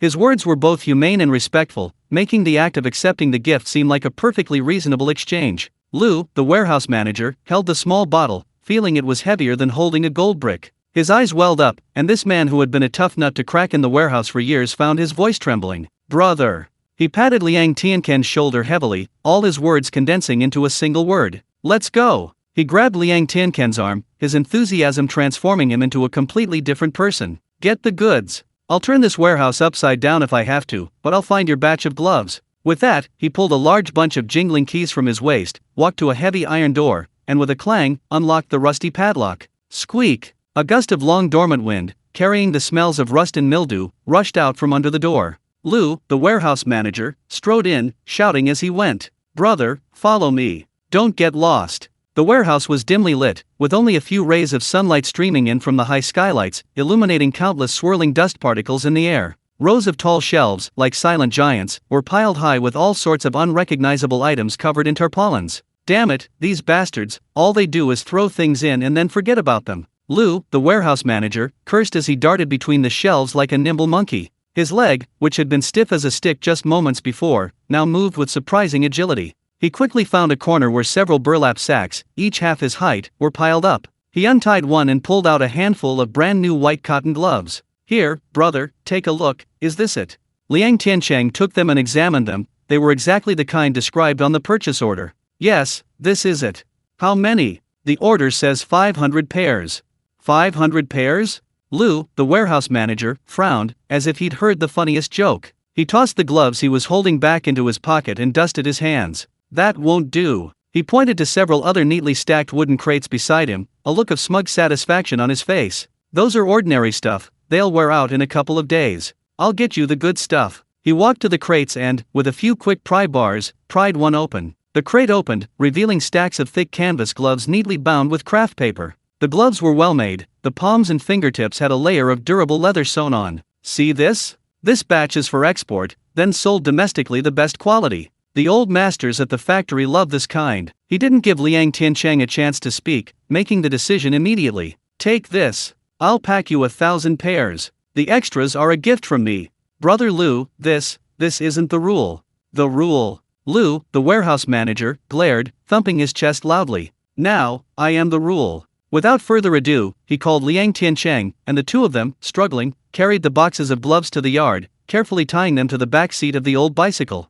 After loading, Lu, still not satisfied, pulled two bright red apples from his small room and stuffed them into Liang Tiancheng's briefcase. "Brother, if you ever need anything, whether it's business or personal, just come to me." He lowered his voice, speaking mysteriously. "No matter how rare or unusual it is, as long as it enters my warehouse, I'll keep it for you." "Thank you very much, Brother Lu." Liang Tiancheng smiled and thanked him, but in his heart, he knew exactly what was going on. This bottle of safflower oil was incredibly valuable. He not only got his business done, but unexpectedly, he gained a powerful insider in the city who could help him solve many problems. He pushed his bicycle, piled up like a small mountain, and was about to take his leave. "Hey, brother, wait a minute." Warehouse manager Lu suddenly called out to him again, his expression becoming somewhat strange, as if he were calculating something. Liang Tiancheng stopped, looking at him with some doubt. Warehouse manager Lu gestured with his lip towards a dark corner at the very back of the warehouse. "I'll give you another bargain." His voice was even lower, carrying an inexplicable excitement, like he'd gotten a huge windfall. "See that pile of sacks?" Liang Tiancheng looked in the direction he was pointing. In the corner of the warehouse, there was indeed a pile of tattered sacks, covered in a thick layer of dust, some even with cobwebs. It looked like a pile of garbage that had been forgotten for many years. "I see it, so what?" "That pile of stuff," Lu, the warehouse manager, whispered in Liang Tiancheng's ear, "was confiscated from an old capitalist's house during the political movement a couple of years ago, and it's been sitting here as scrap. The higher UPS ordered it disposed of, but I thought it was too much trouble, so I kept putting it off." He looked at Liang Tiancheng, a shrewd glint in his small eyes. "Brother, listen to me. If you like it, just give me a little something, that'll do. Just find a cart and haul that whole pile of stuff away. How about that?" Liang Tiancheng knew exactly what was going on, but his face remained impassive. He walked to the dark corner, squatted down, and untied the rope of a tattered burlap sack. A musty, dusty smell wafted out. He reached inside and grabbed a handful. The texture was soft, delicate, and strangely elastic. He held it up to the light and shook it gently. The thick layer of dust fell away. What was revealed was a ball of snow-white, high-quality cotton yarn with extremely long fibers. In this era, this stuff, because of its damaged packaging and dust, would be considered unwanted junk. But in his eyes, it was a gold nugget. The most valuable parts of the German-imported precision machine tools in Workshop 3 were their core components. Maintaining them was more troublesome than tending to ancestors. Ordinary rags shed lint and easily scratched the surfaces of the parts. Only this kind of lint-free, highly absorbent long-staple cotton yarn is the only choice for wiping those precious pebbles. "Brother Lu, this." Liang Tiancheng stood up, dusted off his hands, and wore a perfectly measured troubled expression. "This is all rotten cotton wadding. Taking it back won't be of much use." Lu, the warehouse manager, panicked upon hearing this. He was afraid Liang Tiancheng wouldn't appreciate it, and he wouldn't be able to give away his favor. "Brother, don't look at it like this now. It's a bit dirty. Take it back, have your wife beat it with a mallet, shake off the dust, and use it to make a quilt or a cotton-padded jacket. It's much better than that rotten cotton." He treated this pile of industrial-grade cotton yarn as scraps for making clothes. "Okay," Lu, the warehouse manager, gritted his teeth and held up 2 fingers, 2 yuan. "You can take all of these dozen or so sacks. Consider it a treat for your kid." Liang Tiancheng was secretly overjoyed. The value of this batch of cotton yarn was so high that even 200 yuan would be a steal at the factory. But he still looked hesitant. Finally, as if making a huge decision, he sighed. "All right, I'll do as you say, Brother Lu. I'll go back and find a cart. I'll come and get it in a bit." "Great. I'll wait for you here." Seeing him reluctantly accept, Lu, the warehouse manager, beamed, feeling he had repaid a huge favor. That afternoon, Liang Tiancheng laboriously hauled the dozen or so sacks of scrap back to the factory and temporarily piled them under the eaves outside the purchasing department. He carried the receiving slip and the brand new canvas gloves into the office. Zhou Dehai was sitting with his legs crossed, bragging to a few staff members. Seeing Liang Tiancheng enter, he raised an eyebrow, a contemptuous smile playing on his lips. "Oh, Deputy Section Chief Liang's back?" He deliberately raised his voice so everyone in the office could hear. "You've been running around all morning, and you actually managed to buy the gloves? Not bad luck, not a wasted trip." His tone made it sound as if Liang Tiancheng had gotten away with such a simple task by sheer luck. Liang Tiancheng completely ignored him, walking straight to Sun Jianyi's desk and handing over the receipt and invoice. "Section Chief, the goods are back. Please take a look." Sun Jianyi put on his reading glasses, carefully checked the documents, and nodded. Not bad, canvas, more durable than cotton gloves."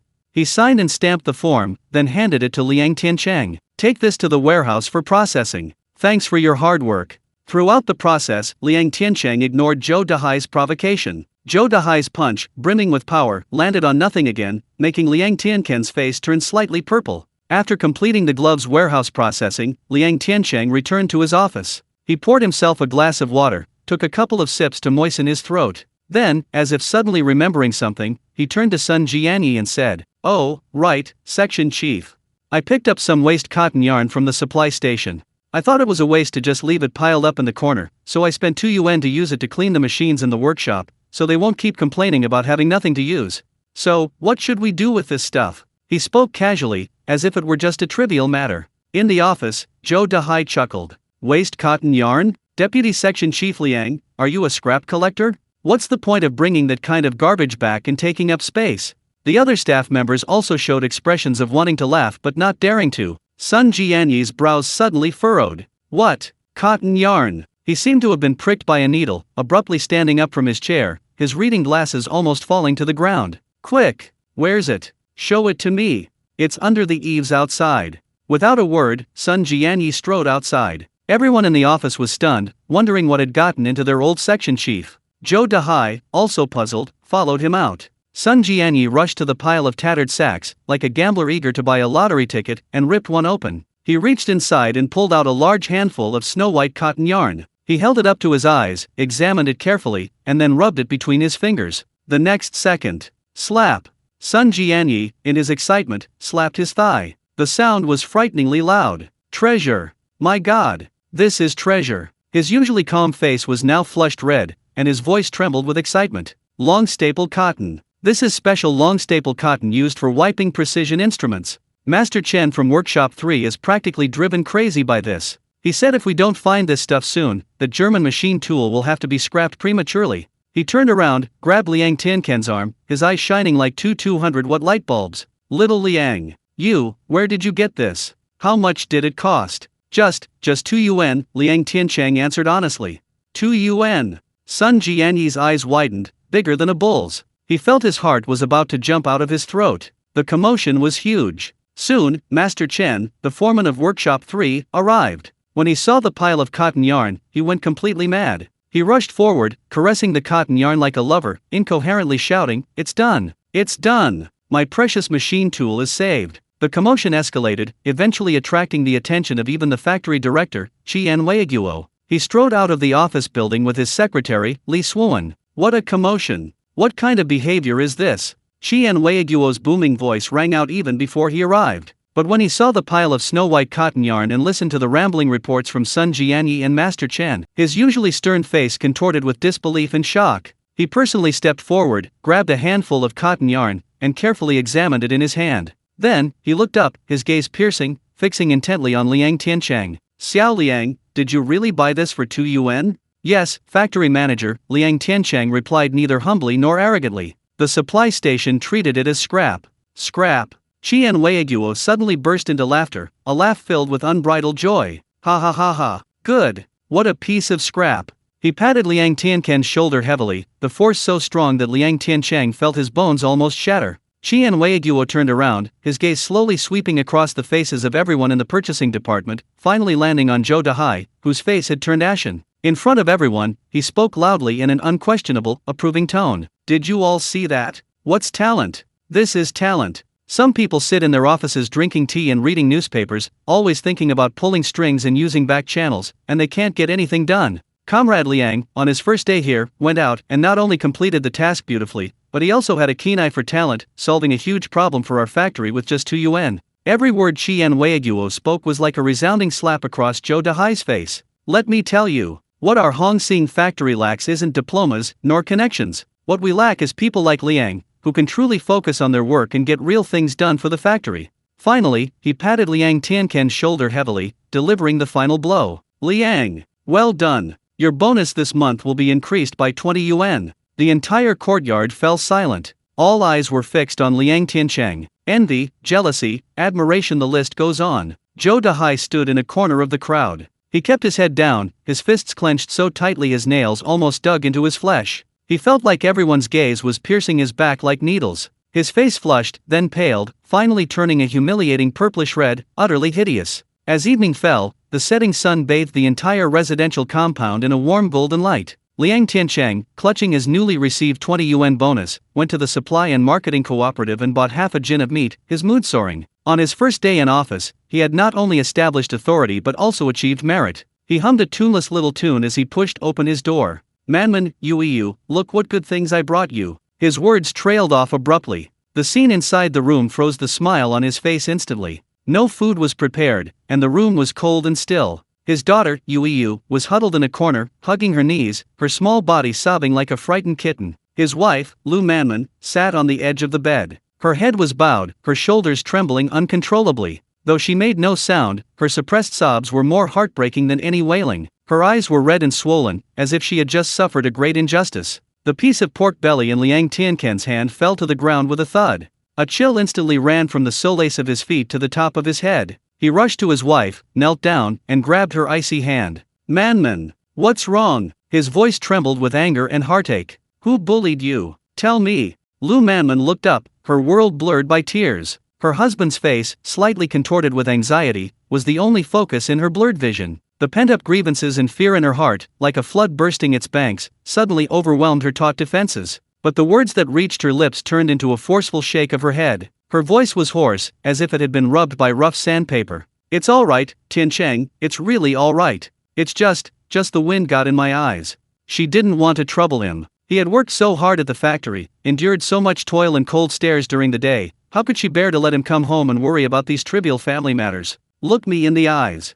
Liang Tiancheng didn't reach out to help her up, but his voice suddenly deepened, carrying an undeniable authority. She slowly raised her head, her bloodshot, rabbit-like eyes meeting his gaze. Liang Tiancheng's heart felt as if it had been gripped tightly by an invisible hand, the pain causing him to gasp. He reached out and, with his rough fingertips, gently wiped away the tears from her cheeks. "Manman, we're husband and wife. Your problems are my problems. Even if the sky falls, I'll hold it up for you." His voice was gentle as water, yet as steady as a mountain. "Tell me, what happened?" Lu Manman's taut string finally snapped. "Wah!" She could no longer hold back, burying her face in her husband's strong arms, releasing all the anxiety, fear, and grievances of the past few days into a heart-wrenching wail. It's Aunt Zhang," I argued with her. Lu Manman sobbed intermittently. As evening fell, the communal kitchen in the residential compound was invariably the center of noise and chaos. The mingled smoke, cooking fumes, and the aroma of food, mixed with the women's shrill shouts, formed a thick, viscous fog that made one dizzy.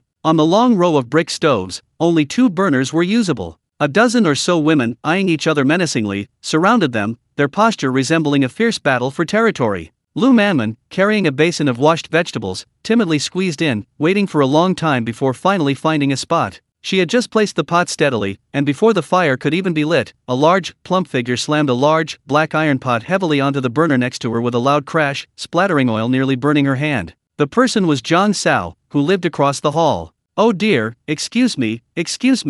Sister Zhang spoke politely, but her body was like a wall of flesh, forcing Lu Manman to stumble and nearly fall. Lu Manman dared not speak, silently taking 2 steps back while clutching the basin. Sister Zhang deftly lit the fire and poured in the oil. With a sizzle, a handful of dried chilies were thrown into the boiling oil, the pungent aroma instantly exploding and enveloping the entire kitchen. While vigorously stirring with a spatula, she shouted in a shrill voice at a woman kneading dough beside her. "Hey, I'm telling you, Li family, have you seen this? Some people are just so lucky. Their men must have had some incredible stroke of luck, bringing home meat from the supply and marketing cooperative every day. Unlike us beasts of burden, seeing meat even once a month is a stroke of good fortune." These words, spoken softly yet subtly, spread like a pebble into a pond, their ripples reaching everyone's ears. A dozen pairs of eyes instantly turned into sharp blades, slicing towards Lu Manman in the corner. Those eyes held jealousy, scrutiny, and undisguised exclusion. Lu Manman's face drained of color in an instant. She felt as if she had been stripped naked and thrown into the snow, chilled to the bone. Seeing her silence, Aunt Zhang grew even more smug, her tone shifting directly to Liang Tiancheng. "But you know, the meager wages men earn outside fill the bottomless pit at home. Tisk tisk, what a life. They eat their fill in the beginning and have nothing left in the end. Aren't they afraid of using up all their good fortune for the rest of their lives prematurely?" These words were no longer insinuations, but a blatant curse. You're talking nonsense." Lu Manman trembled, unable to listen any longer. She could tolerate others talking about her, but she couldn't bear a single word slandering her husband. Mustering all her courage, she retorted, "My man earns his money honestly and fairly. It's none of your business to gossip." "Oh ho. Aunt Zhang seemed to have heard the funniest joke in the world, banging the spatula on the iron pot with a deafening roar. "A country bumpkin like you dares to talk back to me? What's your husband's talent? He's just good at sucking up to the leaders. Everyone knows that." Several women around Aunt Zhang, who were on good terms with her, burst into a cacophony of ear-piercing laughter. That laughter was more hurtful than shards of ice in the dead of winter. "I won't allow you to talk about him like that." Lu Manman's eyes reddened with anger, but because she was tongue-tied, she could only repeat this one sentence over and over. She was both angry and anxious, fearing that if this got out, it would cause trouble for her husband's work at the factory. She couldn't stand it any longer. She hastily tossed the food in the pot aside, not caring whether it was cooked or not, ladled it onto a plate, and, like a defeated deserter, rushed out of the suffocating battlefield. "Tiancheng, I'm sorry. I've caused you trouble." Lu Manman sobbed uncontrollably, burying her face in her husband's arms. But I really couldn't bear to hear them say those things about you. I was afraid her husband would cause trouble for you at the factory. Wah! It's all my fault for being useless." Liang Tiancheng held his wife's trembling, frail body, saying nothing. His heart felt like it had been soaked in icy salt water, bitter, astringent, and aching. In his past life, he was all alone, struggling through the world like a lone wolf, yearning for the warmth of a home more than anyone, understanding the weight of the word family more than anyone. In this life, he had a wife and daughter, and he had vowed to give them the best life, to make them the happiest people in the world. But now, right under his nose, his woman, for the sake of upholding his dignity, was publicly humiliated, suffered immense injustice, and afterwards had to live in fear and self-blame. A violent, icy rage exploded from beneath his feet, shooting straight to the top of his head. The last vestiges of tenderness in his eyes vanished instantly, replaced by a chilling, almost beastly, murderous intent. That Aunt Zhang, and those gossipy women. They had touched a raw nerve with Liang Tiancheng. He slowly released his wife, stood up, walked to the corner of the wall, and picked up the fallen piece of pork belly. He carefully wiped the dust off with the corner of his shirt. Then, he turned back to his wife, placed the meat on the table, and then scooped up his daughter, who was cowering in the corner, too frightened to make a sound, and placed her on his lap. Looking at the two most important women in his life, his eyes became incredibly solemn. "Manman, listen carefully." His voice wasn't loud, but each word was as firm as a rock, resounding with unwavering authority. "From today onwards, you will never have to suffer this kind of humiliation again. My woman, Liang Tiancheng's woman, doesn't need to be beholden to anyone, doesn't need to endure anyone's whims. Whoever makes you unhappy for a moment, I'll make sure they never have an easy time again." These words, domineering and tyrannical, were like a powerful stimulant injected into Lu Manman's fearful and anxious heart. She stopped crying, her eyes still brimming with tears, staring blankly at her husband. The man before her seemed completely different from before. He possessed a powerful strength that gave her peace of mind, a strength she was willing to entrust her entire world to. Liang Tiancheng reached out and wiped away the last tear from her face. A smile returned to his face, a smile tinged with mystery and an undeniable confidence. "Starting tomorrow, you won't have to go to that smoky communal kitchen anymore. I'll take care of the cooking." "Ha!" Lu Manman was stunned, her face full of confusion. "Not the communal kitchen? Then, where are we going to cook?" In these days, in tenement buildings, dozens of families share one kitchen and bathroom per floor. If not in the communal kitchen, could they possibly light a fire indoors? The coal smoke would choke a person to death. "I have a clever plan," Liang Tiancheng said, playfully pinching his daughter's nose, deliberately keeping her in suspense. "You just wait patiently for your meal." With that, he stood up, cut off most of the piece of pork belly, carefully salted the rest, and hung it on the iron bars of the window. Then, he rolled up his sleeves and began rinsing the rice. His movements were unhurried, steady, and powerful. His broad back, in the dim lamplight, was like a majestic mountain, firmly shielding him from all the storms of life. Lu Manman gazed at him, and the fear and grievances in her heart vanished without her realizing it. She knew that her man, if he said it, he would definitely do it. Night deepened. His wife and daughter were fast asleep, their breathing even. Liang Tiancheng silently got out of bed. He didn't turn on the lights, but walked to the center of the room by the faint moonlight filtering in from the window. He closed his eyes, and a thought flashed through his mind. The next second, his consciousness had entered that enormous warehouse-like supermarket that belonged only to him, overflowing with supplies from the future. The shelves, laden with a dazzling array of goods, were arranged neatly and uniformly. This time, his target was no longer food, nor medicine. He strode straight through the food section, past the daily necessities section, heading briskly towards the innermost area, the one labeled outdoor products and camping gear. His gaze, sharp as an eagle's, swept across the rows of shelves. Finally, his gaze settled on a small, silver-white, high-tech metal box. The box's packaging prominently displayed the words, "Portable Cassette Stove." Next to it, a small mountain of rows of blue butane gas cylinders piled up. A cold, stern smile slowly curved onto Liang Tiancheng's lips. Aunt Zhang? A communal kitchen? Starting tomorrow. He wanted everyone in the compound to see how exactly his family, Liang Tiancheng's family, cooked. He wanted the aroma of meat wafting into every window. He wanted those gossipy old women to smell the aroma of his meat while munching on their own cornbread, driven mad with envy. The next day, just as dawn was breaking, most people in the compound were still asleep when a soft, clanging sound came from under Liang Tiancheng's window. The sound wasn't loud, but it seemed to have a magical power, drawing everyone's ears. Soon, one sleepy head after another peeked out from behind the windows. Zhang, who lived across the street, was the first to emerge, wearing a cotton-padded coat. She hadn't slept well all night, a burning anger simmering inside her. She was convinced that Lu Manman, that spineless coward, had dared to talk back to her yesterday and would surely have complained. She wanted to see what tricks that peasant Liang would pull today. She crossed her arms, leaned against the doorframe, and immediately spotted Liang Tiancheng bustling about under her window. Liang Tiancheng moved a small stool and then took a flat bluestone slab from inside the house, placing it steadily on the open ground under the windowsill. His movements were unhurried, like a skilled master craftsman setting up his workbench. More and more people gathered in the courtyard. They whispered and pointed, no one understanding what this new deputy section chief Liang was up to so early in the morning instead of going to work. Hey, what do you think he's doing? I don't know, judging by the way he's doing it, it looks like he's building something. Aunt Zhang watched the scene, a sharp, sarcastic smile playing on her lips. She cleared her throat, deliberately raising her voice, her sarcastic tone filling the entire courtyard. Oh, who is it now? Oh, it's our deputy section chief Liang. What? So you're complaining that the communal stove in our compound is too smoky and doesn't suit your status as a cotter's spouse, so you want to build your own palace to cook in? As soon as she said this, several women who were on good terms with her immediately burst into laughter. Ha ha ha. Aunt Zhang, what are you saying? Rice cooked in a palace would probably be more fragrant. Exactly. He's a city person now, his food, clothing, and daily necessities are definitely different from ours, these country bumpkins. Those sharp jeers of laughter were like shards of cold glass, piercing Lu Manman's heart as she stepped out of the house. Unlike yesterday, she didn't cower, her eyes filled with anger as she glared at the crowd. Liang Tiancheng, however, seemed to have eyes in the back of his head. He didn't turn around, but simply said something. Manman, close the door, it's windy. That steady voice, like a reassuring pill, instantly calmed Lu Manman's heart. She straightened her back and obediently closed the door gently, shutting out the gossip outside. Faced with the mockery of Zhang Sao and the others, Liang Tiancheng didn't even raise an eyebrow. He calmly and unhurriedly took 2 items from the house. When these 2 items appeared before everyone's eyes, the laughter throughout the courtyard abruptly stopped. Everyone's eyes were fixed on the bluestone slab, as if drawn by a magnet. It was a silver-white, palm-sized iron box with several delicate, gleaming black knobs that shimmered with the unique, cold luster of metal in the morning light. Beside it sat a small, gleaming frying pan, so shiny it reflected a person's image. These 2 items, with their peculiar shapes and exquisite craftsmanship, were completely out of place among the bulky, crude objects of this era. My goodness! What are those things?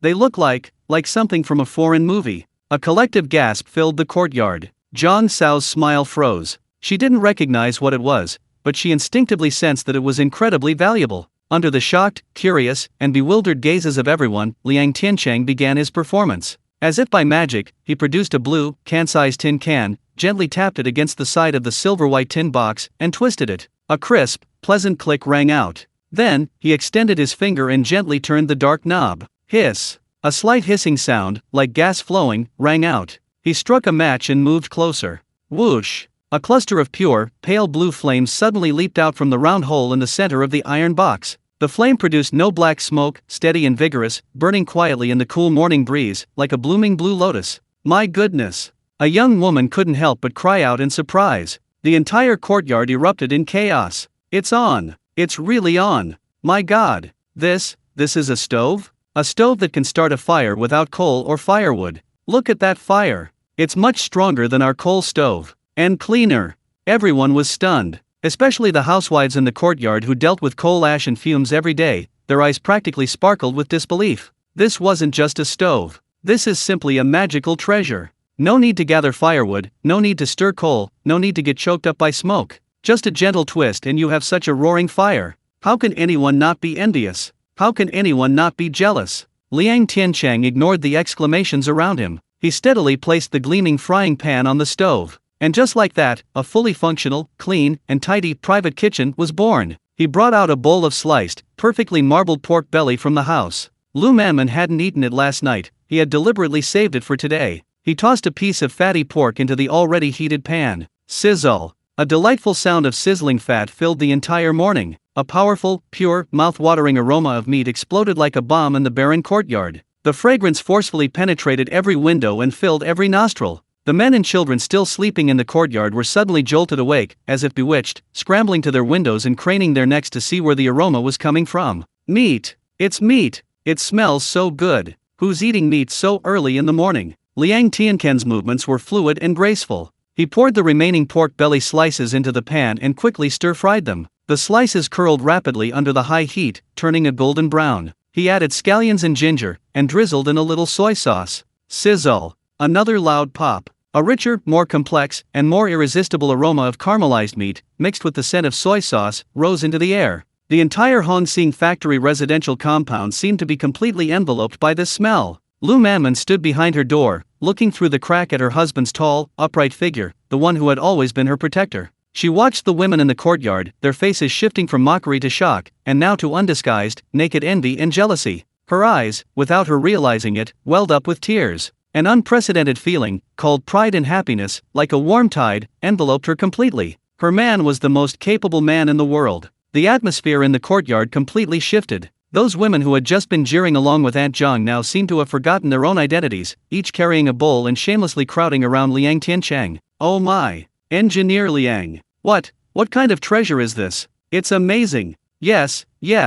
Engineer Liang, where did you buy this stove? How much did it cost? Do you need a receipt? Engineer Liang, do you need a goddaughter? What do you think of our girl? They chattered incessantly, surrounding Liang Tiancheng, their enthusiasm practically making them want to establish a kinship with him on the spot. Meanwhile, Aunt Zhang, left all alone, stood by the doorway. She looked at Liang Tiancheng, the man everyone adored, at the clean and luxurious little stove, and then at the irresistible aroma of meat in the air that made her heart ache. Her face flushed red, then paled, and finally, turned a deep, liver-colored hue from anger. She felt everyone around her was mocking her foolishness and short-sightedness. She opened her mouth, wanting to say something, but couldn't utter a single word. Finally, she could only let out a heavy humph, turn around, and slam her front door shut with a bang. Liang Tiancheng ladled the stir-fried meat into a bowl, then cooked 2 bowls of noodles before pushing open his front door. Dinner's ready. He placed the steaming bowl of noodles, piled high with fragrant slices of meat, in front of his wife and daughter. Yuiyu, already drooling, picked up her chopsticks and began to eat with gusto,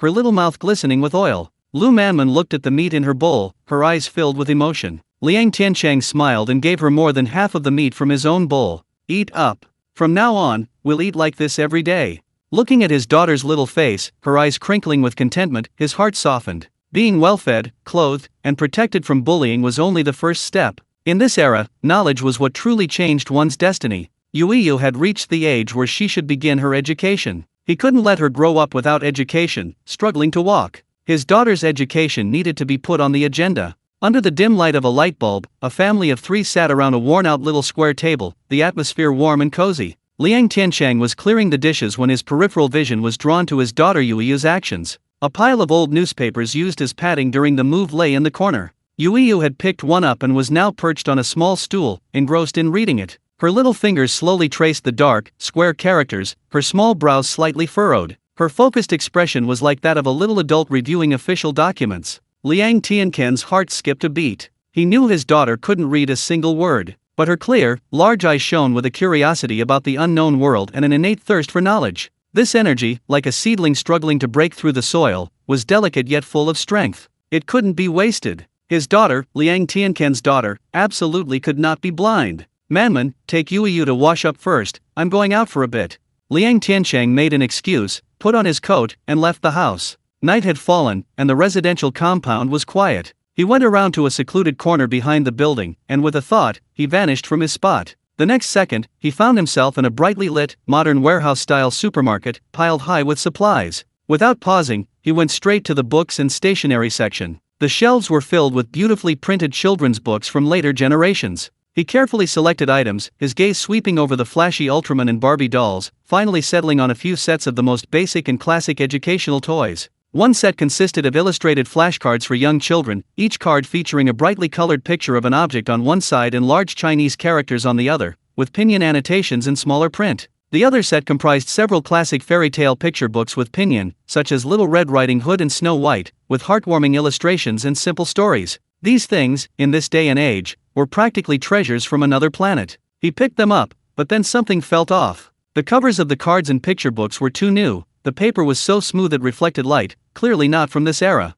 Without hesitation, he tore off the covers of the picture books, along with the back covers bearing the manufacturer's name and barcode. He then grabbed a handful of cards and rubbed them against the dusty shelf, instantly giving the pristine cards a touch of time. Only after doing all this did he nod in satisfaction. He carried the stack of disposed old books back to his dimly lit, cramped home. Tiancheng, where did you find these? Lu Manman looked at the stack of colorful cards her husband had brought back, her bright eyes sparkling with curiosity. Liang Tiancheng placed the items on the table, a smug smile spreading across his face. He lowered his voice and explained, "My cousin, he's got connections. These are old magazines he collected from the home of a fallen capitalist. I thought they were still in good condition, so I took them out for Yui's early education." This cousin identity was becoming increasingly useful. Lu Manman, a sent-down youth, naturally knew how to read. She picked up a card with a picture of a rooster, flipped it over, and examined the printed Chinese characters on the back, then looked at the tadpole-like pinyin symbols next to it, her brow furrowing slightly. "For Yu to play with?" She put the card down, took her husband's hand, and her face showed a hint of caution. "Tiancheng, Yu is only 4 years old. Isn't it a bit too early to let her learn these things now? I'm worried she won't be able to sit still and it will kill her interest." Her concern wasn't that she thought reading was useless, but rather a deep respect for education. In her view, early childhood education was a serious matter, not to be taken lightly. Besides, Lu Manman's voice lowered, "Teaching children isn't a game. Is your method reliable? Don't lead the child astray." "Not early at all." Liang Tiancheng pulled his wife into his arms, gently patting her back, his tone full of unwavering confidence. "Don't worry, our daughter is very smart. She'll understand in no time. As for how to teach her, I have a clever plan." He pulled his daughter onto his lap and, like a magician, produced the card with a large, red apple printed on it. "Yu, come here, Daddy will play a game with you." His voice was as warm as a melting spring breeze. Yui's little head was immediately captivated by the vibrant, juicy red apple on the card, the one that seemed to exude a sweet aroma. She stretched out her chubby little hand and curiously poked the smooth card. "Yui, look," Liang Tiancheng pointed to the apple, coaxing her in a storytelling tone. "What's this red, round thing that tastes sweet and crisp called?" "An apple." Yui answered without hesitation, her little mouth seemingly already tasting its sweetness. "That's right." Liang Tiancheng smiled, flipping the card over and pointing to the large Chinese character on the back. "Look, this character is pronounced pinguo. He pronounced the two characters very slowly and clearly. "Come on, say it with Daddy, pinguo. Ping-guo." Yui imitated him, repeating it in her childish, sweet voice. "So clever." Liang Tiancheng was never stingy with praise. He flipped the card back and pointed to the picture. "What's this?" "Apple." He flipped it over again and pointed to the Chinese character. "What's this character pronounced?" "Ping-guo." This novel game, so closely linking pictures and words, made Yui's little face light up with excitement. Liang Tiancheng struck while the iron was hot and took out a second card. On it was a picture of a smiling man in overalls. "What about this one?" "Daddy." Yui jumped into Liang Tiancheng's arms, giggling. "Right. Look, these two words are pronounced baba. Just over 10 minutes later, when Liang Tiancheng deliberately shuffled the cards for apple, daddy, mommy, rooster, and eating and laid them out on the table, a miracle happened. "Yui, which one is mommy?" Yui's little finger, without hesitation, pointed firmly to the correct card. "Which one is the apple?" She pointed it out accurately again. No matter how Liang Tiancheng asked the questions or changed the order, Yui could always find the corresponding Chinese character immediately. She not only remembered the pronunciation, but had even firmly imprinted the abstract square symbol and the concrete object in her little mind. Standing to the side, Lu Manman was completely stunned. Her mouth was slightly agape, her eyes wide open, her expression even more shocked than when she saw the automatically lighting magical furnace in the yard during the day. She looked at her daughter, then at her husband, feeling as if everything before her was an unreal dream. "Oh my God." She covered her mouth, letting out a soft gasp of barely suppressed joy. "Our Yu is truly a little genius." This heartfelt praise filled Liang Tiancheng's heart with pride and satisfaction. He knew his daughter was intelligent, but he hadn't expected her to be this intelligent. This night was destined to be extraordinary for the small family who had just moved from the countryside to the city. The three of them huddled around a worn-out square table, under a dim, solitary lamp. There was no television, no radio. The only sound echoing in the room was their daughter's innocent, childlike voice, reading aloud again and again, full of childlike joy. Dad, Dad. Mom, Mom. Eat meat, meat. Lu Manman nestled against her husband's shoulder, listening quietly to her daughter's reading, a gentle, contented smile unconsciously curving her lips. Under the lamplight, her eyes held no tears, only an unyielding smile and radiance. She seemed to already see her daughter leaving this small family compound, having a future completely different from hers, and her husband's a future of boundless brightness. Family life was thriving. Liang Tiancheng's days at the factory, however, were not as peaceful as they appeared. Ever since he spent 2 yuan to buy that batch of premium cotton yarn worth a fortune, his position in the purchasing department had become precarious. The old department head, Sun Jianyi, found him increasingly pleasing to the eye and would frequently call him into his office to impart purchasing tips. Zhou Dehai, on the other hand, completely regarded him as a thorn in his side. Every day at work, his eyes were fixed on Liang Tiancheng with venomous glare, seizing every opportunity to verbally stab him. Liang Tiancheng ignored it all. He knew in his heart that arguing with a clown like Zhou Dehai was a complete waste of time. The real contest wasn't about who had the sharpest tongue, but about who could accomplish greater things and achieve greater merit for the factory. The opportunity soon arrived. That afternoon, the factory suddenly erupted in chaos. A piece of news, like a winged bird, flew from the office building into every workshop and every department. Have you heard? Our factory got an urgent order from a military unit. If we can complete it, the bonus will be doubled. Yes, I've heard, but I've also heard that those parts need a special steel called chromium molybdenum alloy steel. That stuff is more precious than gold. You can't find more than a few pieces in the entire southwest region. I heard from the purchasing department that Section Chief's son has been running around for days, his legs are about to give out, and he hasn't even seen a glimpse of the steel. This is a real problem. If we can't get the steel and don't meet the quota, our factory's hard-earned Advanced Unit Award might be revoked. A pall of gloom hung over the entire Hongsing factory. In the purchasing department office, the atmosphere was even more oppressive, like a storm brewing. Sun Jianyi chain-smoked, the office filled with smoke that stunned the eyes. Several purchasing agents hung their heads, silent. This assignment was a hot potato. Whoever took it would be in trouble. If they succeeded, it would be expected. If they failed, they'd have to take the blame. In this deathly silence, Zhou Dehai's eyes flickered. His gaze fell on Liang Tiancheng, who was sitting quietly in the corner, engrossed in his documents. A malicious thought suddenly surfaced in his mind. He cleared his throat and abruptly stood up from his chair. Section Chief. His voice was loud and abrupt, drawing everyone's attention. I think we can't just give up like this. Sun Jianyi raised his bloodshot eyes and asked impatiently, Don't give up? Do you have a way to do that? I don't have a way, Zhou Dehai said with a selfless expression, pointing at Liang Tiancheng. But I believe Deputy Section Chief Liang definitely has a way. Deputy Section Chief Liang is a talent even our factory director praised. He can repair German machine tools. A little steel will definitely be no problem for him. I propose. This arduous task of procuring chromium molybdenum alloy steel should be entrusted to Deputy Section Chief Liang, with full authority.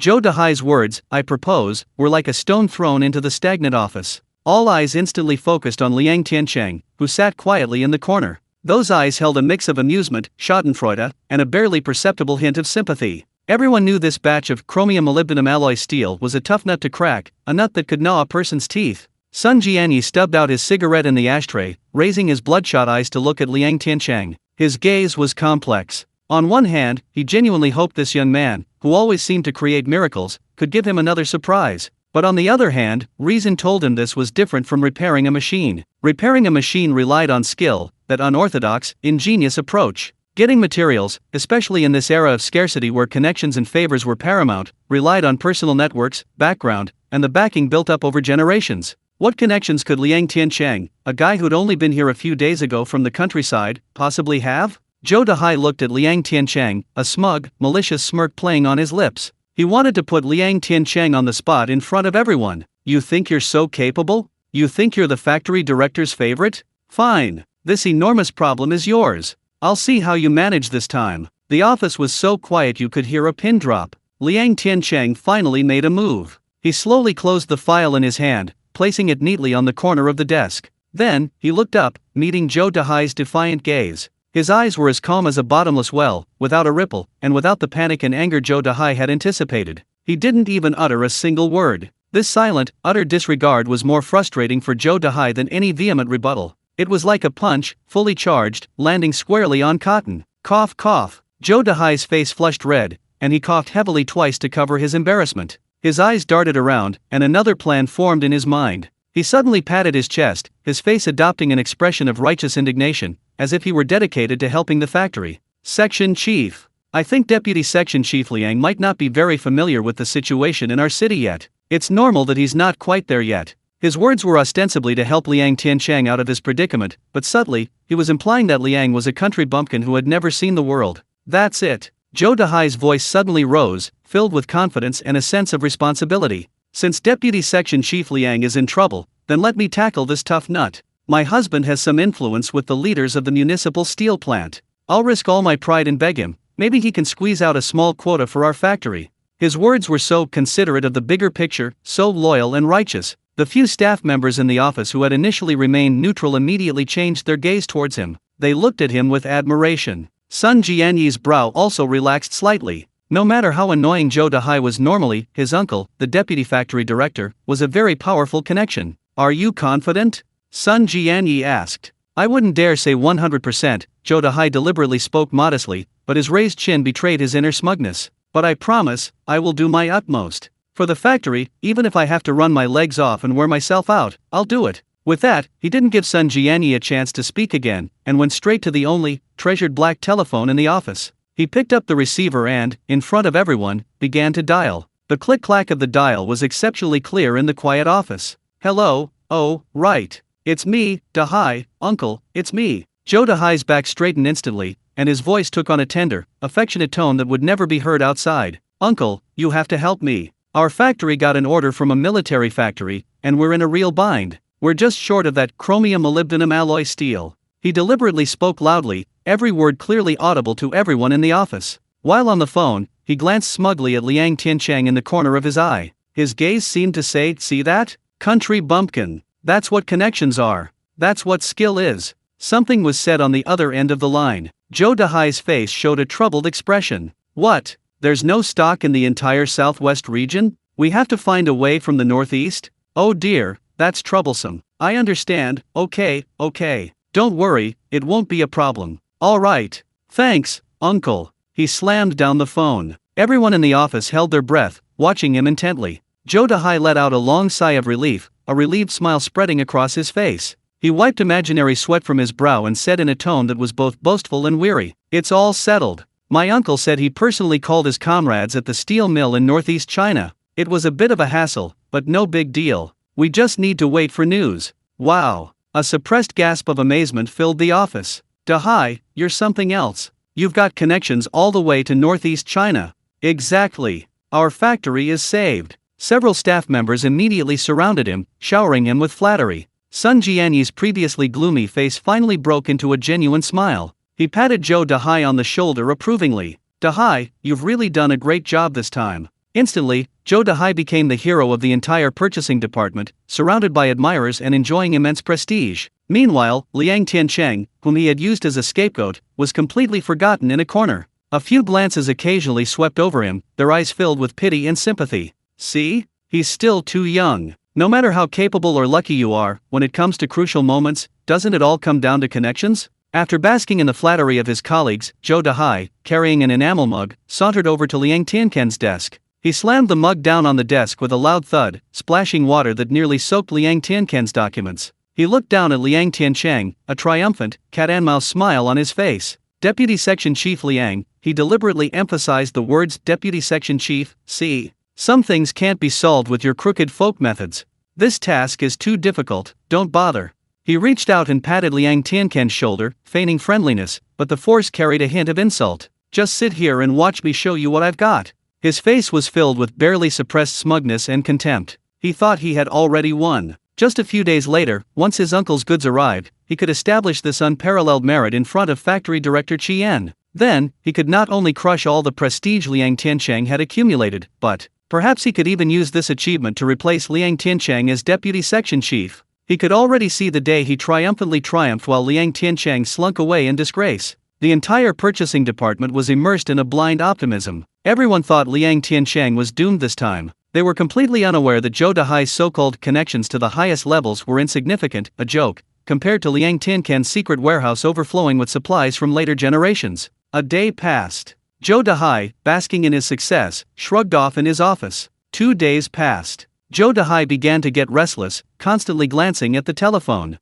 3 days passed. Still no news from the northeast. The factory manager's office had called several times to inquire. A smile had vanished from Zhou Dahai's face. He started frequently going to his uncle's office, but each time he returned, his expression was more grim. On the 4th day, the atmosphere in Sun Jianyi's office had reached a freezing point. Zhou Dahai paced back and forth in the room like an ant on a hot plate, his forehead covered in beads of sweat the size of soybeans. No one in the office flattered him anymore. Everyone watched him with amusement. Ring, ring, ring. The piercing telephone ring rang again. Zhou Dahai jumped up like a cat whose tail had been stepped on. Sun Jianyi picked up the phone, only managed a single hello, before his face instantly turned ashen. I understand. Director Chien. I'll think of something right away. He slammed the phone down. Zhou Dahai. Sun Jianyi slammed his hand on the table, the sound sending a shiver down everyone's spine. Is your uncle going to do it or not? Director Chien said this is the final deadline.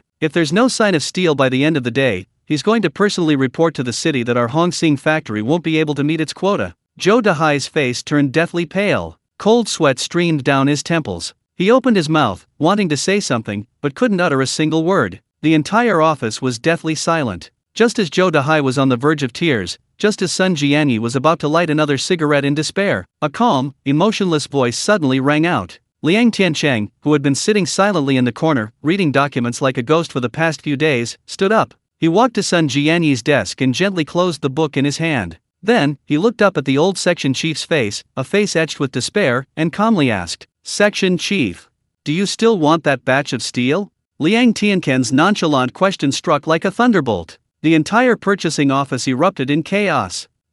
What did you say? Sun Jianyi sprang from his chair. His bloodshot eyes stared intently at Liang Tiancheng, a flicker of absurd astonishment crossing his cloudy pupils, followed by a near-frantic, desperate glimmer of hope. He rushed forward, grabbing Liang Tiancheng's arm, his fingers white from the force, like a drowning man grasping at a last piece of driftwood. Little Liang, you're not joking with me. You have a way. His voice was hoarse, trembling, filled with disbelief and anticipation. Meanwhile, Zhou Dahai reacted like a wildcat whose tail had been stepped on. His already deathly pale face instantly turned a humiliating, deep red. Liang Tiancheng, he screamed, his voice high-pitched and thin, like a rooster being strangled. Are you doing this on purpose? You feel so happy seeing me in trouble. Coming out here to make sarcastic remarks at this time, what are you up to? He trembled with anger, pointing at Liang Tiancheng's nose and cursing. Let me tell you, even my uncle couldn't handle this batch of steel. You, a peasant who climbed up from the countryside, what makes you think you can? What are you going to do?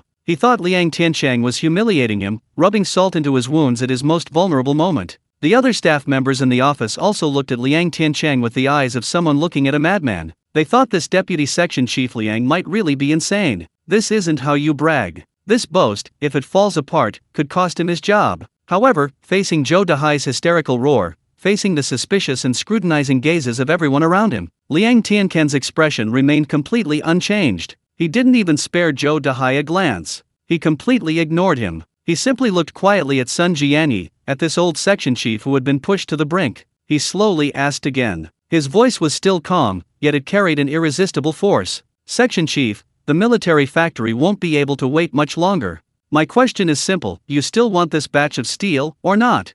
This question struck Sun Jianyi's heart like a heavy hammer. Yes. Now is not the time to question whether Liang Tiancheng was boasting. Now is the time when the factory is about to go bankrupt. Even a dead horse has to be tried. Yes. Of course I want it. Sun Jianyi seemed to have made up his mind. He suddenly shoved Zhou Dahai, who was still babbling incessantly beside him, causing him to stumble and almost fall to the ground. His eyes were bloodshot as he stared at Liang Tiancheng, his gaze like that of a gambler who had lost everything and was betting his life. Little Liang, as long as you can get it, no matter what method you use, the factory will accept it. Tell me, what do you want? Okay. Liang Tiancheng finally nodded. That was exactly what he wanted to hear. There's a method, a rather strange one, but I'm afraid it will scare everyone if I tell you. His gaze slowly swept across the faces of everyone in the office before he finally spoke leisurely. You've probably heard a little about my distant cousin. He's got connections, knows some shady characters, and sometimes he can get his hands on foreign gadgets that aren't available on the market. Perhaps we can try to find a way through him. Cousin? Sun Jianyi was stunned for a moment, then his mind went blank. He remembered. The ball bearing used to repair the German machine tool. and the safflower oil that cured Lu the warehouse manager's old leg pain. Liang Tiancheng had used that same excuse back then. So none of this was a coincidence. Behind this young man truly lay an unfathomable, mysterious channel. In an instant, Sun Jianyi's lingering doubts vanished completely, replaced by a volcanic eruption of elation. Great! This method is great. He was so excited he was almost incoherent. Then, how much will it cost? What procedures are involved? Let's not talk about procedures. Liang Tiancheng shook his head, his expression turning serious. This kind of thing can't be done openly. The money will definitely be much higher than the market price.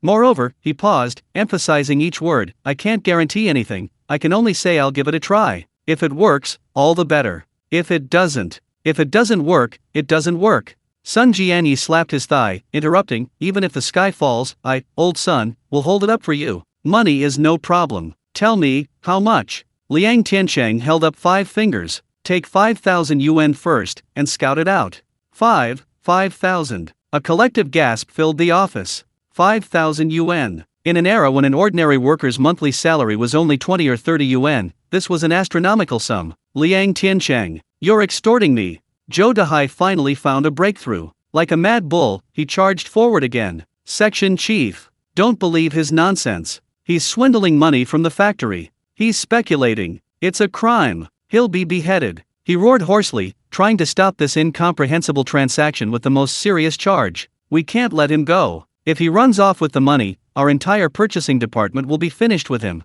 This hit the nail on the head. The faces of the other staff members in the office also showed fear. Yes, 5,000 yuan was no small sum. What if Liang Tiancheng really? A flicker of hesitation crossed Sun Jianyi's face. Looking at Liang Tiancheng's excessively youthful face, his heart pounded with apprehension. Just at this crucial moment, the black telephone in the office rang again, a piercing, life-threatening ring. Ring, ring, ring. Sun Jianyi's body jolted. He knew it was definitely a call from the factory manager's office. He took a deep breath, his hands trembling as if he were heading to his execution, and picked up the receiver. Hello, Director Qian. From the other end of the line came Qian Weiguo's voice, booming like a bell, filled with suppressed anger. Sun Jianyi, I'm asking you one last time, is there any hope left for the steel? Cold sweat instantly broke out on Sun Jianyi's back. He opened his mouth, glanced at Zhou Dahai, whose face was deathly pale, then at Liang Tiancheng, whose eyes were as calm as still water. He gritted his teeth. He was going to gamble. Yes, Director, there's hope. He practically shouted into the receiver. Comrade Liang Tiancheng, there's a way. There was a full 3 seconds of silence on the other end of the line. Then, Qian Weiguo's voice, tinged with disbelief yet filled with determination, came through clearly. Let him go. Give him whatever he wants. Even if it drains our factory's entire savings, let him go. If anything happens, I, Qian Weiguo, will take full responsibility. Bang! Sun Jianyi slammed down the phone. He seemed to be injected with boundless power, his entire demeanor changed. He walked to the safe in the corner, and with the key only he possessed, opened the heavy iron door. He pulled out stacks of crisp, brand new RMB notes, neatly bundled in craft paper. Without even glancing at them, he counted out 5 thick stacks and slammed them heavily onto the desk. Thump! The sound was like a muffled thunderclap, striking the hearts of everyone in the office. Then, he took a large bunch of keys from his waist, picked out a key with a Liberation Truck logo, and tossed it next to the pile of money. The money's here. The car's parked downstairs. He looked up at Liang Tiancheng with an almost pleading gaze. Xiao Liang, the factory's fate, the livelihoods of thousands of people at Hongxing Factory, are all in your hands today. The entire office fell silent. Zhou Dahai stood frozen like a stone statue, his face completely drained of color. He couldn't believe his eyes, couldn't believe his ears. He had lost. Lost utterly. Liang Tiancheng didn't utter a single word. He stepped forward and stuffed the 5,000 yuan into his canvas briefcase. Then, he picked up the heavy car keys, weighing them in his hand. He turned and strode towards the door. He paused as he passed Zhou Dahai. He didn't look at him, but calmly said in a voice only the two of them could hear, "Your face, and your uncle's face. Added together, they don't seem to be worth much." With that, he turned and walked out of the office without looking back. Leaving behind was Zhou Dahai's face, completely distorted by extreme humiliation and anger. Rumble. Downstairs, the dust-covered Liberation brand truck let out a muffled roar, like a steel behemoth awakening from its slumber. Thick black smoke billowed from the exhaust pipe. The windows of the purchasing department office were crowded with heads. They watched Liang Tiancheng skillfully turn the behemoth around, then shift gears, floor the gas, and roar towards the factory gate. His retreating figure was resolute, yet shrouded in mystery. Sun Jianyi stood at the window, watching the departing truck, and silently lit a cigarette. He didn't know if his gamble had been right or wrong. Meanwhile, Liang Tiancheng, driving his truck on the bumpy dirt road, wore a confident smile. Cousin? Relationship? He didn't need those vague notions. He turned the steering wheel, and the truck veered onto a deserted side road, speeding towards the abandoned quarry he had chosen dozens of kilometers away. That will be the perfect stage for him to put on an amazing magic show. The liberation truck, like a panting steel bull, jolted along the desolate dirt road. The yellow dust kicked up by the wheels swirled like two rolling dragons, blurring everything behind it. Liang Tiancheng gripped the steering wheel, his eyes calm, his arms as steady as if welded to them. Dozens of kilometers away, an abandoned quarry lay like a giant scar across the barren mountain valley. This place had once echoed with the roar of explosions and bustling activity. Now, only deathly silence and wind-eroded rock walls remained. He drove the truck into the bottom of a huge quarry pit and turned off the engine. The roar of the engine ceased, and the world fell silent instantly, broken only by the mournful howl of the wind sweeping through the valley. Liang Tiancheng jumped out of the truck and looked around. Good, not a soul in sight. He closed his eyes, his thoughts sinking into his mind. The next second, the desolate surroundings receded like a receding tide. In their place stood a massive, brightly lit, spotless warehouse supermarket, brimming with futuristic technology. He had no desire to stroll around. He headed straight for the deepest part of the hardware and building materials section. Rows of towering heavy-duty shelves stood like a silent legion of giants.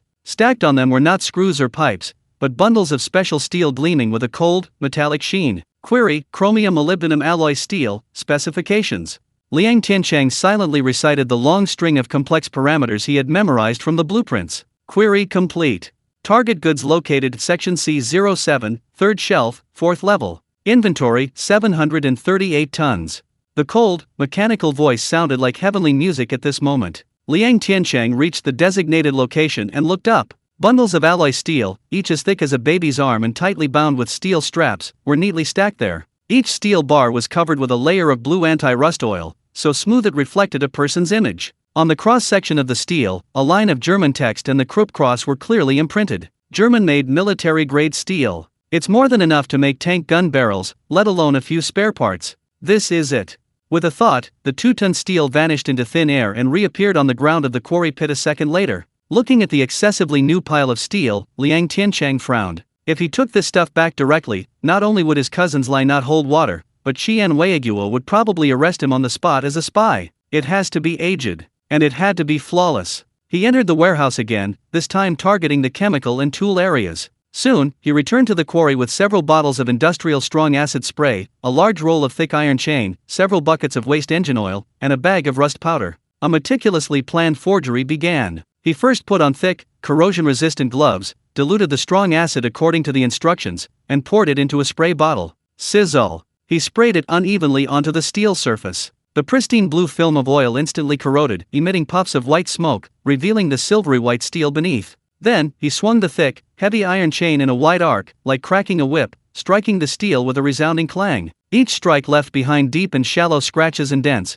clearly indicating the violent handling involved. After doing this, he mixed waste engine oil and rust powder together, then haphazardly smeared it onto the steel surface with a rag. Finally, he grabbed some sand from the ground and tossed it onto the steel. After all that work, the batch of once pristine, gleaming German military steel was completely transformed. They looked like old stock, forgotten for decades, recently unearthed from a corner of an abandoned factory. They possessed a weathered, worn, and rough texture. Perfect. Liang Tiancheng patted the dust off his hands with satisfaction. He used the truck's crane, laboriously hoisting the weathered treasures all onto the truck bed and covering them tightly with tarpaulins. After finishing, he glanced at his watch. The timing was perfect. Time to go back and stage a grand return of the king. Red Star Machinery Factory, 4 o'clock in the afternoon. Only 1 hour left before closing time. The entire factory was shrouded in an oppressive, lifeless atmosphere. Especially the purchasing department office, the atmosphere was colder than an icebox. Sun Jianyi sat at his desk, chain-smoking, the ashtray in front of him overflowing with cigarette butts. His lips were dry and chapped, his eyes staring blankly out the window, as if awaiting final judgment. Zhou Dahai, on the other hand, slumped in his chair like a defeated rooster. His face flushed, then paled, his eyes filled with resentment and bitterness. He would glance at the wall clock every now and then, and with each tick of the minute hand, a smug, gloating smile would involuntarily creep onto his lips. That arrogant fool Liang Tiancheng. He ran off with 5,000 yuan. He definitely ran away. When the bell rings to signal the end of the workday, factory director Qian's fury will explode. Then, not only will that old bastard Sun Jianyi be in trouble, but Liang Tiancheng will be wanted by the entire factory. Speculation. Embezzlement. He'll be rotting in jail. Rumble. Just then, a deep, familiar engine roar came from the factory road, growing louder as it approached. Everyone in the office froze, as if struck by lightning. Sun Jianyi's cigarette fell to the floor with a clatter. He scrambled to the window. Zhou Dahai, as if pricked by a needle, sprang from his chair and followed him to the window. The Liberation brand truck that everyone thought was gone forever was now slowly approaching the office building like a victorious beast returning home. The truck wasn't moving fast, but each step sent a slight tremor through the ground. The heavy, slightly sagged rear wheels silently proclaimed that the truck was returning fully loaded. He's back. He's back. Sun Jianyi's voice trembled with excitement. A surge of color instantly washed over his ashen face. Zhou Dahai, on the other hand, looked as if he'd seen a ghost. His eyes were wide open, like saucers, fixed on the truck, his mouth agape, wide enough to fit an egg. No, impossible. He muttered to himself, utterly distraught. How could he possibly be back? What was he carrying? The truck didn't stop in front of the office building. Instead, it drove straight to the entrance of Workshop 3. Screech. A piercing screech of brakes echoed throughout the factory. Inside the workshop, the workers who had been idly working all craned their necks out. Sun Jianyi and Zhou Dahai, along with everyone from the purchasing department, surged out of the office building like a tidal wave. The news spread like wildfire. Workshop foreman Chen rushed over upon hearing the news. Finally, even factory director Qian Weiguo, accompanied by his secretary Li Suan, strode out of the office building. At that moment, almost the entire factory's eyes were focused on the truck covered with a tarpaulin parked at the workshop entrance. Liang Tiancheng calmly jumped out of the driver's seat. He walked to the back of the truck and said calmly to the stunned Chen, "Chen, could you please call a few people to help unload the goods?" Chen suddenly snapped out of his daze. He swallowed hard, his voice dry as he asked, "Liang, Engineer Liang, what's in here?" Liang Tiancheng didn't answer. He simply reached out and, with a single swift movement, ripped off the heavy tarpaulin. Whoosh! In an instant, sunlight shone on the pile of steel lying quietly in the carriage. The rough, rusty, and scratched steel, gleaming with a unique metallic luster, struck like heavy hammer blows into the eyes of everyone present. The whole world fell silent. Everyone held their breath. My God! Master Chen, the veteran technician who had spent his entire life working with steel, was the first to utter a groan, almost in a daze. He staggered forward, almost collapsing to the edge of the carriage. He stretched out his hands, trembling with excitement, and caressed the surface of the steel as if it were the most precious treasure. He then pulled a small flashlight and a magnifying glass from his pocket, bringing them close to the cross-sections of the steel, examining them carefully. Time passed, second by second. Each second felt like an eternity. Everyone's hearts were in their throats.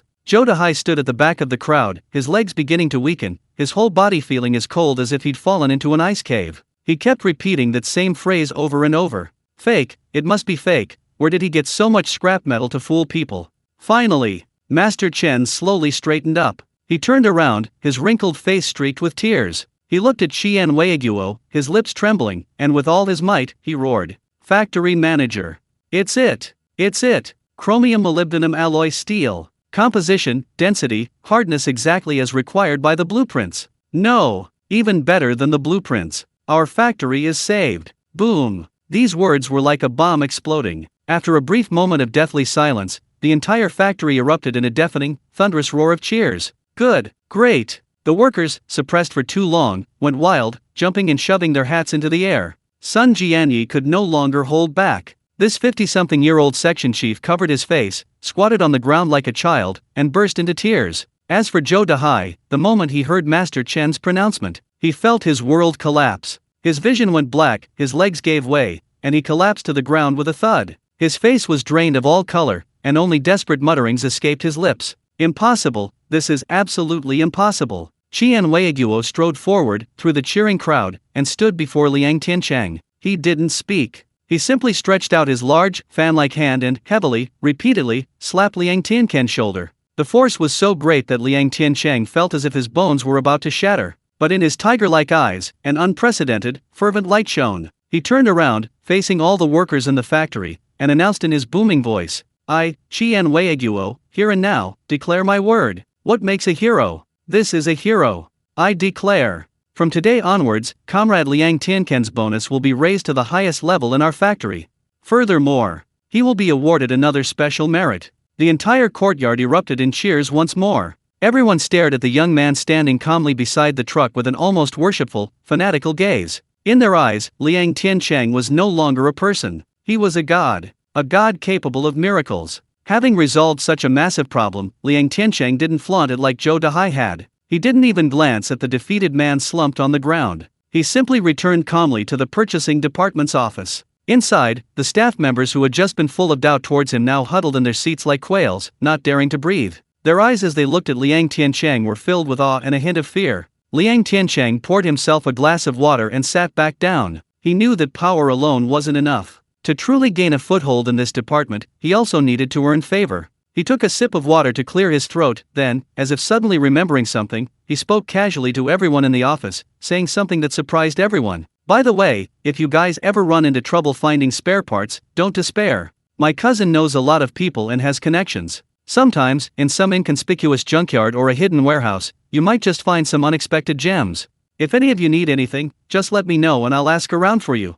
Qian Weiguo's piercing eyes were fixed intently on Liang Tiancheng, as if trying to discern a flower blooming on his calm face. The office was so quiet you could hear a pin drop. After a full half-minute, Qian Weiguo suddenly slapped his thigh. Good. His voice was so loud it made the teacup lid vibrate. Little Liang, your idea is good. Excellent. He stood up and paced back and forth in the office, his excitement impossible to conceal. What is initiative? This is initiative. What our factory lacks isn't talent, but rather pioneers like you who are willing to use their brains and dare to act. He stopped, pointed at Liang Tiancheng, his eyes filled with undisguised admiration and trust. I approve. From today onwards, you, Liang Tiancheng, are the special consultant of our purchasing department. From now on, any major problems encountered in the department must go through you first. You want manpower? We'll give you manpower. You want power? We'll give you power. If any problems arise, I, Qian Weiguo, will cover for you. When Liang Tiancheng brought the factory director's supreme instruction back to the purchasing department verbatim, the entire office fell into an eerie silence.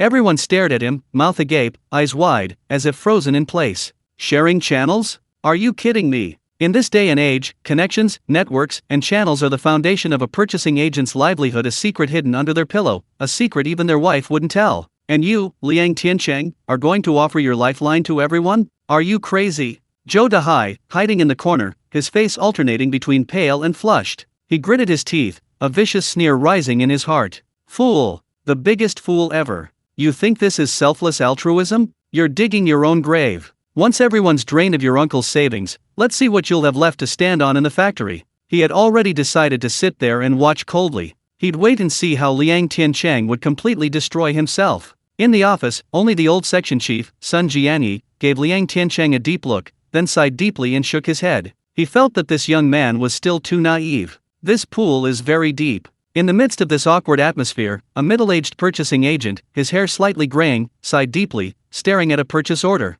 His name was Wang Jiangguo. He was known in the department as an honest man, the most diligent in securing sales, but he wasn't very bright and had limited connections. Sigh. He scratched his already thinning hair, his face full of bitterness. What am I going to do now? That old lathe in workshop 2 is missing just a few screws. I've been to every hardware store in the city, and they all say they don't have them. A younger clerk nearby glanced over. Master Wang, it's just a few screws, is it really that hard to find? You know nothing. Wang Jiangguo glared at him irritably. These are M4 countersunk screws from German-made machine tools, but the taper is 75 degrees. Our domestic ones are either 60 or 90 degrees, they just don't match. If they don't match, the machine tool can't start, and that batch of urgent parts will be delayed. Then, the purchasing department will be in trouble. He grew increasingly worried as he spoke, his old face almost scrunched up in a bitter expression. No one in the office responded. These non-standard, obscure parts are the true test of a purchasing agent's skills. Everyone knew this was going to be difficult. Liang Tiancheng, carrying an enamel mug, slowly walked past Wang Jiangguo's desk. He seemed to have overheard their conversation, and paused. He turned his head, his voice neither too loud nor too soft, just loud enough for Wang Jiangguo to hear. Master Wang, have you tried asking at the scrap metal yard in the south of the city? Wang Jiangguo looked up, his face blank. Scrap metal yard? What good stuff could that place possibly have? It's all just junk. That's hard to say. A mysterious smile curved Liang Tiancheng's lips. He lowered his voice, as if he were revealing a huge secret. Go find the gatekeeper, Liu Si. Don't go through the front door, go through the back door. Just tell him Liang Tiancheng from the Red Star factory sent you to trade some scrap salvaged from those pre-liberation foreign machines.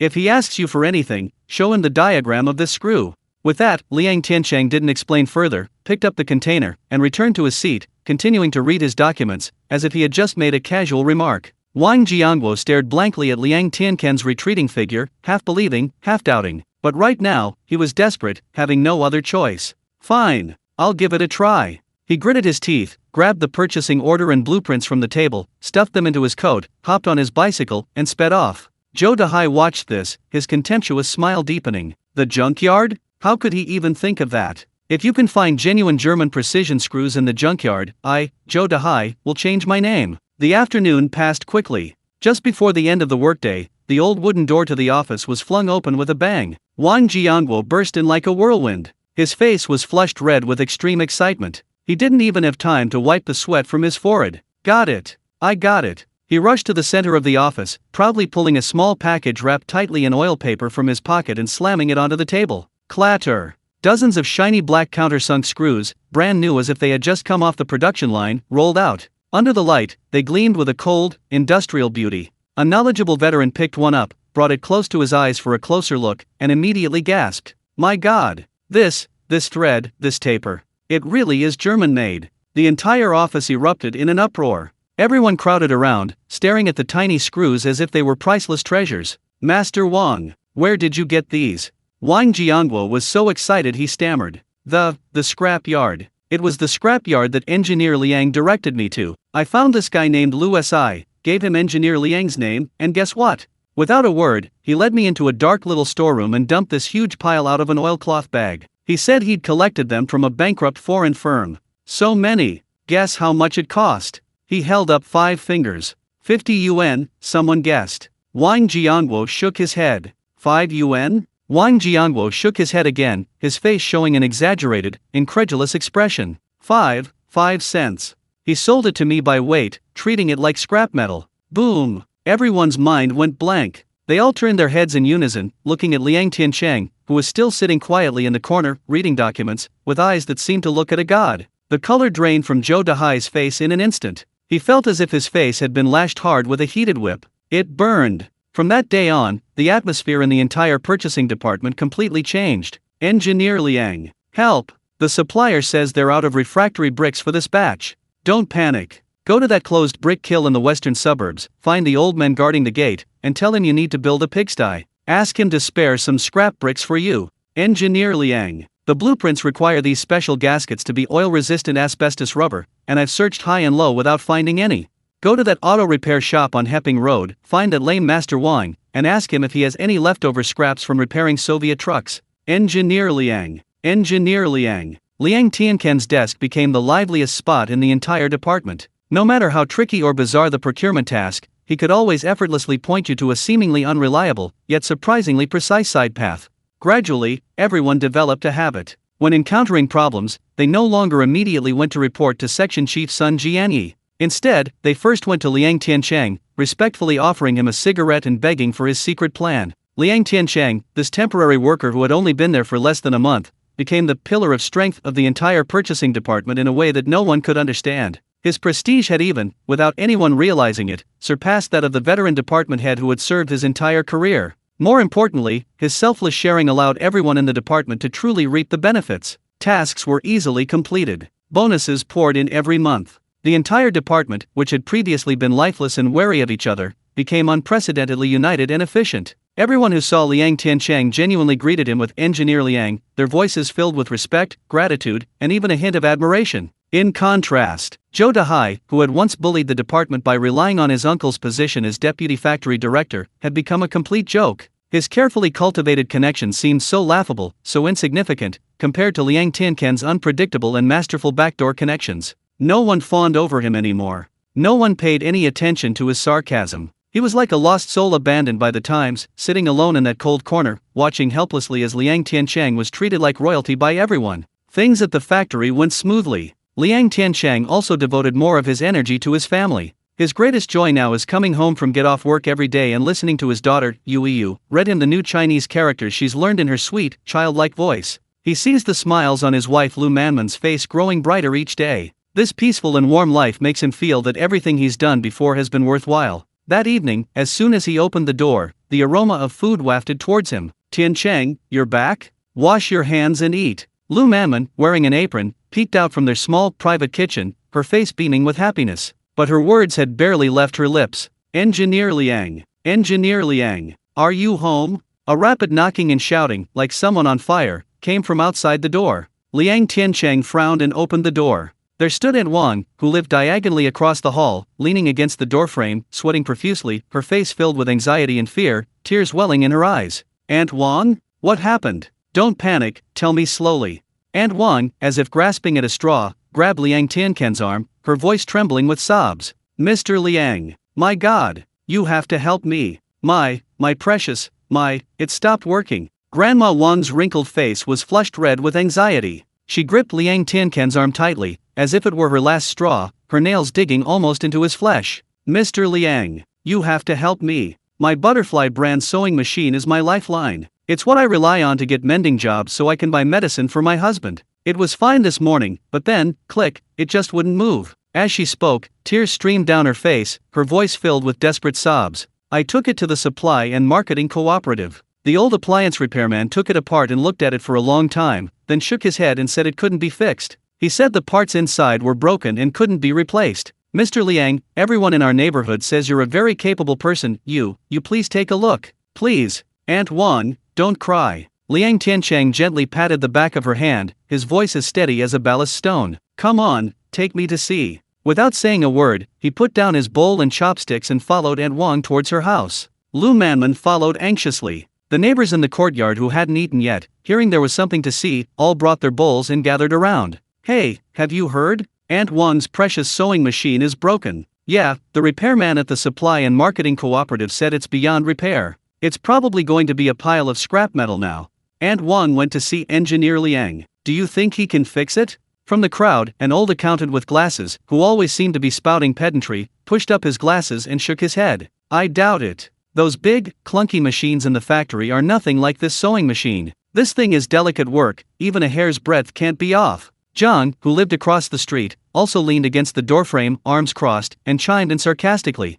"Exactly. Don't be so cocky. He might just take the machine apart and leave it a mess." The gossip buzzed like flies. Liang Tiancheng ignored it all. He had already entered Aunt Wang's dimly lit, cramped room. A worn-out Butterfly brand sewing machine sat forlornly in the middle of the room. The outer casing of the machine head had been opened, revealing a complex web of gears and connecting rods. Liang Tiancheng crouched down, extended his finger, and gently turned the handwheel. It didn't budge. He tried pressing the pedal, but it was as hard as iron and wouldn't budge. He leaned closer and carefully examined the inside of the machine head. Sure enough, a cord connecting rod linking the needle bar and the shuttle was tightly locked into a gear next to it. It was likely due to prolonged lack of lubrication and wear, causing the metal to seize up. "Mr. Liang, how is it?" Aunt Wang's palms were sweating nervously. The old accountant also squeezed in, peeked inside, and immediately made a professional assessment. "See that? The needle shaft is completely stuck. In this situation, without special tools, you can't just pry it off. This machine is completely ruined." Upon hearing this, Grandma Wang's face turned deathly pale, and she swayed, almost losing her balance. A collective sigh of regret echoed in the courtyard. Liang Tiancheng, however, stood up, dusted his hands, and a relaxed smile appeared on his face. "Aunt Wang, it's not a big deal." He turned to Lu Manman and said, "Manman, help Aunt Wang to a seat. I'll go back and get a little something. I'll be right back." With that, he turned and walked out of the house. "Get something? What kind of thing? Get a hammer to smash it?"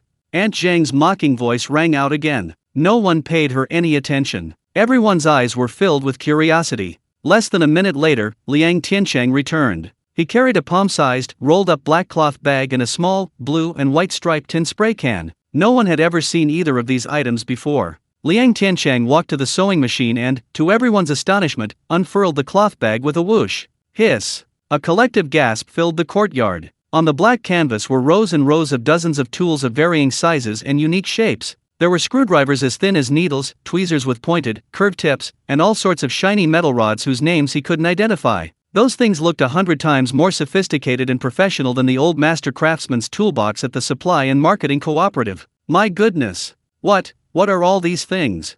They look like watch repair tools.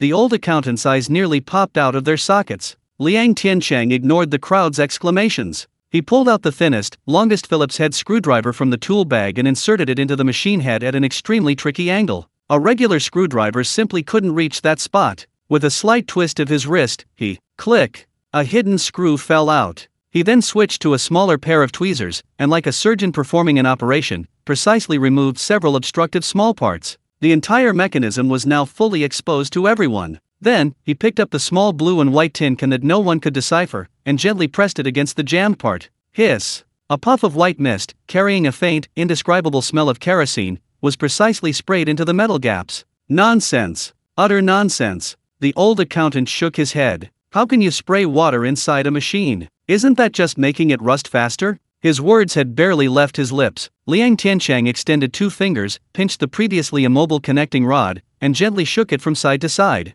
Once, twice, click! A crisp, metallic click of unlocking came from the machine head. The tightly stuck connecting rod had actually moved. It moved! It moved! Aunt Wang was the first to scream. The entire courtyard erupted instantly. My God! It really moved! Amazing! Absolutely amazing! He just sprayed some of that miracle water, moved it a couple of times, and it was fixed. The old accountant, mouth agape, looked as if he'd been punched in the chest, unable to utter a single word. Liang Tiancheng's movements were fluid and effortless. He meticulously reassembled the disassembled parts with the same precision. He replaced the casing and tightened the last screw. He stood up and stepped onto the pedal. Tap tap tap tap tap tap. A crisp, smooth, powerful, and familiar roar instantly reverberated throughout the yard. The sound was even smoother and more powerful than before the sewing machine broke down. It's done! It's really done!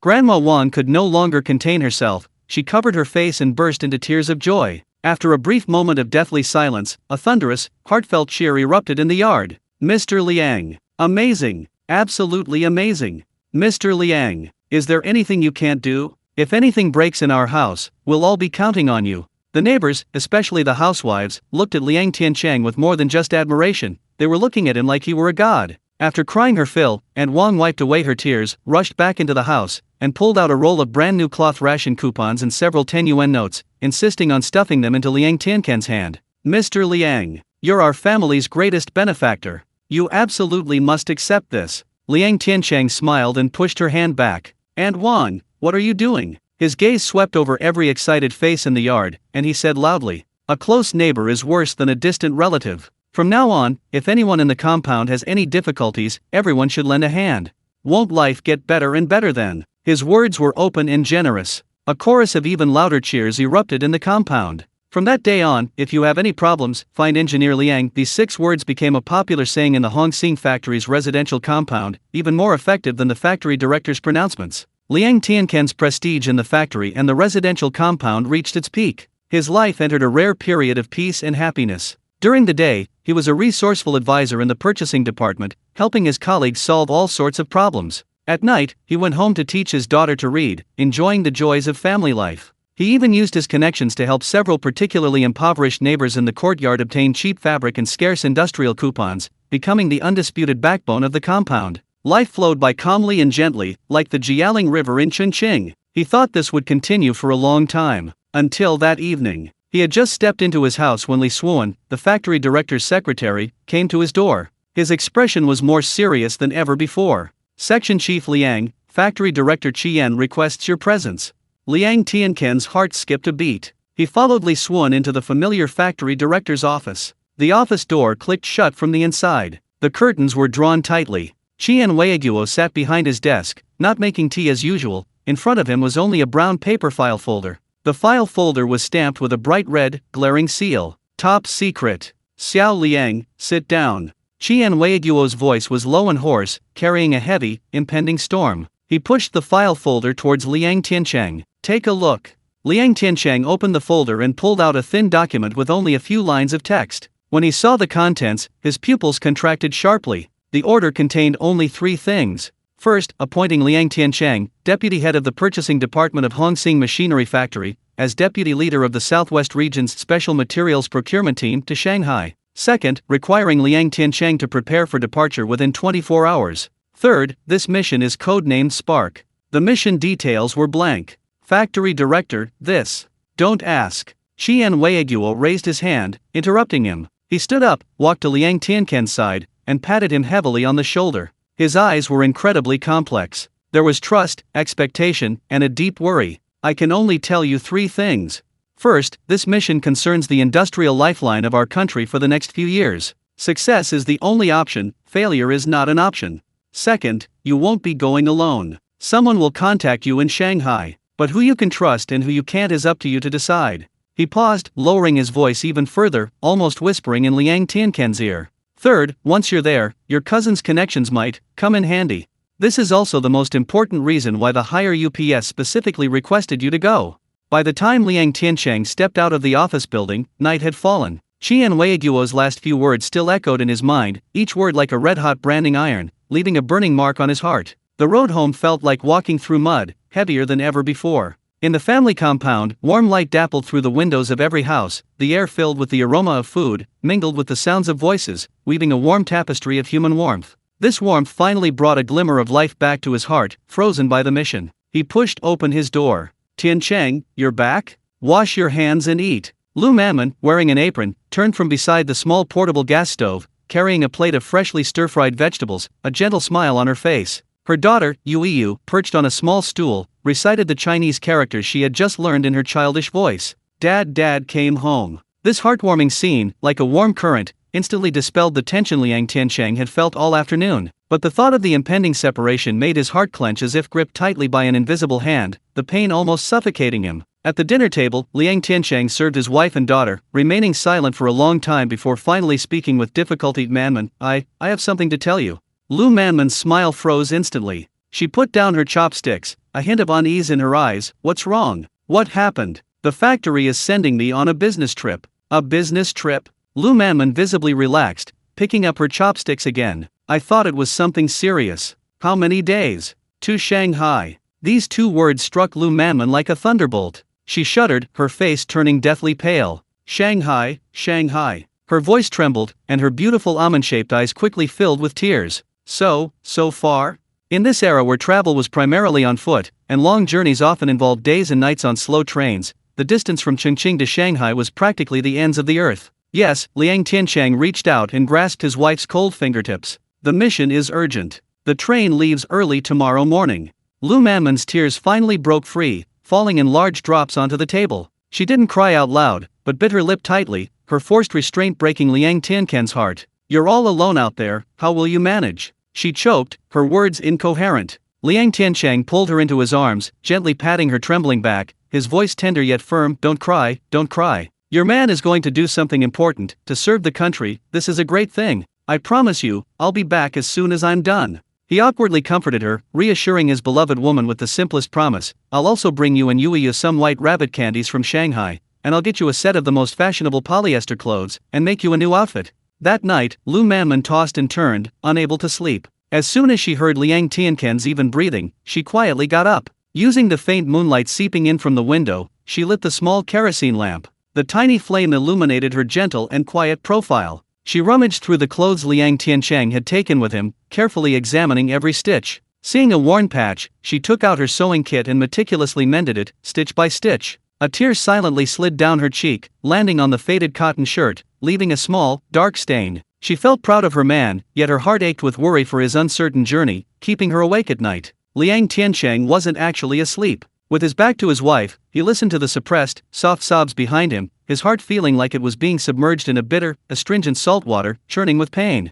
He quietly closed his eyes, his mind drifting, and his consciousness sank into the vast warehouse supermarket. This time, he didn't search for rare materials or tools, but went straight to the food and daily necessities sections. He grabbed a can of malted milk powder, several cans of luncheon meat, and a large bag of assorted fruit candies. Finally, he went to the cash safe and without hesitation, pulled out a stack of crisp 10 yuan notes, carefully counting out 50 yuan. He then found an envelope in the stationery section and carefully placed the money and a large stack of national grain coupons inside. After doing all this, he quietly returned to bed and slipped the heavy envelope under the buckwheat hull pillow he shared with Lu Manman. The next day, before dawn, Lu Manman had already neatly packed Liang Tiancheng's canvas bag, 2 changes of underwear, a pair of cloth shoes with thick solace, an enamel mug, and a towel. She wrapped a still warm boiled egg in a handkerchief and placed it in the most conspicuous spot in the bag. "Eat when you get to the train if you're hungry, don't be stingy," she said, her eyes red and swollen, her voice hoarse from a sleepless night. "I know," Liang Tiancheng smiled and ruffled her hair.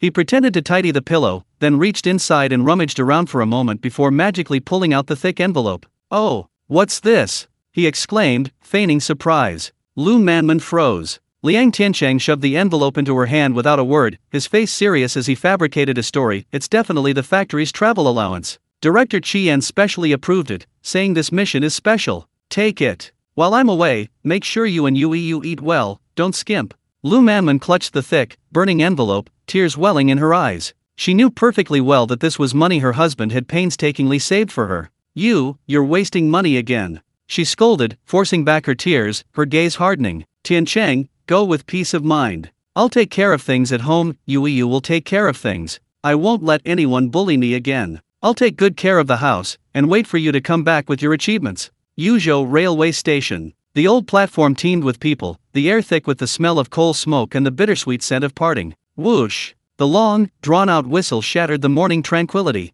Liang Tiancheng held his daughter Yu in his arms and kissed her rosy cheeks deeply. "Yu, listen to mommy at home, okay? Daddy's going to win you a great victory."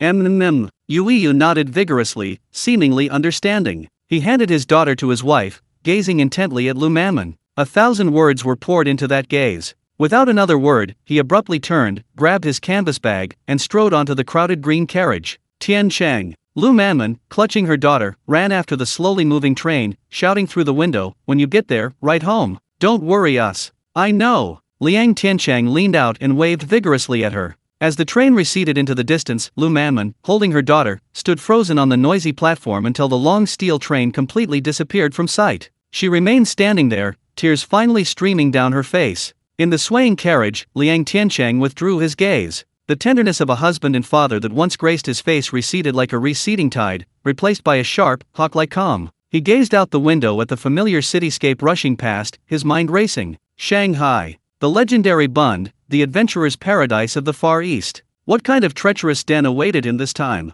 What earth-shattering secret did the Spark Project conceal? In this game, where should he place his first move?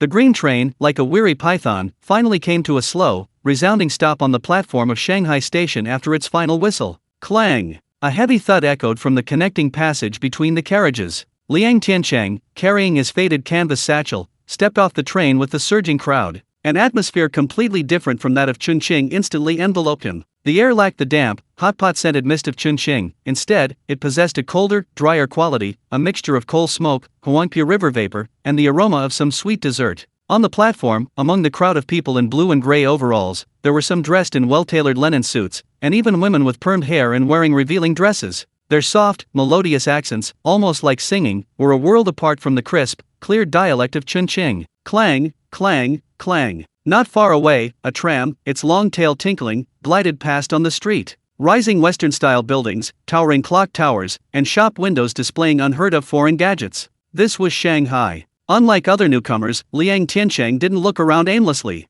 He simply pulled his hat down further and strode out of the station. He didn't contact the meeting address provided by the factory. Instead, he went to a state-run guesthouse. "Comrade, looking for a room?" Behind the counter, a middle-aged woman wearing arm sleeves asked without looking up. "Yes, one room." Liang Tiancheng handed over his letter of introduction. The woman glanced at the official seal of the Red Star Machinery Factory on the letter of introduction, then looked Liang Tiancheng up and down, her eyes showing no emotion. "Single room, 1.2 yuan a day. 3 days rent upfront, plus a 5 yuan deposit." Liang Tiancheng paid promptly and took the key. Upon entering the small room with only a bed and a table, the first thing he did was lock the door. He stuffed the order stamped top secret, the letter of introduction, and most of the money into a crevice under the bed. Then, he took off his still sturdy work jacket and put on an older, patched shirt. He took only 10 yuan and a few food coupons from his satchel and stuffed them into his pocket. Having done all this, he looked like an ordinary worker who had just come to the city from the countryside looking for work.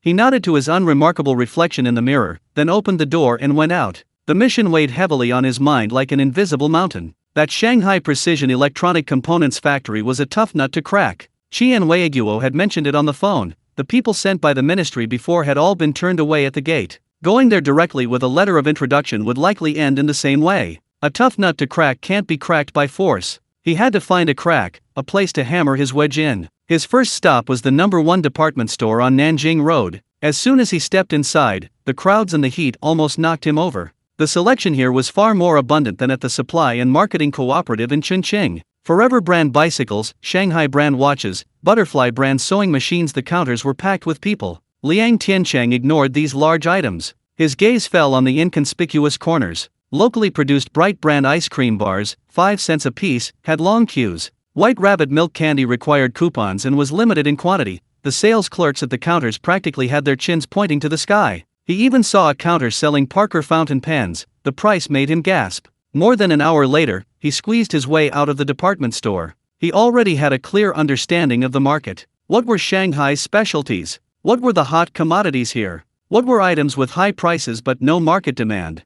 These were his ammunition for dealing with people in the future. Understanding the obvious market wasn't enough. He slipped into several inconspicuous alleyways, chatting idly with a few elderly men sunbathing. He smuggled out half a pack of Dekiman cigarettes, explaining he was visiting relatives in Shanghai, and quickly became one of the locals. Young man, looking for some cash. A thin old man, seeing his generosity, leaned close to his ear and asked mysteriously, "Go check behind the Confucian temple over there. They have everything there."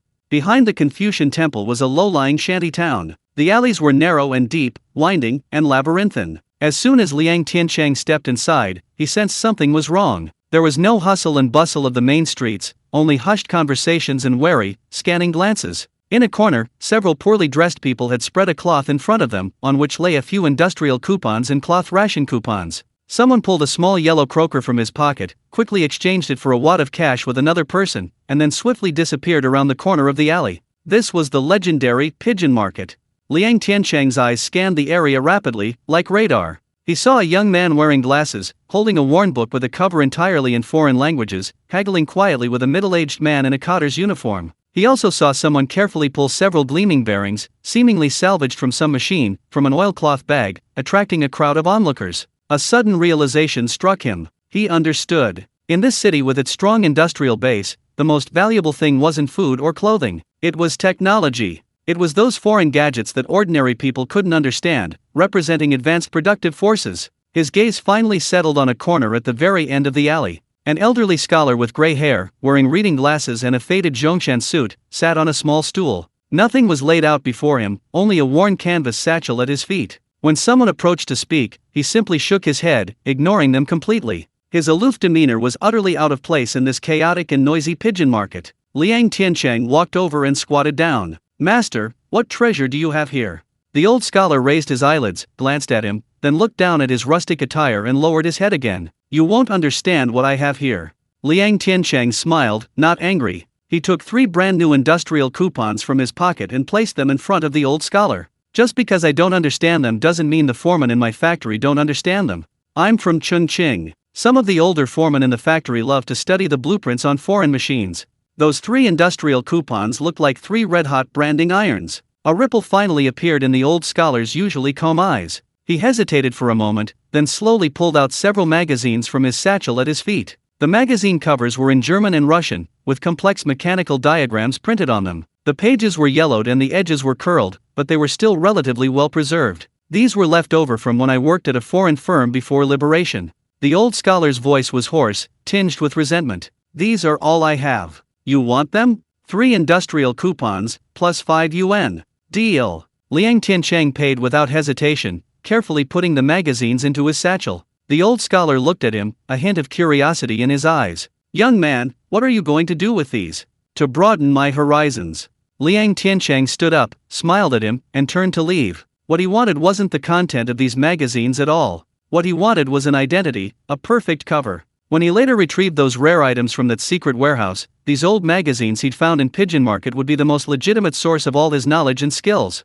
Throughout the day, Liang Tiancheng had practically covered most of Shanghai. A clear, 3-dimensional map had formed in his mind. Where could he buy what? Where could he sell what? Who needed what? What could be used as a stepping stone? This network was woven in his mind. He returned to the guest house and locked the door. He took out the old magazines and retrieved a few items from his secret stash. A modern-day, highly precise, syringe-type lubricating pen. Several thin, special metal washers for adjusting precise gaps. and a tiny, fingernail-sized LED that emitted a dazzling red light. He placed these items alongside the old magazines. Looking at these things, a confident smile curved his lips. He never fought an unprepared battle. Now, everything was ready. The next morning, Liang Tiancheng changed into his crispest work clothes and combed his hair meticulously. He carefully placed the letter of introduction, stamped with the official red seal of the Red Star Machinery Factory, into his briefcase. Then, he also stuffed in the few old magazines and those inconspicuous trinkets. He left the guest house, boarded the tram, and headed towards the place he had marked with a red circle on the map: Shanghai Precision Electronic Components Factory. The factory gate was even more imposing than that of the Hongsing factory. 2 security guards stood at the entrance, dressed in crisp uniforms, their backs ramrod straight like javelins. Liang Tiancheng approached the gate, but was stopped by one of the guards. "Comrade, who are you looking for?"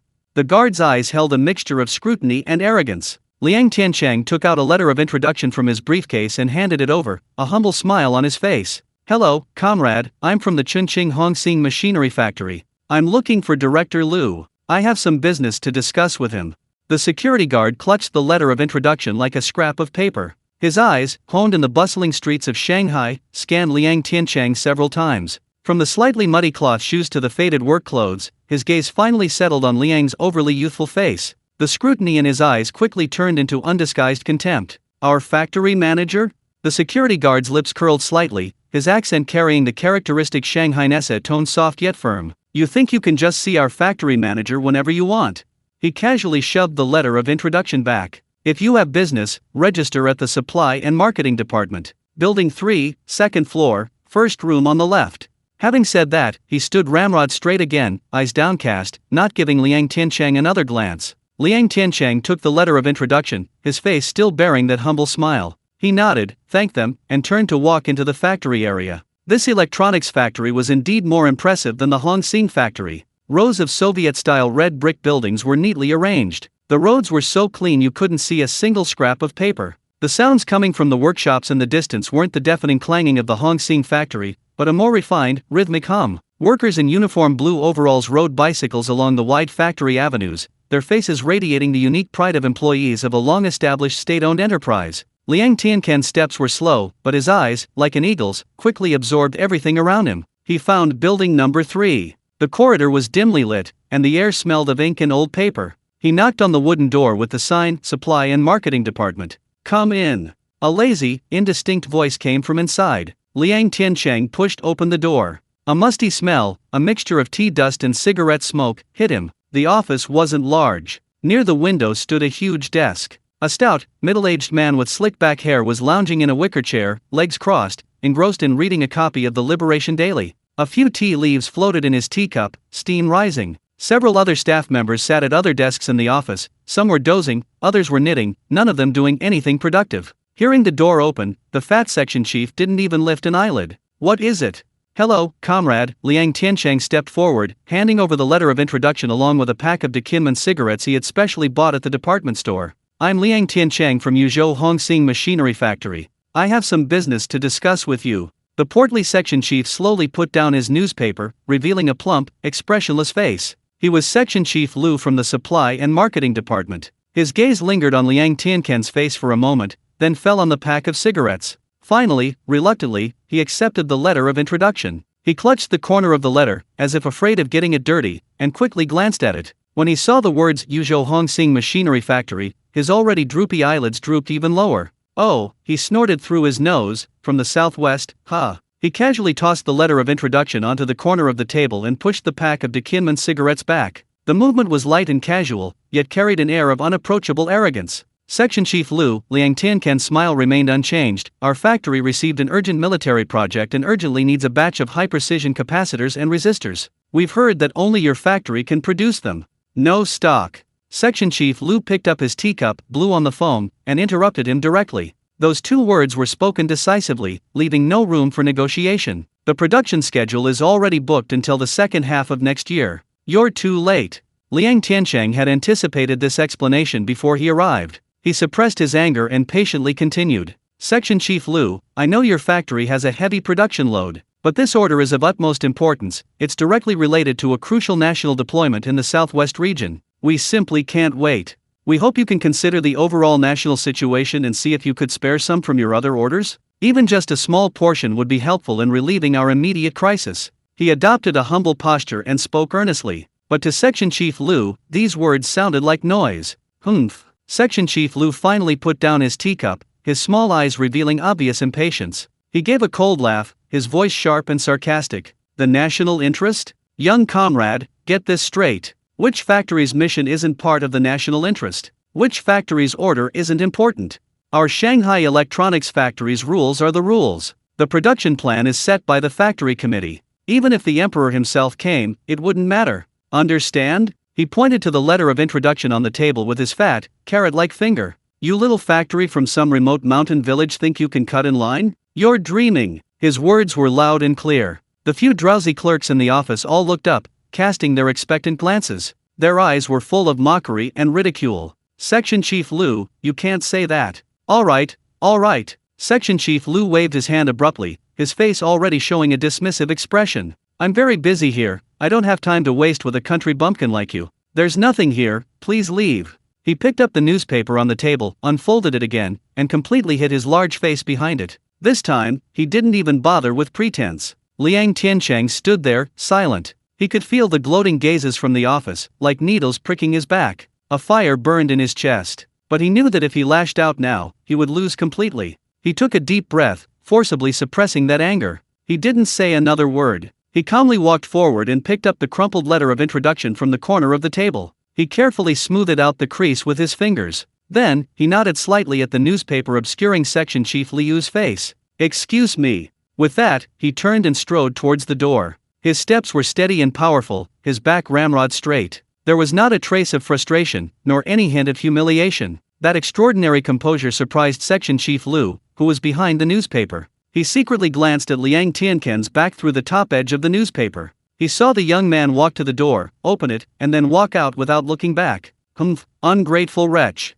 Section Chief Lu muttered, picking up his teacup and taking another satisfying sip. He didn't take this country bumpkin from the mountain city seriously at all. In his mind, the matter was over. Liang Tiancheng walked out of the oppressive office building. The afternoon sun was somewhat dazzling. He stood on the factory's main road, turning back to glance at the tall, billowing chimney. The wind ruffled his clothes. His face, which Section Chief Lu had deemed rustic, showed no sign of defeat. In fact, a cold, defiant smile slowly curved his lips. The conventional path was blocked. Then he'd take the unconventional route. The gates of hell were closed. He'd go to the backyard and chat with a few in charge. He didn't leave through the main gate of the electronics factory. He turned a corner and walked along the factory's high wall towards a place unmarked on the map, but which was the place he truly wanted to be today: the factory's back gate. That was usually where scrap materials were hauled away and garbage dumped. It was also the most chaotic and easily breached part of the entire factory's defense system. The back gate of the Shanghai Precision Electronic Components factory was far less imposing than the front gate. It was right next to a narrow alley, with piles of discarded oil drums against the wall, and a strange smell of machine oil and rust filled the air. Across the alley was a small, unnamed restaurant with a faded sign. "Boss, a bottle of strong liquor, a plate of peanuts, and a simple stir-fried vegetable dish, please." Liang Tiancheng chose a seat by the window and placed his canvas bag at his feet. The restaurant reeked of cooking oil, and the tables were still sticky even after being wiped. He didn't care about any of that. He poured himself a glass of liquor and slowly ate his peanuts, his eyes fixed on the tightly closed iron gate. Clang, clang, clang. The factory's closing bell rang. Soon, the iron gate creaked open, and workers in blue overalls poured out in twos and threes. Some rode bicycles, lunchboxes hanging from the handlebars, chatting and laughing. Others hurried along, their faces weary. Liang Tiancheng's eyes scanned the crowd quickly. He wasn't looking for the ordinary assembly line workers. He was looking for the technicians, the ones with blueprints in their minds and pent-up frustration in their hearts. Soon, 3 middle-aged men in identical overalls, but whose clothes were relatively cleaner, caught his attention. They weren't riding bicycles, they were walking, discussing something in hushed tones, each with a furrowed brow and sighing. These were them. Liang Tiancheng stood up, holding a wineglass, a warm and genuine smile on his face, and went to greet them. "Gentlemen, are you finished with your work?" The 3 men stopped, looking at the stranger with some wariness. "And you are?" "Oh, I'm from Chongqing, visiting relatives in Shanghai." Liang Tiancheng's Mandarin had a deliberately heavy Chongqing accent. He swirled his wineglass and pointed to his table in the restaurant. "Eating alone is no fun. Seeing that you gentlemen get along well, if you don't mind, why don't you come over for a couple of drinks? It's on me." His words were generous and his attitude humble. The three technicians exchanged glances. The older one hesitated for a moment, then nodded. "Then, we'll have to trouble you. Don't be so polite. Meeting is fate." Liang Tiancheng warmly ushered them to the table and then called out to the owner. "Boss, 2 more stir-fried dishes. Meat ones, please, and 3 more sets of chopsticks and bowls." After several rounds of drinks and dishes, the atmosphere at the table gradually warmed up. Liang Tiancheng never mentioned which company he worked for, only saying that he was visiting relatives and hoping to find some work in Shanghai. He frequently raised his glass, telling stories of interesting things in the mountain city, and quickly became friendly with the technicians. Seeing that the time was right, he sighed sharply, downed his drink in one gulp, and a perfectly measured look of sorrow appeared on his face. "Sigh. You don't know until you come out here. This big city is truly a big city. It's hard to get in, and the faces are unpleasant. I went to find a distant relative of mine, who used to work in a government office. I went 3 times, and I didn't even see him. That gatekeeper in the reception area has his chin practically pointing to the sky.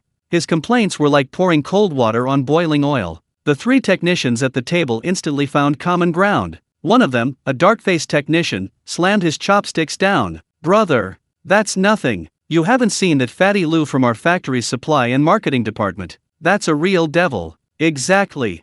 Another tall, thin man chimed in, taking a sip of his drink, his mouth full of resentment. "Our technical department has been waiting for rice to be cooked for half a month. We just need a few imported fuses to turn on that new testing equipment. We handed the form over, and that fat Lou didn't even lift an eyelid, just 2 words, nothing. Our section chief, Zhang, went to him personally, pleading and begging, but he just handed him a newspaper and ignored him completely. Anything that gets into his hands becomes his own. Trying to get anything out of him is harder than climbing to heaven." Liang Tiancheng's heart skipped a beat, but his face remained expressionless as he continued to pour them drinks. "Oh, that's impressive? He doesn't even give your section chief face?" "Face?" The dark-faced foreman sneered. "He only gives face to those who can bring him benefits. We technicians are just a bunch of beggars in his eyes. The most pitiful one is our section chief Zhang." The older foreman who spoke first sighed, his eyes filled with admiration and pity. "Our section chief Zhang, he's the one who truly wants to serve the country, a tech fanatic. To do research, he'd pay out of his own pocket to scavenge for parts the factory wouldn't approve. He spent most of last month's salary on that." Section chief Zhang. Liang Tiancheng's ears perked up immediately. The breakthrough he was looking for had appeared. "Your section chief Zhang is a good leader." Liang Tiancheng offered a perfectly timed compliment. "That's right." The technicians' faces lit up with pride at the mention of their section chief. "Our section chief Zhang's skills are among the best in Shanghai. It's just that lately, he's gotten himself into a rut again." "How so?" Liang Tiancheng asked, feigning curiosity. "Hey," the tall, thin man said in a low voice, mysteriously. "A couple of days ago, he heard from some engineer who had returned from studying abroad about a foreign magazine called Radio Amateur, full of the latest circuit diagrams and technical articles.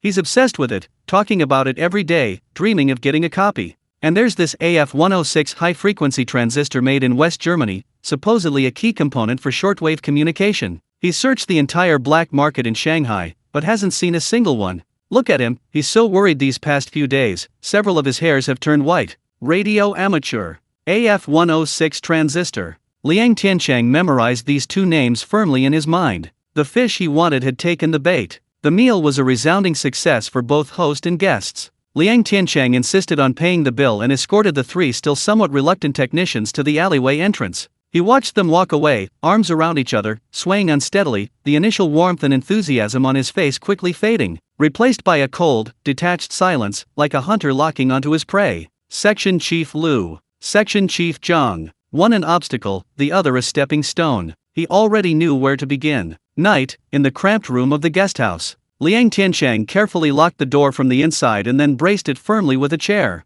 He drew the curtains and blew out the kerosene lamp. The room instantly plunged into complete darkness. He sat on the edge of the bed and closed his eyes. The thoughts sank into his mind. The next second, the musty smell disappeared. A brightly lit, futuristic-looking warehouse supermarket reappeared in his consciousness. Without hesitation, he headed straight for the book section and the electronics section. Search American Radio Amateur, QST, magazine, bound volumes from 1965 to 1968.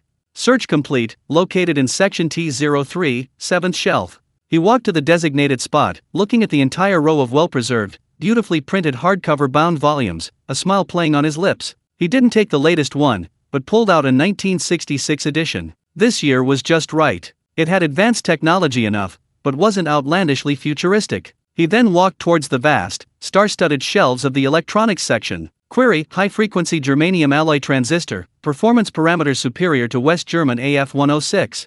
Query complete. Recommended model: Soviet-made GT313A military-grade transistor, surpasses in all parameters, similar in appearance and packaging. Located in E77, container B04. Perfect. With a thought, a thick magazine and a small bag of gleaming transistors with 3 leads appeared in his hands. But these 2 items alone weren't enough. If you're going to give a gift, you have to give it to the recipient's heart, something they can't refuse, something that would even make them tremble with excitement upon seeing it. He then found a roll of special solder wire, thinner than a human hair, shimmering with silver light, in the tool section. This stuff has a low melting point, excellent fluidity, and produces clean, strong solder joints, the perfect choice for precision soldering in later generations. In this era, it was practically a divine artifact. Having done all this, he left the warehouse. In the dark room, he relit the kerosene lamp. He placed the brand new magazine on the rough floor and rubbed it back and forth. Then, he casually dripped a few drops of leftover tea onto the cover. Soon, a precious technical document, brimming with a sense of historical vicissitude in having traveled back from overseas, was freshly printed. He then found an empty cigarette box, carefully placed the several Soviet-made military-grade transistors inside, and stuffed it with cotton. Finally, he wrapped the roll of solder wire around a small piece of wooden chopstick,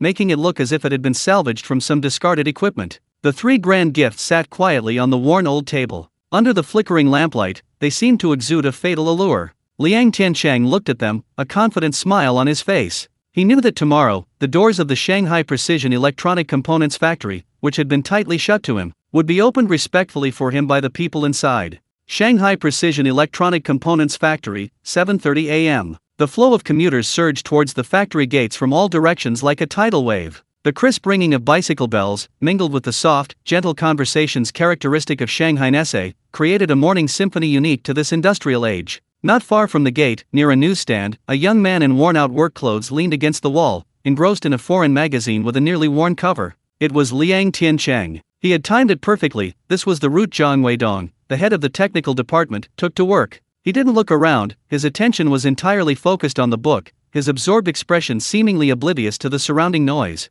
Soon, a figure appeared in his peripheral vision. The man was probably in his 40s, wearing black-rimmed glasses, his hair slightly disheveled, his Zhongshan suit faded but impeccably ironed. He wasn't riding a bicycle, but walking briskly, his brow furrowed, his eyes filled with an unyielding anxiety, standing out starkly from the chatting and laughing workers around him. It was him, Zhang Weidong. Liang Tiancheng's heart skipped a beat. He knew the real show was about to begin. Just as Zhang Weidong was about to pass him, Liang Tiancheng seemed to trip over something, and the magazine in his hand fell to the ground with a thud. The pages scattered, and one page landed right at Zhang Weidong's feet. It was an incredibly complex circuit diagram, covered with various symbols and lines. "Oh dear, I'm so sorry." Liang Tiancheng quickly squatted down, muttering to himself, frantically trying to pick it up. Zhang Weidong hadn't intended to pay attention, but he subconsciously glanced down at it. In that one glance, his feet seemed nailed to the ground, unable to move an inch. His eyes were fixed on the circuit diagram on the floor. A flicker of surprise crossed his bloodshot eyes, etched with the marks of long nights of sleepless nights,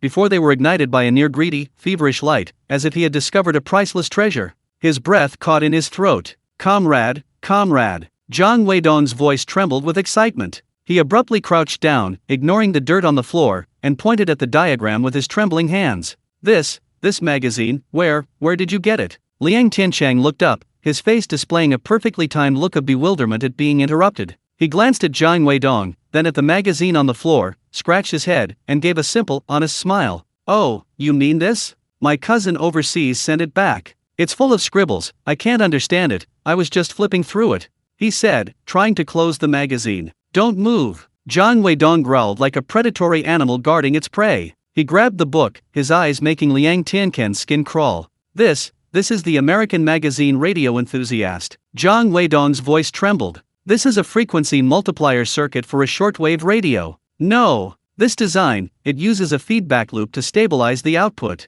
My God, this idea is ingenious. Ingenious." He squatted on the ground like a madman, muttering to himself. His obsessive appearance attracted curious glances from passing workers. Liang Tiancheng was overjoyed, but his face wore an expression of delighted surprise, as if he had found a kindred spirit. Master! You understand this? Yes, of course I understand. Zhang Weidong suddenly looked up, his eyes gleaming with an almost pleading light. Young comrade, this book, could I borrow it to read? Just for 2 days. No, just 1 day. Oh, look at you! Liang Tiancheng, as if he had encountered a stroke of incredible luck, grabbed the magazine, along with the few others he had left in his canvas bag, and shoved them into Zhang Weidong's arms. Master! You've come to the right person. My cousin sends me these things every few days, they're taking up space in the house, I was even thinking of selling them as waste paper. Meeting is fate. Since you like them, these are all yours. Give them to me? Zhang Weidong, holding the magazines that smelled of ink and old paper, was completely dumbfounded. He felt like he was dreaming. The treasures he had longed for, the ones he had pulled countless strings to get his hands on, had fallen from the sky today, and several of them at once. This is too much. Too precious. He declined verbally, but his hands clutched the magazines tightly, as if afraid Liang Tiancheng would snatch them back. What do you mean valuable? Liang Tiancheng waved his hand generously. It's just waste paper in my hands, but a treasure in yours. That's what you call a treasure given to a hero. Looking at Zhang Weidong's almost dizzy with excitement, he knew the final touch was crucial. As if suddenly remembering something, he pulled out the cotton-padded cigarette case from his canvas bag. Oh, right, old man, my cousin sent me some foreign gadgets, saying they're some machine parts, I don't really understand them. He opened the cigarette case, revealing several transistors lying quietly inside, each with 3 thin leads. He said these things are very precious, and told me not to throw them away carelessly. Can you help me see what they are? The moment Zhang Weidong's gaze fell on those transistors, his pupils suddenly contracted to pinpoints. The magazine in his hand fell to the ground with a clatter. Trembling, he carefully picked up a transistor from the cigarette pack with 2 fingers and brought it to his eyes. The lenses of his reading glasses almost touched the transistor. 313. He squeezed out a few indistinct syllables with a Russian accent through clenched teeth. His body began to tremble uncontrollably. It wasn't fear, but an extreme, indescribable ecstasy. Soviet military-grade, germanium alloy high-frequency transistor. Frequency is at least 100 megahertz. My God! How is this possible? How could something like this appear here? He held the tiny transistor like it was the most precious diamond in the world. 2 hot tears streamed down his face, which was flushed red with excitement. The onlookers were dumbfounded. They didn't know what had possessed Zhang Weidong, the usually stern and unsmiling head of the technical department. Liang Tiancheng knew. What he gave away wasn't a magazine or a few transistors. What he gave away was a key. A unique key that could unlock all the doors in the heart of Zhang Weidong, this tech fanatic. Master, don't cry. If this thing isn't worth much, I'll take it back. Liang Tiancheng pretended to take it back. No! Zhang Weidong, like a cat whose tail had been stepped on, instinctively clutched the cigarette case tightly to his chest. He looked up, his bloodshot eyes fixed on Liang Tiancheng. That look wasn't that of someone looking at a stranger, it was like looking at a long-lost father. He grabbed Liang Tiancheng's hand with a frightening force. Young comrade! No! Young brother! He was so excited that even his form of address changed. You are my great benefactor. Come on, quickly, come with me to the office. I must treat you well. He held the magazine in one hand, gripped the cigarette case tightly in the other, and pulled Liang Tiancheng's arm with the other, as if afraid he would run away. He even forgot he had to go to work, and dragged Liang Tiancheng towards the technical department's office building, striding towards it. His anxious look made it seem as if a second's delay would cause his precious possession to fly away. Liang Tiancheng, pulled along, wore a knowing, shrewd smile. He knew that from this moment on, the Shanghai Precision Electronic Components Factory, this tough nut to crack, its strongest fortress, had been completely breached from within. In the technical department office, Zhang Weidong, like a child who had received a beloved toy, carefully placed the magazines and the box of transistors on his desk. He then personally brewed Liang Tiancheng a strong cup of tea, the finest Longjing tea, one he himself wouldn't even drink. He rubbed his hands together, looking at Liang Tiancheng with eyes so warm they almost melted him. Young man, thank you so much. These things you brought today have truly solved my biggest problem. He pointed to the treasures on the table and began to enthusiastically explain things to Liang Tiancheng. You know what? These few transistors are more precious than gold. With them, we can overcome the core bottleneck of a high-precision signal generator that our factory is developing. And this magazine, the circuit design concepts in it are at least 5 years more advanced than what we're using now. He became more and more excited as he spoke, practically glowing. Liang Tiancheng listened quietly, nodding occasionally with a humble smile on his face. Section Chief Zhang, I'm relieved that these things will come in handy. To be honest, I don't know anything about these things, I only dared to give them to you because you're a true expert. Hey, you're too modest. Zhang Weidong waved his hand. You can tell these are good things from a bunch of scribbles, you're the biggest expert. He took a sip of tea to calm his excited emotions, then seemed to remember something and asked curiously, by the way, young man, judging from your accent, you don't seem to be a local from Shanghai. What brings you here? This was exactly what Liang Tiancheng was waiting for. He put down his teacup, a perfectly timed, troubled expression appearing on his face. To be honest, Section Chief Zhang, I'm actually a purchasing agent from Yuzhou Hongsing Machinery Factory. I'm here today to purchase a batch of high-precision capacitors and resistors from your factory. But he didn't embellish the story, he simply recounted how, yesterday in the supply and marketing department, Section Chief Liu had made excuses, insulted him with a string of mountainous remarks, and treated him like a beggar. Zhang Weidong's face darkened little by little as Liang Tiancheng recounted his story. When he heard Fatty Liu's words, "You little factory workers from some backwater village, you think you can just jump ship?" Two raging fires of anger ignited in his bloodshot eyes. Bang! He slammed his hand on the table. The thick, solid wood desk hummed loudly under his blow, and even the teacups on it jumped. It's that Fatty Liu again. Zhang Weidong was so angry that the muscles in his face trembled, and his black-rimmed glasses almost slipped off his nose. Incompetent at causing trouble, but more than capable of ruining it. A mere supply and marketing section chief, low in rank, but wielding considerable power. The factory's production plan, once it falls into his hands, becomes his personal domain. Last month, we urgently needed several meters of imported shielded cable for testing new equipment. We submitted the order, and he held onto it for a full half-month. By the time the cable arrived, the foreign experts had all left. And now, he even dares to obstruct a military project for a sister unit. Does he have any regard for the country? Does he have any sense of the bigger picture? He grew increasingly angry, pacing back and forth in his office like a lion trapped in a cage. That shared, heartfelt rage instantly brought him and Liang Tiancheng to their closest point. He abruptly stopped, walked up to Liang Tiancheng, and placed his hands heavily on his shoulders. Comrade Liang. He looked into Liang Tiancheng's eyes and said, word by word, those treasures you sent were a huge help. I, Zhang Weidong, will remember this favor. So, from now on, your business is my business. You don't need to worry about that Fatty Liu anymore. Don't put up with his wretch anymore. Just sit here and have some tea, I'll figure something out for you. With that, he turned and walked to his desk, picked up the black internal telephone, and dialed a number. The call connected quickly. Zhang Weidong's tone became unquestionable, filled with the decisiveness and authority characteristic of a technical officer. Hello, old Wang? This is Zhang Weidong. Could you check if the batch of experimental components we prepared for the Dawn project are still in our technical department's spare warehouse? Yes. Those 7 series capacitors and carbon film resistors with red dots on the packaging. Still there? Good. Excellent. Listen, keep a close watch on the warehouse door. No one is allowed to open it without my handwritten note. I'm coming right now. Bang! He hung up the phone decisively. He turned around, a smug smile on his face. Come on, Comrade Liang. He grabbed Liang Tiancheng's arm. I'll take you to a good place. That Fatty Liu, he only manages the factory's main warehouse, but he has absolutely no say in our technical department's spare warehouse for experiments. The technical department's spare warehouse was in the basement of an inconspicuous annex building. There was none of the noise and chaos of a large warehouse here. The air was filled with the smell of desiccant and moisture-proofing oil. Rows of tall wooden shelves were neatly arranged. On the shelves were rows of small, labeled drawers filled with various precision electronic components, each as small as a grain of rice. An elderly craftsman wearing reading glasses, the same old Wang from the phone call, immediately stood up when he saw Zhang Weidong leading Liang Tiancheng in. Section Chief. Old Wang, bring the order form. Zhang Weidong didn't waste any words, taking a blank technical experiment request form from old Wang, then turned to Liang Tiancheng. Comrade Liang, give me the model numbers and quantities of the components you need. Liang Tiancheng quickly handed over the pre-prepared purchasing list. Zhang Weidong took the list, glanced at it, and frowned. He picked up a pen and, without hesitation, crossed out several models on the list. This 712 capacitor has too low a voltage rating, its stability is mediocre.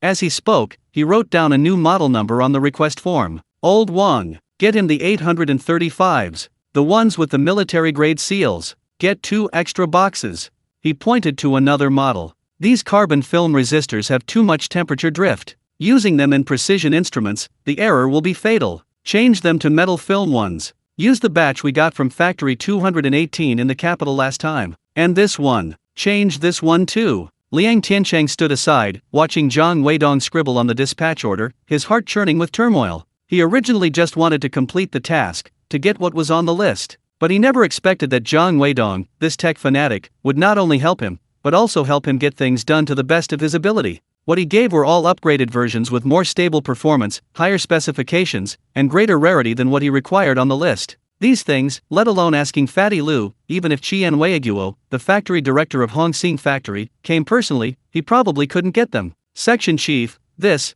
is too valuable. Liang Tiancheng exclaimed hastily. Valuable what? Zhang Weidong didn't even look up, scribbling furiously. Good steel should be used where it's needed most. These treasures are just sitting idle in my warehouse. Using them on the country's military projects is where they'll truly be put to good use. He finished writing the last word, slammed the pen down, and shoved the requisition form, filled with beyond the scope specifications, into Old Wang's hand. Take everything on this form. Double the quantity.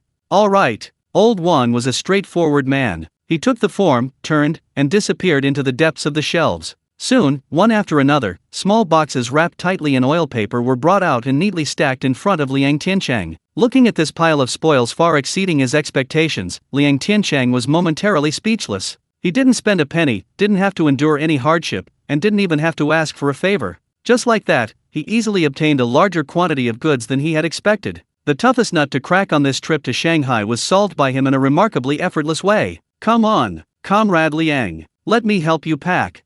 Zhang Weidong was incredibly enthusiastic, personally finding a brand new wooden crate and a lot of dried wood shavings. He carefully helped Liang Tiancheng stack the components inside, one by one. After sealing the crate, he patted his chest and said to Liang Tiancheng, "From now on, if your factory needs anything, don't go through that lousy route with the supply and marketing department. Just send me a telegram. Whatever I have in my warehouse, I'll save it for you." Having accomplished this crucial task, the huge weight that had been hanging over Liang Tiancheng's heart for days finally lifted. Looking at the overly enthusiastic section chief Zhang, he was filled with gratitude. Zhang Weidong glanced at the wall clock and waved his hand generously. "Come on, Comrade Liang, don't leave at noon. Go to our factory's special canteen, I'll treat you to a couple of drinks. Today, we won't leave until we're drunk." Liang Tiancheng smiled and politely declined his offer. "Section Chief Zhang, I appreciate your kind offer. Next time I'm in Shanghai, I'll definitely treat you to a good drink." He picked up the fully packed wooden box, a gentle, eager look on his face.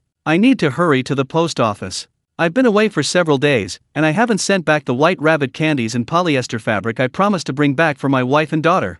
They're still waiting for my letter at home." Emerging from the Shanghai Precision Electronic Components factory, Liang Tiancheng felt his steps become lighter. The heaviest weight on his heart had been lifted, leaving only the sweet anticipation and joy of returning home. He didn't rush back to the guest house, but instead turned and plunged back into the surging crowds of the Nanjing Road department store. This time, his purpose was clear, his eyes filled with the tenderness of a husband and father. "Comrade, give me 2 boxes of face cream, the best kind, and 2 packs of white rabbit milk candy. 4 boxes of clam oil, too." He stood at the counter, his voice booming, his spending generous. These were gifts he planned to take back to the factory, to his family compound, and to present to outsiders gifts that were appropriate for his business trip, yet not overly conspicuous, satisfying both appearance and substance. Carrying his bags back to the guest house, the first thing he did, as always, was to lock the door and then prop it shut with a chair. This small, dimly lit room had become his only connection to 2 worlds. He closed his eyes. The next second, his consciousness sank into a brightly lit, sprawling warehouse-like supermarket, piled high with supplies. This time, he didn't go to the cold, industrial area. He went straight to the cosmetics and food sections. At the shelf of Dacron fabric, he carefully selected some. He chose a sky blue fabric with tiny white flowers printed on it, fresh and elegant. He could almost see Lu Manman wearing a new dress made from this fabric, standing in the sunlight, her face a mixture of shyness and joy. He then went to the food section and took a beautifully packaged tin of malted milk powder from the shelf. This was for his daughter, Yu. The little girl was frail and needed proper nourishment. Finally, his steps stopped in front of the electronics shelf. His gaze fell upon a brand new red lantern transistor radio. The red plastic casing was polished to a gleaming shine. The silver metal speaker grill shimmered alluringly under the light. In this era, this was an absolute luxury, the most fashionable of the 3 turns and 1 sound, a set of 3 essential items for every household, that countless families dreamed of. Without the slightest hesitation, the radio appeared on the worn-out table in the guest house. A problem arose. This thing was too conspicuous. Sending it back directly like this would likely invite gossip from the women in the compound, and even Lu Manman herself probably wouldn't dare accept it. He needed to find a flawless reason for its appearance. Liang Tiancheng's mind raced. Aha! He'd got it. He took out paper and pen and began writing a letter to his wife. First, he let her know he was safe, then recounted some of his observations in Shanghai, and finally, seemingly casually, mentioned the radio. In the letter, he explained that he had been lucky enough to run into an elderly engineer in dire need of money at the pigeon market behind the Confucius Temple. He had traded 2 useless foreign-language geological exploration documents left by his cousin, along with a few industrial coupons, for the man the slightly new radio. He repeatedly urged Lu Manman not to tell anyone. He told outsiders it was just a worthless old item, good for making noise. After writing the letter, he began packing carefully. This was a technical task. First, he found some old newspapers and wrapped the radio tightly. Then, from his secret stash, he took a large wad of soft cotton and stuffed it into every crevice, ensuring it wouldn't be damaged in the slightest during any bumps. After doing this, he wrapped the package several times with the beautiful sky blue polyester fabric, like swaddling a baby. Finally, he placed the malted milk powder, white rabbit candy, and face cream on the outermost layer. In this way, the entire package, from the outside, looked like an ordinary bag of clothes and local specialties. No one would suspect that such a tremendous treasure was hidden inside. The next morning, Liang Tiancheng carried a large package, wider than an adult and tightly bound with an old bedsheet, into the post office. Comrade, mailing a package. Behind the counter, the female postwoman in a green uniform glanced at the enormous package and frowned. Where to? Yuzhou, Hongsing Machinery Factory Residential Compound. That far. The postwoman's tone was impatient. What's inside? Just some clothes, fabric, and some food, Liang Tiancheng answered honestly. Weigh it. Liang Tiancheng laboriously lifted the large package onto the scale. The pointer wobbled, pointing to an astonishing number. Wow, over 30 pounds. The postwoman clicked her tongue, picked up an abacus, and started typing away. Regular mail, postage 4 yuan and 85 cents. In an era when an average worker's monthly salary was only around 30 yuan, this postage was a fortune. Several people queuing to mail their letters around him cast surprised glances. Liang Tiancheng, however, didn't even blink. He took out his wallet from his pocket, his voice calm but undeniable. Comrade, I'll choose the fastest option. The female postwoman paused, looked up, and re-examined the ordinary-looking young man before her. The fastest is express, double the postage, plus an extra 2 cents for express. Okay. Liang Tiancheng nodded, then added, also, get me insurance. This time, not only the female postwoman, but everyone in the entire post office lobby stared at Liang Tiancheng as if he were a monster. Insurance. That was a service only used when sending extremely valuable items. The insurance fee is a percentage of the item's value, and it's shockingly high. Comrade, are you sure? The female postwoman's voice stammered. Sure. Liang Tiancheng didn't waste any words. He pulled a crisp new 10 yuan note from his wallet and slapped it on the counter. For him, as long as his wife and daughter received this surprise a day sooner, as long as he could ensure this token of his affection reached them intact, it was all worth the money. Looking at the large package, stamped with Red Express and insured, carefully carried away separately by the postman, a genuine, satisfied smile finally appeared on Liang Tiancheng's face. He seemed to already see it all. He saw Lu Manman's surprised, delighted, and slightly reproachful expression as she received the package and read the letter, her face a mixture of surprise and delight, and playful scolding for his wasteful spending. He saw his daughter, Yu, clutching the can of sweet malted milk powder, her eyes crinkling into slits with laughter. He saw the stunned, disbelieving expressions on their faces as the red radio, carrying the clear, melodious strains of the Central People's Broadcasting Station, rang out for the first time in their small room. This pure happiness, born from sacrificing for his family, was far more fulfilling and overwhelming than any merit he had achieved at the factory. After mailing the package, he went to the train station and bought a ticket for the next morning, returning to Chongqing. My trip to Shanghai has now come to a perfect end. 1,000 miles away, in Chongqing, the Hongsing Machinery Factory residential compound remains as familiar and full of life as ever. The afternoon sun lazily spills into the courtyard. Several middle-aged women are gathered together, picking vegetables and chatting about this and that. Across the street, Mrs. Zhang is the center of attention, spitting as she talks. You haven't seen it. That woman, Lu Manman, is getting more and more outrageous. She's always glued to her precious stove, either stewing meat or making soup. The smell of that meat is so strong we can't even open our windows. I bet her husband's come back from his business trip this time, and he's got his head on the floor. She's really getting into it. Ding-a-ling, ding-a-ling. A crisp, urgent bicycle bell, approaching from afar, interrupts the idle chatter in the courtyard. A postman in a green postal uniform, riding a 28-inch bicycle, stopped at the gate of the courtyard and shouted at the top of his lungs. Red Star Factory Family Compound. A package for Comrade Lu Manman. A large, urgent package from Shanghai. Which one is Comrade Lu Manman? Come out and sign for it. A crisp, urgent bicycle bell, like a pair of scissors, snapped the gossip in the courtyard. A postman in a green postal uniform, riding a 28-inch bicycle, came to a steady stop at the courtyard gate. He wiped his sweat, raised his voice, so loud it made the swallows' nests under the eaves rustle and shed dust. Red Star Factory Family Compound. A package for Comrade Lu Manman. A large, urgent package from Shanghai. Which one is Comrade Lu Manman? Come out and sign for it.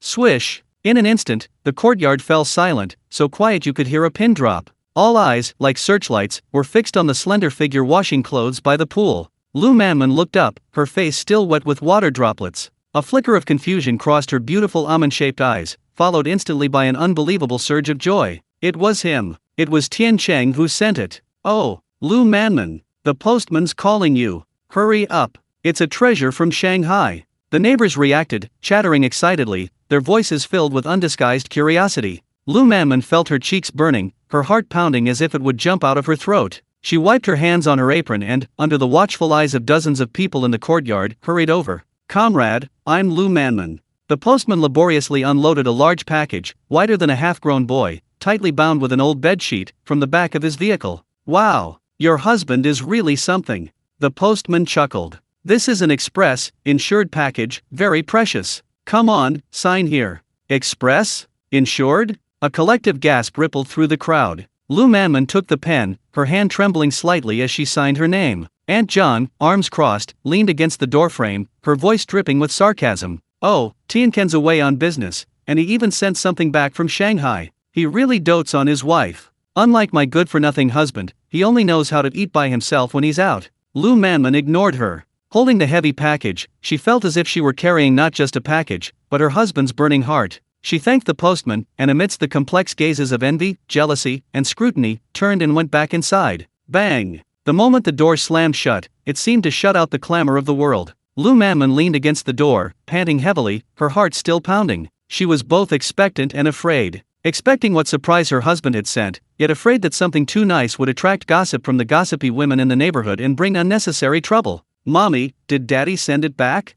Her daughter, Yu, came running over with her little legs, her face upturned, her eyes sparkling. Her daughter's innocent words gave Lu Manman strength. She took a deep breath, remembering her husband's instructions before he left. Yes, read the letter first. She carefully untied the outermost knot of the package, and sure enough, a thick envelope was tucked on top. She opened the letter, reading it carefully, word by word. When she read the origin of the radio, her heart finally settled. It was traded for her uncle's old books, and a second-hand one at that. She understood. She took her daughter's little hand, squatted down in front of the package, and a gentle smile spread across her face. Yu, let's see what good things Daddy sent us.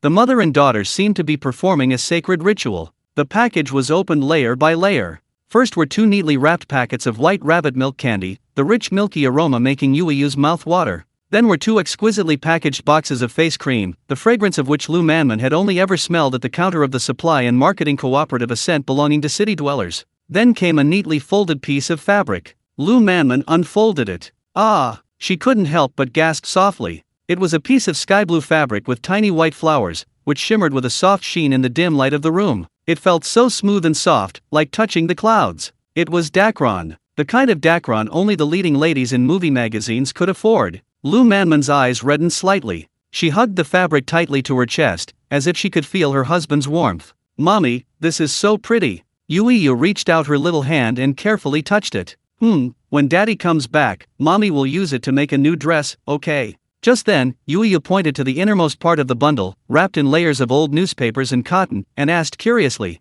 Mommy, what's that? It looks like a square box. Lu Manman's heart jumped again. Following the instructions in the letter, she peeled back the layers of cotton and newspaper. A bright red plastic box, so shiny it reflected a person's image, appeared before them. A Red Lantern brand transistor radio. Yu had never seen such a beautiful box before. Curious, she reached out and poked the silver, mesh-like speaker on top. Lu Manman's heart pounded with nervousness. She took out the several brand new batteries her husband had tucked inside the envelope, and then found the small instruction manual. Following the instructions, she clumsily inserted the batteries. Then, her fingertips trembling slightly, she reached out and gently turned the knob labeled switch.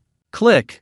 A soft sound. Shhhh. A crackling electrical noise came from the silver speaker. Outside, several neighbors who had been eavesdropping exchanged glances. What's that sound? It sounds like it's coming from Lu Manman's room. Just as they were whispering, Lu Manman held her breath and carefully turned another tuning knob. The red pointer moved slowly across the dial. SHH, Central People's Broadcasting Station, is now broadcasting a song. A clear, magnetic female voice flowed out from the red box without warning. Immediately afterward, the melodious and powerful music of "We Are Walking on the Great Road" filled the entire room. Ah! Yuiyu was startled, then her big eyes filled with unparalleled surprise and joy. Mommy! Mommy! The radio is singing. Lu Manman was also stunned. She had never imagined that she would have a radio so soon. It was an extremely rare item. Outside, the neighbors who had been eavesdropping were as if struck by lightning, and an uproar erupted on the spot. What? Singing? My goodness!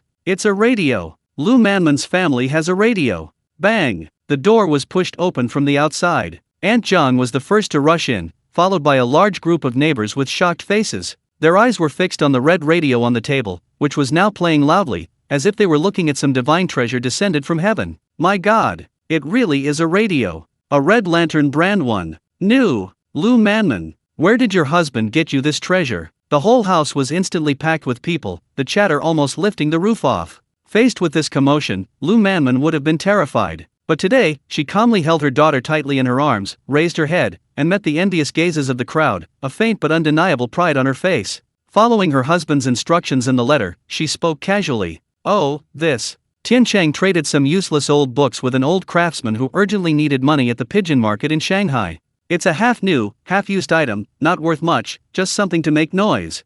Her words caused an even bigger uproar in the courtyard. She traded old books for it. What incredible luck! She must have burned countless incense sticks in her past life. The news that Lu Manman's family has a radio spread like wildfire throughout the entire Hongxing factory residential compound in less than half an hour. After get-off work, wave after wave of people flocked to her doorstep to see it. Lu Manman, the woman who used to be too afraid to even speak loudly in the compound, overnight became the most envied woman in the entire factory. Night deepened, and the noise subsided. Lu Manman sat under the kerosene lamp, holding her daughter Yuiyu. A soothing piece of music was playing from the red radio. Yuiyu was engrossed in the music, her little head nestled in her mother's arms, already asleep. Lu Manman gently stroked her daughter's hair, listening to the clear yet distant music, her heart overflowing with an unprecedented and immense sense of happiness and pride. Tiancheng, my man, you are the sky and the earth for us, mother and son. Meanwhile, a green train, billowing thick white smoke, rumbled through the dark, towering mountains. Outside the window, the familiar, twinkling lights of Chunqing could already be seen. Liang Tiancheng leaned against the window, gazing in the direction of home, a warm smile curving his lips.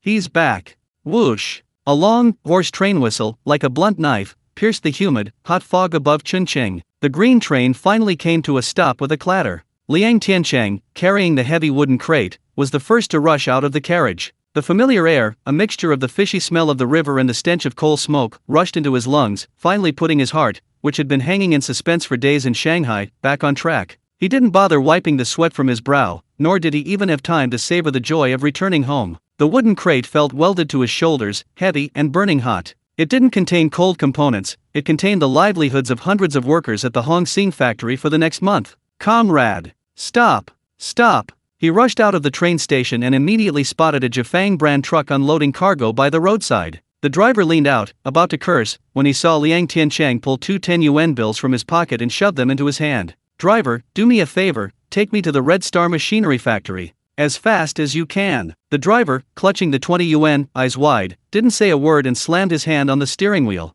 Get in! The truck roared to life, speeding along the bumpy cobblestone road towards the outskirts of the city. Inside the factory manager's office, smoke filled the air. Qian Weiguo chain-smoked, the cigarette butts piling up at his feet. Secretary Li Suan stood by, barely daring to breathe. Since Liang Tiancheng left, the factory manager hadn't had a good night's sleep. Report! The door was flung open from the outside. A travel-worn figure, carrying a wooden crate half a person's height, burst in like a whirlwind. It was Liang Tiancheng. Bang! He slammed the wooden crate down on the ground, the sound making Qian Weiguo and Li Suan's hearts leap. Qian Weiguo's cigarette fell to the ground with a thud. He jumped to his feet, rushing over in 3 strides, his face, etched with anxiety, muscles twitching uncontrollably. He stared intently at Liang Tiancheng, then at the wooden crate, his lips trembling, managing to squeeze out a few words after a long pause. "How is it?" "It's done, it's done." His voice trembled as he asked, like a drowning man grasping at a last straw. Liang Tiancheng looked into his bloodshot eyes, offering no further words. He simply nodded heavily. "It's done." Those two words seemed to carry the weight of 1,000 pounds. Qian Weiguo's taut nerves instantly relaxed, causing him to sway and nearly lose his balance. Luckily, Li Xuan caught him. "Quick! Go and call Master Chen and Engineer Wang over. Now!" Qian Weiguo's voice cracked with excitement. A few minutes later, several core members of the technical department rushed in, panting. Leading them were Master Chen, the most experienced, and Engineer Wang, who wore a serious expression and had always been skeptical of Liang Tiancheng. The office door closed, and the atmosphere instantly froze. All eyes were fixed on the mysterious wooden box on the floor. Everyone's heart was in their throat. Success doesn't mean the goods are up to standard. If Liang Tiancheng brings back a pile of useless scrap metal, the hopes of the entire factory will be shattered in that instant. Engineer Wang adjusted his glasses and was the first to step forward, his eyes filled with scrutiny. "Comrade Liang, open the box."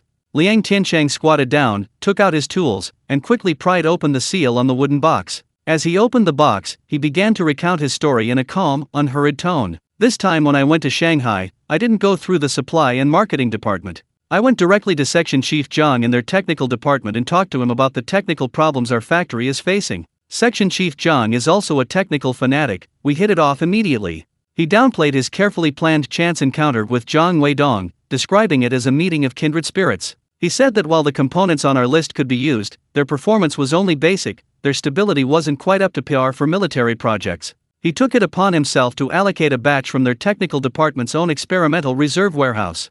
The box was completely opened. Revealing inside were components tightly wrapped in dried wood shavings and parchment paper. Engineer Wang's brow furrowed even more. Experimental reserve? That sounded so unreliable. He was the first to reach into the box and carefully open a small box wrapped in parchment paper. Several rows of brand new, gleaming metallic capacitors lay quietly inside. Engineer Wang's pupils contracted sharply. He didn't even need calipers, he could tell something was wrong with the naked eye. The packaging process and the smoothness of the leads on these capacitors were completely different from the model he remembered. "Quick! Get a magnifying glass and a multimeter," he growled. Master Chen picked up another box of resistors, brought it to his eyes, and his face instantly changed. The entire office fell eerily quiet, save for the heavy breathing of a few people. Engineer Wang held the magnifying glass close to the small capacitor, carefully comparing the parameters on it. His hands began to tremble slightly. He put down the magnifying glass, picked up the multimeter, and placed the two probes on the capacitor's leads. The pointer on the meter suddenly swung to a position he couldn't believe. This. Engineer Wang's lips trembled, his face, always bearing doubt and seriousness, now only showed utter shock. "Factory manager." He abruptly looked up, his voice shrill and piercing with extreme excitement. "More than just qualified. The performance of these components is at least 2 levels higher than what we specified on the blueprints. Look at this capacitor. It's an 835 series, military-grade sealed package. Its withstand voltage and stability are more than double that of the 712 series we needed. And this resistor, it's a metal film resistor. The temperature drift coefficient is negligible. This is simply a treasure." He held the components in his hands as if they were priceless gems, his distraught appearance leaving everyone present dumbfounded. The deathly silence in the office was instantly shattered. Boom! Qian Weiguo felt a surge of heat rush to his head. He shoved aside the person blocking his way, rushed to the box, and stared at the glittering treasures. His tiger-like eyes welled with hot tears. He whirled around and slammed both hands heavily onto Liang Tiancheng's shoulders. The force was so great that Liang Tiancheng felt a sharp pain in his bones. Good. Qian Weiguo roared good. 3 times, his voice echoing in the office, making the windows rattle. He pointed at Liang Tiancheng and, with all his might, announced to everyone in the room, "I hereby declare, Comrade Liang Tiancheng is awarded the factory's highest merit. Immediately submit a report to the city and apply for the highest level procurement bonus. Not a penny less." Overjoyed, an indescribable elation instantly swept through the entire office. Li Xuan's face flushed with excitement. The veteran technicians, including Master Chen, couldn't stop smiling. Qian Weiguo looked at the calm young man before him, who seemed to have only done a small thing, and his admiration and affection reached an unparalleled level. He grabbed Liang Tiancheng's arm, as if afraid he would run away, and shouted another sentence that everyone present would remember for a lifetime. "Comrade Liang Tiancheng is not just a hero of our factory. He is the treasure of our Hongsing machinery factory. My precious darling. These words, like a stabilizing force, completely solidified Liang Tiancheng's unshakable and unquestionable transcendent position within the Hongsing factory. With a week of paid leave specially granted by Qian Weiguo, and amidst the mixed gazes of admiration, worship, and even a hint of fear from everyone in the factory, Liang Tiancheng finally embarked on his journey home. He didn't go back to his small room first. He went around to the logistics department and distributed the face cream and clam oil he'd brought back from Shanghai to the familiar workers. He then took 2 cartons of Dekinman cigarettes and visited Master Chen from Workshop 3, who had once strongly supported him. He was now adept at navigating social interactions than anyone else. By the time he finished, it was already dusk. He took a deep breath and walked towards the large courtyard that haunted his dreams. The familiar gate was right in front of him. He could even smell the familiar aroma of food wafting from the courtyard. His steps quickened. His heart pounded faster and faster. He suddenly pushed open the slightly ajar gate. Creak! In the courtyard, the afterglow of the setting sun bathed everything in a warm golden light. His wife, Lu Manman, stood at the doorway of their small house, an apron tied around her waist, tiptoeing, craning her neck towards the gate, waiting expectantly. Her gentle face was etched with longing and anticipation. And inside their small, dimly lit house, a melodious, clear song drifted out slowly. Our hometown, on the fields of hope. It was the radio. A gentle, contented smile slowly curved Liang Tiancheng's lips. He was back. Creak! The familiar wooden door was gently pushed open. The afterglow of the setting sun, like melting honey, flowed into the small house, bathing everything inside in a warm, golden light. Lu Manman, who was peering out from the doorway, suddenly froze. She saw the figure she had longed for day and night. The figure carrying luggage, travel-worn, yet still standing ramrod straight. In an instant, Lu Manman's eyes reddened. 1,000 words stuck in her throat, finally escaping as a soft, choked call. You're back. She rushed forward, taking the luggage from Liang Tiancheng's hands without a word. Her movements were urgent and tender, as if he were carrying a 1,000-pound burden. Inside, on a small stool, her daughter Yu sat with her back to the door. Her little head bobbed rhythmically to the melodious song playing from the radio, completely absorbed in her own little world. Liang Tiancheng placed the luggage on the floor and closed the door behind him. The next second, he opened his arms and pulled his wife and daughter, whom he had longed for day and night, into a tight embrace. The familiar, faint scent of soap in his wife's hair. The sweet, milky fragrance of his daughter. The 2 scents mingled together, like the most effective medicine, instantly dispelling all the fatigue and tension Liang Tiancheng had accumulated over the past few days. This was his haven. It was the whole world he would protect with everything he had. Daddy! Yu finally came to her senses, feeling that familiar, broad embrace, and cried out in surprise. Liang Tiancheng smiled, lowered his head, and kissed her rosy little face deeply. Do you like the gift Daddy brought back? I love it. Yu wriggled out of his arms, pointing excitedly at the red box on the table. Daddy, look. This box can sing. It's so beautiful. Lu Manman stood beside him, brushing the dust off his clothes. Her beautiful eyes held the uncontainable joy of receiving a gift. But even more so, they showed concern for his hard work away from home. She scolded, giving him a playful glare. It's good that you're back safe and sound. Why waste money like that? Money is worthless, you can always earn more. Liang Tiancheng pulled her hand, drawing her to sit beside him, then casually lifted their daughter onto his lap. The 2 most important women in his life, one big and one small, were nestled in his arms. He held his wife's hand, roughened by years of housework, and softly began to recount his business trip. Of course, it was the version he had carefully modified, the safe and successful one. He didn't mention the difficulties and humiliations Lu the sales manager had caused. Nor did he mention how much effort he had put in, or how many schemes he had devised, to get close to Zhang Weidong. In his words, this trip to Shanghai went as smoothly as a publicly funded vacation. Section Chief Zhang in Shanghai is a good man. Knowing that our factory is engaged in military production, he allocated us the best batch of goods without hesitation.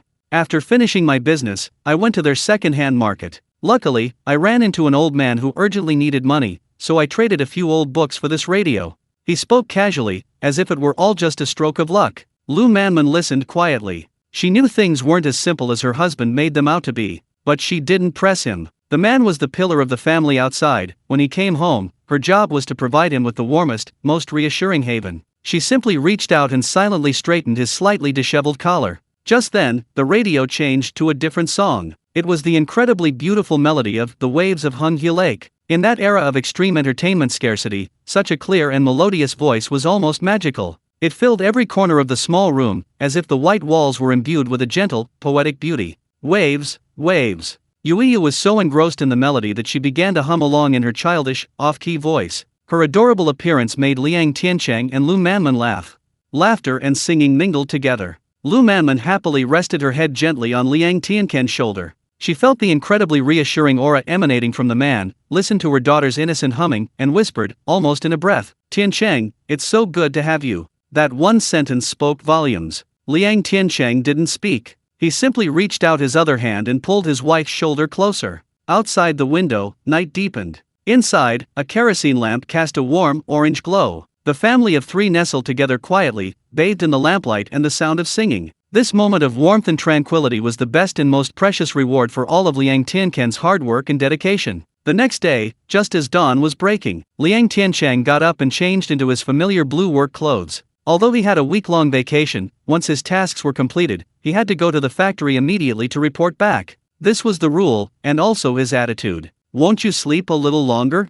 Lu Manman got up as well, helping him wash his face while asking with concern. "No, I want to finish things quickly so I can feel at ease." Liang Tiancheng washed his face, feeling refreshed. After saying goodbye to his reluctant wife and daughter, he strode towards the factory office building. The factory area was already full of vitality in the early morning. The roar of the machines and the shouts of the workers blended into a stirring symphony. Everyone who saw him, whether cotter or worker, would stop in their tracks and greet him voluntarily, even with a hint of reverence. "Good morning, Section Chief Liang." Liang Tiancheng smiled and responded to each person. He could clearly feel that his status in the factory had undergone a dramatic change. He had just entered the office building and hadn't even climbed the stairs. He saw a man standing in the second-floor corridor. The man leaned against the railing, an unlit cigarette dangling from his lips, as if waiting for someone. It was Zhou Dahai. Hearing footsteps downstairs, Zhou Dahai slowly turned his head. His gaze, passing over the stair railing, landed directly on Liang Tiancheng. His eyes were extremely complex.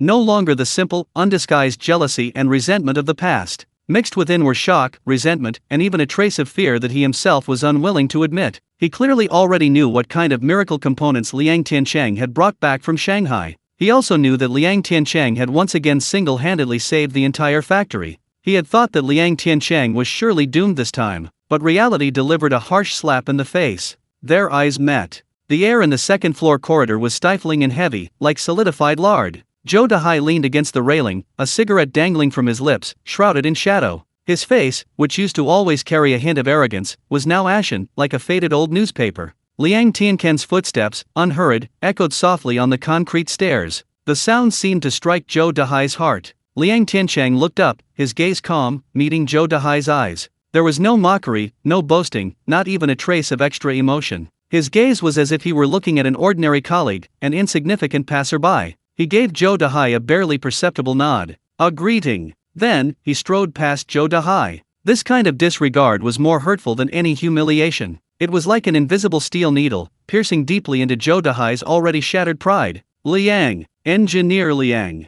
A hoarse voice, as if squeezed from a throat, rang out. Liang Tiancheng stopped in his tracks. He turned around, his expression still calm, looking at Zhou Dahai, waiting for him to continue. This pause instantly created a tense atmosphere in the hallway. Several workers who were about to go upstairs stopped, their feet seemingly rooted to the spot. Several cotters who had just come out of their offices also slowed their pace, listening intently from a distance. Everyone in the office building knew that Zhou Dahai of the purchasing department and Liang Tiancheng were mortal enemies. One was the deputy factory director's nephew, a man of impeccable revolutionary credentials. One was a lowly temporary worker from humble beginnings who, through sheer luck, had risen through the ranks. Everyone had witnessed how Zhou Dahai had bullied Liang Tiancheng. Now, Liang Tiancheng had achieved a monumental feat and returned triumphantly from Shanghai. These two were meeting again. Was this a reckoning? Everyone's heart was in their throat. Zhou Dahai's face turned a deep shade of purple. He could feel eyes on him from all directions, like needles pricking his back. Those eyes held curiosity, pity, but mostly, schadenfreude.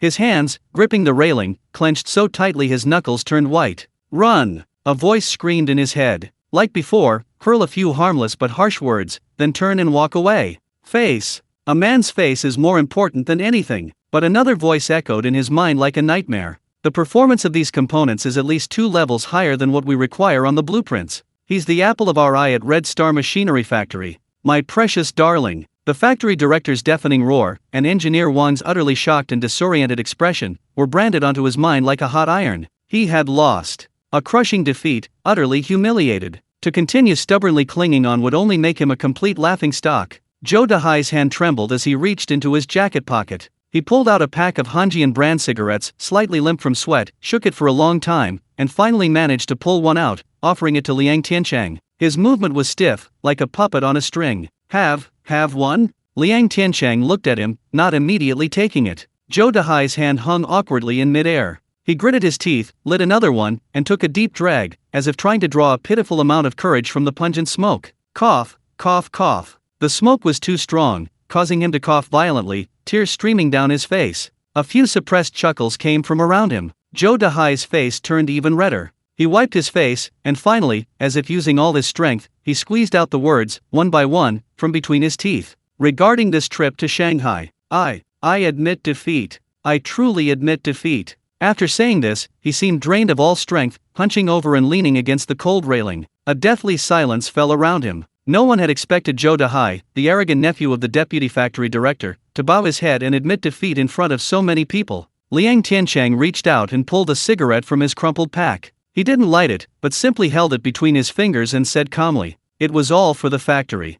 A simple, unassuming sentence. There was no triumphant boasting, no condescending forgiveness. But this calmness, like a red-hot knife, pierced Zhou Dahai's heart, turning his last remaining pride to ashes. He suddenly realized how laughable and childish his past antics and self-righteous superiority seemed in comparison to the man before him. The man had never even considered him a rival. Shame, like a tidal wave, completely overwhelmed Zhou Dahai. He gritted his teeth, stamped his foot, as if making a momentous decision. He abruptly stubbed out his cigarette on the railing, then raised his head, his bloodshot eyes fixed on Liang Tiancheng. His eyes held no more resentment or bitterness. Only a desperate, almost desperate, pleading look remained. "Engineer Liang." He took a step forward, his voice no longer hoarse, but carrying a resolute, all-or-nothing resolve. "Before, it was my fault. I was blind to your worth, I looked down on you. I'm a bastard. I'm worthless." He actually started cursing himself in front of everyone. From now on, he took a deep breath, and his words echoed throughout the entire hallway. "I'll fight you. You point, I'll go. No hesitation." After saying that, he bowed deeply to Liang Tiancheng. 90 degrees. 1 word, I submit. 2 words, I admire you. 3 words, I'm completely convinced. The entire hallway was silent. Everyone was stunned by Zhou Dahai's actions. This wasn't just a simple admission of defeat. This was a complete bowing, utter submission. Looking at the man before him, whose head was almost buried in his chest, Liang Tiancheng finally smiled. He reached out and patted Zhou Dahai's shoulder firmly. The force, neither too light nor too heavy, made Zhou Dahai's body jolt. "We're all colleagues, let's help each other out."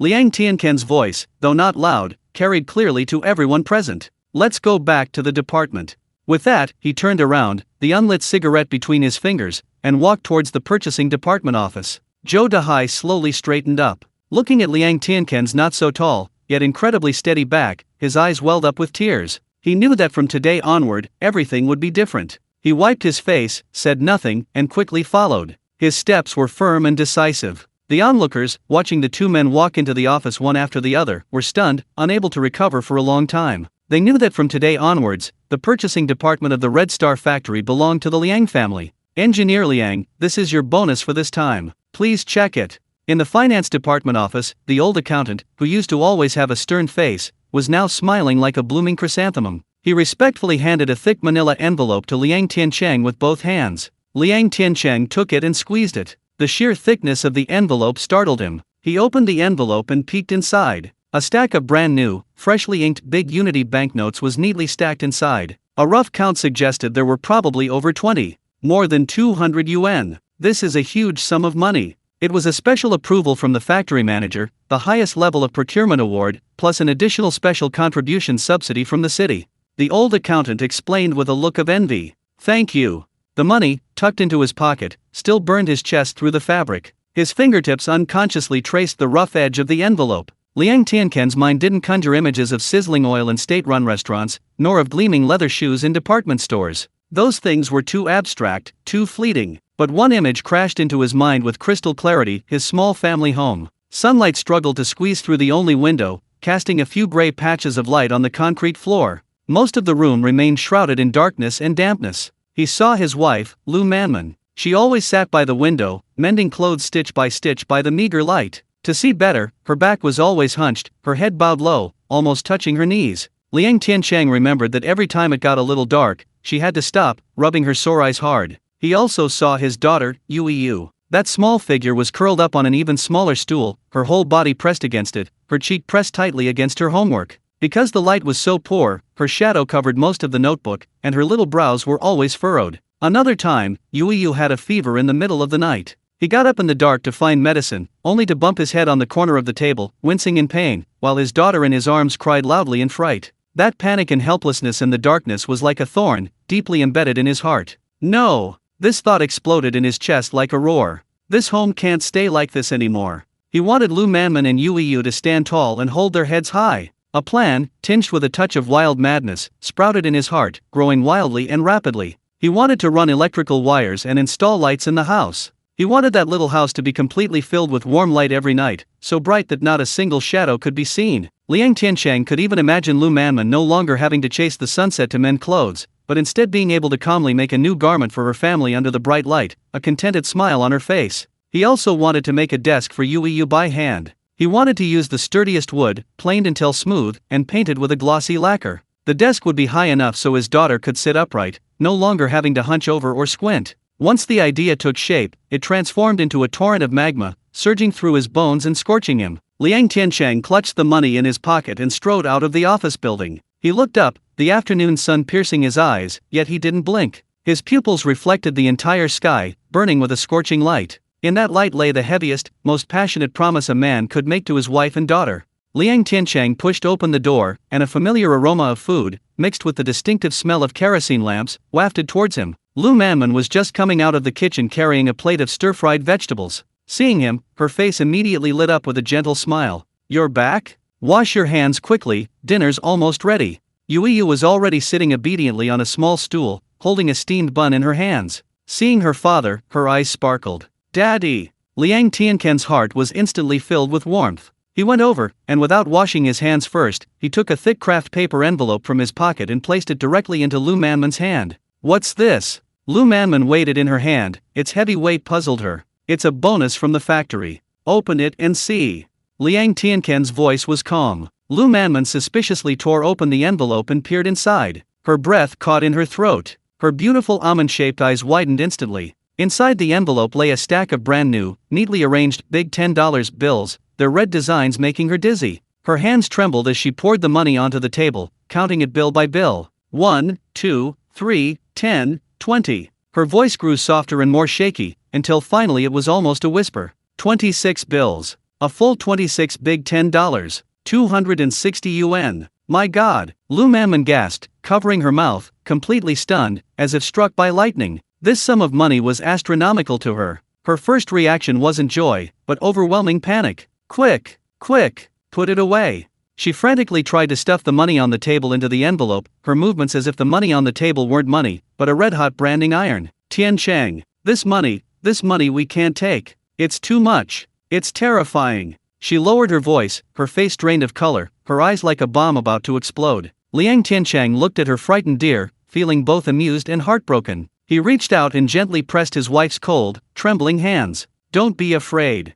His voice was steady and strong, like a reassuring pill. "This is what I deserve. The factory director gave it to me personally, the city approved it, it's clean, you can rest assured." Looking into her husband's calm eyes, Lu Manman's wildly beating heart finally calmed down a little. But she still clutched the envelope tightly, as if it were the lifeblood of her family. Then let's save it. We'll find a cloth bag and sew it into our pillow. We won't tell anyone." She bit her lip, her face serious as she planned. "When Yu grows up, or if there's any emergency at home, this will be our lifeline." This was her thought, the most simple and genuine thought of a woman of this era, her most instinctive thought. Liang Tiancheng smiled and shook his head. He pulled his wife to sit down at the table, hugged their daughter, and then, word by word, spoke earnestly. "Manman, listen to me. Money is earned, not saved." His gaze slowly swept across the small, dimly lit room. "I don't plan to save this money.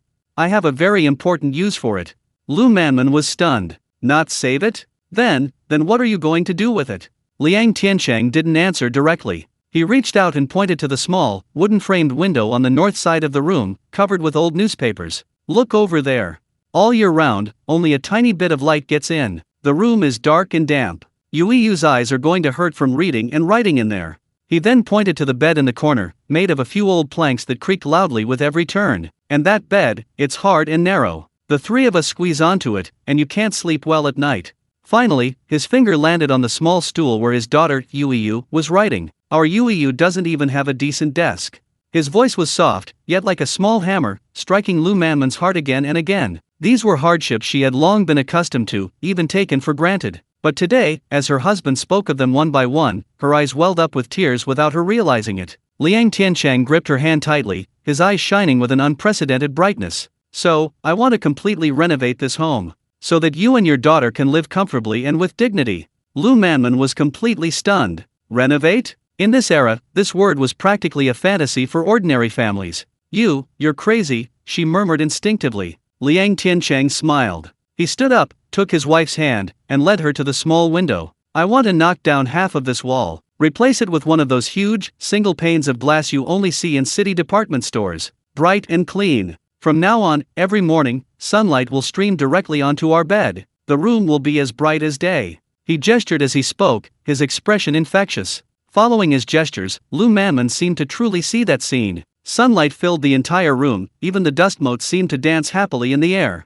And that bed, we don't need it anymore. I'll find the wood and personally build you and Yuiyu a wide, sturdy wooden bed. We'll put thick cotton mattresses on it, so you can roll around however you want. Next to the bed, I'll build you a large wardrobe with a full-length mirror. We'll hang all your new clothes in it, so you'll always look beautiful. His voice was magical, conjuring up beautiful images before Lu Manman's eyes. Lu Manman's eyes, initially filled with shock, slowly welled up with a misty, watery light. She wasn't a woman who loved to dream. The hardships of life had long since worn away all her fantasies. But at this moment, looking into her husband's frighteningly bright eyes and listening to his resounding words, she believed him. Finally, Liang Tiancheng knelt down and gently stroked his daughter Yuiyu's little head. The most important thing is this.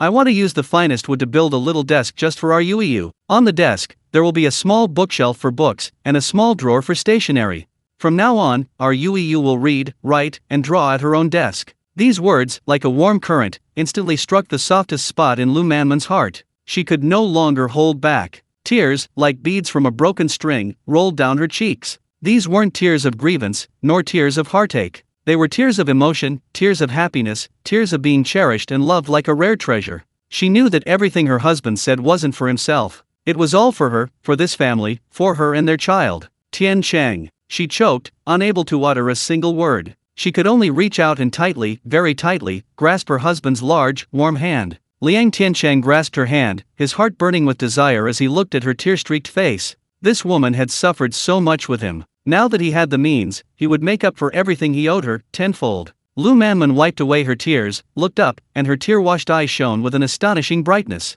She looked at her man, a radiant, tearful smile blooming on her face. Tiancheng, I'll do whatever you say. Her voice wasn't loud, but it carried an unprecedented, resolute determination. Whatever you want to do, I'll support you. His wife's trust was his greatest motivation. Liang Tiancheng felt an inexhaustible surge of energy. The plan was finalized, and they were ready to act. But before Lu Manman's excitement had subsided, a very real problem confronted her. Her smile turned to worry. But, Tiancheng, those timbers, glass, and paints you mentioned, you can't buy them at the supply and marketing cooperative at all.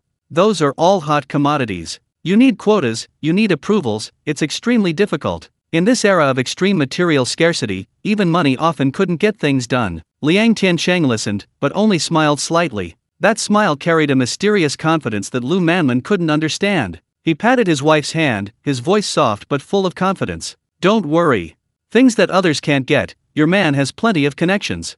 Liang Tiancheng's plan began with a creaky handcart. Early one weekend morning, he pushed a borrowed handcart straight to the scrap metal collection station in the south of the city. That place was always filled with a strange smell, a mixture of rust, rotten wood, and a sour stench. Master, I need some old wood to build a chicken coop. He offered a cigarette to the one-eyed old man who looked after the place, smilingly. The one-eyed man spat out a wad of phlegm and sized him up. The wood over there, 5 cents a pound, pick and choose. Liang Tiancheng didn't mind the dirt. He sifted through the pile of rotten wood for a long time, specifically picking out the cracked, worm-eaten, and crooked pieces. He loaded the cart to the brim, and when he paid, he slipped in an extra 2 cents. Grandpa, it's hot, have a bowl of cool tea. The one-eyed man clutched the 2 cents, a glint of light flashing in his cloudy single eye. Young man, you know how to get things done.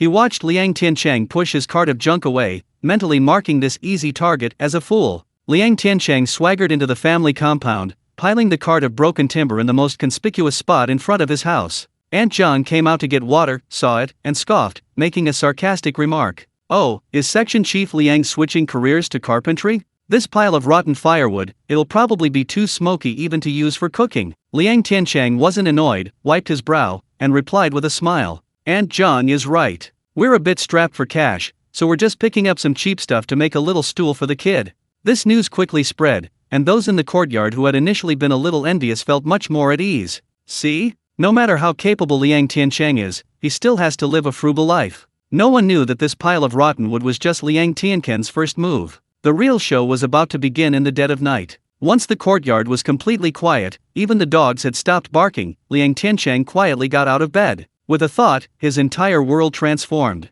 Before him was no longer that dimly lit little room. In its place stood a brightly lit, sprawling, modern warehouse supermarket. He walked into the building materials section with practiced ease. Rows of shelves towered into the sky. He skipped over the ordinary timber and went straight to a neatly stacked pile of planks wrapped in plastic film. The label read, "Imported preservative-treated pine planks, 18 millimeters. He tore open a corner, and a fresh pine scent wafted out. The planks were smooth and flawless, their beautiful grain igniting his desire. He then went to the glass section. Planks of glass, protected by wooden frames, stood quietly. He selected a perfectly sized double-glazed tempered glass pane. The glass was impossibly clean, so transparent it seemed almost invisible. Finally, there was the paint. He picked up a small bucket, shook it, and opened the lid. There was no pungent smell, only a faint, raisinous fragrance. On the bucket, a line of small German print clearly stated, "Environmentally friendly water-based paint for children's rooms." Most importantly, there were the tools. He walked into the hardware section, where the items hanging on the walls and displayed in the toolboxes were practically a small arsenal.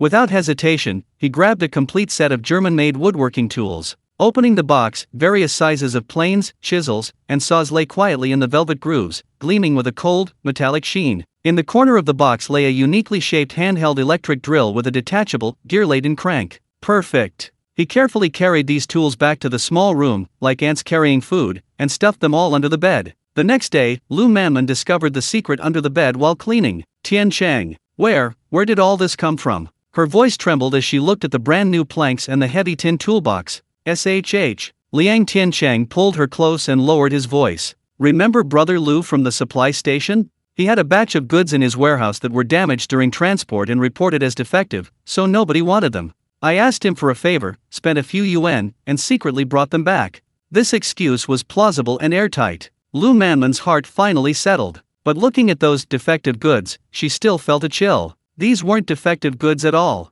They were 10 times better than the genuine products displayed in the supply and marketing cooperative. That evening, after the family finished dinner, Liang Tiancheng didn't read the newspaper as usual. Instead, he took out paper and pen, sat down at the small table, and began to scribble and draw. Lu Manman curiously leaned over to look. On the rough scrap paper appeared some strange patterns she had never seen before. "What's this? Our new home." Liang Tiancheng's pen flew across the paper, his eyes gleaming with an almost frightening light. "Look, here's our bed, 1.8 meters wide, with 3 large drawers underneath for blankets and clothes. At one end of the bed is a wardrobe, double doors, with a clothes rack and compartments for small items. Next to the wardrobe is Yueyu's desk, and above that, a bookshelf." He had combined the bed, wardrobe, and desk in an unbelievable yet perfect way. This design not only maximized the space in the small room but also filled it with a modern feel that Lu Manman could never have imagined. Lu Manman's fingers gently traced the smooth lines of the drawing, completely mesmerized. Tiancheng, can this be made?" "Yes." Liang Tiancheng put down his pen, looked at his wife's shocked eyes, and smiled with unwavering confidence. "I'll start tomorrow." Early the next morning, after finishing breakfast, Liang Tiancheng moved the pile of rotten wood by the door aside. Then, he carried several brand new planks, smelling of pine, out of the house. This was like a boulder thrown into a calm lake. "Hey, Section Chief Liang has some good stuff hidden in his house." Aunt John was the first to notice, her voice was so shrill it could shatter glass. Everyone in the yard rushed over. They stared wide-eyed at the smooth, flat wooden planks on the ground. "My goodness! This wood, was it soaked in oil? It's so shiny. What kind of official must have gotten this approval?" Liang Tiancheng ignored the crowd's murmurs. He walked to the old, small wooden lattice window, took a deep breath, and swung a claw hammer. Bang! A loud crash. He was actually starting to dismantle his own window. He's gone mad. Liang Tiancheng's gone mad. Why tear down this perfectly good window? We'll be starving in the winter. Amidst the gasps of the crowd, Liang Tiancheng pulled a strangely shaped saw from a mysterious tin toolbox. The saw was entirely silver white, with fine, closely spaced teeth that gleamed coldly. He didn't speak, but simply pressed the saw against the hard window frame. Swish! A soft sound. The sound didn't sound like sawing wood, but more like slicing tofu. Wood shavings fell like snowflakes. In just a few strokes, the window frame, as thick as an adult's arm, was easily sawed through. The entire courtyard fell silent instantly. Everyone stared intently at the saw in Liang Tiancheng's hand, like ducks with their necks grabbed. Old Wang next door, an old carpenter, would struggle to saw even a single piece of wood like this with his worn-out frame saw, working up a sweat in less than half an hour. But Liang Tiancheng did it as if it were child's play. And that wasn't all. Liang Tiancheng then took out a palm-sized, gleaming piece of iron from the box. It was a plane. But that plane was unlike any he had ever seen. Small, exquisite, like a work of art. He took the small plane and gently pushed it across the rough, serrated edge of the wood. Whoosh! A thin, curled shaving, as thin as a cicada's wing, flew out from under the plane. The serrated edge of the wood instantly became gleaming. Old Juan couldn't help but gasp. To achieve this effect with his bulky, heavy iron plane, he wouldn't even dream of it without over a decade of experience. But how old was this guy surnamed Liang? Liang. Engineer Liang, this set of tools, is it an heirloom? Old Wang's voice trembled. Liang Tiancheng stopped what he was doing, smiled, and casually made up a story. I suppose so. My great-grandfather's generation worked as an apprentice in a German trading company, and this is all the equipment they left behind. The way everyone looked at Liang Tiancheng completely changed. Those eyes were filled with awe, envy, and a sense of mystery as if they were looking at a master. In this strange atmosphere, a mixture of shock and worship, Liang Tiancheng removed the entire old window, revealing a large, dark hole in the wall. He turned and went back into the house. Everyone held their breath, craning their necks, wanting to see what magical contraption he would produce next. A few seconds later, Liang Tiancheng carefully emerged from the house, carrying something in his hands. When that thing appeared before everyone, all sound in the entire Hongsing factory residential compound vanished in that instant. What he held in his hands was a piece of glass. A massive piece of glass, over a meter wide, crystal clear, frighteningly large, and dazzlingly bright. The afternoon sun shone on it, reflecting a rainbow of colors, so bright it was blinding. That wasn't glass. That was fucking a piece of crystal that had fallen from the sky. Even the wind seemed to freeze. Everyone's eyes were fixed on the crystal in Liang Tiancheng's hand, their throats feeling like they had a wad of burning cotton, unable to utter a sound. That wasn't glass. They'd seen the best glass from the Yuzhou glass factory. It had a faint green tint, with ripples and bubbles inside. But this piece was so clear, it was like solidified air. So clean, without a single impurity. My God! From the crowd, someone let out a dreamlike groan, instantly shattering the eerie silence. What kind of treasure is this? It's probably brighter than a department store counter. Section Chief Liang, where did you get this magical contraption? Sister Zhang's eyes nearly popped out of their sockets. She rushed to the front, her voice shrill, as if it would pierce eardrums. Liang Tiancheng, tell me the truth. Did you dig up some capitalist's ancestral grave? The words were laced with a sickeningly sour jealousy. Liang Tiancheng carefully leaned the huge piece of glass against the wall before straightening up and dusting his hands. He didn't even glance at Zhang Sao, but simply smilingly at the curious neighbors around him. You're too kind, neighbors. A few days ago I went to Shanghai and heard that a bankrupt foreign firm was clearing out its warehouse, so I went to try my luck. Luckily, I dug this piece out in a corner. They were treating it as scrap, and I got a great deal. He said it casually, half-truthfully. But to the others, it was like a thunderbolt from a clear sky. A foreign firm. Scrap. The combination of these two words, imbued with a legendary aura, instantly shrouded Liang Tiancheng's good luck in a mysterious yet plausible halo. The gazes of the crowd shifted again. It was no longer simple envy, but a profound awe of a capable person. This man's methods are truly unconventional. Liang Tiancheng ignored the murmurs of the crowd. He turned and took several smooth, straight strips of wood from the mysterious tin toolbox. He picked up a ruler and an ink line and began measuring and marking lines along the edge of the large hole in the wall. His movements were fluid and precise, like the creation of a work of art. Everyone held their breath, afraid to even breathe loudly. Old Wang, the only carpenter in the courtyard, stood at the front, hands behind his back, his brow furrowed. He muttered quietly to the person beside him. This job is in jeopardy. Don't you know, the bigger the glass, the more delicate it is, like a young maiden you can't even touch it. If the window frame isn't level, even by the thinnest hair, and the force is uneven when installing it, crack, this precious piece will shatter into pieces. Then, you'll lose hundreds of dollars without even hearing a sound. Upon hearing this, everyone around gasped. Many people's gazes towards Liang Tiancheng had shifted from awe to schadenfreude. They were waiting to see the show. They were waiting to see how this guy surnamed Liang would personally destroy this treasure that had fallen from the sky. Liang Tiancheng seemed oblivious to the stares around him. He focused intently, fitting the new window frame perfectly into the wall hole. Then, he retrieved a rusty old tin can from inside. He opened the lid and, with a small wooden stick, scooped out a dark, asphalt-like paste. "What's this?" "Putty, isn't this color?" someone asked curiously. "It's putty," Liang Tiancheng replied without looking up. "My uncle used to work for foreigners, he learned the recipe. It's made with tung oil and several powdered stones, much stronger than the putty sold outside." He evenly applied the black putty to the grooves in the window frame. His movements were steady, like a machine. Finally, the crucial step arrived. Everyone's heart was in their throat. Liang Tian took a deep breath, put on a pair of canvas gloves, and steadily lifted the huge pane of glass. He walked step by step towards the dark hole in the wall. Every step he took felt like a weight on everyone's hearts. Oh no! Oh no! It's too heavy. He's bound to drop it by himself. It'll shatter. It's definitely going to shatter.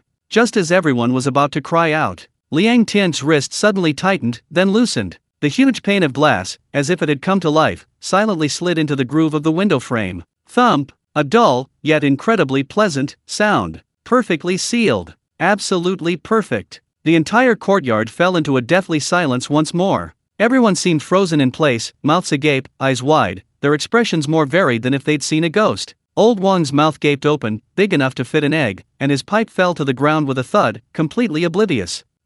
How is this possible? This skill, even if his master's master were alive today, couldn't achieve such cleanliness and efficiency. Liang Tiancheng didn't stop. He used the black putty to carefully seal around the edges of the glass. Finally, he took a clean cloth, dipped it in water, and wiped the huge pane of glass inside and out until it was spotless. Until the glass completely disappeared from everyone's sight. It was as if there was just a hole in the wall, allowing a direct view into the room. Having done all this, he turned around and gave the closed door an incredibly gentle smile. His voice, though not loud, carried clearly throughout the courtyard. "Manman, you. Alright, come out and look, our new window." Creak. The door was gently pushed open from the inside. Lu Manman, holding her daughter Yueyu's hand, walked out somewhat nervously. When her gaze fell on the non-existent window, she froze. Liang Tiancheng, however, simply smiled, took their hands, and led them back into the small house. Then, in front of everyone, he slowly closed the door. The door shut out all the noise and prying eyes from the outside. Inside, however, everything had been transformed by that enormous window. Sunlight.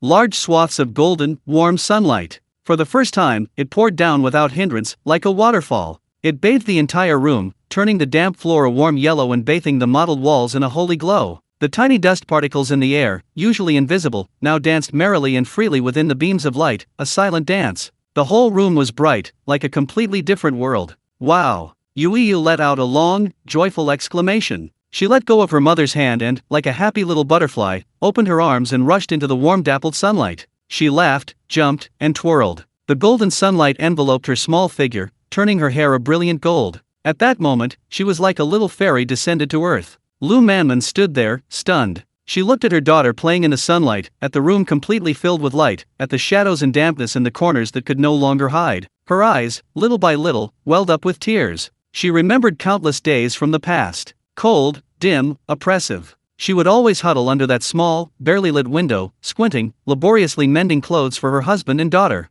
Every evening, her eyes would sting and tears would stream down her face. But now, she reached out and slowly stepped into the light. The warm sunlight bathed her face, her hands, her body. That warm feeling seemed to seep into her very bones, gradually dispelling all the chill and grievances accumulated over the years. She didn't cry. She simply closed her eyes slowly, very slowly. Then, the corners of her mouth slowly, very slowly, turned upwards. It was a radiant, utterly content, genuine smile. She opened her eyes, turned her head, and looked at the man who had single-handedly created this miracle. Her husband, Liang Tiancheng. Their eyes met. 1,000 words were condensed into that one look of tenderness and trust. Liang Tiancheng went over and embraced her and their daughter. "Do you like it?" he asked softly. "Yes." Lu Manman nodded emphatically, burying her face deeply in his chest. This moment of warmth and light was something that no amount of money or status could buy. However, this light also brought a new problem. It was like a most honest mirror, reflecting clearly all the simplicity and shabbiness of the room. The bed made of broken planks, the dented little table, the few small stools with peeling paint, they appeared even more glaringly obvious against the bright light of the window. Liang Tiancheng's gaze swept over everything. His eyes became incredibly firm.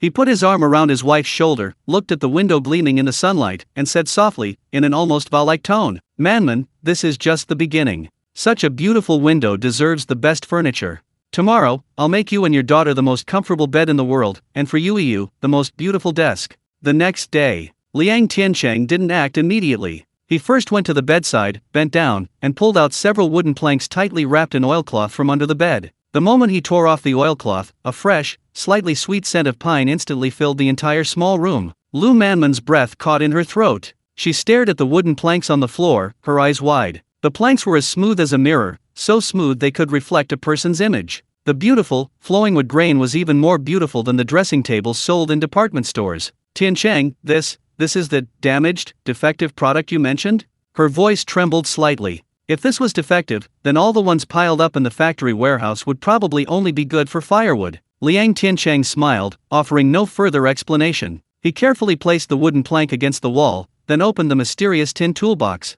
"Manman, come help me." "Oh, okay." Lu Manman quickly wiped her hands and hurried over. Unlike old Wang in the yard, Liang Tiancheng didn't pick up an axe and chisel and start clanging away. He took out a strangely shaped ruler and a small wooden box filled with ink. He spread the drawings on the ground, pointing to the complex lines, and said to Lu Manman, "Look, from this line to this line, it's a board. Help me hold the ruler steady, I'll snap the lines."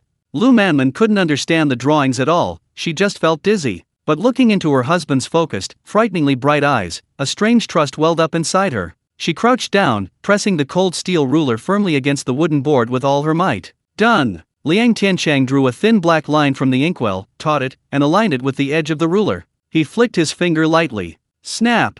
A crisp, light sound. A perfectly straight black line, as precise as if cut by a knife, was instantly imprinted on the smooth wooden board, flawlessly. "Wow!" Yu, watching with fascination, couldn't help but clap her hands and exclaim. Lu Manman was also stunned. Looking at the ink line, more precise than a hair's breadth, and then at her husband's confident expression, her heart felt like it was soaking in honey. This man seemed capable of everything. Next, Liang Tiancheng picked up the gleaming silver saw. There was no deafening noise, only a series of soft, swishing sounds, like silkworms eating mulberry leaves. Wood shavings, like fine snowflakes, fell gently. Lu Manman didn't even need to lift a finger. The saw, as if it had eyes, moved quickly and steadily along the marked lines. Precisely sized planks were cut off, the cuts as smooth as butter sliced with a hot knife. Watching all this, Lu Manman's admiration reached an unparalleled level. She stopped asking questions and simply silently helped him, handing him tools, holding the planks, and sweeping the wood shavings into a small pile with a small broom. She began to enjoy the process.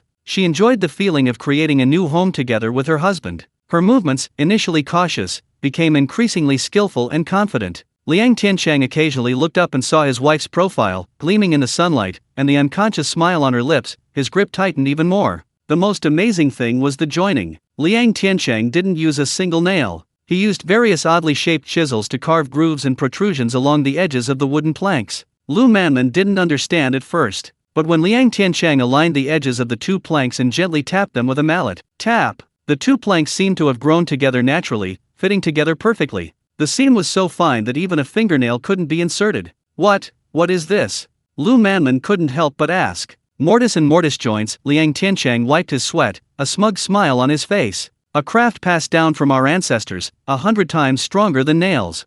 Lu Manman reached out and gently stroked the almost invisible seam, her mouth agape. This wasn't carpentry. It was magic. Time flew by in this quiet, harmonious work. In Liang Tiancheng's hands, individual planks slowly transformed into components intricately designed. The bed's side panels were hollowed out and fitted with sliding rails. The wardrobe doors had grooves carved out to accommodate glass. The desk's surface was divided into several compartments of varying sizes. Identically, these things were oddly shaped. But as Liang Tiancheng began assembling them one by one, a colossal object that left Lu Manman and Yu speechless slowly took shape in the small room. It was a bed. But it was more than just a bed. The headboard extended upwards, becoming a large bedside table with 2 drawers. The footboard stretched outwards, becoming a smooth, perfectly sized desk. Above the desk, it grew upwards again, becoming a multi-tiered bookshelf. and beneath the bed were 3 enormous, pull-out storage drawers. And that wasn't all. Next to the desk was a floor-to-ceiling wardrobe. A rectangular space was left in the wardrobe door. Liang Tiancheng smiled, then carefully took out a large dressing mirror wrapped in newspaper from under the bed and installed it. 3 whole days. As Liang Tiancheng pushed the last drawer in, straightened up, and let out a long sigh of relief, Lu Manman and Yu Yu were completely dumbfounded. They stood there, speechless, before that furniture monster that combined sleeping, storage, studying, and dressing functions. The once cramped little house suddenly felt spacious and airy because of this design. All the clutter had been neatly stored away in drawers and cabinets of various sizes. The floor was now empty and tidy. The entire space was orderly and filled with a modern feel that Lu Manman could never have dreamed of. Wow! Yu Yu was the first to react. She let out a delighted shriek and pounced like a little swallow. First, she climbed onto the large new bed, rolling around and giggling incessantly. Then, she jumped off the bed and ran to her little desk. She reached out her tiny hand, carefully touching the smooth, mirror-like surface, then opened the small drawer and carefully placed her pencils and notebooks inside. Finally, she saw the rounded corner under the desk, a corner Liang Tiancheng had specially designed for her.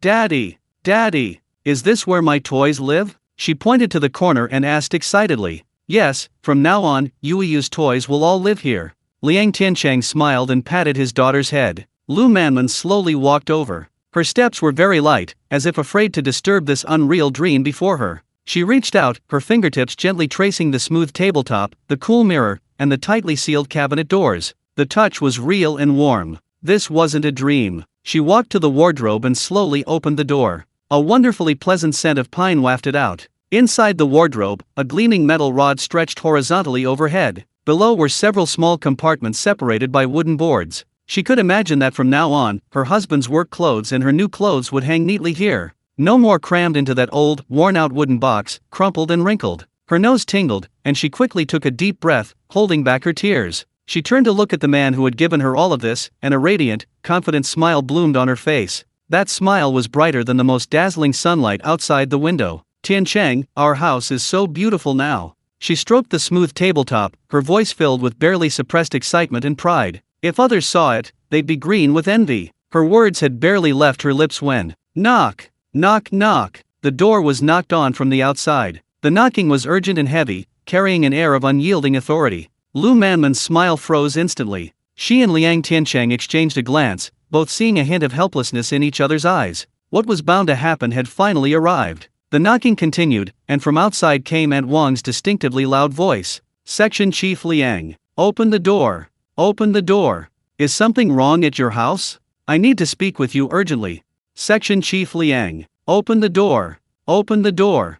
Aunt Wang's voice, like a rusty tin megaphone, boomed urgently outside the door. Lu Manman's smile faltered slightly, and she exchanged a glance with Liang Tiancheng. Liang Tiancheng nodded reassuringly, gesturing for her to open the door. Lu Manman took a deep breath, a surge of confidence rose from within, allowing her to straighten her back. She walked to the door and unlatched it. Creak! The door opened a crack. "Aunt Wang, what's the matter? Why are you in such a hurry?" Lu Manman's voice was calm and gentle, completely devoid of her usual timid demeanor. "Oh, my dear sister, is your husband home? I need to find him urgently." Aunt Wang's words were cut short, as if an invisible hand had gripped her throat. Her eyes, peering through the crack in the door, stared intently into the room. The next second, she froze in the doorway. Her face, flushed with anxiety, instantly drained of color, replaced by an almost blank, lifeless expression. She saw light. The kind of light she had only ever seen in movie posters, bright, dazzling, and pristine, without a trace of gloom. That light illuminated everything in the room with crystal clarity. Then, she saw the furniture. It wasn't furniture at all. It was a treasure she could never have imagined, a piece of furniture exuding the fresh scent of wood and a subtle sheen of varnish. My goodness. Aunt Wang's mouth gaped open uncontrollably, wide enough to fit a fist. A distorted gasp escaped her throat, like a cat whose tail had been stepped on. "Manman, your house is, this is a place where gods live, isn't it?" This shout was earth-shattering. It was like a thunderclap dropped into the peaceful courtyard. The neighbors, who had been busy at home, all suddenly popped their heads out from their doorways. What kind of place where gods live? Aunt Wang, what did you see? Why are you so startled? Aunt Zhang, who was closest, rushed over first, carrying a basin of washing water. She shoved aside the still-stunned Aunt Wang and craned her neck to peer inside. With just one glance, the enamel basin in her hand clattered to the ground. The water in the basin, mixed with vegetable leaves, splashed onto her foot, but she didn't even notice. Her eyes, white as saucers, were fixed on the ridiculously large glass window inside the house. This. She pointed at the window, her fingers trembling as if she'd had a stroke, and after a long pause, she managed to squeeze out a few words. You brought the department store home. This caused an uproar throughout the courtyard. Everyone rushed towards the Liang family's door like madmen. Adults, children, men, women in the blink of an eye. They blocked the small wooden door of the Liang family's house, layer upon layer, making it impossible to move. Let me see. Ouch, don't push. You stepped on my foot. The Liang family must have made a fortune. They've even closed the door so no one can see in. Aunt Zhang's sharp, sarcastic voice rang out from the crowd, carrying a nauseatingly sour tone. Lu Manman was startled by the commotion and instinctively tried to close the door. A large, warm hand gently rested on her shoulder. It was Liang Tiancheng. He stepped out from behind his wife, a calm smile on his face. He didn't look at Aunt Zhang, but addressed the craning necks of all the neighbors in the courtyard, speaking loudly. Aunt Zhang, what are you saying? The house is a mess from just cleaning. I was afraid of bothering you all. Since everyone's here, please come in and sit down. It's small, please don't mind. With that, he took Lu Manman's hand, stepped back, and generously opened the entire door. That composure and confidence, like a silent slap, instantly silenced those who were about to utter sarcastic remarks. Feeling the warmth of her husband's hand, Lu Manman's somewhat flustered heart immediately calmed down. She raised her head, straightened her back, and, mimicking her husband, gave the crowd a polite smile. Her eyes held a hint of pride she herself was unaware of. The crowd surged in like a floodgate opening. The room was too small to accommodate so many people. Those at the back had to stand on tiptoe, clinging to the shoulders of those in front, desperately trying to peer inside. My goodness! It's so bright! So bright! That window! It's probably bigger than all the windows in our entire yard combined. Look at that bed! Oh my! Why is there a table attached to that bed? And that cabinet? There's a mirror on the door. A full-length mirror.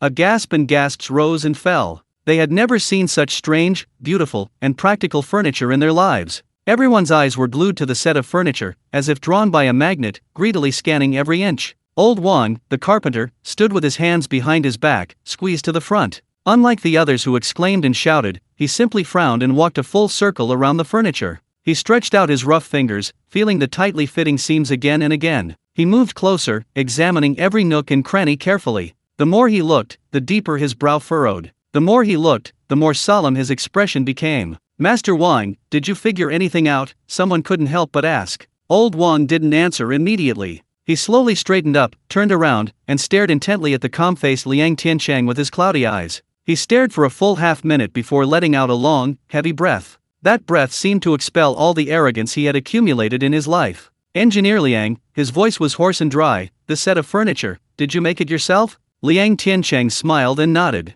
Just messing around with it when I had nothing better to do. Old Wang's body swayed violently. He seemed to have heard something unbelievable, his eyes filled with bloodshot veins. Not a single nail, he pressed. Yes, mortise and tenon joints. The words mortise and tenon joint exploded in Old Wang's mind like two heavy bombs. He slapped his thigh violently, the sound startling everyone. Amazing! He pointed at the furniture set, his voice cracking with extreme excitement. This craftsmanship, amazing. Do you know what that's called? It's like Lu Ban reincarnated. It's called divine craftsmanship. I've studied carpentry my whole life, and compared to Master Liang's skills, I can't even come close. His words, spoken as an authoritative expert, gave Liang Tiancheng's craftsmanship the highest level of recognition. Instantly, any doubts or envy in everyone's hearts were replaced by utter shock and admiration. The way everyone looked at Liang Tiancheng completely changed. They were no longer looking at an ordinary purchasing manager. They were looking at a highly skilled, unassuming master. Zhang Xiao squeezed through the crowd, her face a kaleidoscope of expressions, shifting between green and white, a truly fascinating sight. She had been brimming with sarcastic remarks, ready to give the Liang family a good slap on the wrist. But now, looking at the impossibly clean and bright house, at the furniture that even old Wang admired to the skies, and then at her own daughter beside her, her big, envious eyes fixed on Yueyu's little desk, all her pent-up grievances deflated like a punctured balloon. She couldn't utter a single word. She opened her mouth, but in the end, she could only manage a snort through her nose. Yes, she's skillful, but I wonder if it'll last. With that, she slunk away from the crowd, turning and walking away without looking back. Her retreating figure exuded an air of pathetic, defeated escape. Watching Zhang Xiao's retreating figure, and seeing the envious and kind gazes from the neighbors inside, Lu Manman straightened her back even more. An unprecedented sense of triumph welled up from the bottom of her heart. She knew that from this day forward, no one in this courtyard would dare to look down on her family. After the excitement subsided, the crowd gradually dispersed. But as everyone left, their eyes still held a hint of reluctance. The Liang family had become the unique model family in this large courtyard, and Liang Tiancheng had become the omnipotent, capable man in everyone's eyes. Finally, only Aunt Wang remained inside. She rubbed her hands together, standing before the bright, large window, looking and touching it repeatedly, her eyes filled with longing. Engineer Liang. She turned around, her previous boisterousness gone, replaced by a look of distress and pleading. Engineer Liang, you're so capable, and you have such connections. She bit her lip, a little embarrassed, her words hesitant. Could you help your sister-in-law with something? My old window leaks every time it rains, and my child has caught a cold several times. I want to replace it too, but I've run around like crazy and can't find anyone to help me. Aunt Wang's face, already etched with worry, flushed crimson at her plea, her hands nervously rubbing together on her apron. She was terrified of being rejected. After all, glass was precious, not everyone had the connections to get their hands on it. Liang Tiancheng looked at her, a gentle smile spreading across his face. Without the slightest hesitation, his words were crisp and decisive, like a nail driven into a rock. Aunt Wang, what are you saying? A close neighbor is worse than a distant relative. Your child has caught a cold, how can I just stand by and do nothing? Leave it to me. He patted his chest, his resolute expression like a ray of warm sunshine, instantly illuminating Aunt Wang's anxious heart. I just happened to be going to the supply station to take care of some things. I'll ask around and see if I can scrape together a little something for you from some corner of the warehouse. Oh, my good brother. Aunt Wang slapped her thigh excitedly, her wrinkled eyes suddenly lighting up. She stepped forward and grabbed Liang Tiancheng's hand with surprising force. Engineer Liang, you are our family's greatest benefactor. Of course. I've already saved up the money. No matter how much it is, I'll accept it. The money isn't urgent.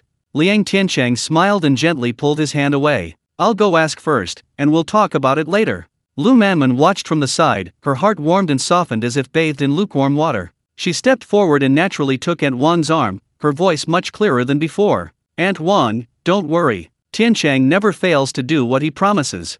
His words carried a proud and self-satisfied air. Looking at the young couple before her, one calm and capable, the other gentle and generous, Aunt Wang's gratitude overflowed. She thanked them profusely, turning back every few steps as she left. Lu Manman turned to look at her husband, her beautiful almond-shaped eyes sparkling with admiration. Tiancheng, you're so good. It's nothing. Liang Tiancheng pinched her cheek, smiling easily. We just moved here, so we need to maintain good neighborly relations. That way, when Yu plays in the yard, someone can look out for her. Lu Manman nodded emphatically. She understood this, but before, she lacked the confidence. Now, this man gave her complete confidence. The next day, Liang Tiancheng didn't go to work. Instead, he went straight to the supply station's warehouse. He wasn't empty-handed. In his left hand, he carried a net bag containing 2 cartons of Hanjian brand cigarettes. In his right hand, he carried a cloth bag containing 2 bottles of Jiangjian Lao Baigan liquor, wrapped tightly in newspaper. These were all things he had conjured from that secret warehouse the previous night. The warehouse area still had that familiar smell, a mixture of rust and machine oil. The warehouse manager, Brother Lu, was leaning back in a worn-out rattan chair, squinting in the sun, humming an unknown tune. Brother Lu, sunbathing? Liang Tiancheng's voice preceded his arrival. Brother Lu didn't even lift his eyelids, lazily replying, "Who is it? Leave the delivery slip on the table, just wait." "Brother Lu, it's me, Tiancheng." Liang Tiancheng smiled, walked over, and discreetly placed the items he was carrying on the ground beside Brother Liu's feet. Upon hearing the name Tiancheng, Brother Liu's droopy eyelids snapped open. He jumped up from his chair with surprising agility, showing no sign of a leg ailment. "Hey, it's Brother Liang. What brings you here?" His eyes lit up when he saw the cigarettes and liquor on the ground, but he complained. You came all this way, why bring all this stuff? Are you looking down on your brother Lu?" As he spoke, he deftly stuffed the 2 bottles of liquor under the table and then casually slipped the cigarettes into his coat pocket. The movements were fluid and seamless. "Thanks to Brother Liu's help with the gloves last time, everyone at the factory praised me for handling it well," Liang Tiancheng said with a smile, offering him a cigarette and lighting it for him. "A small matter." Brother Lu took a satisfying drag, exhaling a string of smoke rings. "Tell me, what good news have you brought this time?" "It's not exactly good news," Liang Tiancheng sighed, lighting his own cigarette, his expression turning somewhat sorrowful. "I've come to ask Brother Lu for a small favor." "Oh." Brother Liu's interest was piqued. "Tell me about it." "There's a neighbor in my courtyard, a woman, whose family is very poor. Her husband died young, and she's raising 2 children alone. It's not easy for her. The window in her house has a big hole, which she's patched up with rags. When it's windy and rainy, the children shiver from the cold. I was thinking, could I help her get a pane of glass? Liang Tiancheng spoke with genuine sincerity. Upon hearing this, Brother Lu paused, his hand holding the cigarette still. He frowned. Glass? That stuff isn't easy to get. I know, Liang Tiancheng nodded quickly. That's why I came to you, Brother Lu. I know you have connections and influence. A perfectly timed compliment made Brother Lu feel very comfortable. He hesitated for a moment, then lowered his voice. Regular stock, definitely not. That requires a factory plan, layers of approvals, I can't do that. Liang Tiancheng's heart sank slightly. However, Brother Liu's tone shifted, a mysterious smile appearing on his face. He gestured towards a dark corner at the far end of the warehouse. There are a few pieces over there. They were brought back from a bankrupt cannery a while ago. The edges got a little damaged during transport, so they've been sitting there as scrap, nobody wanted them. According to regulations, these have to be registered and reported as damage, waiting to be disposed of at the end of the year. Liang Tiancheng's eyes lit up instantly. Brother Lu. Alright, stop talking. Brother Lu waved his hand, stood up, looking like a chivalrous knight-errant. You're a good-natured kid, always helping your neighbors. I'll help you out. He walked to the wall, picked up a greasy register, opened it, and pulled a pen from his pocket. I'll write you a note, just say disposal of scrap glass, 50 cents.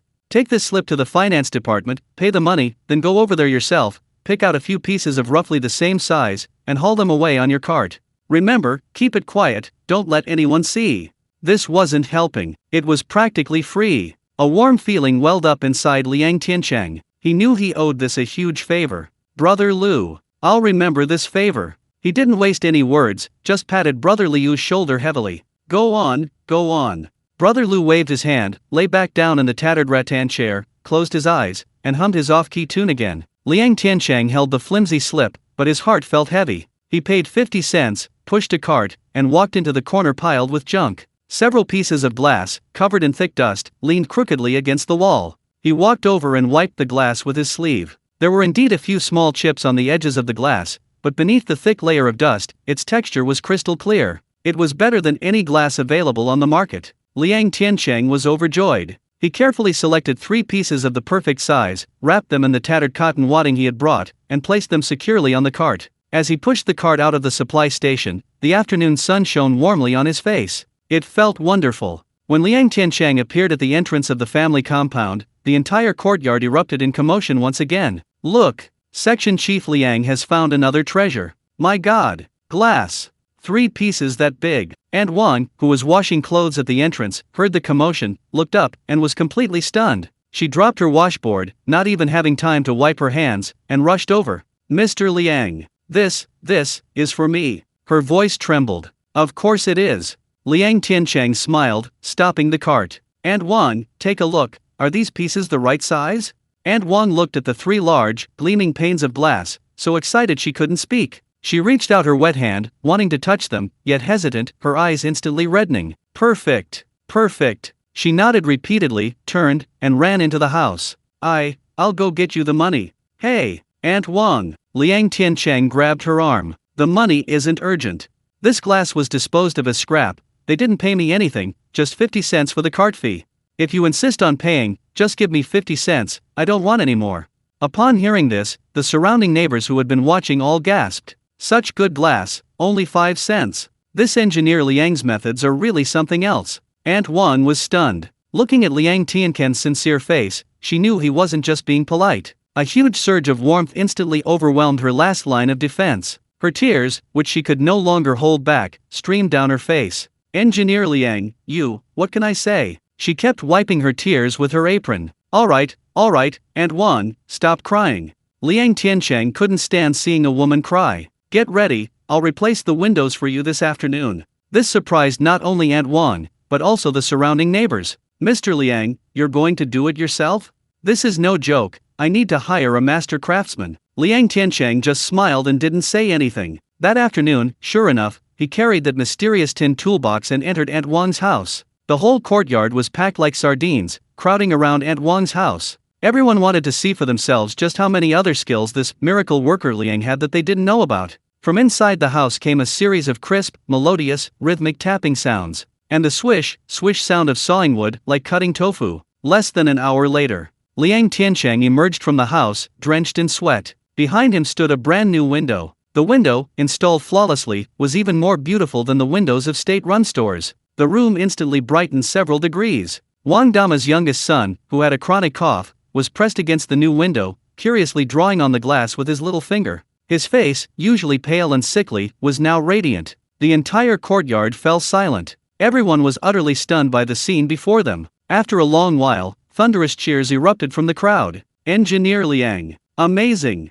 This craftsmanship. Absolutely incredible. Wang Dama, clutching Liang Tiancheng's hand, was so excited that she could only repeat one phrase. Thank you, thank you. Liang Tiancheng smiled, waved, and amidst the admiring gazes of the crowd, picked up his toolbox and returned home. Lu Manman had already boiled water and handed him a towel. Looking at her husband's face, smudged with sawdust and sweat, her eyes were filled with unwavering tenderness and pride. This man, through his ability and kindness, was gradually earning everyone's respect. That night, the family lay on their large, comfortable new bed. Yu was fast asleep, her breathing even. Lu Manman nestled in her husband's arms, listening to the occasional chirping of insects outside the window, a sense of peace washing over her. Everything that had happened in the yard that day replayed in her mind like a movie. Her husband's composure, the neighbors' admiration, and Wang's grateful tears. All of this filled her with immense peace and pride. She suddenly realized she couldn't always hide behind her husband, enjoying everything he provided. This home belonged to both of them. She should also do something for this home, for this yard.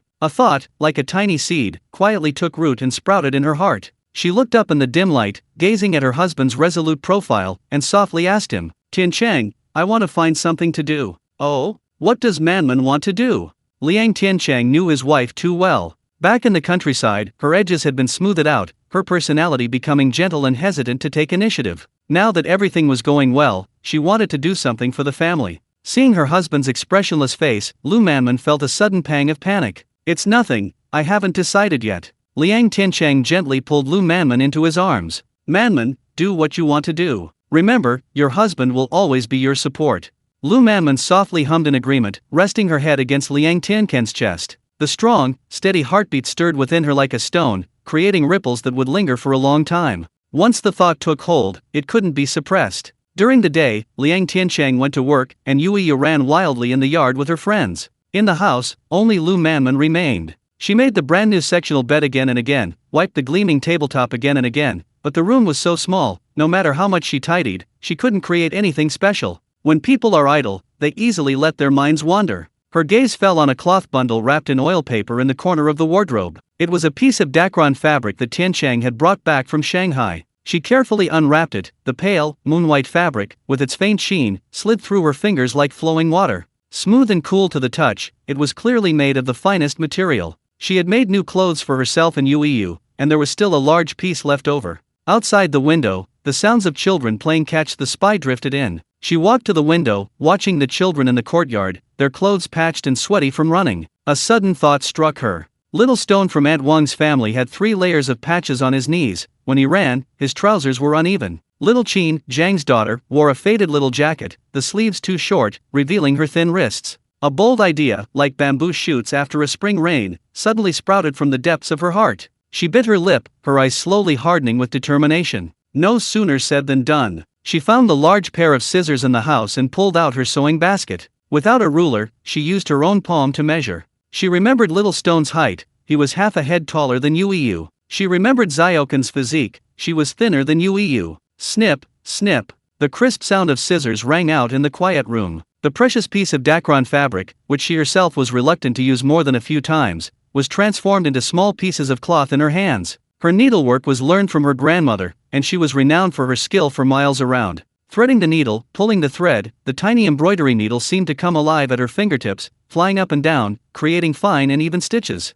Sunlight streamed through the bright, large glass window, illuminating her focused profile and bathing her in a soft glow. In just one afternoon, several brand new, moon-white vests and shorts were neatly arranged on the bed. The workmanship was exquisite, even better than those sold in the supply and marketing cooperative. Looking at the fruits of her labor, Lu Manman felt a surge of satisfaction. But then, a wave of worry washed over her. She paced back and forth in the room, holding the little garments, her heart pounding like a rabbit's. The fabric was too fine, too eye-catching. If she wore it herself, it was a testament to her husband's wealth. But if she gave it away, would people gossip? Would they say she was a show-off, that she had too much money to burn, flaunting her nice things everywhere? Especially Aunt Zhang. Lu Manman felt a chill run down her spine just thinking about Aunt Zhang's sharp, sarcastic face. She probably wouldn't appreciate it. Instead, she'd likely hurl sarcastic remarks at her. Then, her good intentions would backfire. The heart that had just become strong because of her husband's protection began to waver again. She put the little clothes away, then took them out again, then took them out again, then put them away again. For a moment, she was caught in a dilemma. Just then, she felt the stiff candy wrapper in her pocket. It was a white rabbit milk candy that Tiancheng had brought back from Shanghai. She hadn't finished it, saving it for Yu as a reward. A sweet, milky aroma wafted into her nostrils. A flash of inspiration struck her. She had it. In the evening, under the big locust tree in the yard, the children were playing wildly. Lu Manman washed her hands, a gentle smile on her face, and walked over. She didn't make a big fuss. She simply walked to the middle of the children and squatted down. "Little Stone, Little Chin, come here, Auntie has something good to show you." Her voice was soft and gentle, like a feather. The children stopped playing and curiously gathered around. As if by magic, Lu Manman produced several neatly folded little clothes from behind her back. "Wow! What beautiful clothes!" Little Chin's eyes lit up instantly. "Here, try them on. Auntie made them for you. See if they fit." Lu Manman smiled and handed a little vest to Little Chin. Then, she took out a bag of white rabbit milk candies, tore it open, and put 2 candies in each child's hand. "Eat them, they're very sweet." The children had never seen anything like this before. New clothes and tooth-splitting candies. They were all ecstatic. "Thank you, Auntie. Auntie Manman is the best." Little Stone grinned foolishly, holding the candy, his mouth practically watering. Little Chin clutched the smooth little vest to her chest like a precious treasure, rubbing her face against it, her cheeks beaming with happiness. She immediately took off her old, small jacket and put on the new vest. It fit perfectly. The off-white polyester fabric made her sallow face look even whiter. "Pretty. So pretty." Several little girls surrounded her, their eyes filled with envy. The adults from each house also came out, and seeing the scene, they were all stunned. They looked at the candy in their children's hands, then at Little Chin's brand new, dazzling vest, their expressions incredibly complex. There was envy, surprise, and above all, an unspeakable gratitude. Nobody's fabric comes easily. Especially this kind of dacron, which we've never even heard of before. It's probably several times more expensive than cotton. Lu Manman was willing to spend her own money to make clothes for another family's child. Her kindness was truly touching. Aunt Wang walked over, looking at her son Xiao Shitu's pathetic state, and a little embarrassed, patted him on the back of the head. "Hurry up and thank your Aunt Manman." She turned to look at Lu Manman, her eyes filled with gratitude. "Manman, what are we supposed to say to you? It's too much trouble. Sister-in-law Wang, look at you." Lu Manman's face flushed slightly, but her back remained ramrod straight. "There's only a little scrap of cloth left, it's just sitting there anyway. I'll make something for the kids to wear, something new and interesting." Her words were humble and appropriate. Just then, Aunt Zhang came out of the house carrying a basin of water. She immediately noticed the strikingly conspicuous white vest her daughter was wearing. Her face instantly darkened. The lively atmosphere in the courtyard suddenly turned cold. Everyone's eyes secretly glanced at Aunt Zhang.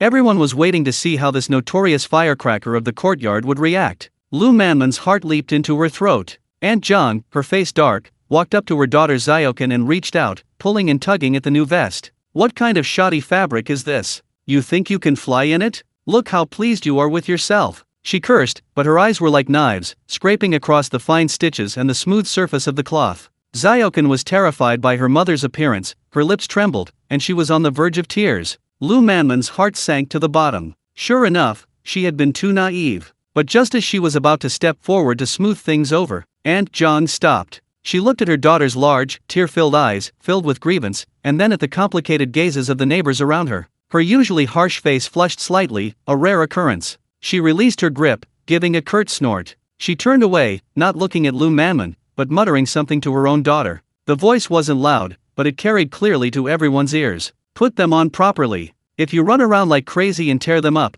I'll deal with you when I get back." With that, she picked up the basin, turned, and went into the kitchen without looking back. Her back view still showed a hint of reluctance. But everyone in the yard understood. This was giving in? The sun had risen in the west. Lu Manman stood there, stunned, for a long time before she reacted. A huge, indescribable joy, like a tidal wave, instantly overwhelmed her. She had succeeded. She had diffused a potential embarrassment in her own way. She looked at the children, dressed in their new clothes, eating candy, laughing and playing together again. She looked at the kind and approving gazes of the neighbor women. Her eyes welled up. But this time, she didn't cry. She simply straightened her back, a radiant and confident smile blooming on her face. That evening, Liang Tiancheng returned home from get-off work. As soon as he entered the courtyard, he sensed something was amiss. The women, who usually went home to their own homes, were all gathered under the old locust tree, chatting and laughing. And surrounded by them was his wife, Lu Manman. "Manman, your craftsmanship is amazing.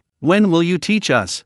"That's right. My husband saw Xiaoken's vest and said it's even sturdier than the work clothes issued by the factory." Lu Manman was a little embarrassed by the praise, but her face radiated an unprecedented glow. "Oh, not at all, I just made it by chance." Standing a short distance away, Liang Tiancheng watched the scene, a smile unconsciously playing on his lips. Yu, dressed in a new moonwhite dress, ran out of the crowd like a happy little butterfly and hugged his leg. "Daddy! Daddy! Look! Mommy made me this dress. Sister Xiaoken and the others have some too." The little girl's voice was filled with pride. Liang Tiancheng bent down, picked up his daughter, and kissed her cheek warmly. He looked at his wife, smiling gently and calmly in the crowd, not far away. His heart was completely filled with immense satisfaction, one with ability, the other with warmth. The couple had finally, truly, and completely established themselves in this unfamiliar tenement. This was the home he had always wanted. This was the warmth of human connection he was willing to protect with his life. At dusk, the open space under the old locust tree became the children's eternal paradise. The yellow mud, molded by their little hands, into all sorts of strange shapes, made them look like mud monkeys, their faces and bodies covered in mud. Liang Yu was the only exception. Wearing a clean, off-white polyester dress, she squatted to one side, like a little fairy who had wandered into the mortal world. The hem of her dress shimmered softly in the setting sun, creating a stark contrast with the gray, patched coarse cloth clothes around her. After playing wildly for a while, the children were tired and hungry. Little Stone from Aunt Wang's family pulled a dark, hard cornbread from his tattered pocket and began to gnaw on it. The cornbread was dry and hard, making him choke and his eyes roll back. The other children also pulled out their own rations from their pockets, mostly dried sweet potatoes or cornbread, eating with relish but also with difficulty. "Yu, are you hungry?" Liang Tiancheng's voice came from the doorway. He held an oil paper package in his hand, a smile on his face. "Daddy!" Yu's eyes lit up as soon as she saw him, and like a little swallow, she rushed towards him with her short legs. Liang Tiancheng squatted down, steadily catching her, and gently pinched her little nose. He opened the oil paper package, and a rich, sweet, milky aroma instantly filled the air. It was biscuits. The kind of high-class biscuits sold in glass jars at the supply and marketing cooperative, Golden Yellow, bought only with industrial coupons. Little Stone stopped eating his cornbread, his mouth open, drool dripping from the corner of his mouth. The other children's eyes were also glued to the bag of cookies, their throats agape as they swallowed hard. "Eat up, they're fresh out of the oven." Liang Tiancheng took one and popped it into Yu's mouth. Then, he stood up, took the bag of cookies, and walked over to the group of mud-covered children. He didn't speak, just smiled, and gave each child 2 cookies. The children were stunned. They looked at the fragrant cookies in their hands, then at Liang Tiancheng, their eyes filled with disbelief. "Eat up, what are you looking at?" Liang Tiancheng smiled, ruffling Xiao Shita's hair. "Eat up and grow taller." "Thank you, Uncle Liang." Xiao Shita was the first to react, stuffing the cookie into his mouth. The sweet, crispy taste made his eyes squint into slits with happiness. The other children followed suit, wolfing down their cookies, their mouths full of crumbs, their satisfied expressions even more joyful than during the New Year. The adults in each household stood silently at their doorways, watching this scene unfold. Their eyes held a complex mix of emotions. There was gratitude, their own children had, after all, benefited from the treat and enjoyed the expensive biscuits. But more than anything, there was an inexplicable envy, tinged with a hint of bitterness. Grandma Wang sighed, looking at her son's pathetic state, and muttered to her neighbor, "See? Comparisons are odious. The Liang family has meat every meal, and their kids have biscuits as snacks. Our son is lucky to even have a cornbread to fill his stomach." An older woman nearby chimed in, her voice tinged with envy. "Who says otherwise? Look at Yu's dress, it's made of dacron, I've never even heard of it, it's shinier than silk. And look at our daughter, patched upon patched, new for 3 years, old for 3 years, patched and mended for another 3 years." These words drifted into Lu Manman's ears like the wind. She was washing vegetables on the cement platform by the door when she heard this, and her hands paused. She looked up at her husband, surrounded by the children like a king among them, and at her daughter, who was like a little princess, envied by everyone. Her back straightened unconsciously. A smile of immense pride spread across her face. That evening, the family finished dinner. Outside, the neighbors chatted loudly and the children played noisily. Inside, however, a warm and peaceful silence prevailed. Liang Tiancheng didn't read the newspaper as usual. He pulled several brand new, brightly colored picture books from under the bed. The covers featured beautiful princesses and princes, and most importantly, each Chinese character had a red pinyin annotation above it. "Come here, Yu, Daddy will tell you a story." He held his daughter in his arms, letting her sit on his lap. Lu Manman finished clearing the dishes and came over, sitting next to her husband, her eyes full of curiosity as she looked at the beautiful book she had never seen before. "Snow White?" she murmured, reading the words on the cover. "Yes." Liang Tiancheng opened to the first page, pointed to the little figure in a pretty dress, and began to tell the story in an extremely gentle, magnetic voice. Long, long ago, there was a king and a queen. They had a lovely little princess. Her skin was as white as snow, her lips as red as blood, and her hair as black as ebony. His voice, though not loud, was full of magic. He slowly unfolded a distant, dreamlike fairytale world before his wife and daughter. Yu listened intently, her big, bright eyes fixed on the pictures in the book. Lu Manman was also captivated. She had never heard such a beautiful story in her life. So, there were such beautiful places in the world, such kind princesses, and such wicked queens. "Daddy, Daddy," Yu suddenly pointed to a word in the book with her little finger, asking in her childish voice, "What word is this?" "This word is pronounced gong or zu. It means princess." Liang Tian patiently taught her, word by word. "Princess," Yu repeated, her pronunciation clear and accurate. Liang Tiancheng then pointed to the pinyin next to him. "Look, this one looks like a tadpole, it's pronounced G, this one looks like a circle, it's pronounced O." He used the simplest and most vivid method to turn the tedious pinyin into a series of fun games. Yu learned very quickly, her intelligence surprised even Liang Tiancheng. In less than half an hour, she could already recognize several characters, albeit crookedly. Lu Manman watched from the side, her mouth slowly opening into a circle. She could hardly believe her eyes. In the courtyard, among the children about Yu's age, let alone recognizing characters, very few could even count to 20. But her daughter. Her eyes slowly welled up with tears. This wasn't resentment, nor heartache. It was an immense, indescribable pride and happiness. Looking at the man holding her daughter, patiently teaching her, her heart felt completely filled. This man had not only provided them, mother and daughter, with the best material life, but also, in a way she had never imagined, given their daughter a completely different, higher starting point. Days passed in this warm and fulfilling atmosphere. Yu's changes were astonishing. She not only ate well and dressed warmly, her little face glowing with a rosy hue, like a porcelain doll. More importantly, under Liang Tian's deliberate guidance, she knew more and was more articulate than children her age. The adults in the courtyard all loved to tease her. "Yu, tell Aunt John, what does 1 + 1 equal?" "2. Yu tilted her little face up and answered crisply. "Oh my. So clever." "Yu, read this to Grandma Wang, what does this big character on the newspaper mean?" Yu leaned closer, tilted her little head, studied it for a while, and then read it out word by word. "People, daily. My goodness. A prodigy. A real prodigy." The whole courtyard was filled with praise for Yu, and each word of praise was like a metal pin to Liang Tiancheng and Lu Manman's chests. Now, Lu Manman's favorite thing to do is to sit on a small stool by the door, doing needlework while watching her daughter play in the yard. Hearing the neighbors' heartfelt envy and praise, she felt sweeter than if she'd drunk honey.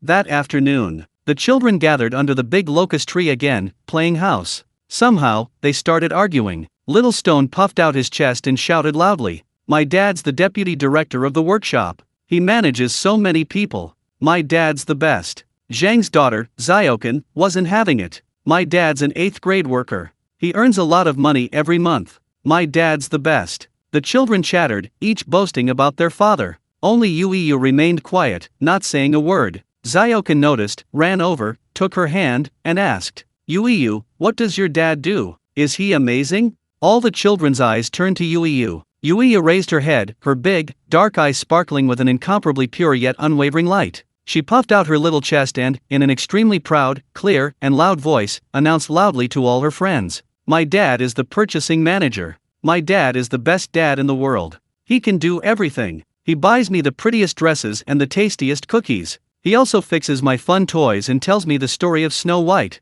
He'll also build really big glass windows, and a beautiful and comfortable big bed." The little girl's voice, clear and melodious like a string of silver bells, echoed throughout the courtyard. Her words were filled with unreserved adoration and love for her father. At that moment, the entire courtyard fell silent. All the adults stopped what they were doing and listened quietly to the little girl's declaration. Complex expressions appeared on their faces. There was envy, there was emotion, and a touch of parental shame. Liang Tiancheng, having just finished get off work, pushed his bicycle to the courtyard gate. He happened to hear every single word his daughter said. His steps abruptly stopped. His heart, weary from work, was struck as if by a surge of warm water in that instant. All the previous hardships, all the risks, all the calculations. Before his daughter's words, "My dad is the best dad in the world," everything became insignificant. It was worth it. It was all worth it. He looked at his daughter, standing in the sunlight like a little sun, proudly proclaiming her happiness. An unprecedented, immense sense of satisfaction, like a torrent, instantly overwhelmed him. He had raised his daughter into the most enviable little princess in the entire compound.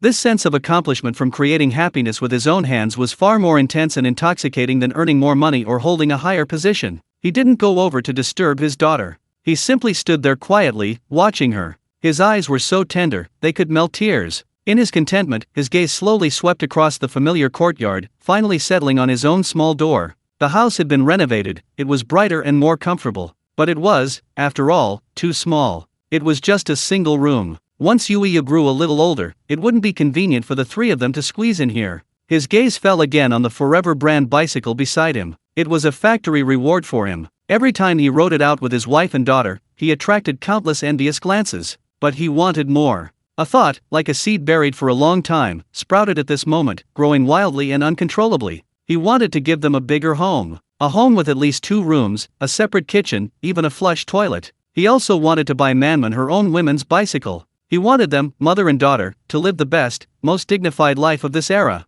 Liang Tiancheng's eyes slowly grew burning hot. Inside, a flame called ambition burned more intensely than ever before. Night deepened. The daytime clamor of the courtyard seemed shrouded in darkness, reduced to a few scattered barks of dogs and the distant chirping of insects. Liang Tiancheng lay on his large, comfortable new bed, but sleep eluded him. His daughter's words, "My daddy is the best daddy in the world," burned like a small flame in his chest, making him feel hot all over. He turned his head, looking at his wife and daughter, fast asleep beside him. Lu Manman's breathing was soft, and Yuiyu's little mouth was slightly pouting, a contented smile on her face. He gently pulled his arm away from Lu Manman's neck, careful not to wake her. Lu Manman stirred, turned over, and groggily opened her eyes. "Tiancheng, still awake?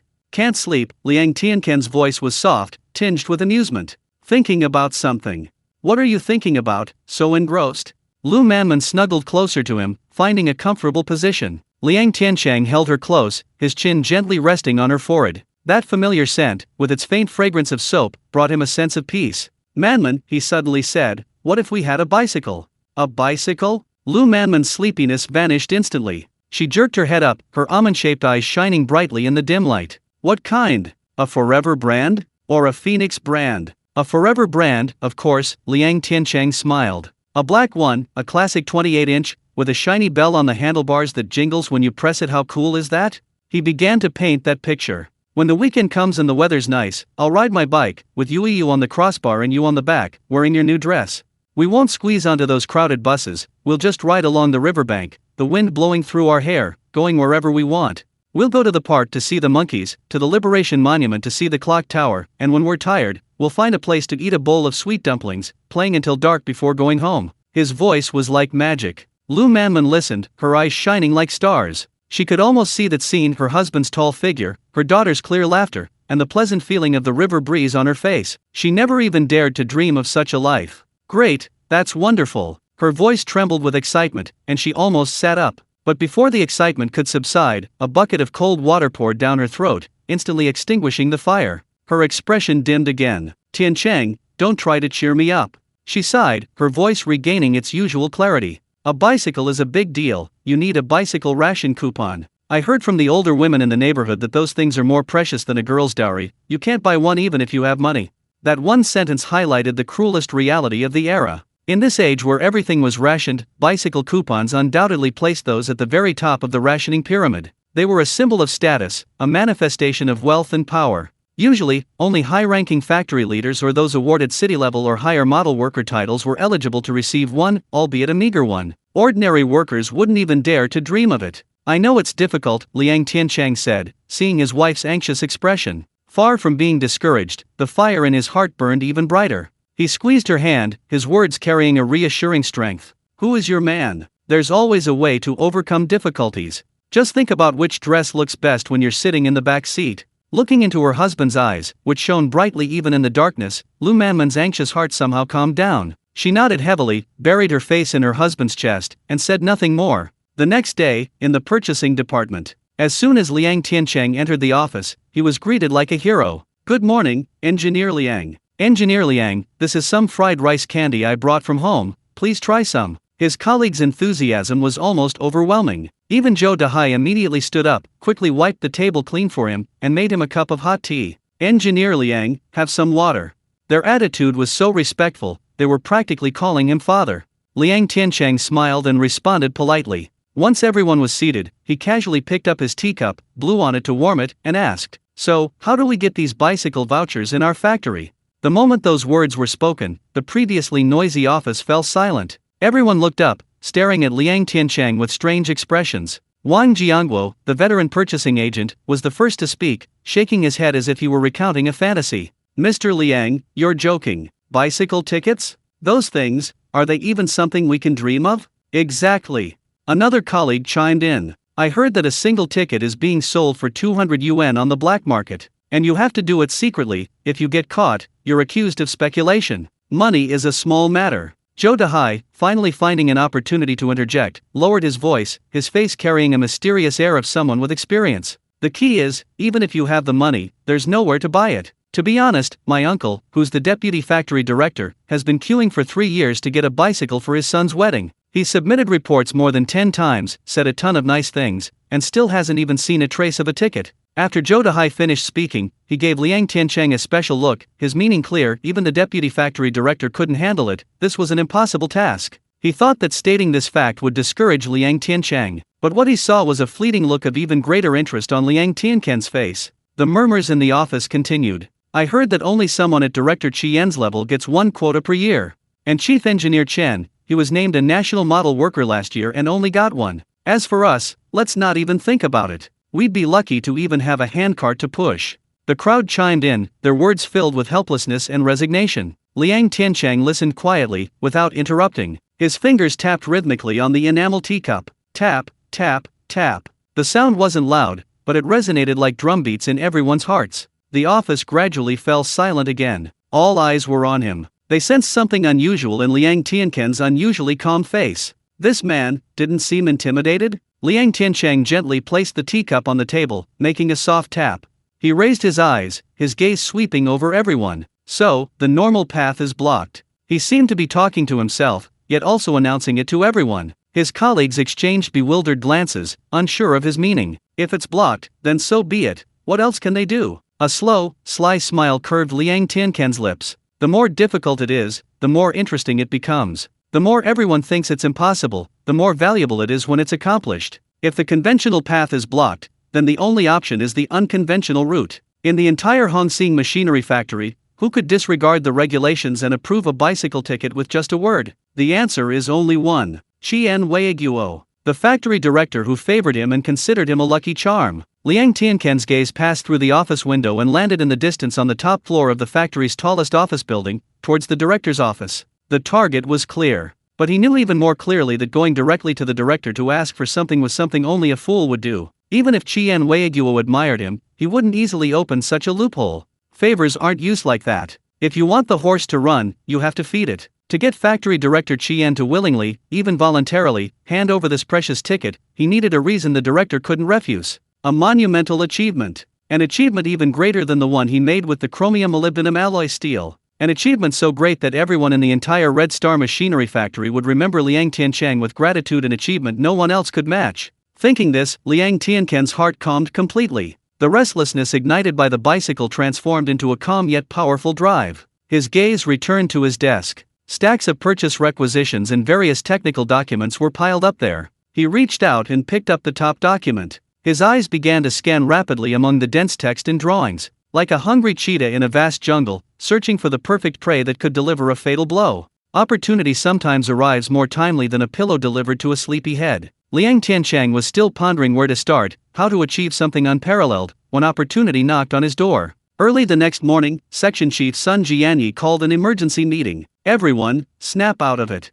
Sun Jianyi's face was grim, his fingers tapping the table. "The Hunky Instrument Factory is desperate for supplies. One of their newly launched production lines is missing a batch of 7008 AC angular contact ball bearings. Without them, the entire line will be ground to a halt. A collective gasp filled the office. The Hunky Instrument Factory was a sister unit to the Hongsing Machinery Factory, specializing in precision instruments, its technology highly valued, and it always held itself in high regard. Cross-system transfers are incredibly complicated, said Wang Jiangguo, a veteran purchasing agent, frowning and clicking his tongue. Besides, I heard that Section Chief Ma, who's in charge of supplies, is a two-faced tiger, the hardest to deal with. That's right. Zhou Dehai quickly chimed in. He'd learned his lesson now, no longer arguing but adding information to the conversation to show off his experience. Last time, I went there for some tungsten steel. That guy surnamed Ma, he called you brother, brewing you scalding hot tea, but as soon as you got down to business, he dodged the question, just repeating the same thing over and over. Follow the rules. Follow the rules? By then it'll be too late. Who says otherwise? This hot potato, who's going to take it? The seasoned veterans in the department chimed in, each looking troubled, heads bowed, afraid of Sun Jianyi's gaze falling on them. Sun Jianyi's face grew increasingly grim. This task was personally assigned by factory director Qian Weiguo. Failing to handle it would be a disgrace to him as section chief. Just as a tense silence fell over the entire office, a calm voice rang out. Section chief, I'll give it a try. Everyone jerked their heads up. Liang Tiancheng stood up, his face showing no sign of reluctance, but rather a calm eagerness. Sun Jianyi's eyes lit up instantly. He now found Liang Tiancheng utterly pleasing. He was practically the pillar of the department. Good. Sun Jianyi slapped his thigh. Little Liang, if you can get this done, I'll personally go to the factory director and recommend you for credit. Zhou Dehai opened his mouth, wanting to say something, but ultimately swallowed his words. He simply looked at Liang Tiancheng with an extremely complex expression. He both hoped Liang Tiancheng could create another miracle to prove he'd chosen the right person to follow, and secretly hoped he'd stumble, to soothe his own wounded pride. Liang Tiancheng ignored the stares of the crowd, simply took the letter of introduction, asked Sun Jianyi for the truck keys, and turned to leave the office. The Hunky Instrument Factory's premises were much cleaner and tidier than the Hongsing Machinery Factory. The ground was cement, and rows of holly bushes lined both sides. Liang Tiancheng found the materials department and met the legendary section chief Ma. He was indeed a man in his 40s, plump and fair-skinned, with a friendly face. Oh, comrades from the Hongsing Factory, welcome, welcome. Section Chief Ma greeted Liang Tiancheng warmly, shaking his hand, offering him a seat, and personally brewing him a cup of tea. However, after Liang Tiancheng presented his letter of introduction and explained his purpose, a troubled expression immediately appeared on Section Chief Ma's face. Oh dear, brother Liang, it's not that I don't want to help you, he said, slapping his thigh with a pained expression. It's just that this batch of bearings was hard-won, transferred from out of town. Our inventory is limited, and even our own production lines don't have enough. You see, this plan was submitted and finalized. If I were to make an exception for you, I couldn't bear the responsibility if the higher UPS investigated. His explanation was flawless, exactly the same as Zhou Dehai's.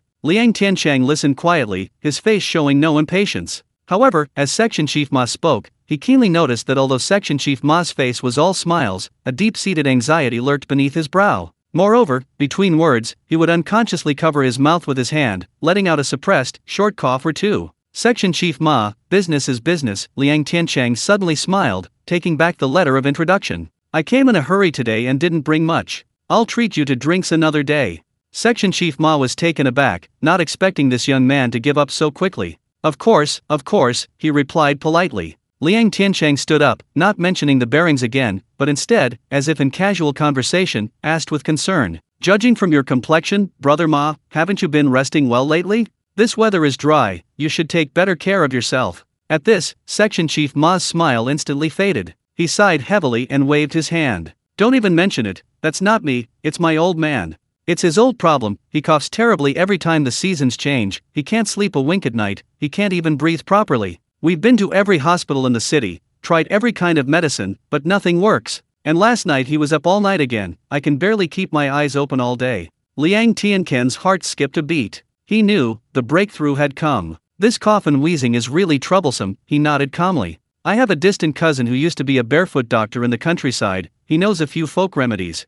Really? Section Chief Ma's eyes lit up, but then dimmed again. I've tried quite a few folk remedies, but none of them worked. That's not necessarily true, Liang Tiancheng smiled mysteriously. I'll go back and ask around. If I find anything suitable, I'll bring it to you, brother Ma, to try. It doesn't cost anything, and who knows, it might work. That's wonderful. Thank you so much, brother Liang. Section Chief Ma grasped Liang Tiancheng's hand. This time, his gratitude was clearly much more genuine. Liang Tiancheng drove his truck, not back to the factory, but directly to a deserted wasteland outside the city. He skillfully accessed the warehouse supermarket in his mind. This time, his target was clear: the medicine section. Faced with the dazzling array of modern medicines, he didn't hesitate at all, heading straight for the respiratory medicine counter. He took 2 boxes of the latest generation of imported compound ipratropium bromide aerosol. This stuff is specifically for treating chronic bronchitis and asthma. It works quickly and has few side effects. In this day and age, it's practically a miracle drug.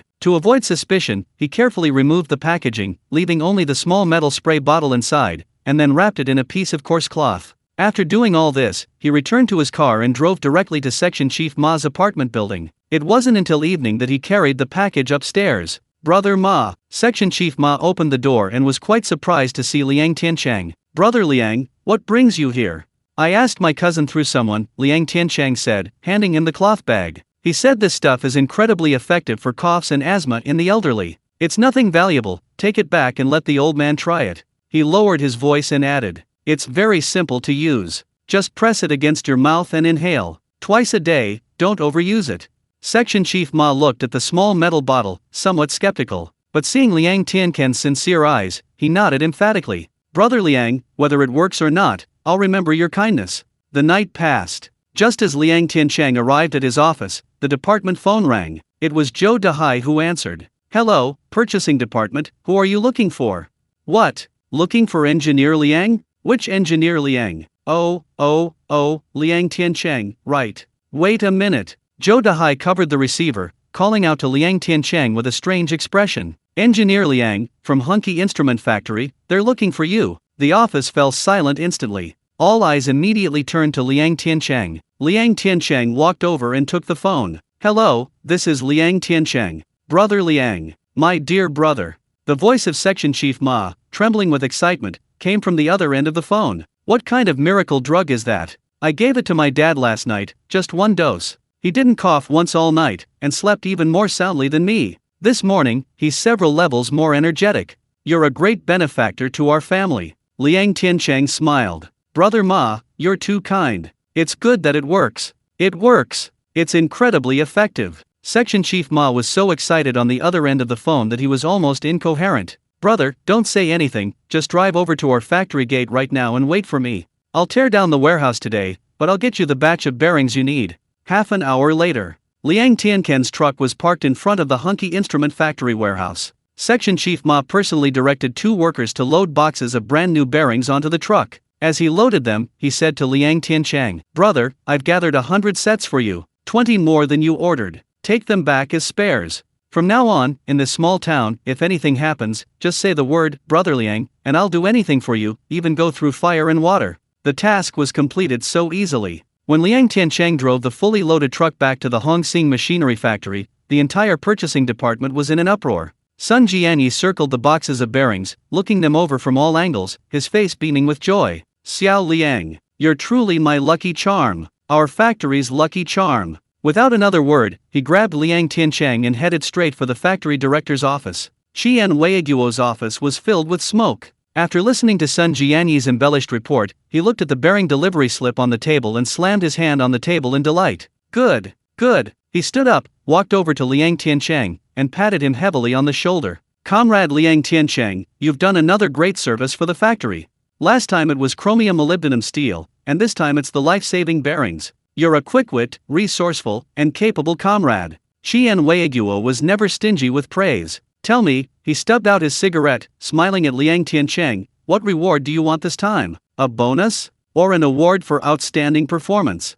Liang Tiancheng scratched his head, revealing a somewhat embarrassed and simple-minded look. Factory director, this is what I should do. Hey, one thing at a time. Qian Weiguo waved his hand. Merit must be rewarded. That's the rule at our Red Star factory. He looked at Liang Tiancheng, as if remembering something, and changed the subject. By the way, Liang, have you encountered any difficulties in your personal life? If so, just tell the organization. You solve big problems for the factory, so the factory should also solve small problems for you. Here it comes. This is exactly what Liang Tiancheng was waiting for. His expression became even more troubled, rubbing his hands, looking like he wanted to say something but hesitated. Factory director, this, I'm afraid you'll laugh at me if I tell you. What's so funny? Speak, Chien Weiguo blared. It's just that my wife, she has a child with her, and it's not very convenient for her to go out. Liang Tiancheng's voice lowered. Every time I go to the supply and marketing cooperative, or visit my parents, I have to squeeze onto the bus with the baby in my arms. It's crowded and chaotic, and I feel a little sorry for him. I was thinking, if only I had a bicycle. He finished speaking and lowered his head, like a child who had done something wrong. The office was silent for a few seconds. Sun Jianyi, standing to the side, was so nervous that his palms were sweating. He hadn't expected Liang Tiancheng to be so bold, daring to directly ask the factory director for a bicycle ticket. That thing was more important than his own reputation as a section chief. Ha ha ha ha. Chien Weiguo suddenly burst into hearty laughter. The laughter shook the window panes. He pointed at Liang Tiancheng, laughing so hard he was doubled over. I thought it was something earth-shattering. Just this. This is nothing. He laughed, turned back to his desk, opened a drawer, took out paper and a pen, and scribbled a line of text in a flourish. Then, he tore off the slip of paper, walked over, and shoved it into Liang Tiancheng's hand. Take this. Go to the logistics department and find Section Chief Wang. Tell him I approved it. He'll give you a bicycle voucher. It has to be a permanent license plate. It'll look impressive. Liang Tiancheng held the thin, yet incredibly heavy, slip of paper in his hand, completely dumbfounded. That's it, done? Sun Jianyi was also stunned. He never dreamed that the colossal problem that had plagued countless cotters and workers throughout the factory would be solved with a mere stroke of the pen by Director Chien. And this immense favor was bestowed upon Liang Tiancheng so easily. This wasn't a reward, it was blatant favoritism. He was being groomed as a trusted confidant. What are you standing there for? Chien Weiguo laughed, looking at Liang Tiancheng's expression. Go on, ride the bike home quickly, so your wife and kids can be happy too. Thank you, factory director. Thank you, factory director. Liang Tiancheng snapped out of his daze, bowing repeatedly with excitement. Leaving the factory director's office, he clutched the note, his heart still pounding. He didn't go back to the purchasing department to show off, nor did he say a single word to Sun Jianyi. He strode down the office building, bathed in the warm afternoon sun, a smile uncontrollably spreading across his face. He could already imagine himself pushing a brand new, gleaming forever brand bicycle before Lu Manman and Yu. What a look of surprise and delight they'll have on their faces. This surprise must be saved for last. Liang Tiancheng clutched the thin slip of paper, his palms burning. He didn't return to the purchasing department, nor did he greet anyone. He strode briskly towards the Shancheng department store. The sun was shining brightly, warming him comfortably. His steps were light, as if he could fly. The department store was bustling with people, the air thick with the scents of face cream and fabric. Liang Tiancheng headed straight for the hardware and electrical counter on the second floor. Behind the counter, a saleswoman with curly hair and red nail polish was listlessly picking at her nails with a small wooden skewer, not even bothering to lift her eyelids. Comrade, looking at bicycles, Liang Tiancheng said politely. The saleswoman didn't even look up, letting out a snort. What's there to look at? Just decorations, not for sale. Her tone was as if she were dismissing a beggar on the street. Several customers around cast curious glances. Bicycles were rare commodities, and most people wouldn't even dare to inquire about them. Liang Tiancheng wasn't angry. He simply took the note personally written by factory director Chien from his pocket and gently placed it on the glass counter. Comrade, could you please take a look at this? The saleswoman glanced at it impatiently, initially nonchalant. But when her gaze fell upon the flamboyant handwriting on the note and the bright red stamp at the bottom, her fingernail-picking motion abruptly stopped. Her eyes widened instantly, as if she had seen something unbelievable. She picked up the note, brought it close to her eyes, and examined it several times, her eyeliner-lined eyes filled with shock. Factory Director Chien personally approved this. Her voice instantly changed, becoming high-pitched and tinged with ingratiation. Oh dear, comrade, why didn't you say so sooner? She hurriedly put the note away, her face instantly beaming with a chrysanthemum-like smile, her enthusiasm completely different from before. Please wait a moment. I'll get your goods right away. She turned and ran towards the small warehouse at the back, her high heels clicking rapidly on the concrete. The surrounding customers were all dumbfounded. My goodness, what kind of note is that? It's so effective, didn't you see? From the Red Star Machinery Factory. It must be a high-ranking leader from the factory. Amidst the murmurs, Liang Tiancheng simply stood calmly. A short while later, the saleswoman and another male colleague returned, laboriously carrying out a brand new bicycle. It was a Forever brand, a classic 8-inch bicycle. The bicycle was pure black, its paint so glossy under the lights that it reflected a person's image. The handlebars and bell were chrome-plated, gleaming silver. The seat was made of leather, with a smooth, oily sheen. "Comrade, look, this is a newly arrived batch, the one with the best paint." The saleswoman held a velvet cloth, diligently wiping the bicycle as she introduced it. "Try this bell, it's very crisp." Liang Tiancheng reached out and gently pressed the bell. Ding-a-ling. A clear, melodious sound echoed throughout the second floor of the department store, attracting even more envious glances. "I'll take this one." Liang Tiancheng nodded. "All right." The saleswoman diligently helped him with all the formalities, her hands trembling as she took the money. 160 yuan in those days, it was a huge sum that could cripple any ordinary family. Liang Tiancheng paid without even blinking. As he pushed his brand new, gleaming bicycle out of the department store, the eyes of the entire street seemed to be fixed on him. This feeling was even more glamorous than driving a truck. He didn't immediately mount it, but pushed it, step by step, steadily, towards home. He wanted this surprise to unfold in the most spectacular way right at his doorstep. The courtyard was as lively as ever that afternoon. Children chased and played under the locust tree, while women sat on small stools by the door, doing needlework and chatting idly. "Have you heard? Zhang's husband got a worker award in the workshop and received 2 gin of meat coupons. Wow, that's incredible." Just then, a crisp ding-a-ling sound came from the courtyard gate. The sound wasn't loud, but it was like a pebble thrown into a calm lake. All sound in the courtyard abruptly stopped. Everyone instinctively looked towards the gate. There, Liang Tiancheng was slowly pushing a brand new, gleaming black bicycle into the courtyard. The afternoon sun shone on the shiny bicycle, reflecting a dazzling light that made it hard to open one's eyes. The entire courtyard seemed to have been paused. The children chasing each other stopped. The chatting women forgot to speak. A woman washing rice dropped the ladle with a clatter, scattering rice everywhere, but she didn't even notice. Everyone's eyes were fixed, unblinking, on the bicycle. Those eyes held shock, disbelief, envy, and an overwhelming, palpable jealousy. Tiancheng. Aunt Wang was the first to react, stammering, her voice trembling. You bought a bicycle?"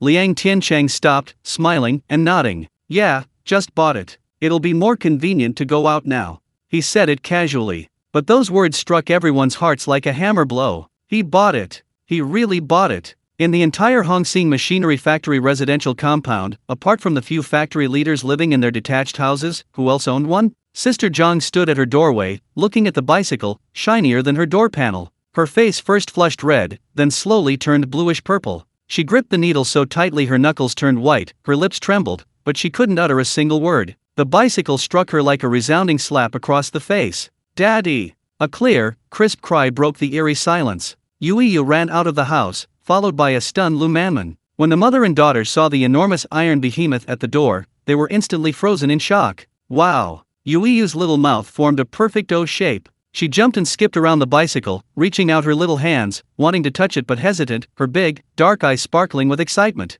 A bicycle, it really is a bicycle. Lu Manman covered her mouth, her beautiful almond-shaped eyes brimming with immense joy. She didn't cry, but quickly walked to her husband's side, reaching out to gently stroke the cool, smooth handlebars. Her hand trembled slightly. She looked at her husband, her eyes filled with adoration and pride. This man had once again made something she never dared to dream of a reality. "Do you like it?" Liang Tiancheng looked at his wife and daughter's expressions, feeling an unprecedented sense of satisfaction. Lu Manman nodded vigorously, her eyes shining brightly. "Get on, I'll take you for a spin." Liang Tiancheng patted the back seat. Lu Manman didn't hesitate at all, sitting sideways on the back, her hands tightly gripping her husband's clothes. Liang Tiancheng bent down again, scooped Yu up in his arms, and placed her steadily on the crossbar in front of him. "Sit tight," he shouted, pushing off the ground with his right foot. The bicycle, like a tamed black horse, glided smoothly forward. Ding-a-ling, ding-a-ling. Liang Tiancheng deliberately rang the bicycle bell, its crisp sound echoed endlessly in the quiet courtyard. Giggle, giggle. Sitting on the crossbar, Yu felt the wind blowing in her face, watching the scenery rushing past, and let out a silvery laugh. "Daddy's so amazing. He's flying. He's flying." Lu Manman sat on the back seat, tightly hugging her husband's waist. She gently pressed her face against her husband's broad back. That familiar, reassuring scent, mixed with the smell of sunshine, enveloped her completely. She could feel the gazes of the entire courtyard, like searchlights, fixed on her family of 3. But this time, there was no more pity or disdain in those gazes. Only envy and an unattainable longing remained. Her back straightened unconsciously. A tremendous feeling, called happiness and triumph, washed over her heart like a warm tide. Liang Tiancheng rode his bicycle, slowly and steadily, around the courtyard. His wife's happy embrace and his daughter's joyful laughter contrasted sharply with the stunned, complex expressions on the faces of the surrounding neighbors. At this moment, he was the undisputed king of this courtyard. After completing the lap, Liang Tiancheng smoothly brought the bicycle to a stop. He carefully pushed his precious treasure into the house and placed it in the most conspicuous spot. The black bicycle, taking up almost a third of the small house, instantly transformed it into a more upscale space. The neighbors were still gathered outside, chatting animatedly, reluctant to leave. Inside the Liang family's small house, however, a warm and peaceful atmosphere prevailed. Yuiyu was still excitedly touching the bicycle, while Lu Manman busied herself preparing dinner, her face beaming with barely suppressed joy. Liang Tiancheng sat on the edge of the bed, lit a cigarette, and quietly observed everything. He pampered his wife and daughter, making them the envy of everyone. This sense of accomplishment from creating happiness with his own hands was far more real and intoxicating than any great achievement or bonus. But beneath the satisfaction, a sense of crisis from the future quietly crept into his heart. He knew that this kind of domestic ostentation, this material superiority, was ultimately an illusion. His current happiness was built on Director Qian's appreciation and his own bit of foresight. The foundation was too shallow. He knew even more clearly that a storm sweeping the nation would arrive soon. At that time, an individual's fate would be like a leaf in a storm, powerless to control their own destiny. Being merely a purchasing manager in the factory, with a bicycle, could not provide true protection for this family.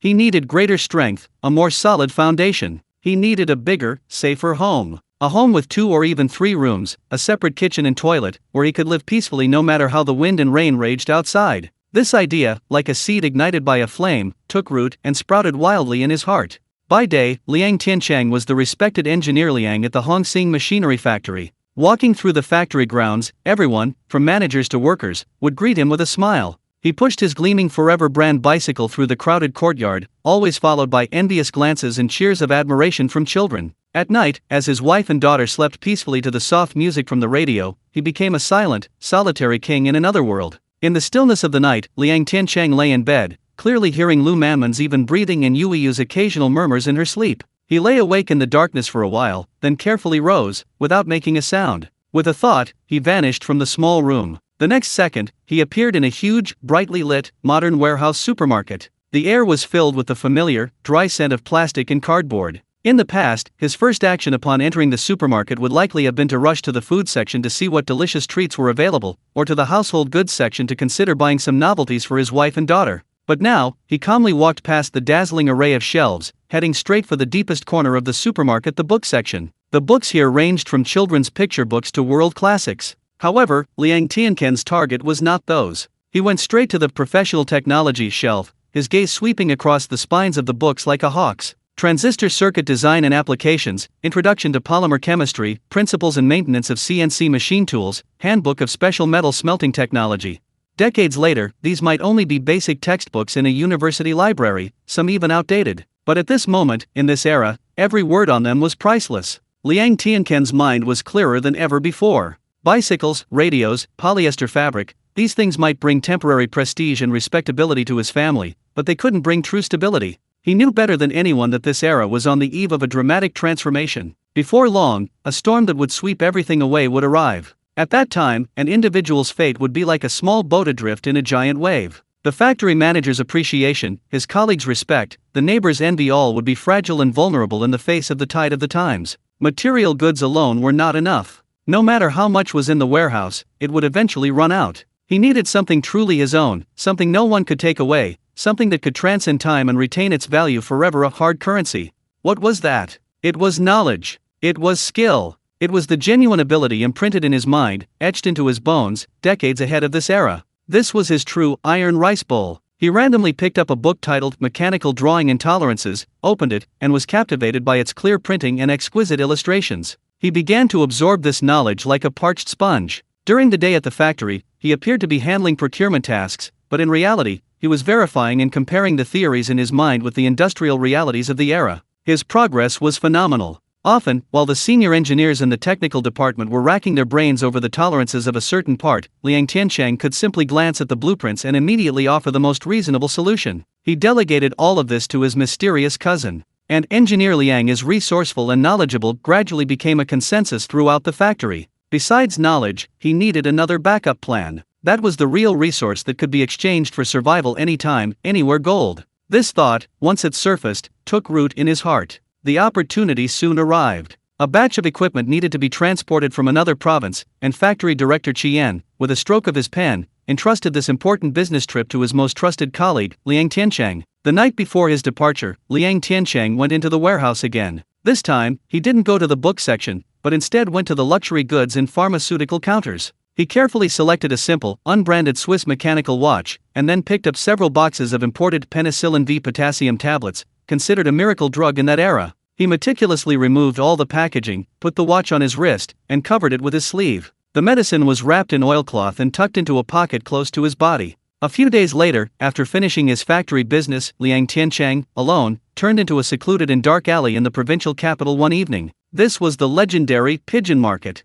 The alley was deep, with mottled mud walls on both sides, the ground uneven, and a damp, musty smell. Small groups of people stood against the walls, like silent ghosts. Most of them wore hats, the brims pulled low, obscuring their faces. A tense and eerie atmosphere permeated the air. There were no hawkers' cries here. Transactions were conducted entirely through glances and whispers. Liang Tiancheng walked straight in, his eyes fixed straight ahead. He could feel several subtle gazes falling upon him, this new face. He walked to a used bookstall deep in the alley, squatted down, and pretended to browse through a yellowed comic book. "Comrade, how much for this copy of Railway Gorillas?"